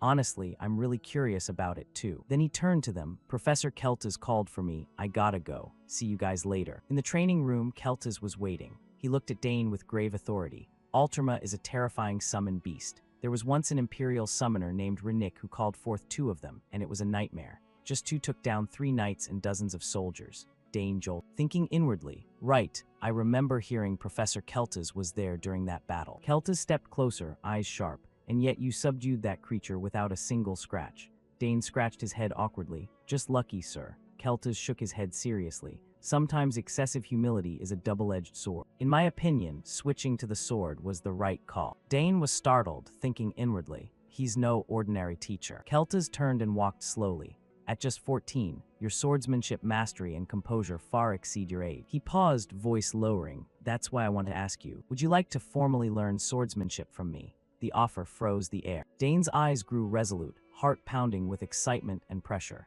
He took a deep breath, ready to answer with the determination to change his fate. On the sheet of paper, line after line in Dane's handwriting brought good news to his family. Dear beloved parents, I hope you're both well. Summer's heat is approaching, and outside the bright sunshine pours down on the vast academy where I'm studying. Today, as always, your youngest son is busy with life here at the academy. Right now, Dane is training in swordsmanship with one of the academy professors, and he happily shared this with his family. Oh, I've completed Professor Keltas's swordsmanship class that I mentioned before. He's incredibly dedicated and delighted to teach me, and I can feel it. I've learned so much theory. It really makes me think coming to the academy was an excellent choice. The quill flew quickly as it captured Dane's heartfelt words. Now I can perform sword techniques much more proficient. Thinking of something fun, he smiled with delight. Maybe it's time I commission a sword from the fort. A moment later, Dane set the quill back in the inkwell. But the letter's content wasn't just about Dane. It included his friends too. Oh, Ernest finally decoded that map. He even discovered the original designer was Saul Hanks. There's also our adventure exploring the ancient ruins within the academy, far to the east under the now abandoned St. Amer Hall. They say something extraordinary is hidden in the saint's crypt. Dane reread the letter and felt unsatisfied, not sure if this is too detailed. Then he picked up the quill and crossed out some words. I shouldn't include too many specific. He recalled the wooden door blocking the passage and changed the info he'd just written. Anyway, that place is a restricted area, no entry allowed. Dane thought silently. More importantly, there was a huge issue with the immortals appearing. He told Ernest and Layla about the immortals' presence and both were horrified. Immortals. The 2 looked at Dane with teary eyes and wailed. That's terrifying, Dane. In the letter, Dane continued. I thought about giving up, but luckily I got help. The help he mentioned was a beautiful blonde girl. When she heard his request, she was shocked. What? You want me to go into the restricted area with you? Are you insane? He clearly wrote her identity for his family. The one who helped was Priscilla, a student from the Holy Studies Department. Then came a short lesson Priscilla taught the trio. Listen carefully. Immortals disappear if you destroy their core. She carefully instructed. Oh, but first, you absolutely need to receive my baptism ritual. Ernest and Layla just stared blankly and followed her lead. Later, the 4 of them explored the crypt together, fighting the immortals. Dane, smash its core, pour all your dense mana into one strike. A purple light filled the air, helping everyone hold back the skeletons. Just as expected, Priscilla's holy power was terrifying. Thanks to her baptism, we handled the immortals easily. Layla skillfully wielded her sword to cut through every obstacle, and her swordsmanship has improved dramatically too. Ernest and Priscilla stood back to back, protecting each other. On the other side, Dane bravely faced the immortals alone. The battle raged fiercely. One immortal's arm was sent flying high into the air. Finally, Dane's group reached their goal, an ancient structure now covered in green moss. After passing through the darkness, we reached the underground crypt, and at last we found the treasure. Layla trailed behind doubtfully. Is this really from 300 years ago? Dane pointed ahead confidently. Yes, the treasure is right here. The one the Emperor desperately craved but could never open or take. When they found the treasure, both Dane and Priscilla smiled happily. Ernest and Layla couldn't hold back wide grins either. What they found was a massive red gem. The treasure was a gem radiating brilliant red light, utterly dazzling. Dane needed both hands just to hold the gem. Everyone beamed with joy seeing it in his hands. The club's very first achievement brought immense happiness. The four of them couldn't hide their sheer satisfaction and joy after this adventure. They stood in the crypt laughing heartily, everyone so excited they probably wouldn't sleep a wink tonight. Dane wrote out the whole story honestly on paper, and sure enough the entire academy went nuts over. He reluctantly added his own decision. I think I should lay low for a while. Clear sunlight streamed into the tidy, orderly room. At this point Dane paused, lost in thought for a moment. Then he still chose to explain the full origin and background of the treasure to his family. As for the true nature of the gem, everyone would be shocked to learn it's actually an ancient mana core, right? And I probably don't need to mention that the gem has given me an extra mana circ. Finally he set the quill down, whispering to himself, yeah, I'll tell them in person when the time comes. Dane leaned back in his chair and told himself, until then, I'll just rely on my big sister. Right at that moment voices called from outside. Dane, what are you doing? We gotta go now. We don't have time to tidy up the club room anymore. He quickly grabbed his bag and called back loudly, coming, be right there. At the end of the letter, he added one more line. Oh, and after that day, Priscilla joined the club too. Dane opened the door and stepped out. Waiting for him were the familiar figures of his three friends Ernest. He happily declared in the letter, so now the club has 4 members. Ernest glanced at Dane and urged, Dane, come on, hurry up. Priscilla pretended to be upset and teased. You, how dare you make your seniors wait? Layla joined in playfully. Exactly, we're busy people too. Seeing that, Dane scratched his head with a bright smile and explained, sorry, I had something to clean up. Come on, let's go. He wrote helplessly in the letter, but they kept complaining the club name sounded ridiculous. Their chatter echoed through the hallway. Today I'll handle all the heavy lifting. Of course, who else in our group could do the heavy stuff? Dane walked step by step closer to the 3, then they looked at each other and grinned happily. From then on, a group of 4 was officially formed, so we decided to shorten the name to Namit. The sky was a perfect clear blue. The entire school campus glowed brightly under the dazzling sunlight. In the room, a long sheet of paper was covered in dense handwriting. In the magic department, there's a notoriously grueling exam, the 24-hour endurance test, where you must go a full day without food or sleep. The surrounding desks were empty, the space so quiet you could hear a pin drop. As long as no other person is brought in, all open reference materials are allowed. This exam is infamous for its brutality. Dinabo stood with hands clasped behind his back by the window and sighed in admiration, but Dane passed it with ridiculous ease. He analyzed calmly. He completely grasped my intentions. Not only is he great at problem solving, but his ability to analyze the surrounding environment and context is extraordinarily outstanding. Dinabo crossed his arms, complex emotions showing on his face. I almost feel sorry for the other students, but this is the first time I've ever craved a student from another department so bad. Suddenly he turned and probed. So, how's the task I assigned going? Arthur fell silent at the question and looked at him. Then he reported hesitantly. He keeps turning down invitations to join the student council. If he joined, he wouldn't just get one position. He could even rise to a key role and influence academy policy in the future. Hearing that, Dinabo turned back to gaze at the scenery and replied calmly, I see. Even when I sent a 5th year like you, it still failed. Dane's figure appeared in his mind. He pondered with frustrated reluctance. Damn it, he's truly an unpredictable kid. He lacks the usual vanity or arrogance of his age. Every prediction I made was completely wrong. Dinabo's stern, upright exterior hid a stubborn resolve inside, but he won't escape my grasp. Thinking of the future ahead, he broke into a pleased smile. His inner determination hardened. He would never give up. I'll definitely hold onto him tight. In the distant mountains, towering cliffs rose like walls blocking the path. In the book-filled room, Arabella's lab, a concerned voice asked, Is Arthur from the student council still tailing you? Dane answered helplessly, Yeah, it's getting a bit annoying. Arabella put her hands on her hips and grumbled irritably. That professor hasn't changed one bit. It was the same in my time. Seeing that, Dane rubbed his head doubtfully and asked, He did the same thing to you too? She admitted right away, MH. Arabella grumbled unhappily. He even said he'd make me student council president or something. Dane commented in surprise, Student council president, sounds pretty impressive. She shot back immediately. That professor loves luring talented kids and turning them into his puppets. She revealed more hidden info to him. Those with ability but low birth and unclear career paths fall into the trap easily. Hearing that, Dane immediately recalled Arthur's close ties to Dinabo, so that's why Arthur keeps shadowing Professor Dranava. Dane smiled smugly and probed. Then refusing was the right call, wasn't it? Arabella looked at him and affirmed firmly, Of course, that professor is very dangerous, not just skilled, but a master at pulling people to his side. If you get caught, you'll become his obedient puppet, so be careful. Still worried, she carefully warned again. No matter what he offers, refuse immediately. Dane listened patiently and replied, I understand, sis. I'll be careful. Suddenly, the door burst open. Arabella startled and went on guard.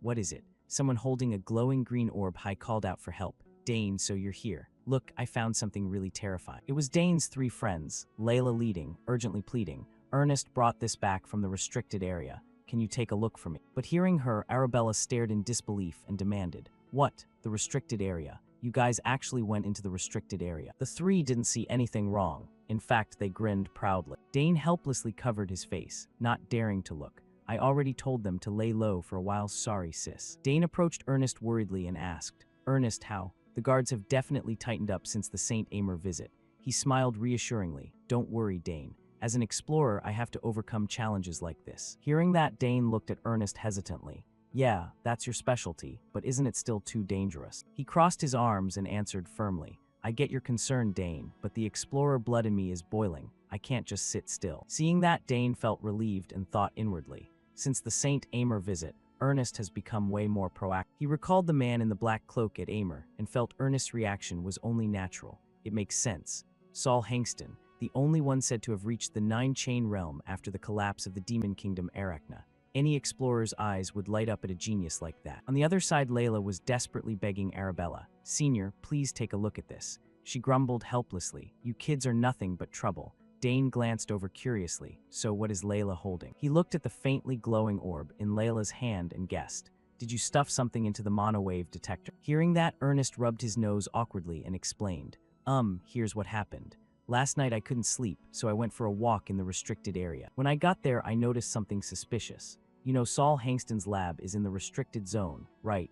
I kept hearing strange noises coming from inside the building. Ernest had looked around in fear, searching. It sounded like machinery running or something being built. It gave me chills. Plus, there were voices mixed in with the noises. Dane listened but still felt puzzled. So what? Even in a restricted area, guards have to go in and out, so hearing voices isn't weird.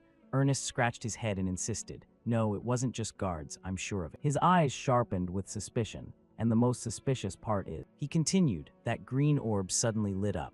The monowave detector I left running as backup picked up mana fluctuations. Dane blurted out in shock. What? Impossible. After Saul Hangston's death, everything in the lab was moved to the memorial, so nothing should be emitting mana waves there. At that moment, the green orb had helped Ernest realize the hidden secret of the place. He continued cautiously, exactly, which means. After that, Ernest had panicked and fled the restricted area. Recalling the gloomy building, he declared solemnly, Inside Saul Hangston's lab, there's definitely something unknown. Dane too grew serious from Ernest's attitude. Mana wave. A while later in Arabella's room, she announced gravely, Ernest, you were right, there really is something in there. Ernest asked in surprise, Really, Senior Arabella? She placed a sheet of paper on the table. Yes, and it's no small thing. Here, look at the data I analyzed. Priscilla and Layla leaned in to examine the info. Dane followed and carefully picked up the paper to read. The paper was filled with text and continuous wave curves. These fluctuations are very similar to the samples I collected, Ernest.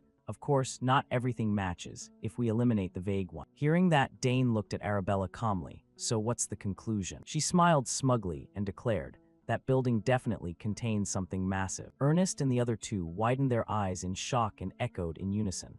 Something massive. Arabella looked down at the green orb on the table and probed. Yes, this kind of fluctuation usually comes from an object holding terrifying amounts of mana. You said it was very difficult to capture these waves, right? She looked at the three confidently and explained, I think it means something is blocking the mana leakage from escaping. Ernest gaped speechlessly. Arabella ignored his reaction and continued, Whether the one hiding the mana waves is Saul Hangston himself or someone else, we don't know yet. On the other side, Dane looked at the data again seriously and pointed out, The only thing certain is that, whatever it is, it's valuable enough to conceal the mana wave. Arabella nodded in agreement with Dane's thought. She crossed her arms and recounted. In short, that's the situation. And from what I know, the guards never even step inside Saul Hangston's lab. Back in the day, I even sneaked into the restricted area when I was bored. Priscilla's eyes widened in surprise. Really? Dane saw the proud look on Arabella's face and thought helplessly, Even you did it, sis. Yeah, I guess no one can resist Saul Hangston's allure. He really was a mage in his prime. Finally, she summed up. Anyway, I don't know what they're hiding, but if it's connected to Saul Hangston, it's bound to be a world-shaking discovery. Maybe something containing his mana, or even stronger. On the table, the mana detector still emitted a faint, unending green glow. Hearing that, Ernest clenched his fists excitedly. If that's true, then it's amazing. Layla, still a bit confused, asked, but why would something like that be in an empty lab? Arabella praised approvingly. Ernest is truly exceptional. He found this purely on instinct. Seeing that, Ernest immediately straightened up and thanked her. Thank you, Senior. You helped me a lot. Arabella looked at him helplessly. Kid, what are you planning to do with something like this? Beside her, Dane harbored suspicion and guessed inwardly, but it's highly unlikely to be a real mana core. Their previous crypt exploration had shown nothing suspicious inside. Throughout the journey, he had stayed alert and sensed everything around him, so he could confirm it. If it were a real core, I would have noticed the moment we entered the restricted area. Dane furrowed his brows and pondered silently. Then, he stared at the light from the orb, letting himself sink into thought. What the hell is in there? Across from him, Ernest probed, snapping him out of his thoughts. Dane, what do we do now? I already told you to lay low for a while. These waves aren't worth investigating. Layla chimed in to persuade. Yeah, even if you don't go, Ernest will go anyway. He affirmed confidently. Exact. Dane looked at the three and pointed out the downside. We might somehow avoid surveillance, but no one knows what could be inside the lab. Are you guys really confident? Layla raised two fingers triumphantly. Of course, our club is super strong. Ernest declared confidently. Right, and Karnaz is with us. Priscilla crossed her arms firmly. I won't lose either. Seeing that, Dane complained helplessly. Even Ernest and Layla I get, but now Sister Priscilla too. Arabella threw up her hands. Looks like we really can't stop. Right after, she pulled out a scroll and instructed. Fine, if you're not going to listen, at least take this with you. Dane asked, puzzled, what's this? Arabella introduced gravely. This is a teleportation scroll. You know how to use it, right? Then she pointed at the scroll and explained to the four. If you're in danger, don't hesitate, tear it right away. It'll instantly teleport you back here. Forced teleportation will shock your body and mana a bit, but it's better than dying, right? Layla wasn't scared. In fact, she asked cheerfully to confirm. You're really giving us these precious scrolls. Priscilla expressed gratitude. Thank you, Sister Arabella. She carefully reminded them. Remember, you guys tend to forget that entering restricted areas gets you suspended, and 2 suspensions mean expulsion.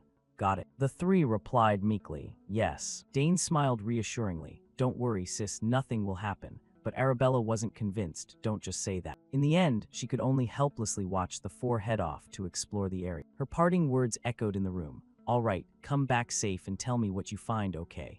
Then the space returned to silence as if no one had ever been there. Sometime later, the 4 gathered in one spot and opened the map. Ernest explained the detailed plan to the others. Here, the infiltration route. Entry is from this point. There's a blind spot in the guard's view when moving toward this building. We'll use that gap to get in. Dane nodded approvingly. Ernest, not bad. After discussion, everyone rechecked their backpacks and essential gear. We'll start the operation in 2 days. We've distributed exploration equipment per person and double-checked the infiltration route. Ernest carefully instructed everyone on key points. From here on, we scatter anti-tracking powder while moving. When we arrive, Karnaz's role will be crucial. To melt through the thick mana barrier without leaving traces, we'll need Karnaz's flames. Dane nodded. Got it, I'll prepare. Priscilla crossed her arms and offered her opinion. We also need a plan B for emergencies. Instead of tearing the scroll blindly, we should plan actions for each scenario. Layla agreed in surprise. That makes sense, Sister Priscilla. Finally, Dane outlined the combat formation calmly. All right, let's do this. We'll arrange the team like so. I'll handle front mana detection. Layla and Ernest will cover the rear. He gestured to Priscilla. Sister Priscilla will stay in the middle. You're the easiest to ambush. She agreed without hesitation. Got it. Then he assigned Ernest. Ernest, this time use a short bow instead of a staff. You've practiced a lot, so just focus on support fire. He replied happily. Sure, leave it to me. Dane looked at everyone seriously and cautioned. Everyone, remember. He repeated the danger of the restricted area once more. Top priority is not getting detected. We don't know what's hidden inside. Ernest rubbed his arms curiously. All right, I wonder what it'll be. I'm so excited. Layla prayed fearfully. Just please don't let it be demons. Seeing the 3 in good spirits, Dane confirmed. Everyone ready. Facing him were 3 fearless, excited faces. Then, Dane announced energetically, Romantic Club, time to stir up some trouble. On the high wall of the building, several guards stood rigidly on duty on the surface, but their complaining voices drifted around. This sucks, every day like this and I'll die. Just wait a bit, shift change in 20 minutes. What idiot would sneak into the restricted area anyway? Just wait till we catch. After the words, the space fell back into quiet, flickering torchlight, illuminating the guard's figure. In a corner of the forest, Layla's eyes widened in shock as she blurted out, "Why are there so many guards here?" Beside her, Ernest whispered his guess. I heard they've doubled the patrols recently. Turns out it's true. Probably because of us. Hearing that, she asked anxiously, "So what do we do now?" Ernest replied as the four figures crept silently through the shadows. Then they quickly dashed in one direction, following Ernest's lead. "Everyone's tired at this hour. There'll be a gap. I know where the guards are weakest. Let's take that route." On the high wall, another squad of guards approached and announced, "Shift change time." One of the standing guards grumbled, "This sucks, I almost dozed off." Another guard asked suspiciously, "Why are you late?" Behind the relief squad, Dane's group nimbly darted past. The complaining guard didn't notice a thing and kept whining. Everyone's already scattered. Following the last person who leaped over the wall, the whole group safely evaded the guards. But the noise from their jump made one guard turn to check. Seeing that, the guard beside him asked puzzled, "Something up?" The guard rubbed his head doubtfully. "Did you hear anything?" The other replied carelessly, "Nah, probably just the wind." The suspicious guard confirmed hesitantly, "Really?" Luckily, the guard didn't pay more attention. Finally, the patrol squad left. "All right, good work everyone." From atop the wall came the confident voice of a guard. Guaranteed, not even a mouse could slip in. Below, Dane's four knelt on one knee to steady themselves. He reported calmly, "Good, we've successfully infiltrated." Under the moonlight, the large building stood eerily silent with no sound at all. But now on the stairs inside, a voice reminded, "Everyone watch your step, we're almost at the basement door." A while later, Dane's group stopped in front of a tall door. Priscilla marveled, "This is it. Thanks to Ernest, we got in pretty easily. Having him lead was a smart choice." Suddenly, Dane noticed something and spoke up to stop them. "Wait, there's a mana barrier here." He stared closely at the green light enveloping the door and muttered thoughtfully, "The closer to the center, the stronger it gets." Saul Hankston was really cautious about intruders. After analyzing, he contradicted himself. "No, that's not quite right." Dane approached and touched the magic circle to evaluate. "This barrier doesn't carry Saul Hankston's mana signature." He observed the barrier layer seriously and concluded, "It's completely different." Layla asked puzzled, "Really? How can you tell?" Dane explained casually, "Saul Hankston lived a very long time ago. This barrier looks relatively new." Ernest stroked his chin in disbelief and deduced, "Meaning, someone else got here before us and set up a new barrier to hide something inside." Dane's face turned grave as he affirmed, "Exactly." He looked toward the door cautiously and guessed, "There might be something very dangerous hidden in there." Priscilla asked worriedly, "So what do we do now? Turn back?" Layla looked at her firmly and objected, "We've come this far, how can we turn back? Maybe some academy official came in, set up defenses and left." Ernest looked at the three solemnly and shared his thought, "I think differently. No, this feels more like the work of an outside intruder. If the academy discovered a new Saul Hankston relic, they wouldn't have any reason to hide it this secret." Hearing that, Layla grumbled irritably, "So besides us, someone else is after this treasure, my treasure." Priscilla crossed her arms helplessly and corrected,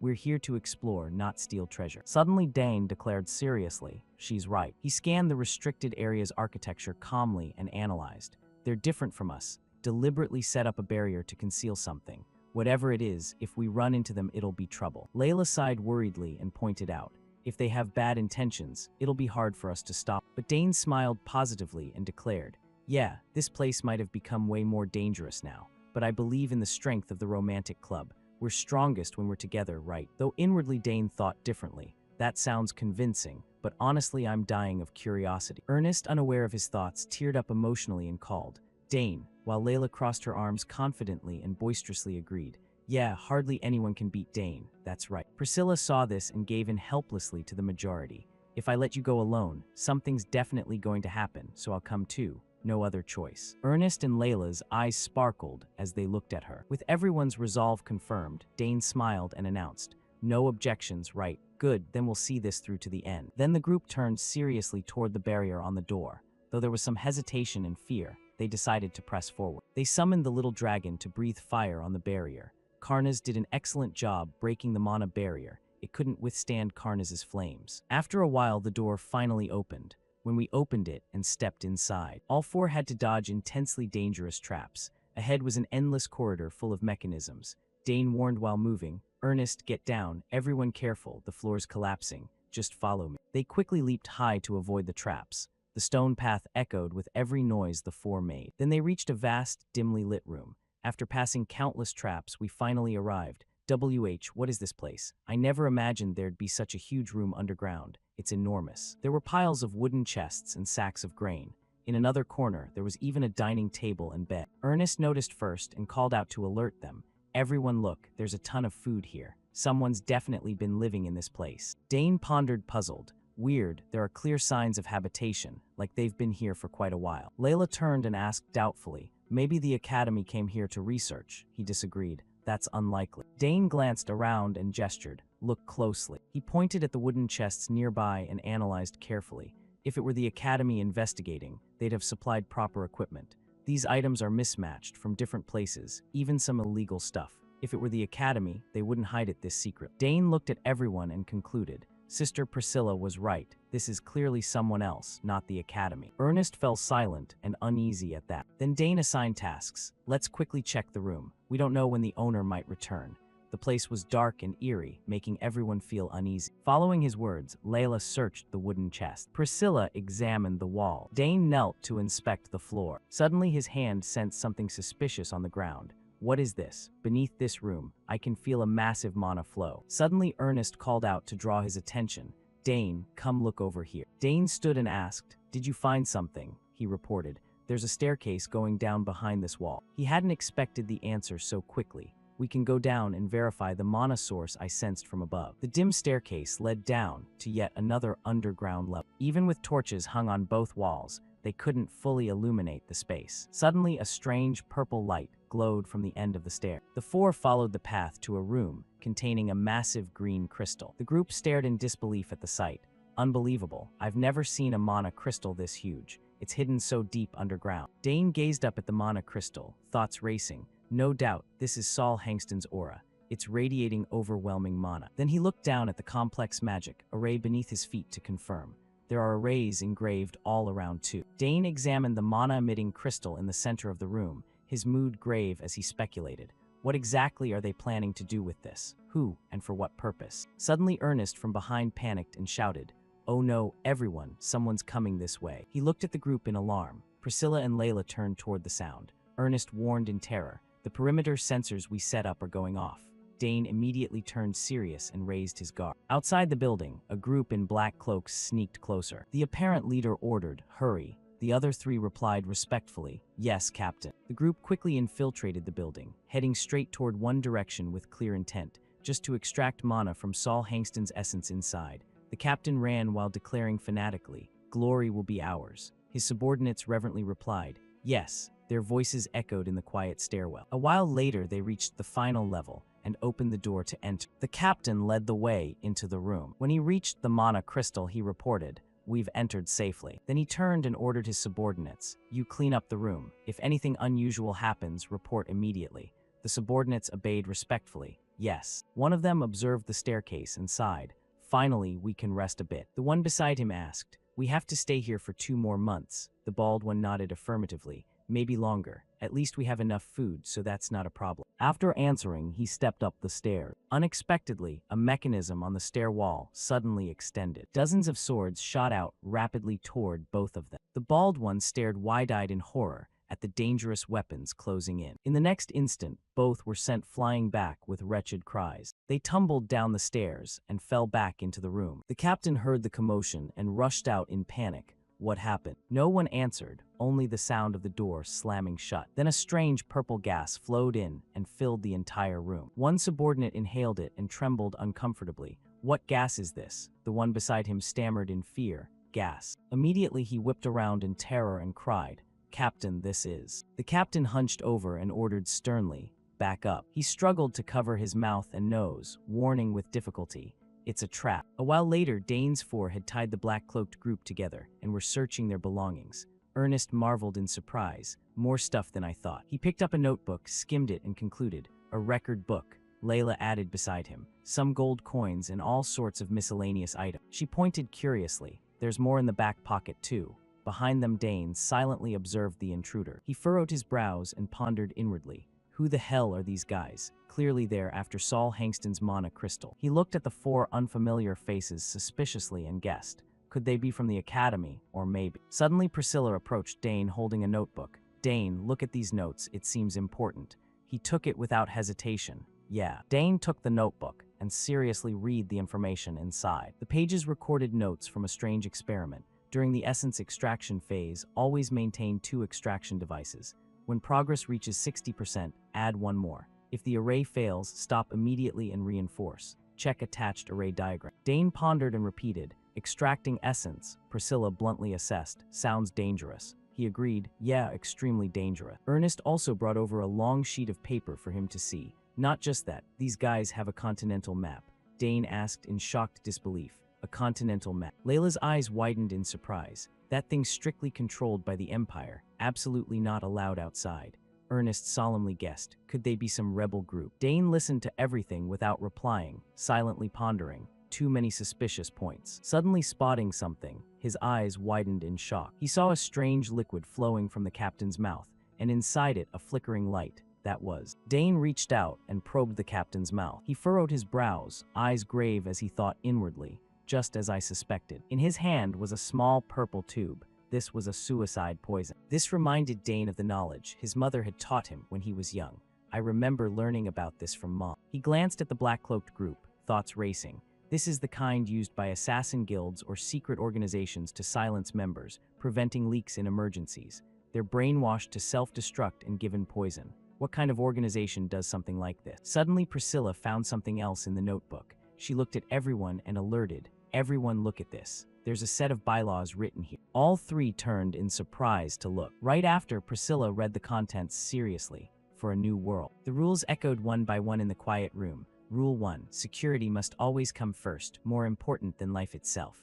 Rule 2. We always act to change the world. The notebook was densely packed with hard-to-understand regulations. Rule 3. Do not seek the identities of other members. We are one, yet we are separate individuals. Rule 4. Reading to the end, Priscilla frowned and reported. This part is the most suspicious. Dane asked, puzzled, suspicious. She explained clearly. There's a set of coordinates here. I don't know the exact location, but it's near the academy. In the center of the room, the mana crystal glowed like a light source, helping the four see everything clearly. At the very bottom of the page, a special number was written. Priscilla looked at it doubtfully and asked, 3,458, what place is that? Ernest stroked his chin thoughtfully. Wait, if it's that position. Seeing that, Dane looked at him. Ernest, do you know the spot? He affirmed. Yes, that's the supply transport route near the back gate. Layla exclaimed in shock, so they came in from there. Dane agreed with her thought. He looked calmly at the black-cloaked group and analyzed. Highly likely. There must be someone inside the academy helping. With that said, Priscilla and Layla fell silent, speechless. Dane and Ernest stayed quiet too. Then he slowly spoke toward the massive mana crystal, breaking the heavy atmosphere. A secret organization trying to extract Saul Hangston's essence. What exactly do they plan to do with it? Finally, the four reached consensus and decided to leave. We decided to get out quickly. Along the stair path, the purple flickering light remained, as if no one had ever come here. In the room, a pitch-black circle was sucking up all the assassins' belongings. Everything from them was gathered into subspace for later investigation. Once done, the four looked at the tied-up assassins and made a decision.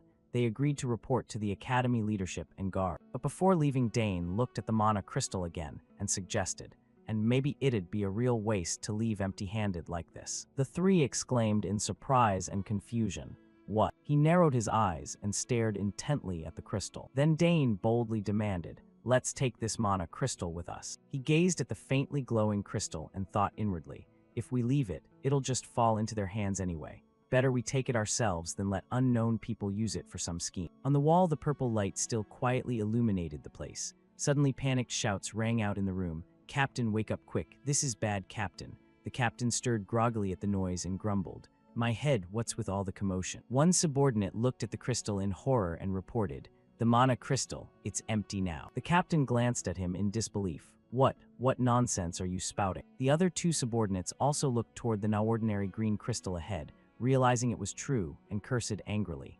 Damn it, must be those trappers who did this. The captain stared wide-eyed, unwilling to believe. Impossible. Suddenly, a squad of guards burst in from outside. The guard captain glared at them warily and shouted, freeze right there. The guard threatened furiously. Whoever dares invade this sacred academy, we won't let you escape. One assassin panicked and blurted, how did the guards get here? The guards immediately ordered, capture them, don't let any get away. The captain gritted his teeth and inwardly cursed, damn it all. Right after the guards charged with weapons raised at the assassin. Seeing the situation, he furiously guessed, could the organization have abandoned us? Eyes looked up at the sturdy gray wall, standing out against the dazzling blue sky and bright sunlight. An uncontrollable cry rang out. This is insane. Someone slowly stepped out from the city gate, cold eyes sweeping the space. That person sighed. After decades of peace, the restricted zone is causing trouble again. The young blonde captain with an angry face shouted, "Did the intruders say anything?" His bald subordinate rubbed his chin thoughtfully and replied, "Report no words at all. Perhaps we need harsher measures." In his mind flashed images of the three just captured and bound, three faces with different expressions: rage, helplessness, despair. They all maintained stubborn silence. The captain pointed decisively at the captives, then beat them until they talk. After initial interrogation, transfer them to the torture chamber. The bald one replied immediately, "Yes, sir." He furrowed his brows in deep thought. This incident is truly serious. Even after doubling security, 5 intruders still slipped in. He watched the soldiers moving back and forth suspiciously, unease rising inside. I'll definitely be punished, and I might even lose my position. Suddenly, a soldier rushed over. "Captain," he reported, "an investigation team from the magic department has arrived." The captain was extremely surprised. "What, they're here already?" He pressed his hand to his forehead and rubbed it, face full of irritation. Inside, he worried intensely. "Damn it, I didn't expect that lazy professor to come in person." From inside the base came an astonished, questioning voice. "Meaning, you heard noises in this building, noticed the mana barrier disappear, then saw intruders inside." The captain affirmed immediately, "Yes, sir." Dinabo felt puzzled. Strange, the mana barrier of Saul Hangston isn't easy to break. His eyes turned toward the bound group, extremely curious. If they're capable of that, why did they get captured so easily? The captain closed his eyes slightly, face showing clear dejection. "I don't understand either." He handed over a book, voice confused. "By the way, we found this among their belongings. Would you like to take a look, sir?" Dinabo was surprised. A book. He reached out and took the thick green book, feeling a cold magical energy emanating from it. Dinabo carefully opened it and slowly flipped through each page. After careful examination, his face turned serious as he announced, "It's sealed with magic. Only authorized people can open it, but someone forced it open."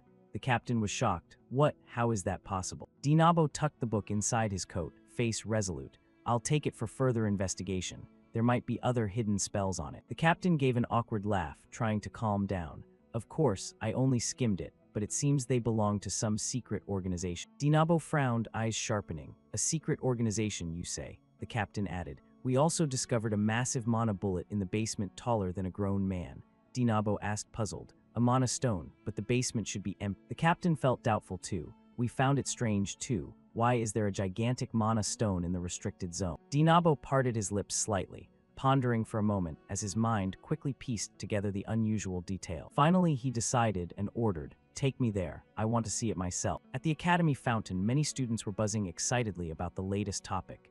"You hear anything? Trouble in the restricted zone again. The guards are running around like crazy. Why so many incidents lately? Feels really unsettling." Priscilla stood on the veranda listening and couldn't help feeling troubled. Good grief, since yesterday that place has been in chaos because of the mess. Knowing her current mood was quite bad, Dane smiled and changed the subject. "Priscilla, did you find anything yet?" Sure enough, she shifted focus immediately. "Yeah, they say the magic department's team captured them. Even Professor Drenavo came in person." Ernest said gravely, "If the professor himself showed up, this must be really serious." Layla awkwardly scratched her neck. "We really caused a huge mess, huh?" "It's already in the Daily Academy paper. Wanna see?" Hearing that, Ernest couldn't stay calm. "What? So fast? Word really travels here." The newspaper clearly stated, "Restricted zone breached. 5 unidentified individuals under interrogation by the magic department." "Guard captain, I take full responsibility." While everyone focused on the paper, Dane quietly stood behind thinking. If Professor Drenavo appeared in person, he must have realized how grave the situation is. He thought for a moment, then spoke. "But if the magic department is handling it, it should be fine." Priscilla sighed dejectedly. "Yeah, they're famous for being ruthless. They'll use every kind of spell to interrogate." Layla timidly trembled and asked, "But will they find us?" Contrary to her, Ernest optimistically reassured, "Come on, calm down. We erased every trace." She also comforted the girl. "Actually, the academy should thank us. If not for us, those intruders would have gotten away." Dane gave up and said, "What kind of logic is that?" Seeing them chatting so cheerfully, Dane nodded with a chuckle. "Don't worry, they fell into the trap without knowing we were there. For now, just lay low." Then he turned to his friend. "Ernest, did you bring their stuff?" The other startled slightly, then answered, "Ah yeah, here are the analysis results. Take a look." The whole group shared the same thought. Maybe by following their trail, they all hoped for something. We'll find another treasure, like Saul Hangston's essence or something. A few days later, the academy fell into chaos once again. A large group of cavalry stood imposingly on the campus grounds, this time due to the arrival of the Royal Investigation Team. The the Royal Investigation Team. They marched in with heavy steps. Royal banners fluttered proudly in the air. Others stood by watching. The royal family rarely sets foot in the academy, yet here they come with dozens of people, flags flying. Unprecedented. Under the blazing sun, no one dared speak. Somewhere else, in the basement, a burly night-dressed man exclaimed, "Strange." He frowned and continued, "St. Amer Hall had intruders without leaving traces. Now we discover strangers hiding in Saul Hangston's lab. This person was the 4th Royal Knight Commander, Someone nodded in agreement. This is really odd. We've tracked the traces but still no clear results." He glanced at the person and asked gravely, "What about the barrier?" Under the pressure of the high-ranking figure, the girl holding paper stepped forward hesitantly.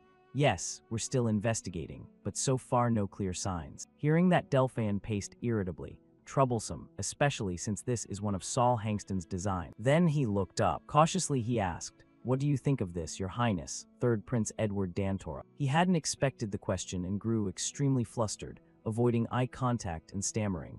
"I haven't thought of anything yet." Seeing that, Delphin sighed, even more annoyed. "I understand, Your Highness." Dinavo only now noticed this person's presence and panicked. "Wait, the 3rd Prince himself came. Why did he have to come in person?" Edward closed his eyes to sense. In a silent space, he gradually noticed something mysterious. Is this the trace of a melted barrier? Very hard to detect, but the surface feels off. At this moment, the 3rd Prince no longer looked flustered. He crossed his arms seriously, like it was dissolved and then reassembled. His lips pursed as he inwardly praised, "Whoever broke it, truly impressive." Saul Hangston's barrier, designed to last centuries, had never been broken by anyone before. Hearing that, Delphin nodded as he walked ahead. Exactly, a perfect steel fortress never breached before, and now it's been broken. Edward calmly stated something utterly terrifying.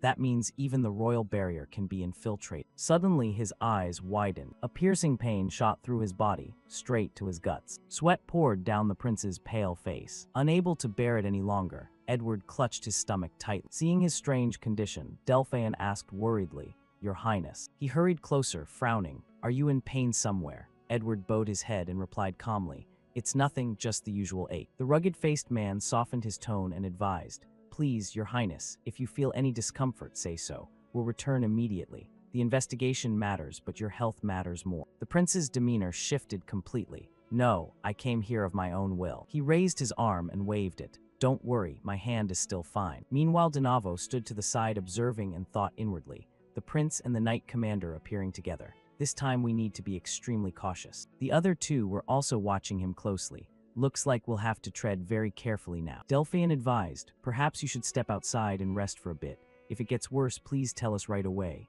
He replied gently, "Yes, I will." Before leaving, he couldn't help glancing back. What a pitiful person, branded as the useless prince, and now even his hand won't obey him. Delphin frowned slightly. If only his highness had been born with a healthy body. At this moment, the prince's figure stood alone in silence. But once he left, the prince's expression twisted in discomfort.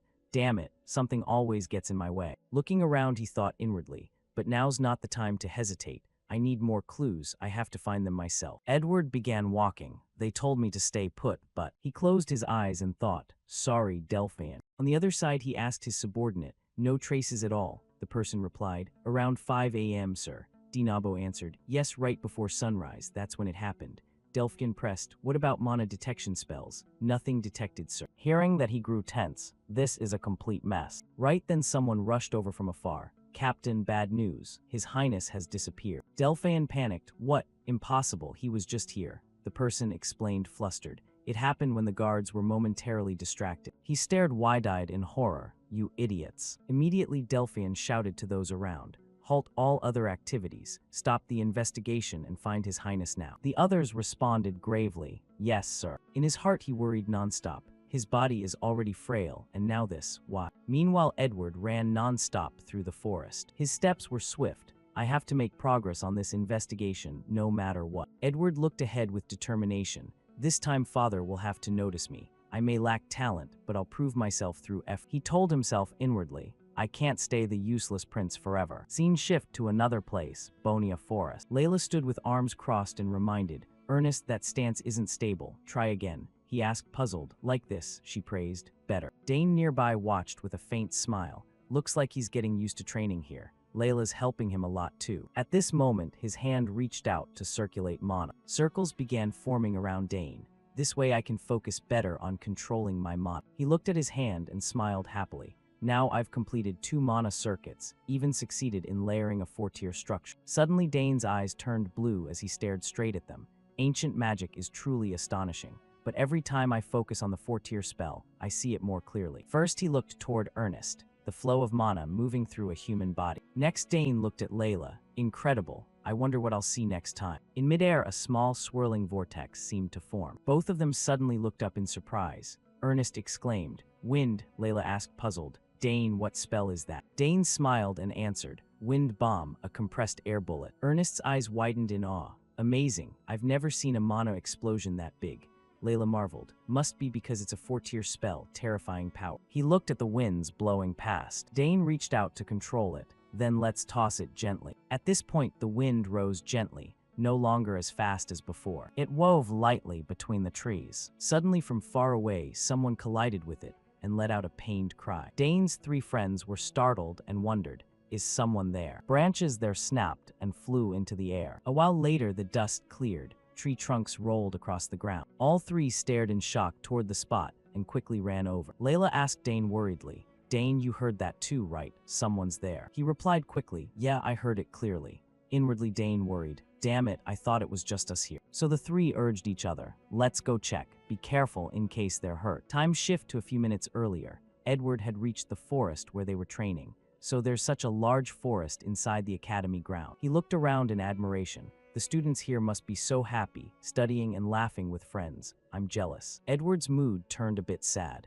If I hadn't been born a prince, could I have attended the academy like... He smiled lightly with hope for the future ahead. Just thinking about it makes my heart race. Right after Edward snapped himself out of it. No, daydreaming again. Focus on finding traces of the intruder. From far away, he heard strange sounds and approached curiously. What was that noise? Then Edward stopped in a clearing to observe. Someone in the forest. In midair, something seemed to be rushing toward him at the same time. That place was exactly where Dane's group was training. Edward watched curiously. Students training. They look about my age and really skilled too. Over on this side, Layla turned to ask Dane, "Dane, can you check my sword form again? This transition feels awkward." He walked over and suggested, "Adjust your footwork after the spin. Step back half a pace with your rear foot." She adjusted and said, "Got it, let me try again." Meanwhile, Edward watched them train from afar. "Here we go." He stared intently at where they stood and jolted. She just said, "Dane, wait, Dane Sagar." Edward immediately recalled Dane's identity. The freshman who's causing a stir across the academy. It's him. This was famous news everyone knew. Dane Sagars, the name even the royal family recognized.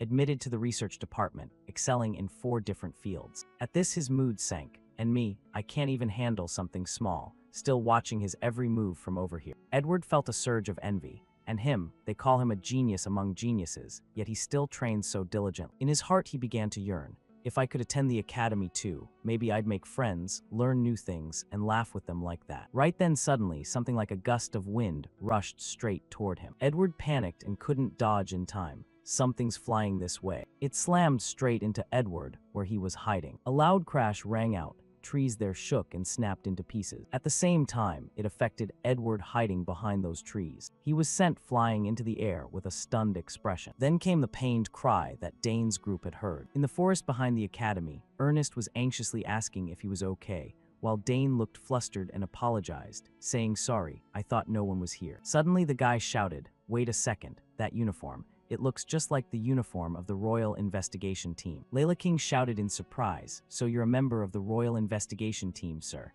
He quickly stopped her. "No, Layla, that person is probably..." Dane sharply realized, that's right, that's the uniform of the Royal Investigation Team, and that red hair, the hairstyle of the royal family. Ernest guessed, "Could it be, sir? You're really from the royal family." The words had barely left his mouth when he fell silent, and the girl next to him started sobbing quietly. At that moment, the person finally reacted and began to stand up. Then he shouted angrily, "You idiots, you all." Dane quickly knelt down. "I am Dane Sagars, eldest son of Count Sagars, respectfully greeting your highness the prince." Right after that, he immediately confessed, "I am terribly sorry, your highness. I have committed a grave offense." He was just as panicked. "I am Ernest Dillon, eldest son of Baron Dillon, first year in the exploration department." She trembled. "Layla Termian, eldest daughter of Duke Termian, first year in the swordsmanship department. Please forgive our rudeness, your highness." The prince laughed. "It's fine, I wasn't hurt at all. just a little surprised, that's all. He even admitted, more importantly, it's really nice to meet you guys like this, Dane Saugers.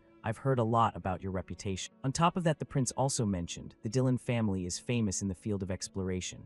You guys will surely become great explorers too. And the Termian daughter, you're the winner of the Dainter Cup, right? I watched that final match. Layla awkwardly replied, yes, it's truly an honor, your highness. He waved it off, all right, enough introductions, you may rise. They respectfully answered, yes, your highness. Ernest expressed, I'm truly relieved to know you're not injured, but why did your highness come to such a remote place? This spot is so out of the way that even academy students rarely come here, which makes it perfect for training. Now it was the crown prince's turn to look embarrassed. Actually, I came with the royal investigation team to inspect the academy, but I went for a walk alone and got lost. He proactively brought it up, you know, about those strange incidents happening in the Saul Hangston dormitory building. Right, we're investigating that case but still haven't found any leads. It's really frustrating, they asked curiously, so you came here to investigate. They revealed, we've also noticed a few odd things, but it's hard to say for sure. Dane thought to himself, they discovered something, an ordinary person probably wouldn't notice, but it seems they're not that confident either. He guessed, so that strange phenomenon was actually discovered by your highness himself.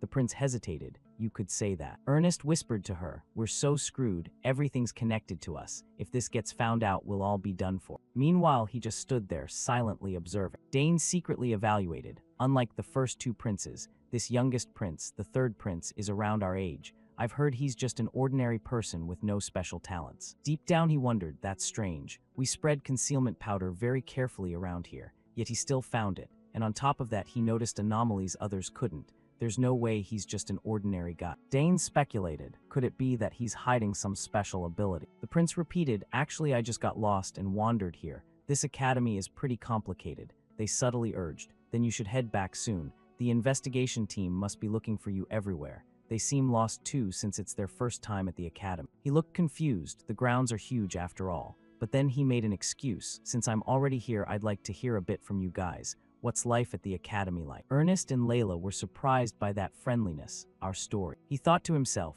even though he's a prince, he's still just a teenager. He's been locked up in the palace for so long that it's natural for him to be curious about normal life. He asked, so what were you guys doing just now? Training. They immediately answered, yes, since it's quiet here we often use this place to train. Even so, Dane still felt suspicious, but there's something really off about this prince. He gives me this suffocating feeling like there's mana tightening around me. He wondered to himself, can mana flow in this way? Maybe I should observe a little more carefully. At the same time, somewhere else in the academy was noisy. What about over there? Not here, damn it. Move to the next building. The students gossiped. That's the royal investigation team. Is something going on? It looks like they're searching for something. They whispered to each other. Did they catch the culprit already? No way. If they had, the magic core would be here, not the investigation team. The atmosphere is really tense. They anxiously shouted, Your Highness. The captain was terrified. Damn it, not here either. Where the hell did he go? He thought to himself, we don't even know who's involved in this, or what kind of power is behind it.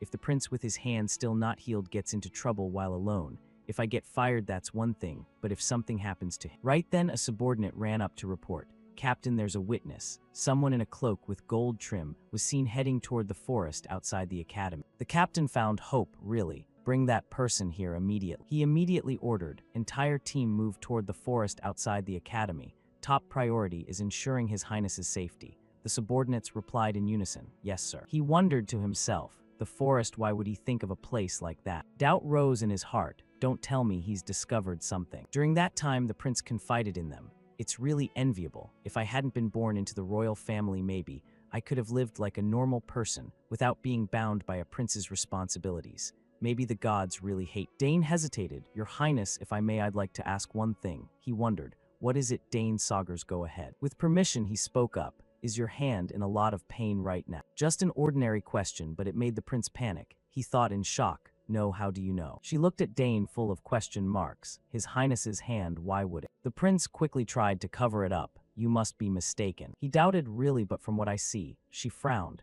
Dane, what nonsense are you saying? Across from them, the prince stared at Dane, worried he would keep pressing. That intensity left Dane in a dilemma. After thinking it over, he decided to drop it. If you don't want to talk about it, that's fine. I plan to forget everything I saw and heard today anyway. He silently asked himself, this guy, did he really notice the condition of my hand? Layla grumbled, Dane, what are you saying to His Highness? This Dane guy sometimes says the weirdest things, please forgive him, your highness. But the prince spoke up confirming, no, he's right. He and she froze, thinking, what really? A silence enveloped them. After a moment he honestly admitted, my right hand is no different from a crippled one. Dane Saugers, how did you notice that? Dane stayed silent, not knowing how to answer at first, then revealed.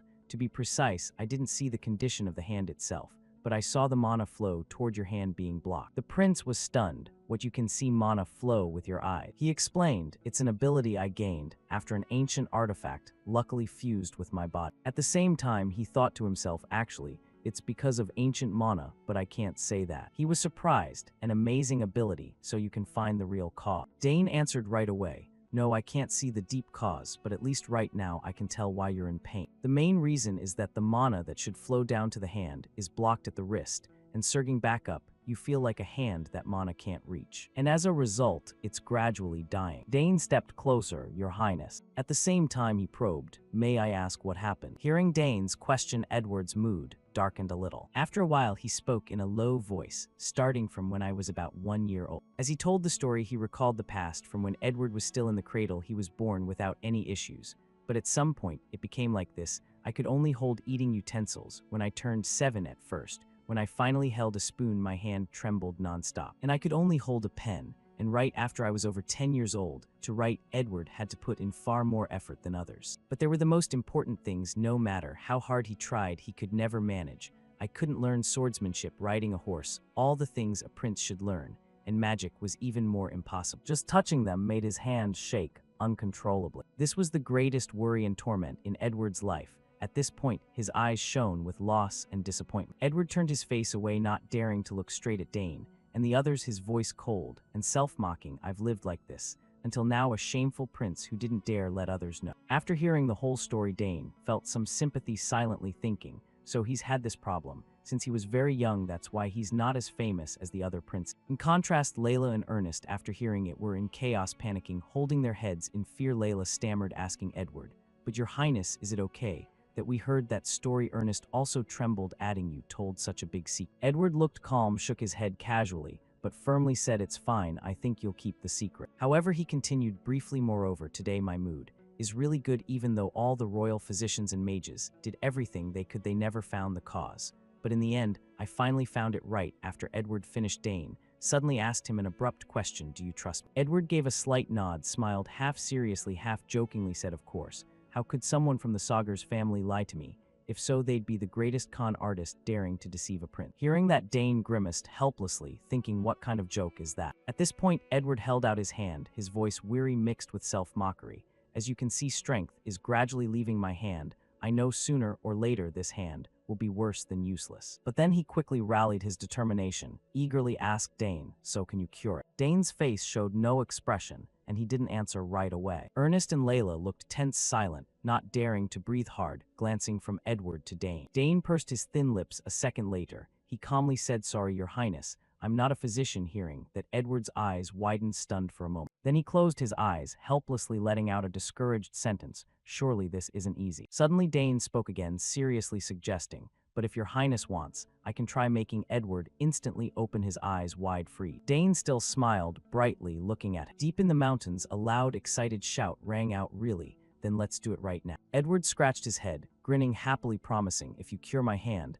I'll do anything. Dane asked, bewildered, really? Then he lowered his eyes a bit, seriously stated his plan. If that's your wish, I'll try to change the mana flow. However, if it fails, you could die. Hearing that, Edward jolted in shock, scared out of his wits, incredulously blurted, what? Dane continued, if this attempt goes wrong and harms your highness, I will surely be executed for attempted regicide. According to his words, Edward vaguely imagined the scene of Dane, along with Layla and Ernest, being bound by royal soldiers and taken away. Even knowing the brutal consequences, Dane firmly continued, but I still have many years to live and many things I want to do. So if I succeed in curing your hand at this point, he suddenly paused, frowned with an indescribable expression. Looking straight at the dazed Edward, he directly asked, how will you repay me? Ernest couldn't believe he asked Edward such a blunt question. Without any restraint, his face changed color. Layla was equally shocked, reflexively covering her gaping mouth. Only then did Edward speak, asking Dane, are you trying to make a deal with me right now? Dane honestly said, I don't accept vague risks. However, if a big attractive reward is offered,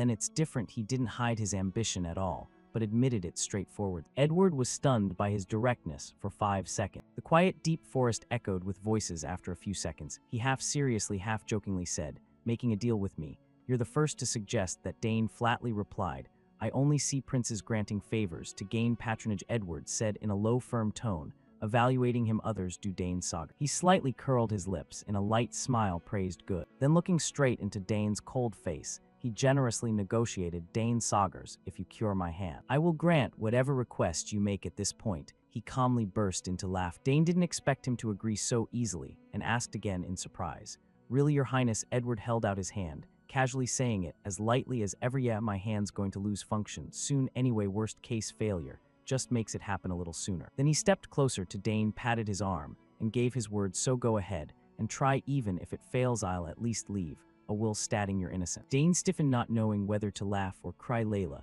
let out a few awkward, dry laughs. Ernest closed his eyes slightly and let out a heavy sigh. Edward's other hand was still resting on Dane's arm. Finally, Dane said shortly, "I'll give it a try." Edward sincerely thanked him. "Good, thank you." With that, he placed his hand over his own left chest, making a gesture. Though he'd boldly proposed it to him, Dane couldn't help but worry inwardly. This could be the biggest event of my life. If it succeeds, it's a huge victory. If it fails, it's a disaster. Then he quickly regained his composure, determinedly told himself, "Then I have to succeed no matter what." Thinking that Dane told Edward first, "Your Highness, please sit down and relax," he complied, simply saying, "All right." Edward sat on the stone ledge, thinking to himself, "I've trained controlling mana flow since I was a kid, so I'm very confident." All three, Dane, Ernest, and Lila, stared at him tensely. Edward tilted his head, closed his eyes, relaxed, and thought, "Moreover, I still have ancient mana inside me." Dane stepped forward, knelt down, and took his hand. He felt along the joints of the hand. Slightly closing his eyes, he said softly, "All right, I'm starting now." Edward quickly slipped into a dazed trance. Dane began channeling mana into him.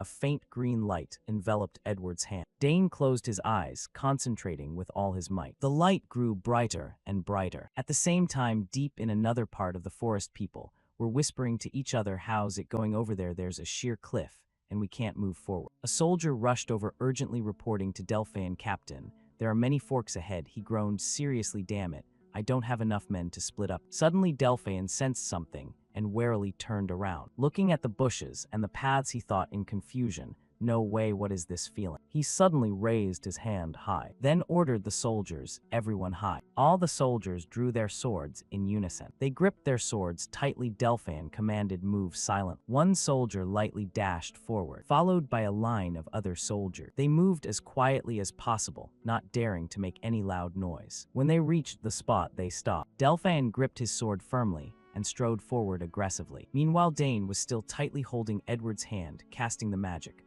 while Layla and Ernest beside him only dared to watch, not making any noise that could interfere. Suddenly, a strange sound interrupted Dane, and Edward slightly opened their eye. Layla and Ernest turned to look tensely as well. Delphin led the troops, his face furious, coldly questioning the three. "Dane, Layla, and Ernest, you bastards, how dare you do this to His Highness?" Suddenly, a man charged toward Dane's group. "You scum, what are you doing to him?" He glared fiercely at them, raising his sword high. Layla screamed in fear, "The knights are surrounding us." Dane panicked, inwardly thinking, "Damn, they're closing and I need to explain." Thinking that, he raised his hand to cast magic. Meanwhile, the man had rushed in with his sharp sword. "How dare you touch His Highness?" Dane quickly charged forward. He's too fast." Seeing the blade coming down, he thought, "If this keeps up, I'll be defeated." Just then, the red-haired prince suddenly appeared, blocking between them. "Stop, Delphin." Delphin's eyes widened, exclaiming, "Your Highness." Edward fixed his gaze firmly on him. After a moment, Delphin stood facing him, asking worriedly, "Your Highness,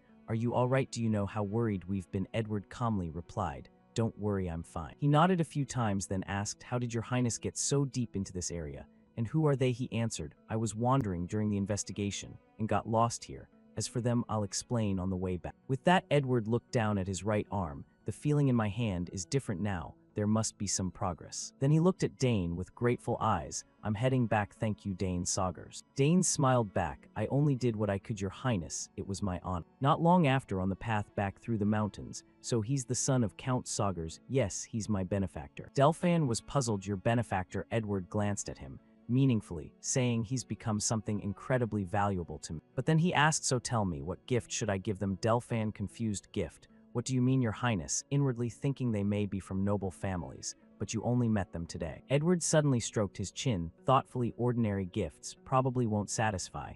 I want to give them something truly precious. Right after saying that, he seemed to remember something and instinctively let out a small sound. Edward smiled at Delphian. So what about that one? He leaned close to his ear and whispered softly. After hearing, Delphian's eyes widened, exclaiming, Your Highness, but still. Edward gave a mischievous smile. Would it fit? While he worriedly asked, Isn't it a bit much? I thought you'd just be happy making friends. He smiled brightly, continuing, Compared to what Dane did for me, this isn't excessive at all. Send a messenger to the palace. Bring everything immediately. Delphian helplessly accepted the order. Understood. With everything settled, Edward happily hummed as he walked ahead. Delphian watched from behind, suddenly thoughtful, thinking about it. This isn't a bad thing. The image of Dane's group immediately came to mind. That's the son of Count Saugers and Duke Termian. This could strengthen the ties between the royal family and the great house. He silently added, it would also be great support for his highness. Under the blazing sun shining on the tiled roofs of the royal palace, a week later, we were invited to the royal palace, to the reception room in the annex. Edward sat in the center and spoke. My hand is much better, no side effects, thank you, Dane. Dane bowed, slightly relieved. Your Highness. With that, he gestured to the side. Please sit. Once everyone was seated, Edward spoke again.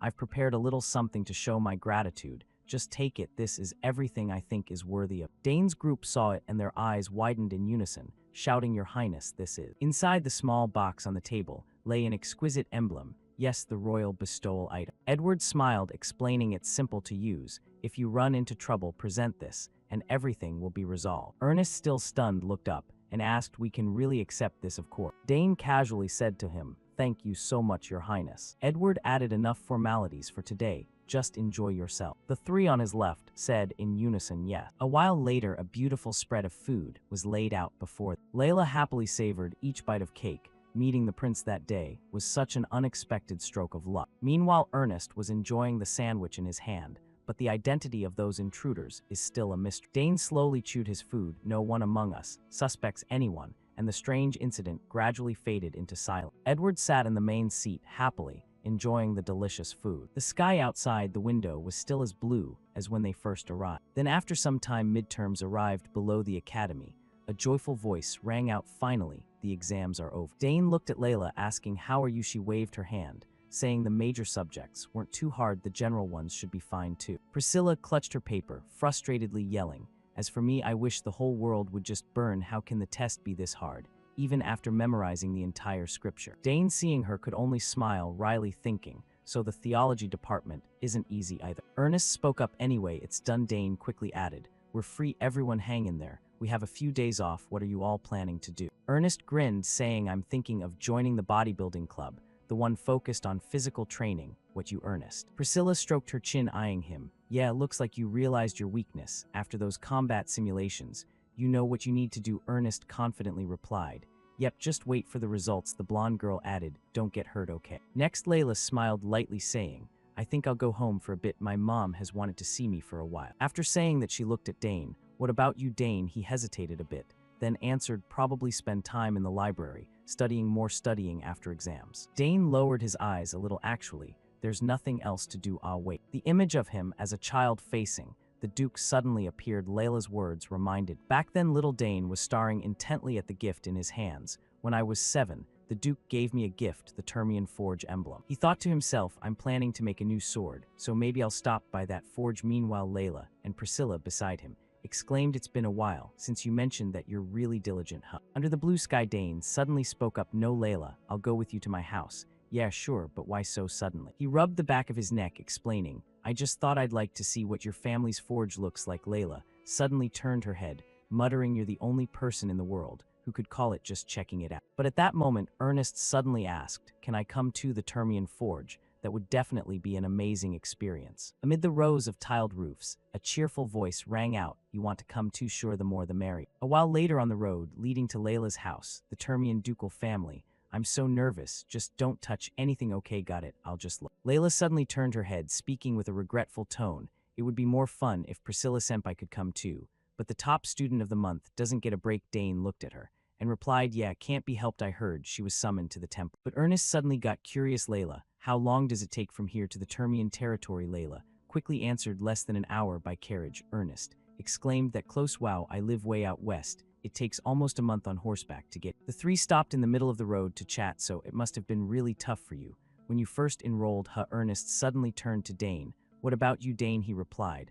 I only took 1 day to get here. My family has a teleportation gate. Layla shouted, in surprise. A teleportation gate. She spun around, hands on hips, in disbelief. You really used that to get here in 1 day? Dane didn't hesitate. Yeah, didn't I mention it? This is the first time I'm hearing it. Layla suddenly remembered those two prominent golden heads. Yeah, that makes sense. Your sisters probably use that gate too, right? They help you a lot with academy stuff. I'm so jealous. She took a few steps forward, while complaining, I wonder how my brothers are doing these days. Dane and Ernest stood behind, watching her thoughtfully. Come to think of it, she's never really talked about her siblings before. One of them suddenly asked Layla, what are your brothers like? The weather today is really nice for coming home, Layla chatted as she walked. My eldest brother is really great. Before he left for the east, he played with me every day. She mentioned each one with different expressions. And my second brother just loved teasing me, though he made me so mad sometimes. Dane smiled, listening, thinking she must be really loved by her brother. Ernest, listening, chimed in. Your second brother lives in the mansion too. Layla grimaced and waved her hand. No, he's the overly free-spirited type. Even as his little sister, I don't really understand why. One day he just up and left home. No one knows where he is. He said he was going out to train or something, but I don't really believe it. That answer was really hard to believe for someone living normally. He ran away from home. Layla's brows furrowed tightly, her tone dropping a bit. Ever since he became a knight, he's lived away from home. I really don't understand why he did that. Ernest interjected with a sigh of admiration. So he's a young knight. Your family's full of extraordinary people. She didn't deny it much. My eldest is diligent, and my second is unpredictable. Dane glanced at the pink-haired girl with a thoughtful look. Sibling disputes are common in noble families. He clearly noticed this doesn't seem to happen in their family, but obviously the Termian family doesn't come off as the rigid type. Maybe there's a deeper story behind it. Before long, after walking and chatting, they arrived at their destination. Three knights suddenly approached. The one in the middle spoke. Young miss, you're here. Layla recognized him. Sir, a smart. He smiled warmly and bowed respectfully. It's been a while. You're doing well. I heard you were coming back and came right away. The grand doors of the Termian family swung open in welcome. Come in, everyone. The little daughter of the house immediately ran up. The father greeted cheerfully. You've grown taller since last time. How's life at the academy? She happily boasted to her parent. It's great, Dad. I studied really hard. You'll be surprised when you see my grades. The Duke laughed sincerely. Haha, I'm looking forward to it. Then he turned his gaze to the others. Come and see who this is. Dane. Dane stepped forward smiling and bowed. Duke, it's been too long. Great to see you again. The Duke sized him up. You look much sturdier than before. Ernest shyly introduced himself. Honored to meet you, Duke. I'm Ernest Dillon. It seems he remembered what his daughter wrote in letters. So, you're the friend Layla always mentions in her letters. Our family has a few artifacts discovered by the Dillon house. Layla, your friend. Impressive. Praising Layla's friend is basically praising her. Of course, he's my friend. The Duke turned, urging them inside. Don't stand out here. Come in. We've prepared a small banquet to welcome you all. Hearing that, the three said in unison, really, thank you so much. In Layla's sparkling, excited eyes, he turned to lead the way. Follow me. Dane smiled interestedly, teasing the girl. Last time, I really liked your family's tart. Can I have some again this time? Layla grinned, as if she'd anticipated I knew it. So I told them to prepare strawberry tarts. You'll love them for sure. Inside, the banquet wasn't exactly small. After eating their fill, wow, that was amazing, Dane said, utterly satisfied. It's been ages since I ate something this good. Ernest scratched his head, understanding now. I get why Layla was so excited. Layla was still stuffing cake in her mouth. Too bad Senpai couldn't come. They promised each other next time we'll all meet up together. Suddenly noise erupted as a group of people entered. He couldn't hold back his curiosity, leaning in to whisper. Layla, who are they? She replied, they're knights from my family. Dad invited them to the banquet. I heard others are coming too, since they knew you'd be. Dane's tone became vaguely uneasy. Really? Why do I have this bad feeling? As if reading his thoughts, they approached to greet Quanta's daggerweld. Greetings, young master Dane Sagar. Dane politely greeted back. Pleased to meet you. Layla has told me about you all. You're the Duke's knights, right? The leading older man smiled amiably. Yes, that's right. We've heard a lot about you, young master. It's an honor to meet you in person. If you don't mind, we'd like to chat a bit. He had no reason to refuse. Of course. Layla set her plate down, telling him a rumor. They say the Termian Knight Order is one of the strongest in the Empire. But aside from the royal knights, now countless squires are competing to join. The other side approached in good spirits. I've also heard the Sagar's Knight Order is very famous. Dane Didn't hide it, yes, our order, mainly trains in spear techniques, largely thanks to my father. A genuine light of admiration shone in his eyes. Because the Sagar's family's history is truly admirable from when he taught spear techniques on the battlefield, gradually developing into a real knight order now. It's the Empire's only spear knight legion. The Termian knights looked very admiring, saying, "We've always been curious about your training methods, young master.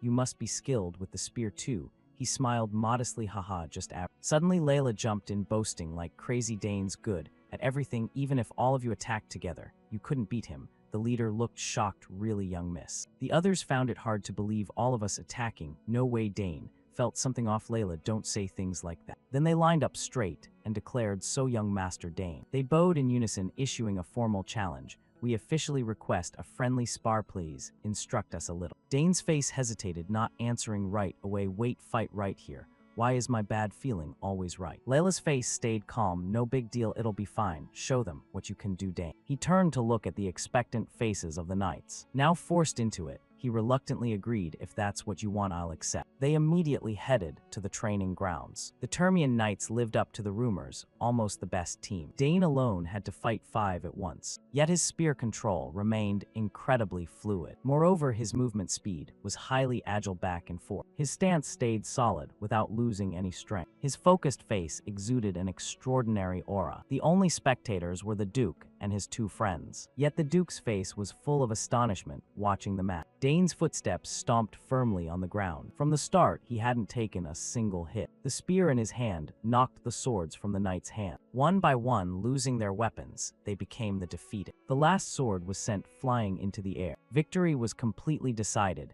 with stunned faces all around. Dane calmly planted his spear on the ground. His face showed complete triumph with the outcome fully settled. It seemed a dazzling halo shone from his face. After a moment of daze, the Duke hurriedly declared victory. "To young Master Dane, what an impressive match." Layla, upon the reward the Duke gave, exclaimed, "So Dad gave you a gift?" He nodded. "Yeah, some books in ancient languages." She nodded knowingly. "I told him you're interested in ancient tongues, maybe he remembered." Hearing that, he shyly thanked the girl's kindness. "Really, thanks. The Academy Library has a lot of restrictions. These will be useful." She just smiled back, "Better for someone who truly values them to read than let dust cover them." Dane frowned, looking around for the others. "Ah, where's Ernest?" Layla knew he'd been invited somewhere. He went with the butler to the artifact vault. He looked really excited, hearing that Dane got curious too. "Really, I'm curious too." Suddenly her face worried, urging him, "Aren't you tired? Rest a bit. It's vacation." He stammered, "I'll rest after visiting the forge tomorrow." Hearing that, she relaxed, feeling the atmosphere here again.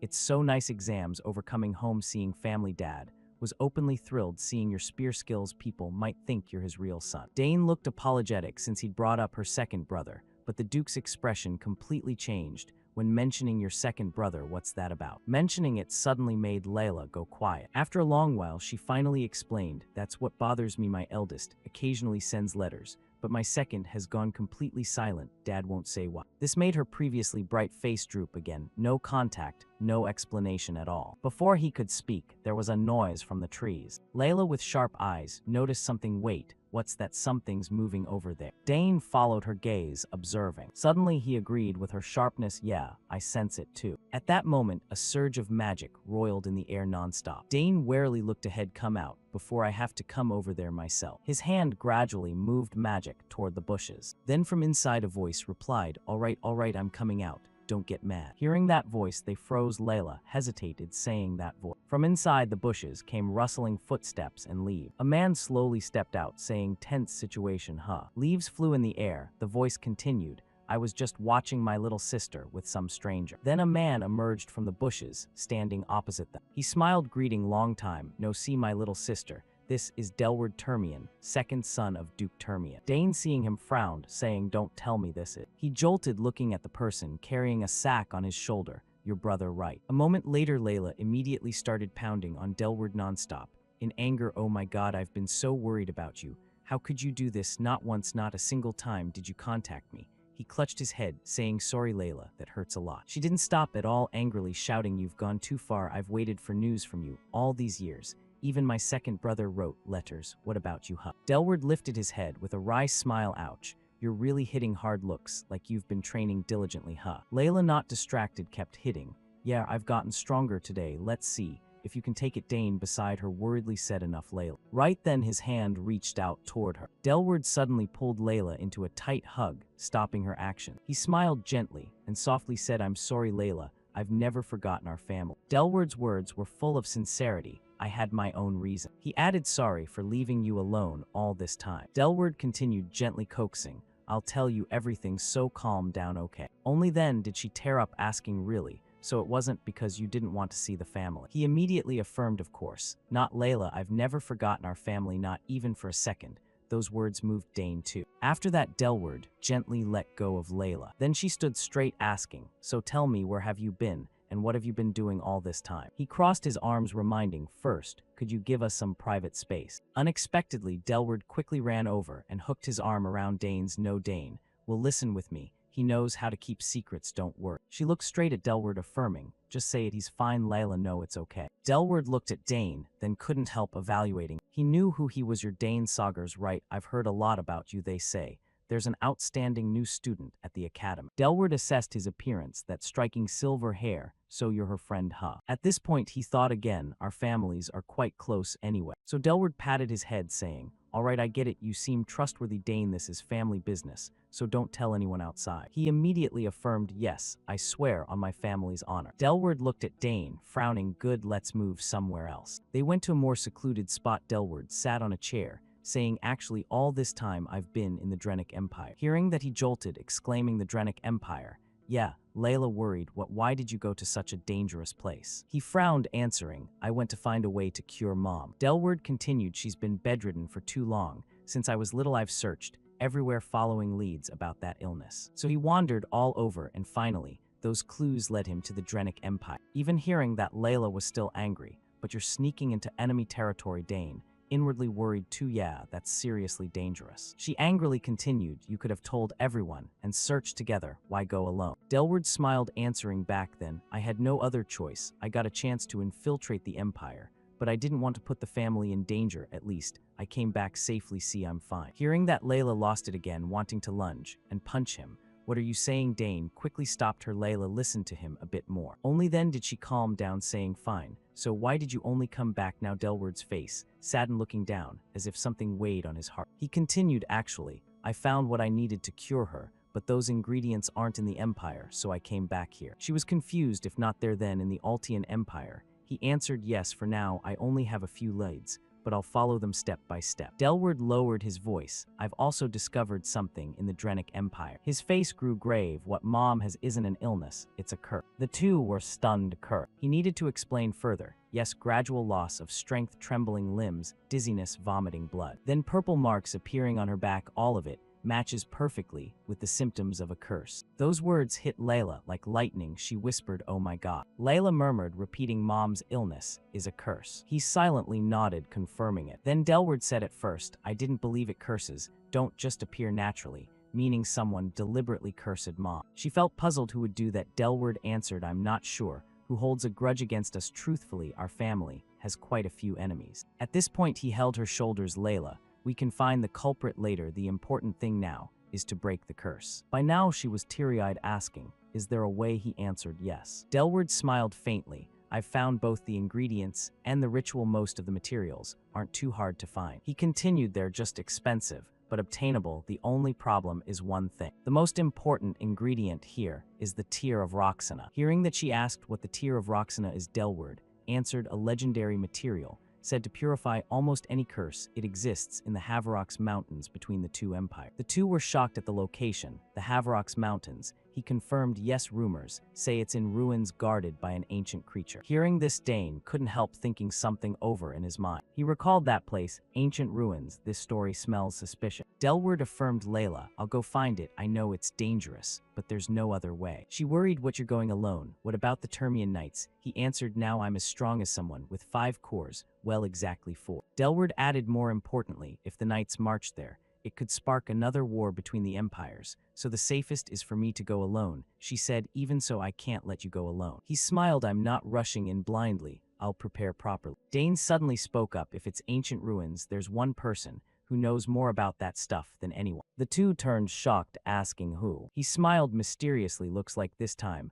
I'll need help from our club. In the dark night at some mansion, someone suddenly exclaimed an ancient entity, and ruins too. If we're lucky, this could be a huge discovery. Dane propped a hand on his hip, probing. You think so too, right? Ernest excitedly replied. Yeah, I want to go right now. Delward opposite frowned. You two aren't scared at all, huh? He furrowed his brows, lecturing. I get you're excited, but this is really dangerous, not child's play. Dane immediately countered. Going alone to Mount Haverox isn't dangerous. You have to go with a group, can't stay solo forever. Layla beside Delward agreed. Yeah, the Dillon family are all explorers. If you go alone and get lost, it'll be disastrous. Hearing them say that, he hesitated a bit. You're not wrong, but Dane, seeing Delward's expression, thought inwardly, his mind must be a mess right now. The image of him standing silently by his mother's sickbed suddenly appeared. I can't imagine how much he suffered wandering years in enemy territory just to cure Mom. Sometimes his back, sometimes his serious face made Dane admire him, yet he gathered info and returned safely. He's definitely no ordinary warrior. Outside the nearby door, the Black Knight still quietly enveloped everything. Delward reluctantly said, all right, going together is fine, but absolute secrecy before, during, and after the trip. As soon as he finished, the three faces lit up with bright smiles. Yes, of course. A while later, a small box was suddenly placed on the table. Layla curiously asked, what's this? Delward smiled lightly. A gift, open it. Layla narrowed her eyes, suspiciously. Trying to bribe me with a gift? How I won't forgive you that easily. Ernest, watching, awkwardly laughed. Layla's really mad, huh? Dane turned, advising his friend, don't say more, she was scarier earlier. On the other side, Layla slowly reached for the small gift box. As she opened it, a melodious sound rang out. If it's something silly, I swear. The lively, cheerful music danced lightly in Layla's ears, cutting off her unfinished sentence. She looked surprised at the two figures inside the music box. This it. The two figures looked similar, one big, one small. Layla hesitated. Mom and me. The small figure had a face eerily like Layla's, smiling in the gentle music. Delward beside confirmed. Yeah, from when our family was happiest, I had a craftsman in the Drenic Empire make. The mother and child figures stood on a golden base in the music box, holding hands, dancing.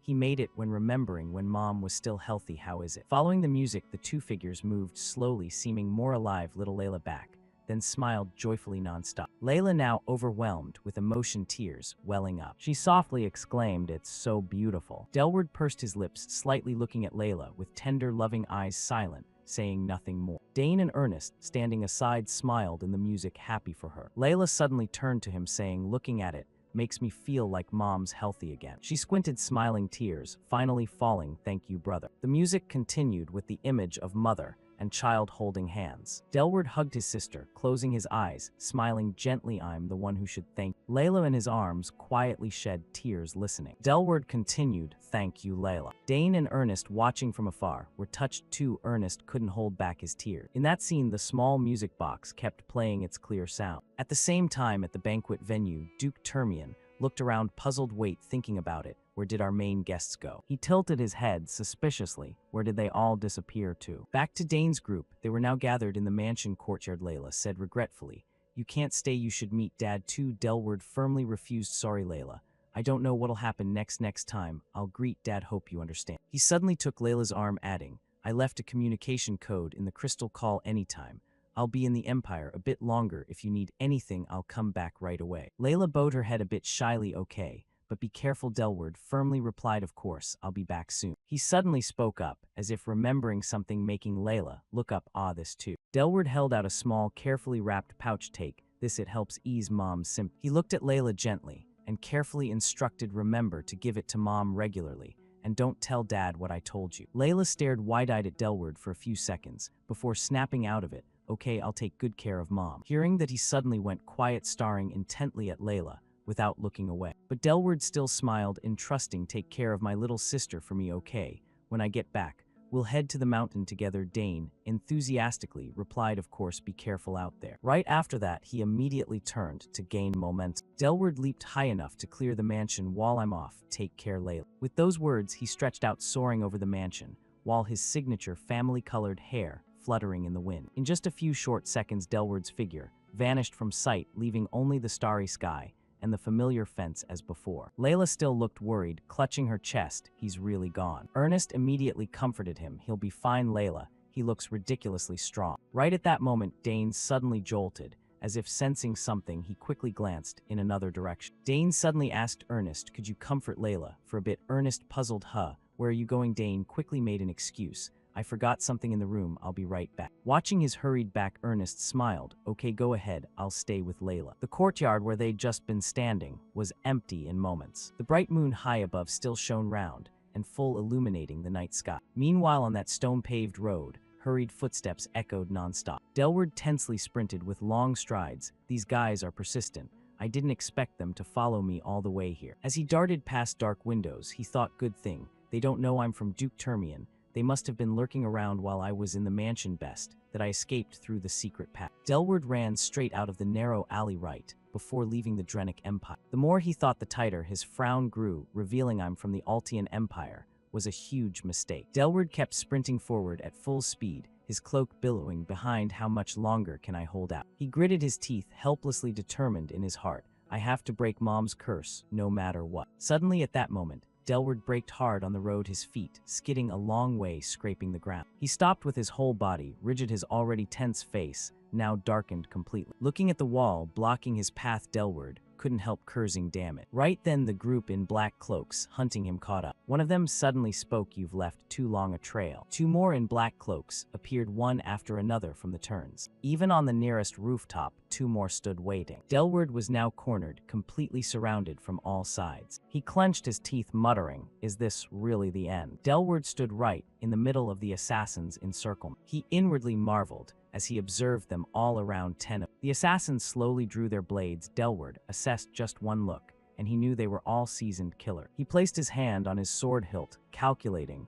if he's lucky, he might take down two of them. Delward angrily gritted his teeth. He drew his sword, staring at the assassins, thinking, sorry Layla, looks like I won't be able to keep my promise after all. One assassin frowned, staring intently at him. He shouted loudly, kill him. The assassins surrounding him immediately charged forward, attacking Delward. In the blink of an eye, they appeared right in front of him. The assassins gripped their swords, tightly launching relentless attacks on Delward. He was forced back toward the wall by their onslaught. Delward inwardly regretted. If he'd known things would turn out like this, he should have apologized to Dad before leaving. He froze, eyes widening at the scene unfolding before him. A faint green light flashed, then it continuously darted through the assassin's body. They tried to block the beams of light with their blades, but even more appeared. One shouted, Captain, those are mana bullets. The lead assassin angrily demanded, who the hell is helping him? He always operates alone. Who managed to get past the traps and come all the way. A familiar figure appeared behind them. Dane spoke, assassins shouldn't be so careless. Two assassins immediately spun around to look at. They glared at Dane and roared, who the hell are you? He smiled, you don't need to know. A short while later, Dane and Delward had wiped out the assassins. He checked each body, saying, I didn't expect you to show up out of nowhere like that. Dane smiled back. I had a bad feeling. So I followed you. Then he thought, all right, let's finish them off quick. If rumors spread, it'll be a hassle. Delward wondered, even so, it's hard to believe you're only 14. How did you dodge all the traps and get this close? He replied, I learned from Mom. She taught me how to disarm traps and infiltrate. He laughed, so that's how. Thanks to you I kept my life. He continued, these are the ones who have been hounding me nonstop. Turns out this is how I shook them off. A moment later, Delward slung his bag over his shoulder, saying, Layla is really lucky to have a friend like you. Dane smiled. It was nothing, he added, they've been tailing me since the border. He scratched his head, sighing, I don't know why they keep picking up my trail. Dane pondered, in cases like this. He channeled mana to his eyes, thinking, usually there's something placed on the target. Before him were the mana veins on Delward's body. He lowered his gaze to his feet. Dane looked at his right foot and spotted a strange circular mana flow. He realized, there it is. Dane spoke, I think I know why. Check the sole of your shoe. Delward took off his shoe, asking, what do you mean? He said, there's a mana signal device attached here. He froze instantly. Delward stared at the flashing light on the shoe sole, muttering, it's real. Dane explained, assassins often use these. It's so small you wouldn't notice, but the tracking ability is insanely strong. It was probably planted before you crossed the border. Delward asked, how did you spot it? I had no idea at all. Dane said, remove it first. He immediately agreed, ah yeah. Dane said, they won't be able to track you anymore. You can relax now. Delward replied, that's great, I need to be more careful. Dane suddenly fell silent, deep in thought. He watched Delward fumbling to remove the tracker, then asked, but why are you going alone like this? He wondered, wouldn't it be better to meet the Duke first? You could tell your eldest brother everything and ask for help. Delward let his arms drop. He pursed his lips, staying silent. Delward thought of his father, then explained, Dad probably just thinks I'm useless. He wanted me to become the family head, but I ran off right after graduation. He said he probably wouldn't believe a word I say anyway. Delward continued, and my big brother has even less ambition than me. He went on his way out in the distant east busy fighting monsters. How could I ask him for help? He lifted his head gazing at the night sky. So for now going alone is easier. I'll gather all the ingredients to cure Mom and prove myself to the family. He said now isn't the time yet. Dane replied, I understand, inwardly thinking, if that's what you want to do, I respect. After that, Delward put his shoe back on. He smiled, all done. I've removed everything. This debt I'll definitely repay. Dane smiled back, sure, I won't say no to that. Then he handed him a piece of paper, saying, here's my communication code, call if you need anything. Dane said you have to stay alive to repay me. He laughed loudly. Exact. He took the paper from his hand. Dane said, thanks, I'll keep it safe. Delward hesitated. And please take care of my little sister, he replied. Got it, don't worry. Delward forced a bright smile. Dane smiled back. Then as he walked away, he muttered to himself, tonight's events can't be told to Layla. He smiled, thinking if she heard, she'd definitely chase after me. The faint moonlight trickled down onto the main road. Dane smiled, murmuring, I should head back. The nearby street lamp cast a soft, warm yellow glow. The next day at the academy, Dane asked Layla, how's Mom doing? She replied, she's doing a lot better today. She even ate something. He said, that's great. Layla recounted Dad was really happy too. On the surface, he acts indifferent, but he's actually super curious about Big Brother. Dane asked, surprised you told Dad everything? Layla smiled, not exactly. I just said he stopped by and left some medicine. She tilted her head curiously. But besides that, today, we have something more important. Remember? Dane asked. Important thing. Layla said, come on to the Termian Forge. Before long, they arrived at the planned spot. Layla introduced, this is the Termian Forge. Dane was stunned. This is a forge. It looks as big as a small town. She clasped her hands behind her neck, casually replying, yep, it's so vast. The area around the forge looks like a little village, though only a few master smiths actually craft gear here. Layla emphasized, since it's run by a small group of master blacksmiths, security is extremely tight, no token, no entry at all. He couldn't help asking, what about you, Layla? She honestly admitted, even as a Termian family member, I can't just walk in freely unless I'm with Dad. Hearing that, Dane got a bit nervous. So does that mean, don't tell me, I have to go in alone? Layla nodded, yep, even I've never been inside. Dane's about to get a badass weapon, all by himself. Ernest looked at him, full of envy. I'm so jealous. Dane. He swallowed hard, stepping forward. No choice, I'll go in quick, so wait for me. Dane walked alone into the forge area. Along the way, two people stood chatting. Though the place was huge, there really weren't many people around. He couldn't help inwardly exclaiming, the scale is seriously massive. Dane scanned everything around, from the forges to the crafting workshops. His gaze drifted toward the display area full of weapons,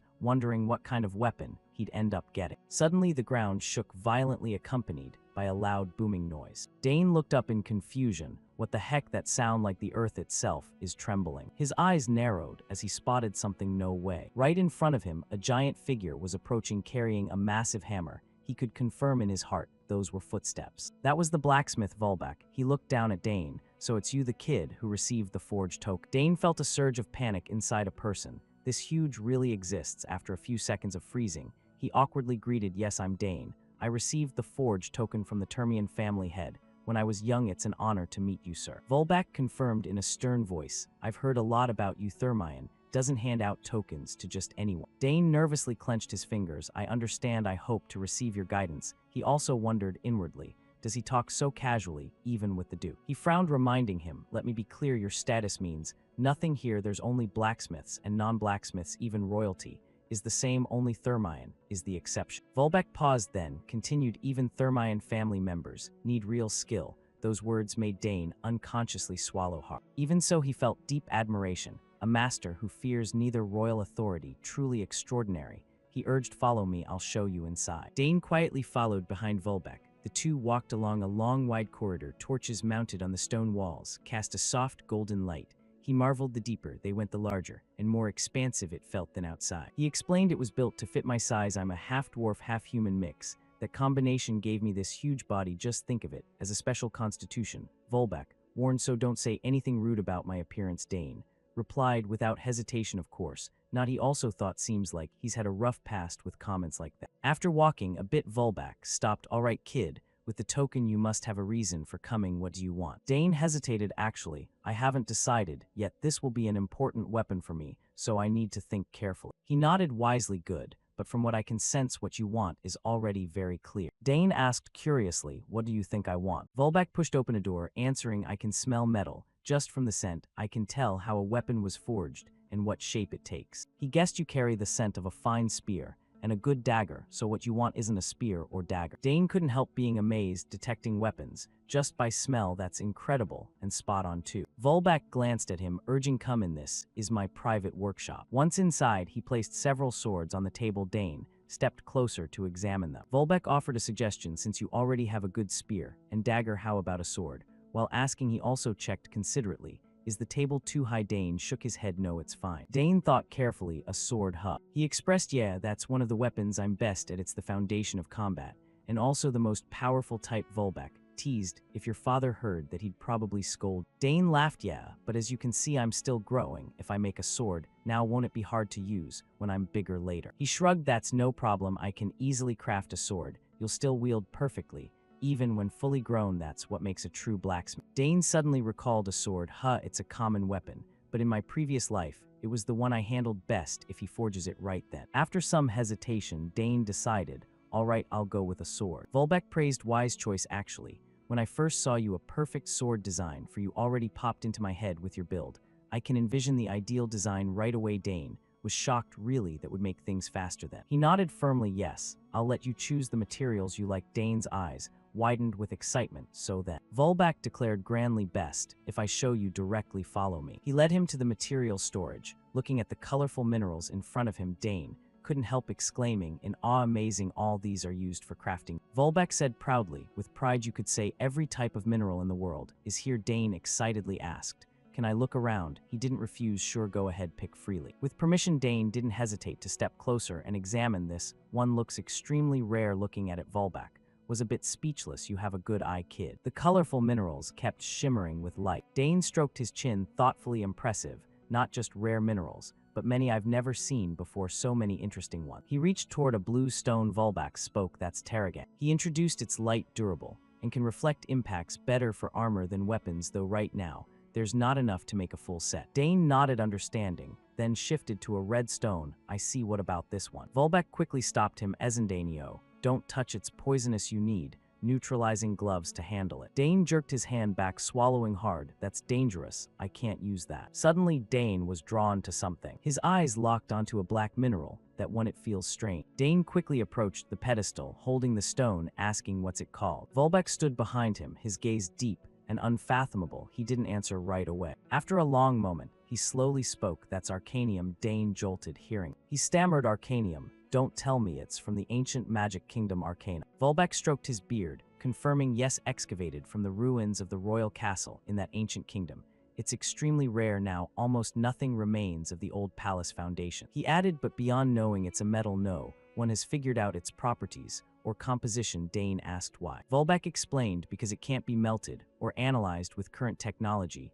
No one can smelt or test this ore, so it's treated as nothing more than a rare collectible. Hearing that, Dane fell silent, seeing no reaction. Volbek reminded, it's practically unusable. You should look at something else. Dane startled, what about the one next to it? He replied, that's Artma, only found in the deep veins of the Havrox Mountains. Volbek kept talking, but Dane seemed to hear nothing else. He pursed his lips slightly. What is this feeling? Dane's gaze was pulled back to the black stone, as if it was calling to him. The sensation grew clearer, like a silent whisper. Choose me. He stood frozen, completely captivated. Suddenly, the stone trembled faintly, as if moving. Dane was stunned. No way is it reacting to me. Before he could think further, the stone burst with a beam of light. Dane's eyes widened in shock. The light from the stone spread powerfully, even startling Volbek. The glow quickly enveloped Dane's body. He panicked, shouting, hey kid. At the Termian Forge master blacksmith Bolvark, with his impressive beard, couldn't hide his shock. What the hell is going on? The arcanium, a metal that's never been forgeable before, is actually reacting in his hands. Dane Saggers, the young man with his distinctive white red hair, thought to himself. He only looked at it, and it already reacted. Doesn't that mean it really can be forged after all? Bolvark was so stunned he broke out in a sweat. Dane's extraordinary mana perception had triggered a phenomenon with no precedent. From the stone, Bolvark could clearly smell the metal in this state. Forging it might actually be possible. He still couldn't believe it. Arcanium was the metal no one had ever been able to use before. While Bolvark stood there dazed, wondering who this kid really was, Dane looked incredibly excited, as if he'd already foreseen the outcome. After a while, the arcanium gradually cooled and returned to its solid state. Bulwark looked at Dane and declared firmly, "You said you wanted to forge a sword, right? Then let's do it. I'll forge it myself." Dane cheered in joy, showing absolute trust in Bulwark's skill. But that was the only time. The arcanium reacted no matter how many times they tried afterward. The metal refused to melt, leaving every attempt deadlocked. While everyone was still scrambling, Karna's Dane's small dragon-like companion looked worried too. Dane suddenly remembered what melted the arcanium in that instant was Karna's brilliant flame. The terrifying heat from that fire was the key to solving the problem. Back to the present, Dane was chatting with his two friends, Ernest the bespectacled scholarly boy, and Layla the enthusiastic pink-haired girl. He explained, "We've decided to seal Karna's flame inside an artifact. That artifact is a lantern containing Karna's powerful flame. With this heat source, Bulwark can continue the forging process." Layla happily said, "Awesome, you're getting help from Karna's again. A sword made from arcanium, it'll definitely be incredibly powerful and beautiful, so romantic." Dane nodded firmly, his eyes shining with determination and anticipation for the legendary sword about to be born. With everything arranged, the group decided to head back to the academy, but first lunch. Of course, the whole group cheerfully headed into town. A week later at the academy, students were buzzing in front of the bulletin board. A major event was about to begin, one reserved for the most outstanding talents, and even sponsored by the royal family. It was the announcement for recruiting members to the academy's periodic monster suppression team. This operation would be under the command of the 4th Night Squad. With huge rewards and fierce competition, it drew everyone's attention. Dane's group was there too. The whole academy was fired up about this monster suppression. Dane smirked. He knew it wasn't just about the rewards. This was a royal-sponsored event, a chance for everyone to shine. Layla suddenly remembered something. Wait, the 4th Night Squad. She narrowed her eyes, trying to connect the dots. Isn't that the squad led by the man who was with the 3rd prince last time? What a coincidence. Priscilla, the blonde from the theology department, confirmed. You mean Sir Delphian went right? Layla turned teasingly. Yep, Priscilla wasn't there. Everyone went crazy over those royal gifts. Another student asked curiously, "Has the suppression location been announced?" Yet someone nearby replied, "I heard from a theology friend it's ruins near the cap." Hearing ruins, Ernest's eyes lit up instantly. Dane noticed your eyes changed the moment you heard ruins. Ernest explained, "It's an abandoned ruin. For some reason, monsters have taken it over." Priscilla sighed. "Monsters are such a pain. Theology gets automatically assigned, so I'll have to go too, probably to heal the injured right." Layla turned to Dane curiously. "What about you, Dane? Are you going?" Dane stayed silent for a moment, his eyes thoughtful and calculating. Dane thought Priscilla has to go and Ernest will definitely join, just for the ruins. He turned to Layla. "Layla, isn't this a perfect chance for you to gain real combat experience against monsters?" He continued firmly, "Nothing builds strength like actual fighting.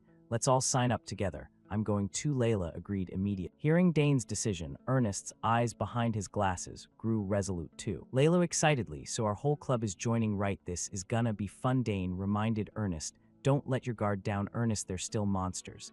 And the selection test won't be easy either." Ernest looked a bit nervous but agreed. Dane smiled confidently. He knew even if Ernest seemed weak in combat, his knowledge and skills about ruins were the best. Ernest would definitely get his chance to shine. "Then let's start special training today." The group was pumped, arranging to meet after classes, determined to give it their all this time. The scene shifted to the academy's grand majestic hall, where students stood in neat rows, signaling a major event about to begin. A few days later, the monster suppression team selection officially started, one of the academy's biggest annual events. Students gave their all to impress, hopping to catch the eye of the Royal Knight Squad and noble. For the professors and important figures like Sir Delphian and the 3rd Prince on the stands, this was a chance to witness the students' growth firsthand. Sir Delphian Wunt, the respected commander, turned to report to the 3rd Prince, "Your Highness, all preparations are complete." The 3rd Prince, a dignified royal with red hair, smirked. "Good, let's begin." A horn sounded, officially kicking off the grueling selection. The academy flag was raised,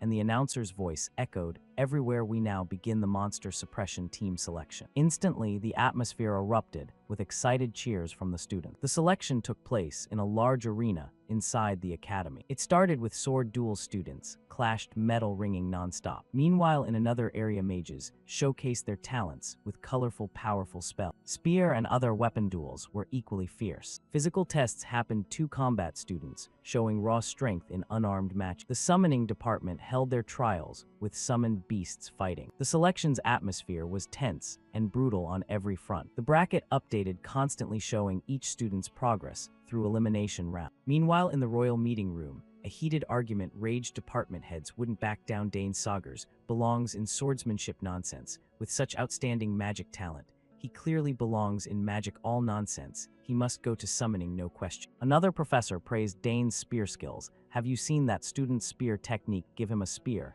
and he'll skewer everything. Watching the chaos, the third prince shook his head. Thinking this argument would never end, he clasped his hands and spoke. Everyone calmed down. Sir Delphin stayed silent, observing sternly. Hearing the third prince, the professors instantly felt silent tension thick in the air. The third prince said, seeing everyone argue so fiercely, it's clear he's truly exceptional, isn't he, Sir Want? Sir Want bowed. Yes, Your Highness. Some students joined 2 departments, but in history, no one has ever topped 4 departments with the highest score. The third prince smirked inwardly. Not bad at all, Dane. He tapped the table lightly, seeming to have decided. He stood and said, even if I personally chose 1 department, this fight wouldn't end, so I've thought of a solution. A professor asked nervously, what is it, Your Highness? The third prince looked straight at them, voice full of authority. There's only one way to properly utilize his special talents. Let him join my personal unit directly. The final decision was made, ending all the squabbling and opening a completely new future for Dane. Suddenly, the monsters charged straight into Dane's traps. Massive chain explosions erupted, wiping out huge numbers of. Wave after wave of monsters rushed forward, only to be blasted back by the preset traps, preventing them from pushing any deeper. At the campsite, a soldier panicked, shouting an alarm that monsters were launching a night raid.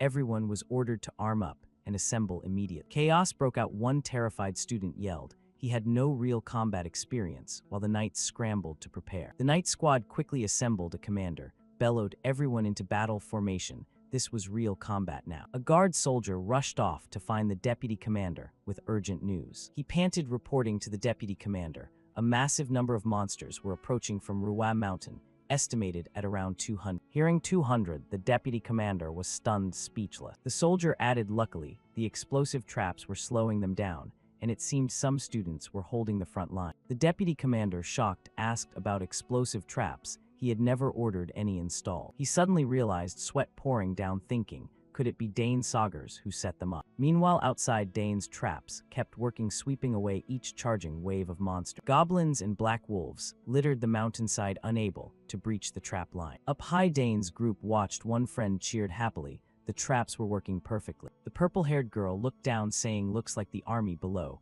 finally noticed their gathering forces and advanced. Layla, the pink-haired girl, snorted, see, if they'd listened to Dane from the start, things would have been better. Dane stayed serious, reminding everyone not to drop their guard. He explained the monsters just now were probably a fast-moving vanguard. The real strong ones would come later. Layla got excited, so that was just warm-up. She's ready to show the monsters her true power. Dane stood thoughtfully, observing from above, his face full of contemplation. He stayed silent for a long while, seemingly analyzing something. After thinking it over, Dane felt something was seriously wrong with this attack. He noticed goblins and black wolves, 2 species that never cooperate, were fighting together. They attacked in organized waves, instead of the usual chaotic instinct-driven rush. Dane concluded this wasn't normal. He had a feeling something was directing them from behind, and his gut told him that something was about to appear. Just as Dane predicted, a massive dark shadow emerged, signaling the second wave. Layla and Ernest got into fighting stance, faces tense. Ernest shouted to Dane, they're coming. A far larger, more ferocious army appeared, including huge orcs roaring.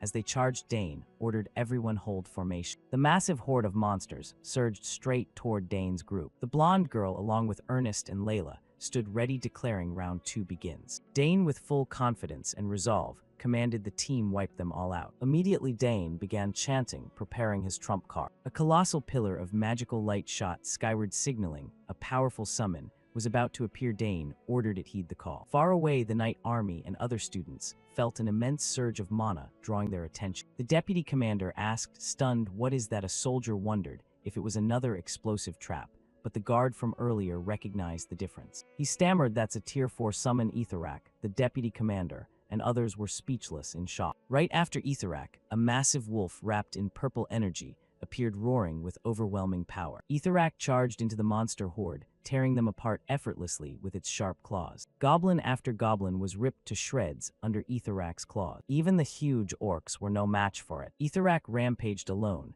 clearing a wide swath of the monster army with ease. Seeing that the purple-haired girl exclaimed in awe the monsters can't move, Ernest realized it was Dane's summon and said it's insanely strong. The purple-haired girl reminded Ernest stay alert. Ernest confidently replied, "Don't worry, I won't let a single one through." With that, Ernest drew his bow, firing a magic-infused arrow at the monster. His arrow easily pierced through a massive orc. Layla fought with everything she had, slashing monsters to pieces with her sword. But the monsters kept coming in endless waves, overwhelming even Ernest. He couldn't help being shocked at their never-ending numbers. Suddenly, the attacking monsters all turned and fled at once. Ernest shouted to Layla they're running away. Layla, with sharp eyes, wouldn't let them escape. She immediately gave chase. She quickly caught up to the fleeing horde. Layla's pink hair flew in the wind as she charged forward. She yelled they won't get away and swung her sword attack. She dove into the midst, slashing down one after another with masterful strike. Her cuts were sharp and powerful. No monster could withstand them. Layla's sword flashed in the night, creating a deadly dance. She fought passionately, monster blood splattering everywhere. Watching from above, Dane smiled satisfied, thinking that's Layla, all her training paid off. Suddenly, Karna's Dane's little dragon flew over, letting out an unusual cry, seeming to sense something. Dane turned, asking Karna's, "What's wrong?" his expression turning serious. Standing amid countless monster corpses, Dane asked Karna's if there were stronger ones deeper. Inside, he felt his blood boiling. Dane decided to leave Etherak here to hold the line. He trusted with the others around the rear would be fine. Dane exhaled, preparing for a bold decision. He thought this is the first time since his previous life he's charging straight into enemy territory like this. With a confident smile, Dane ordered Karnas to follow, both heading deeper into the mountains to find the true mastermind behind it all.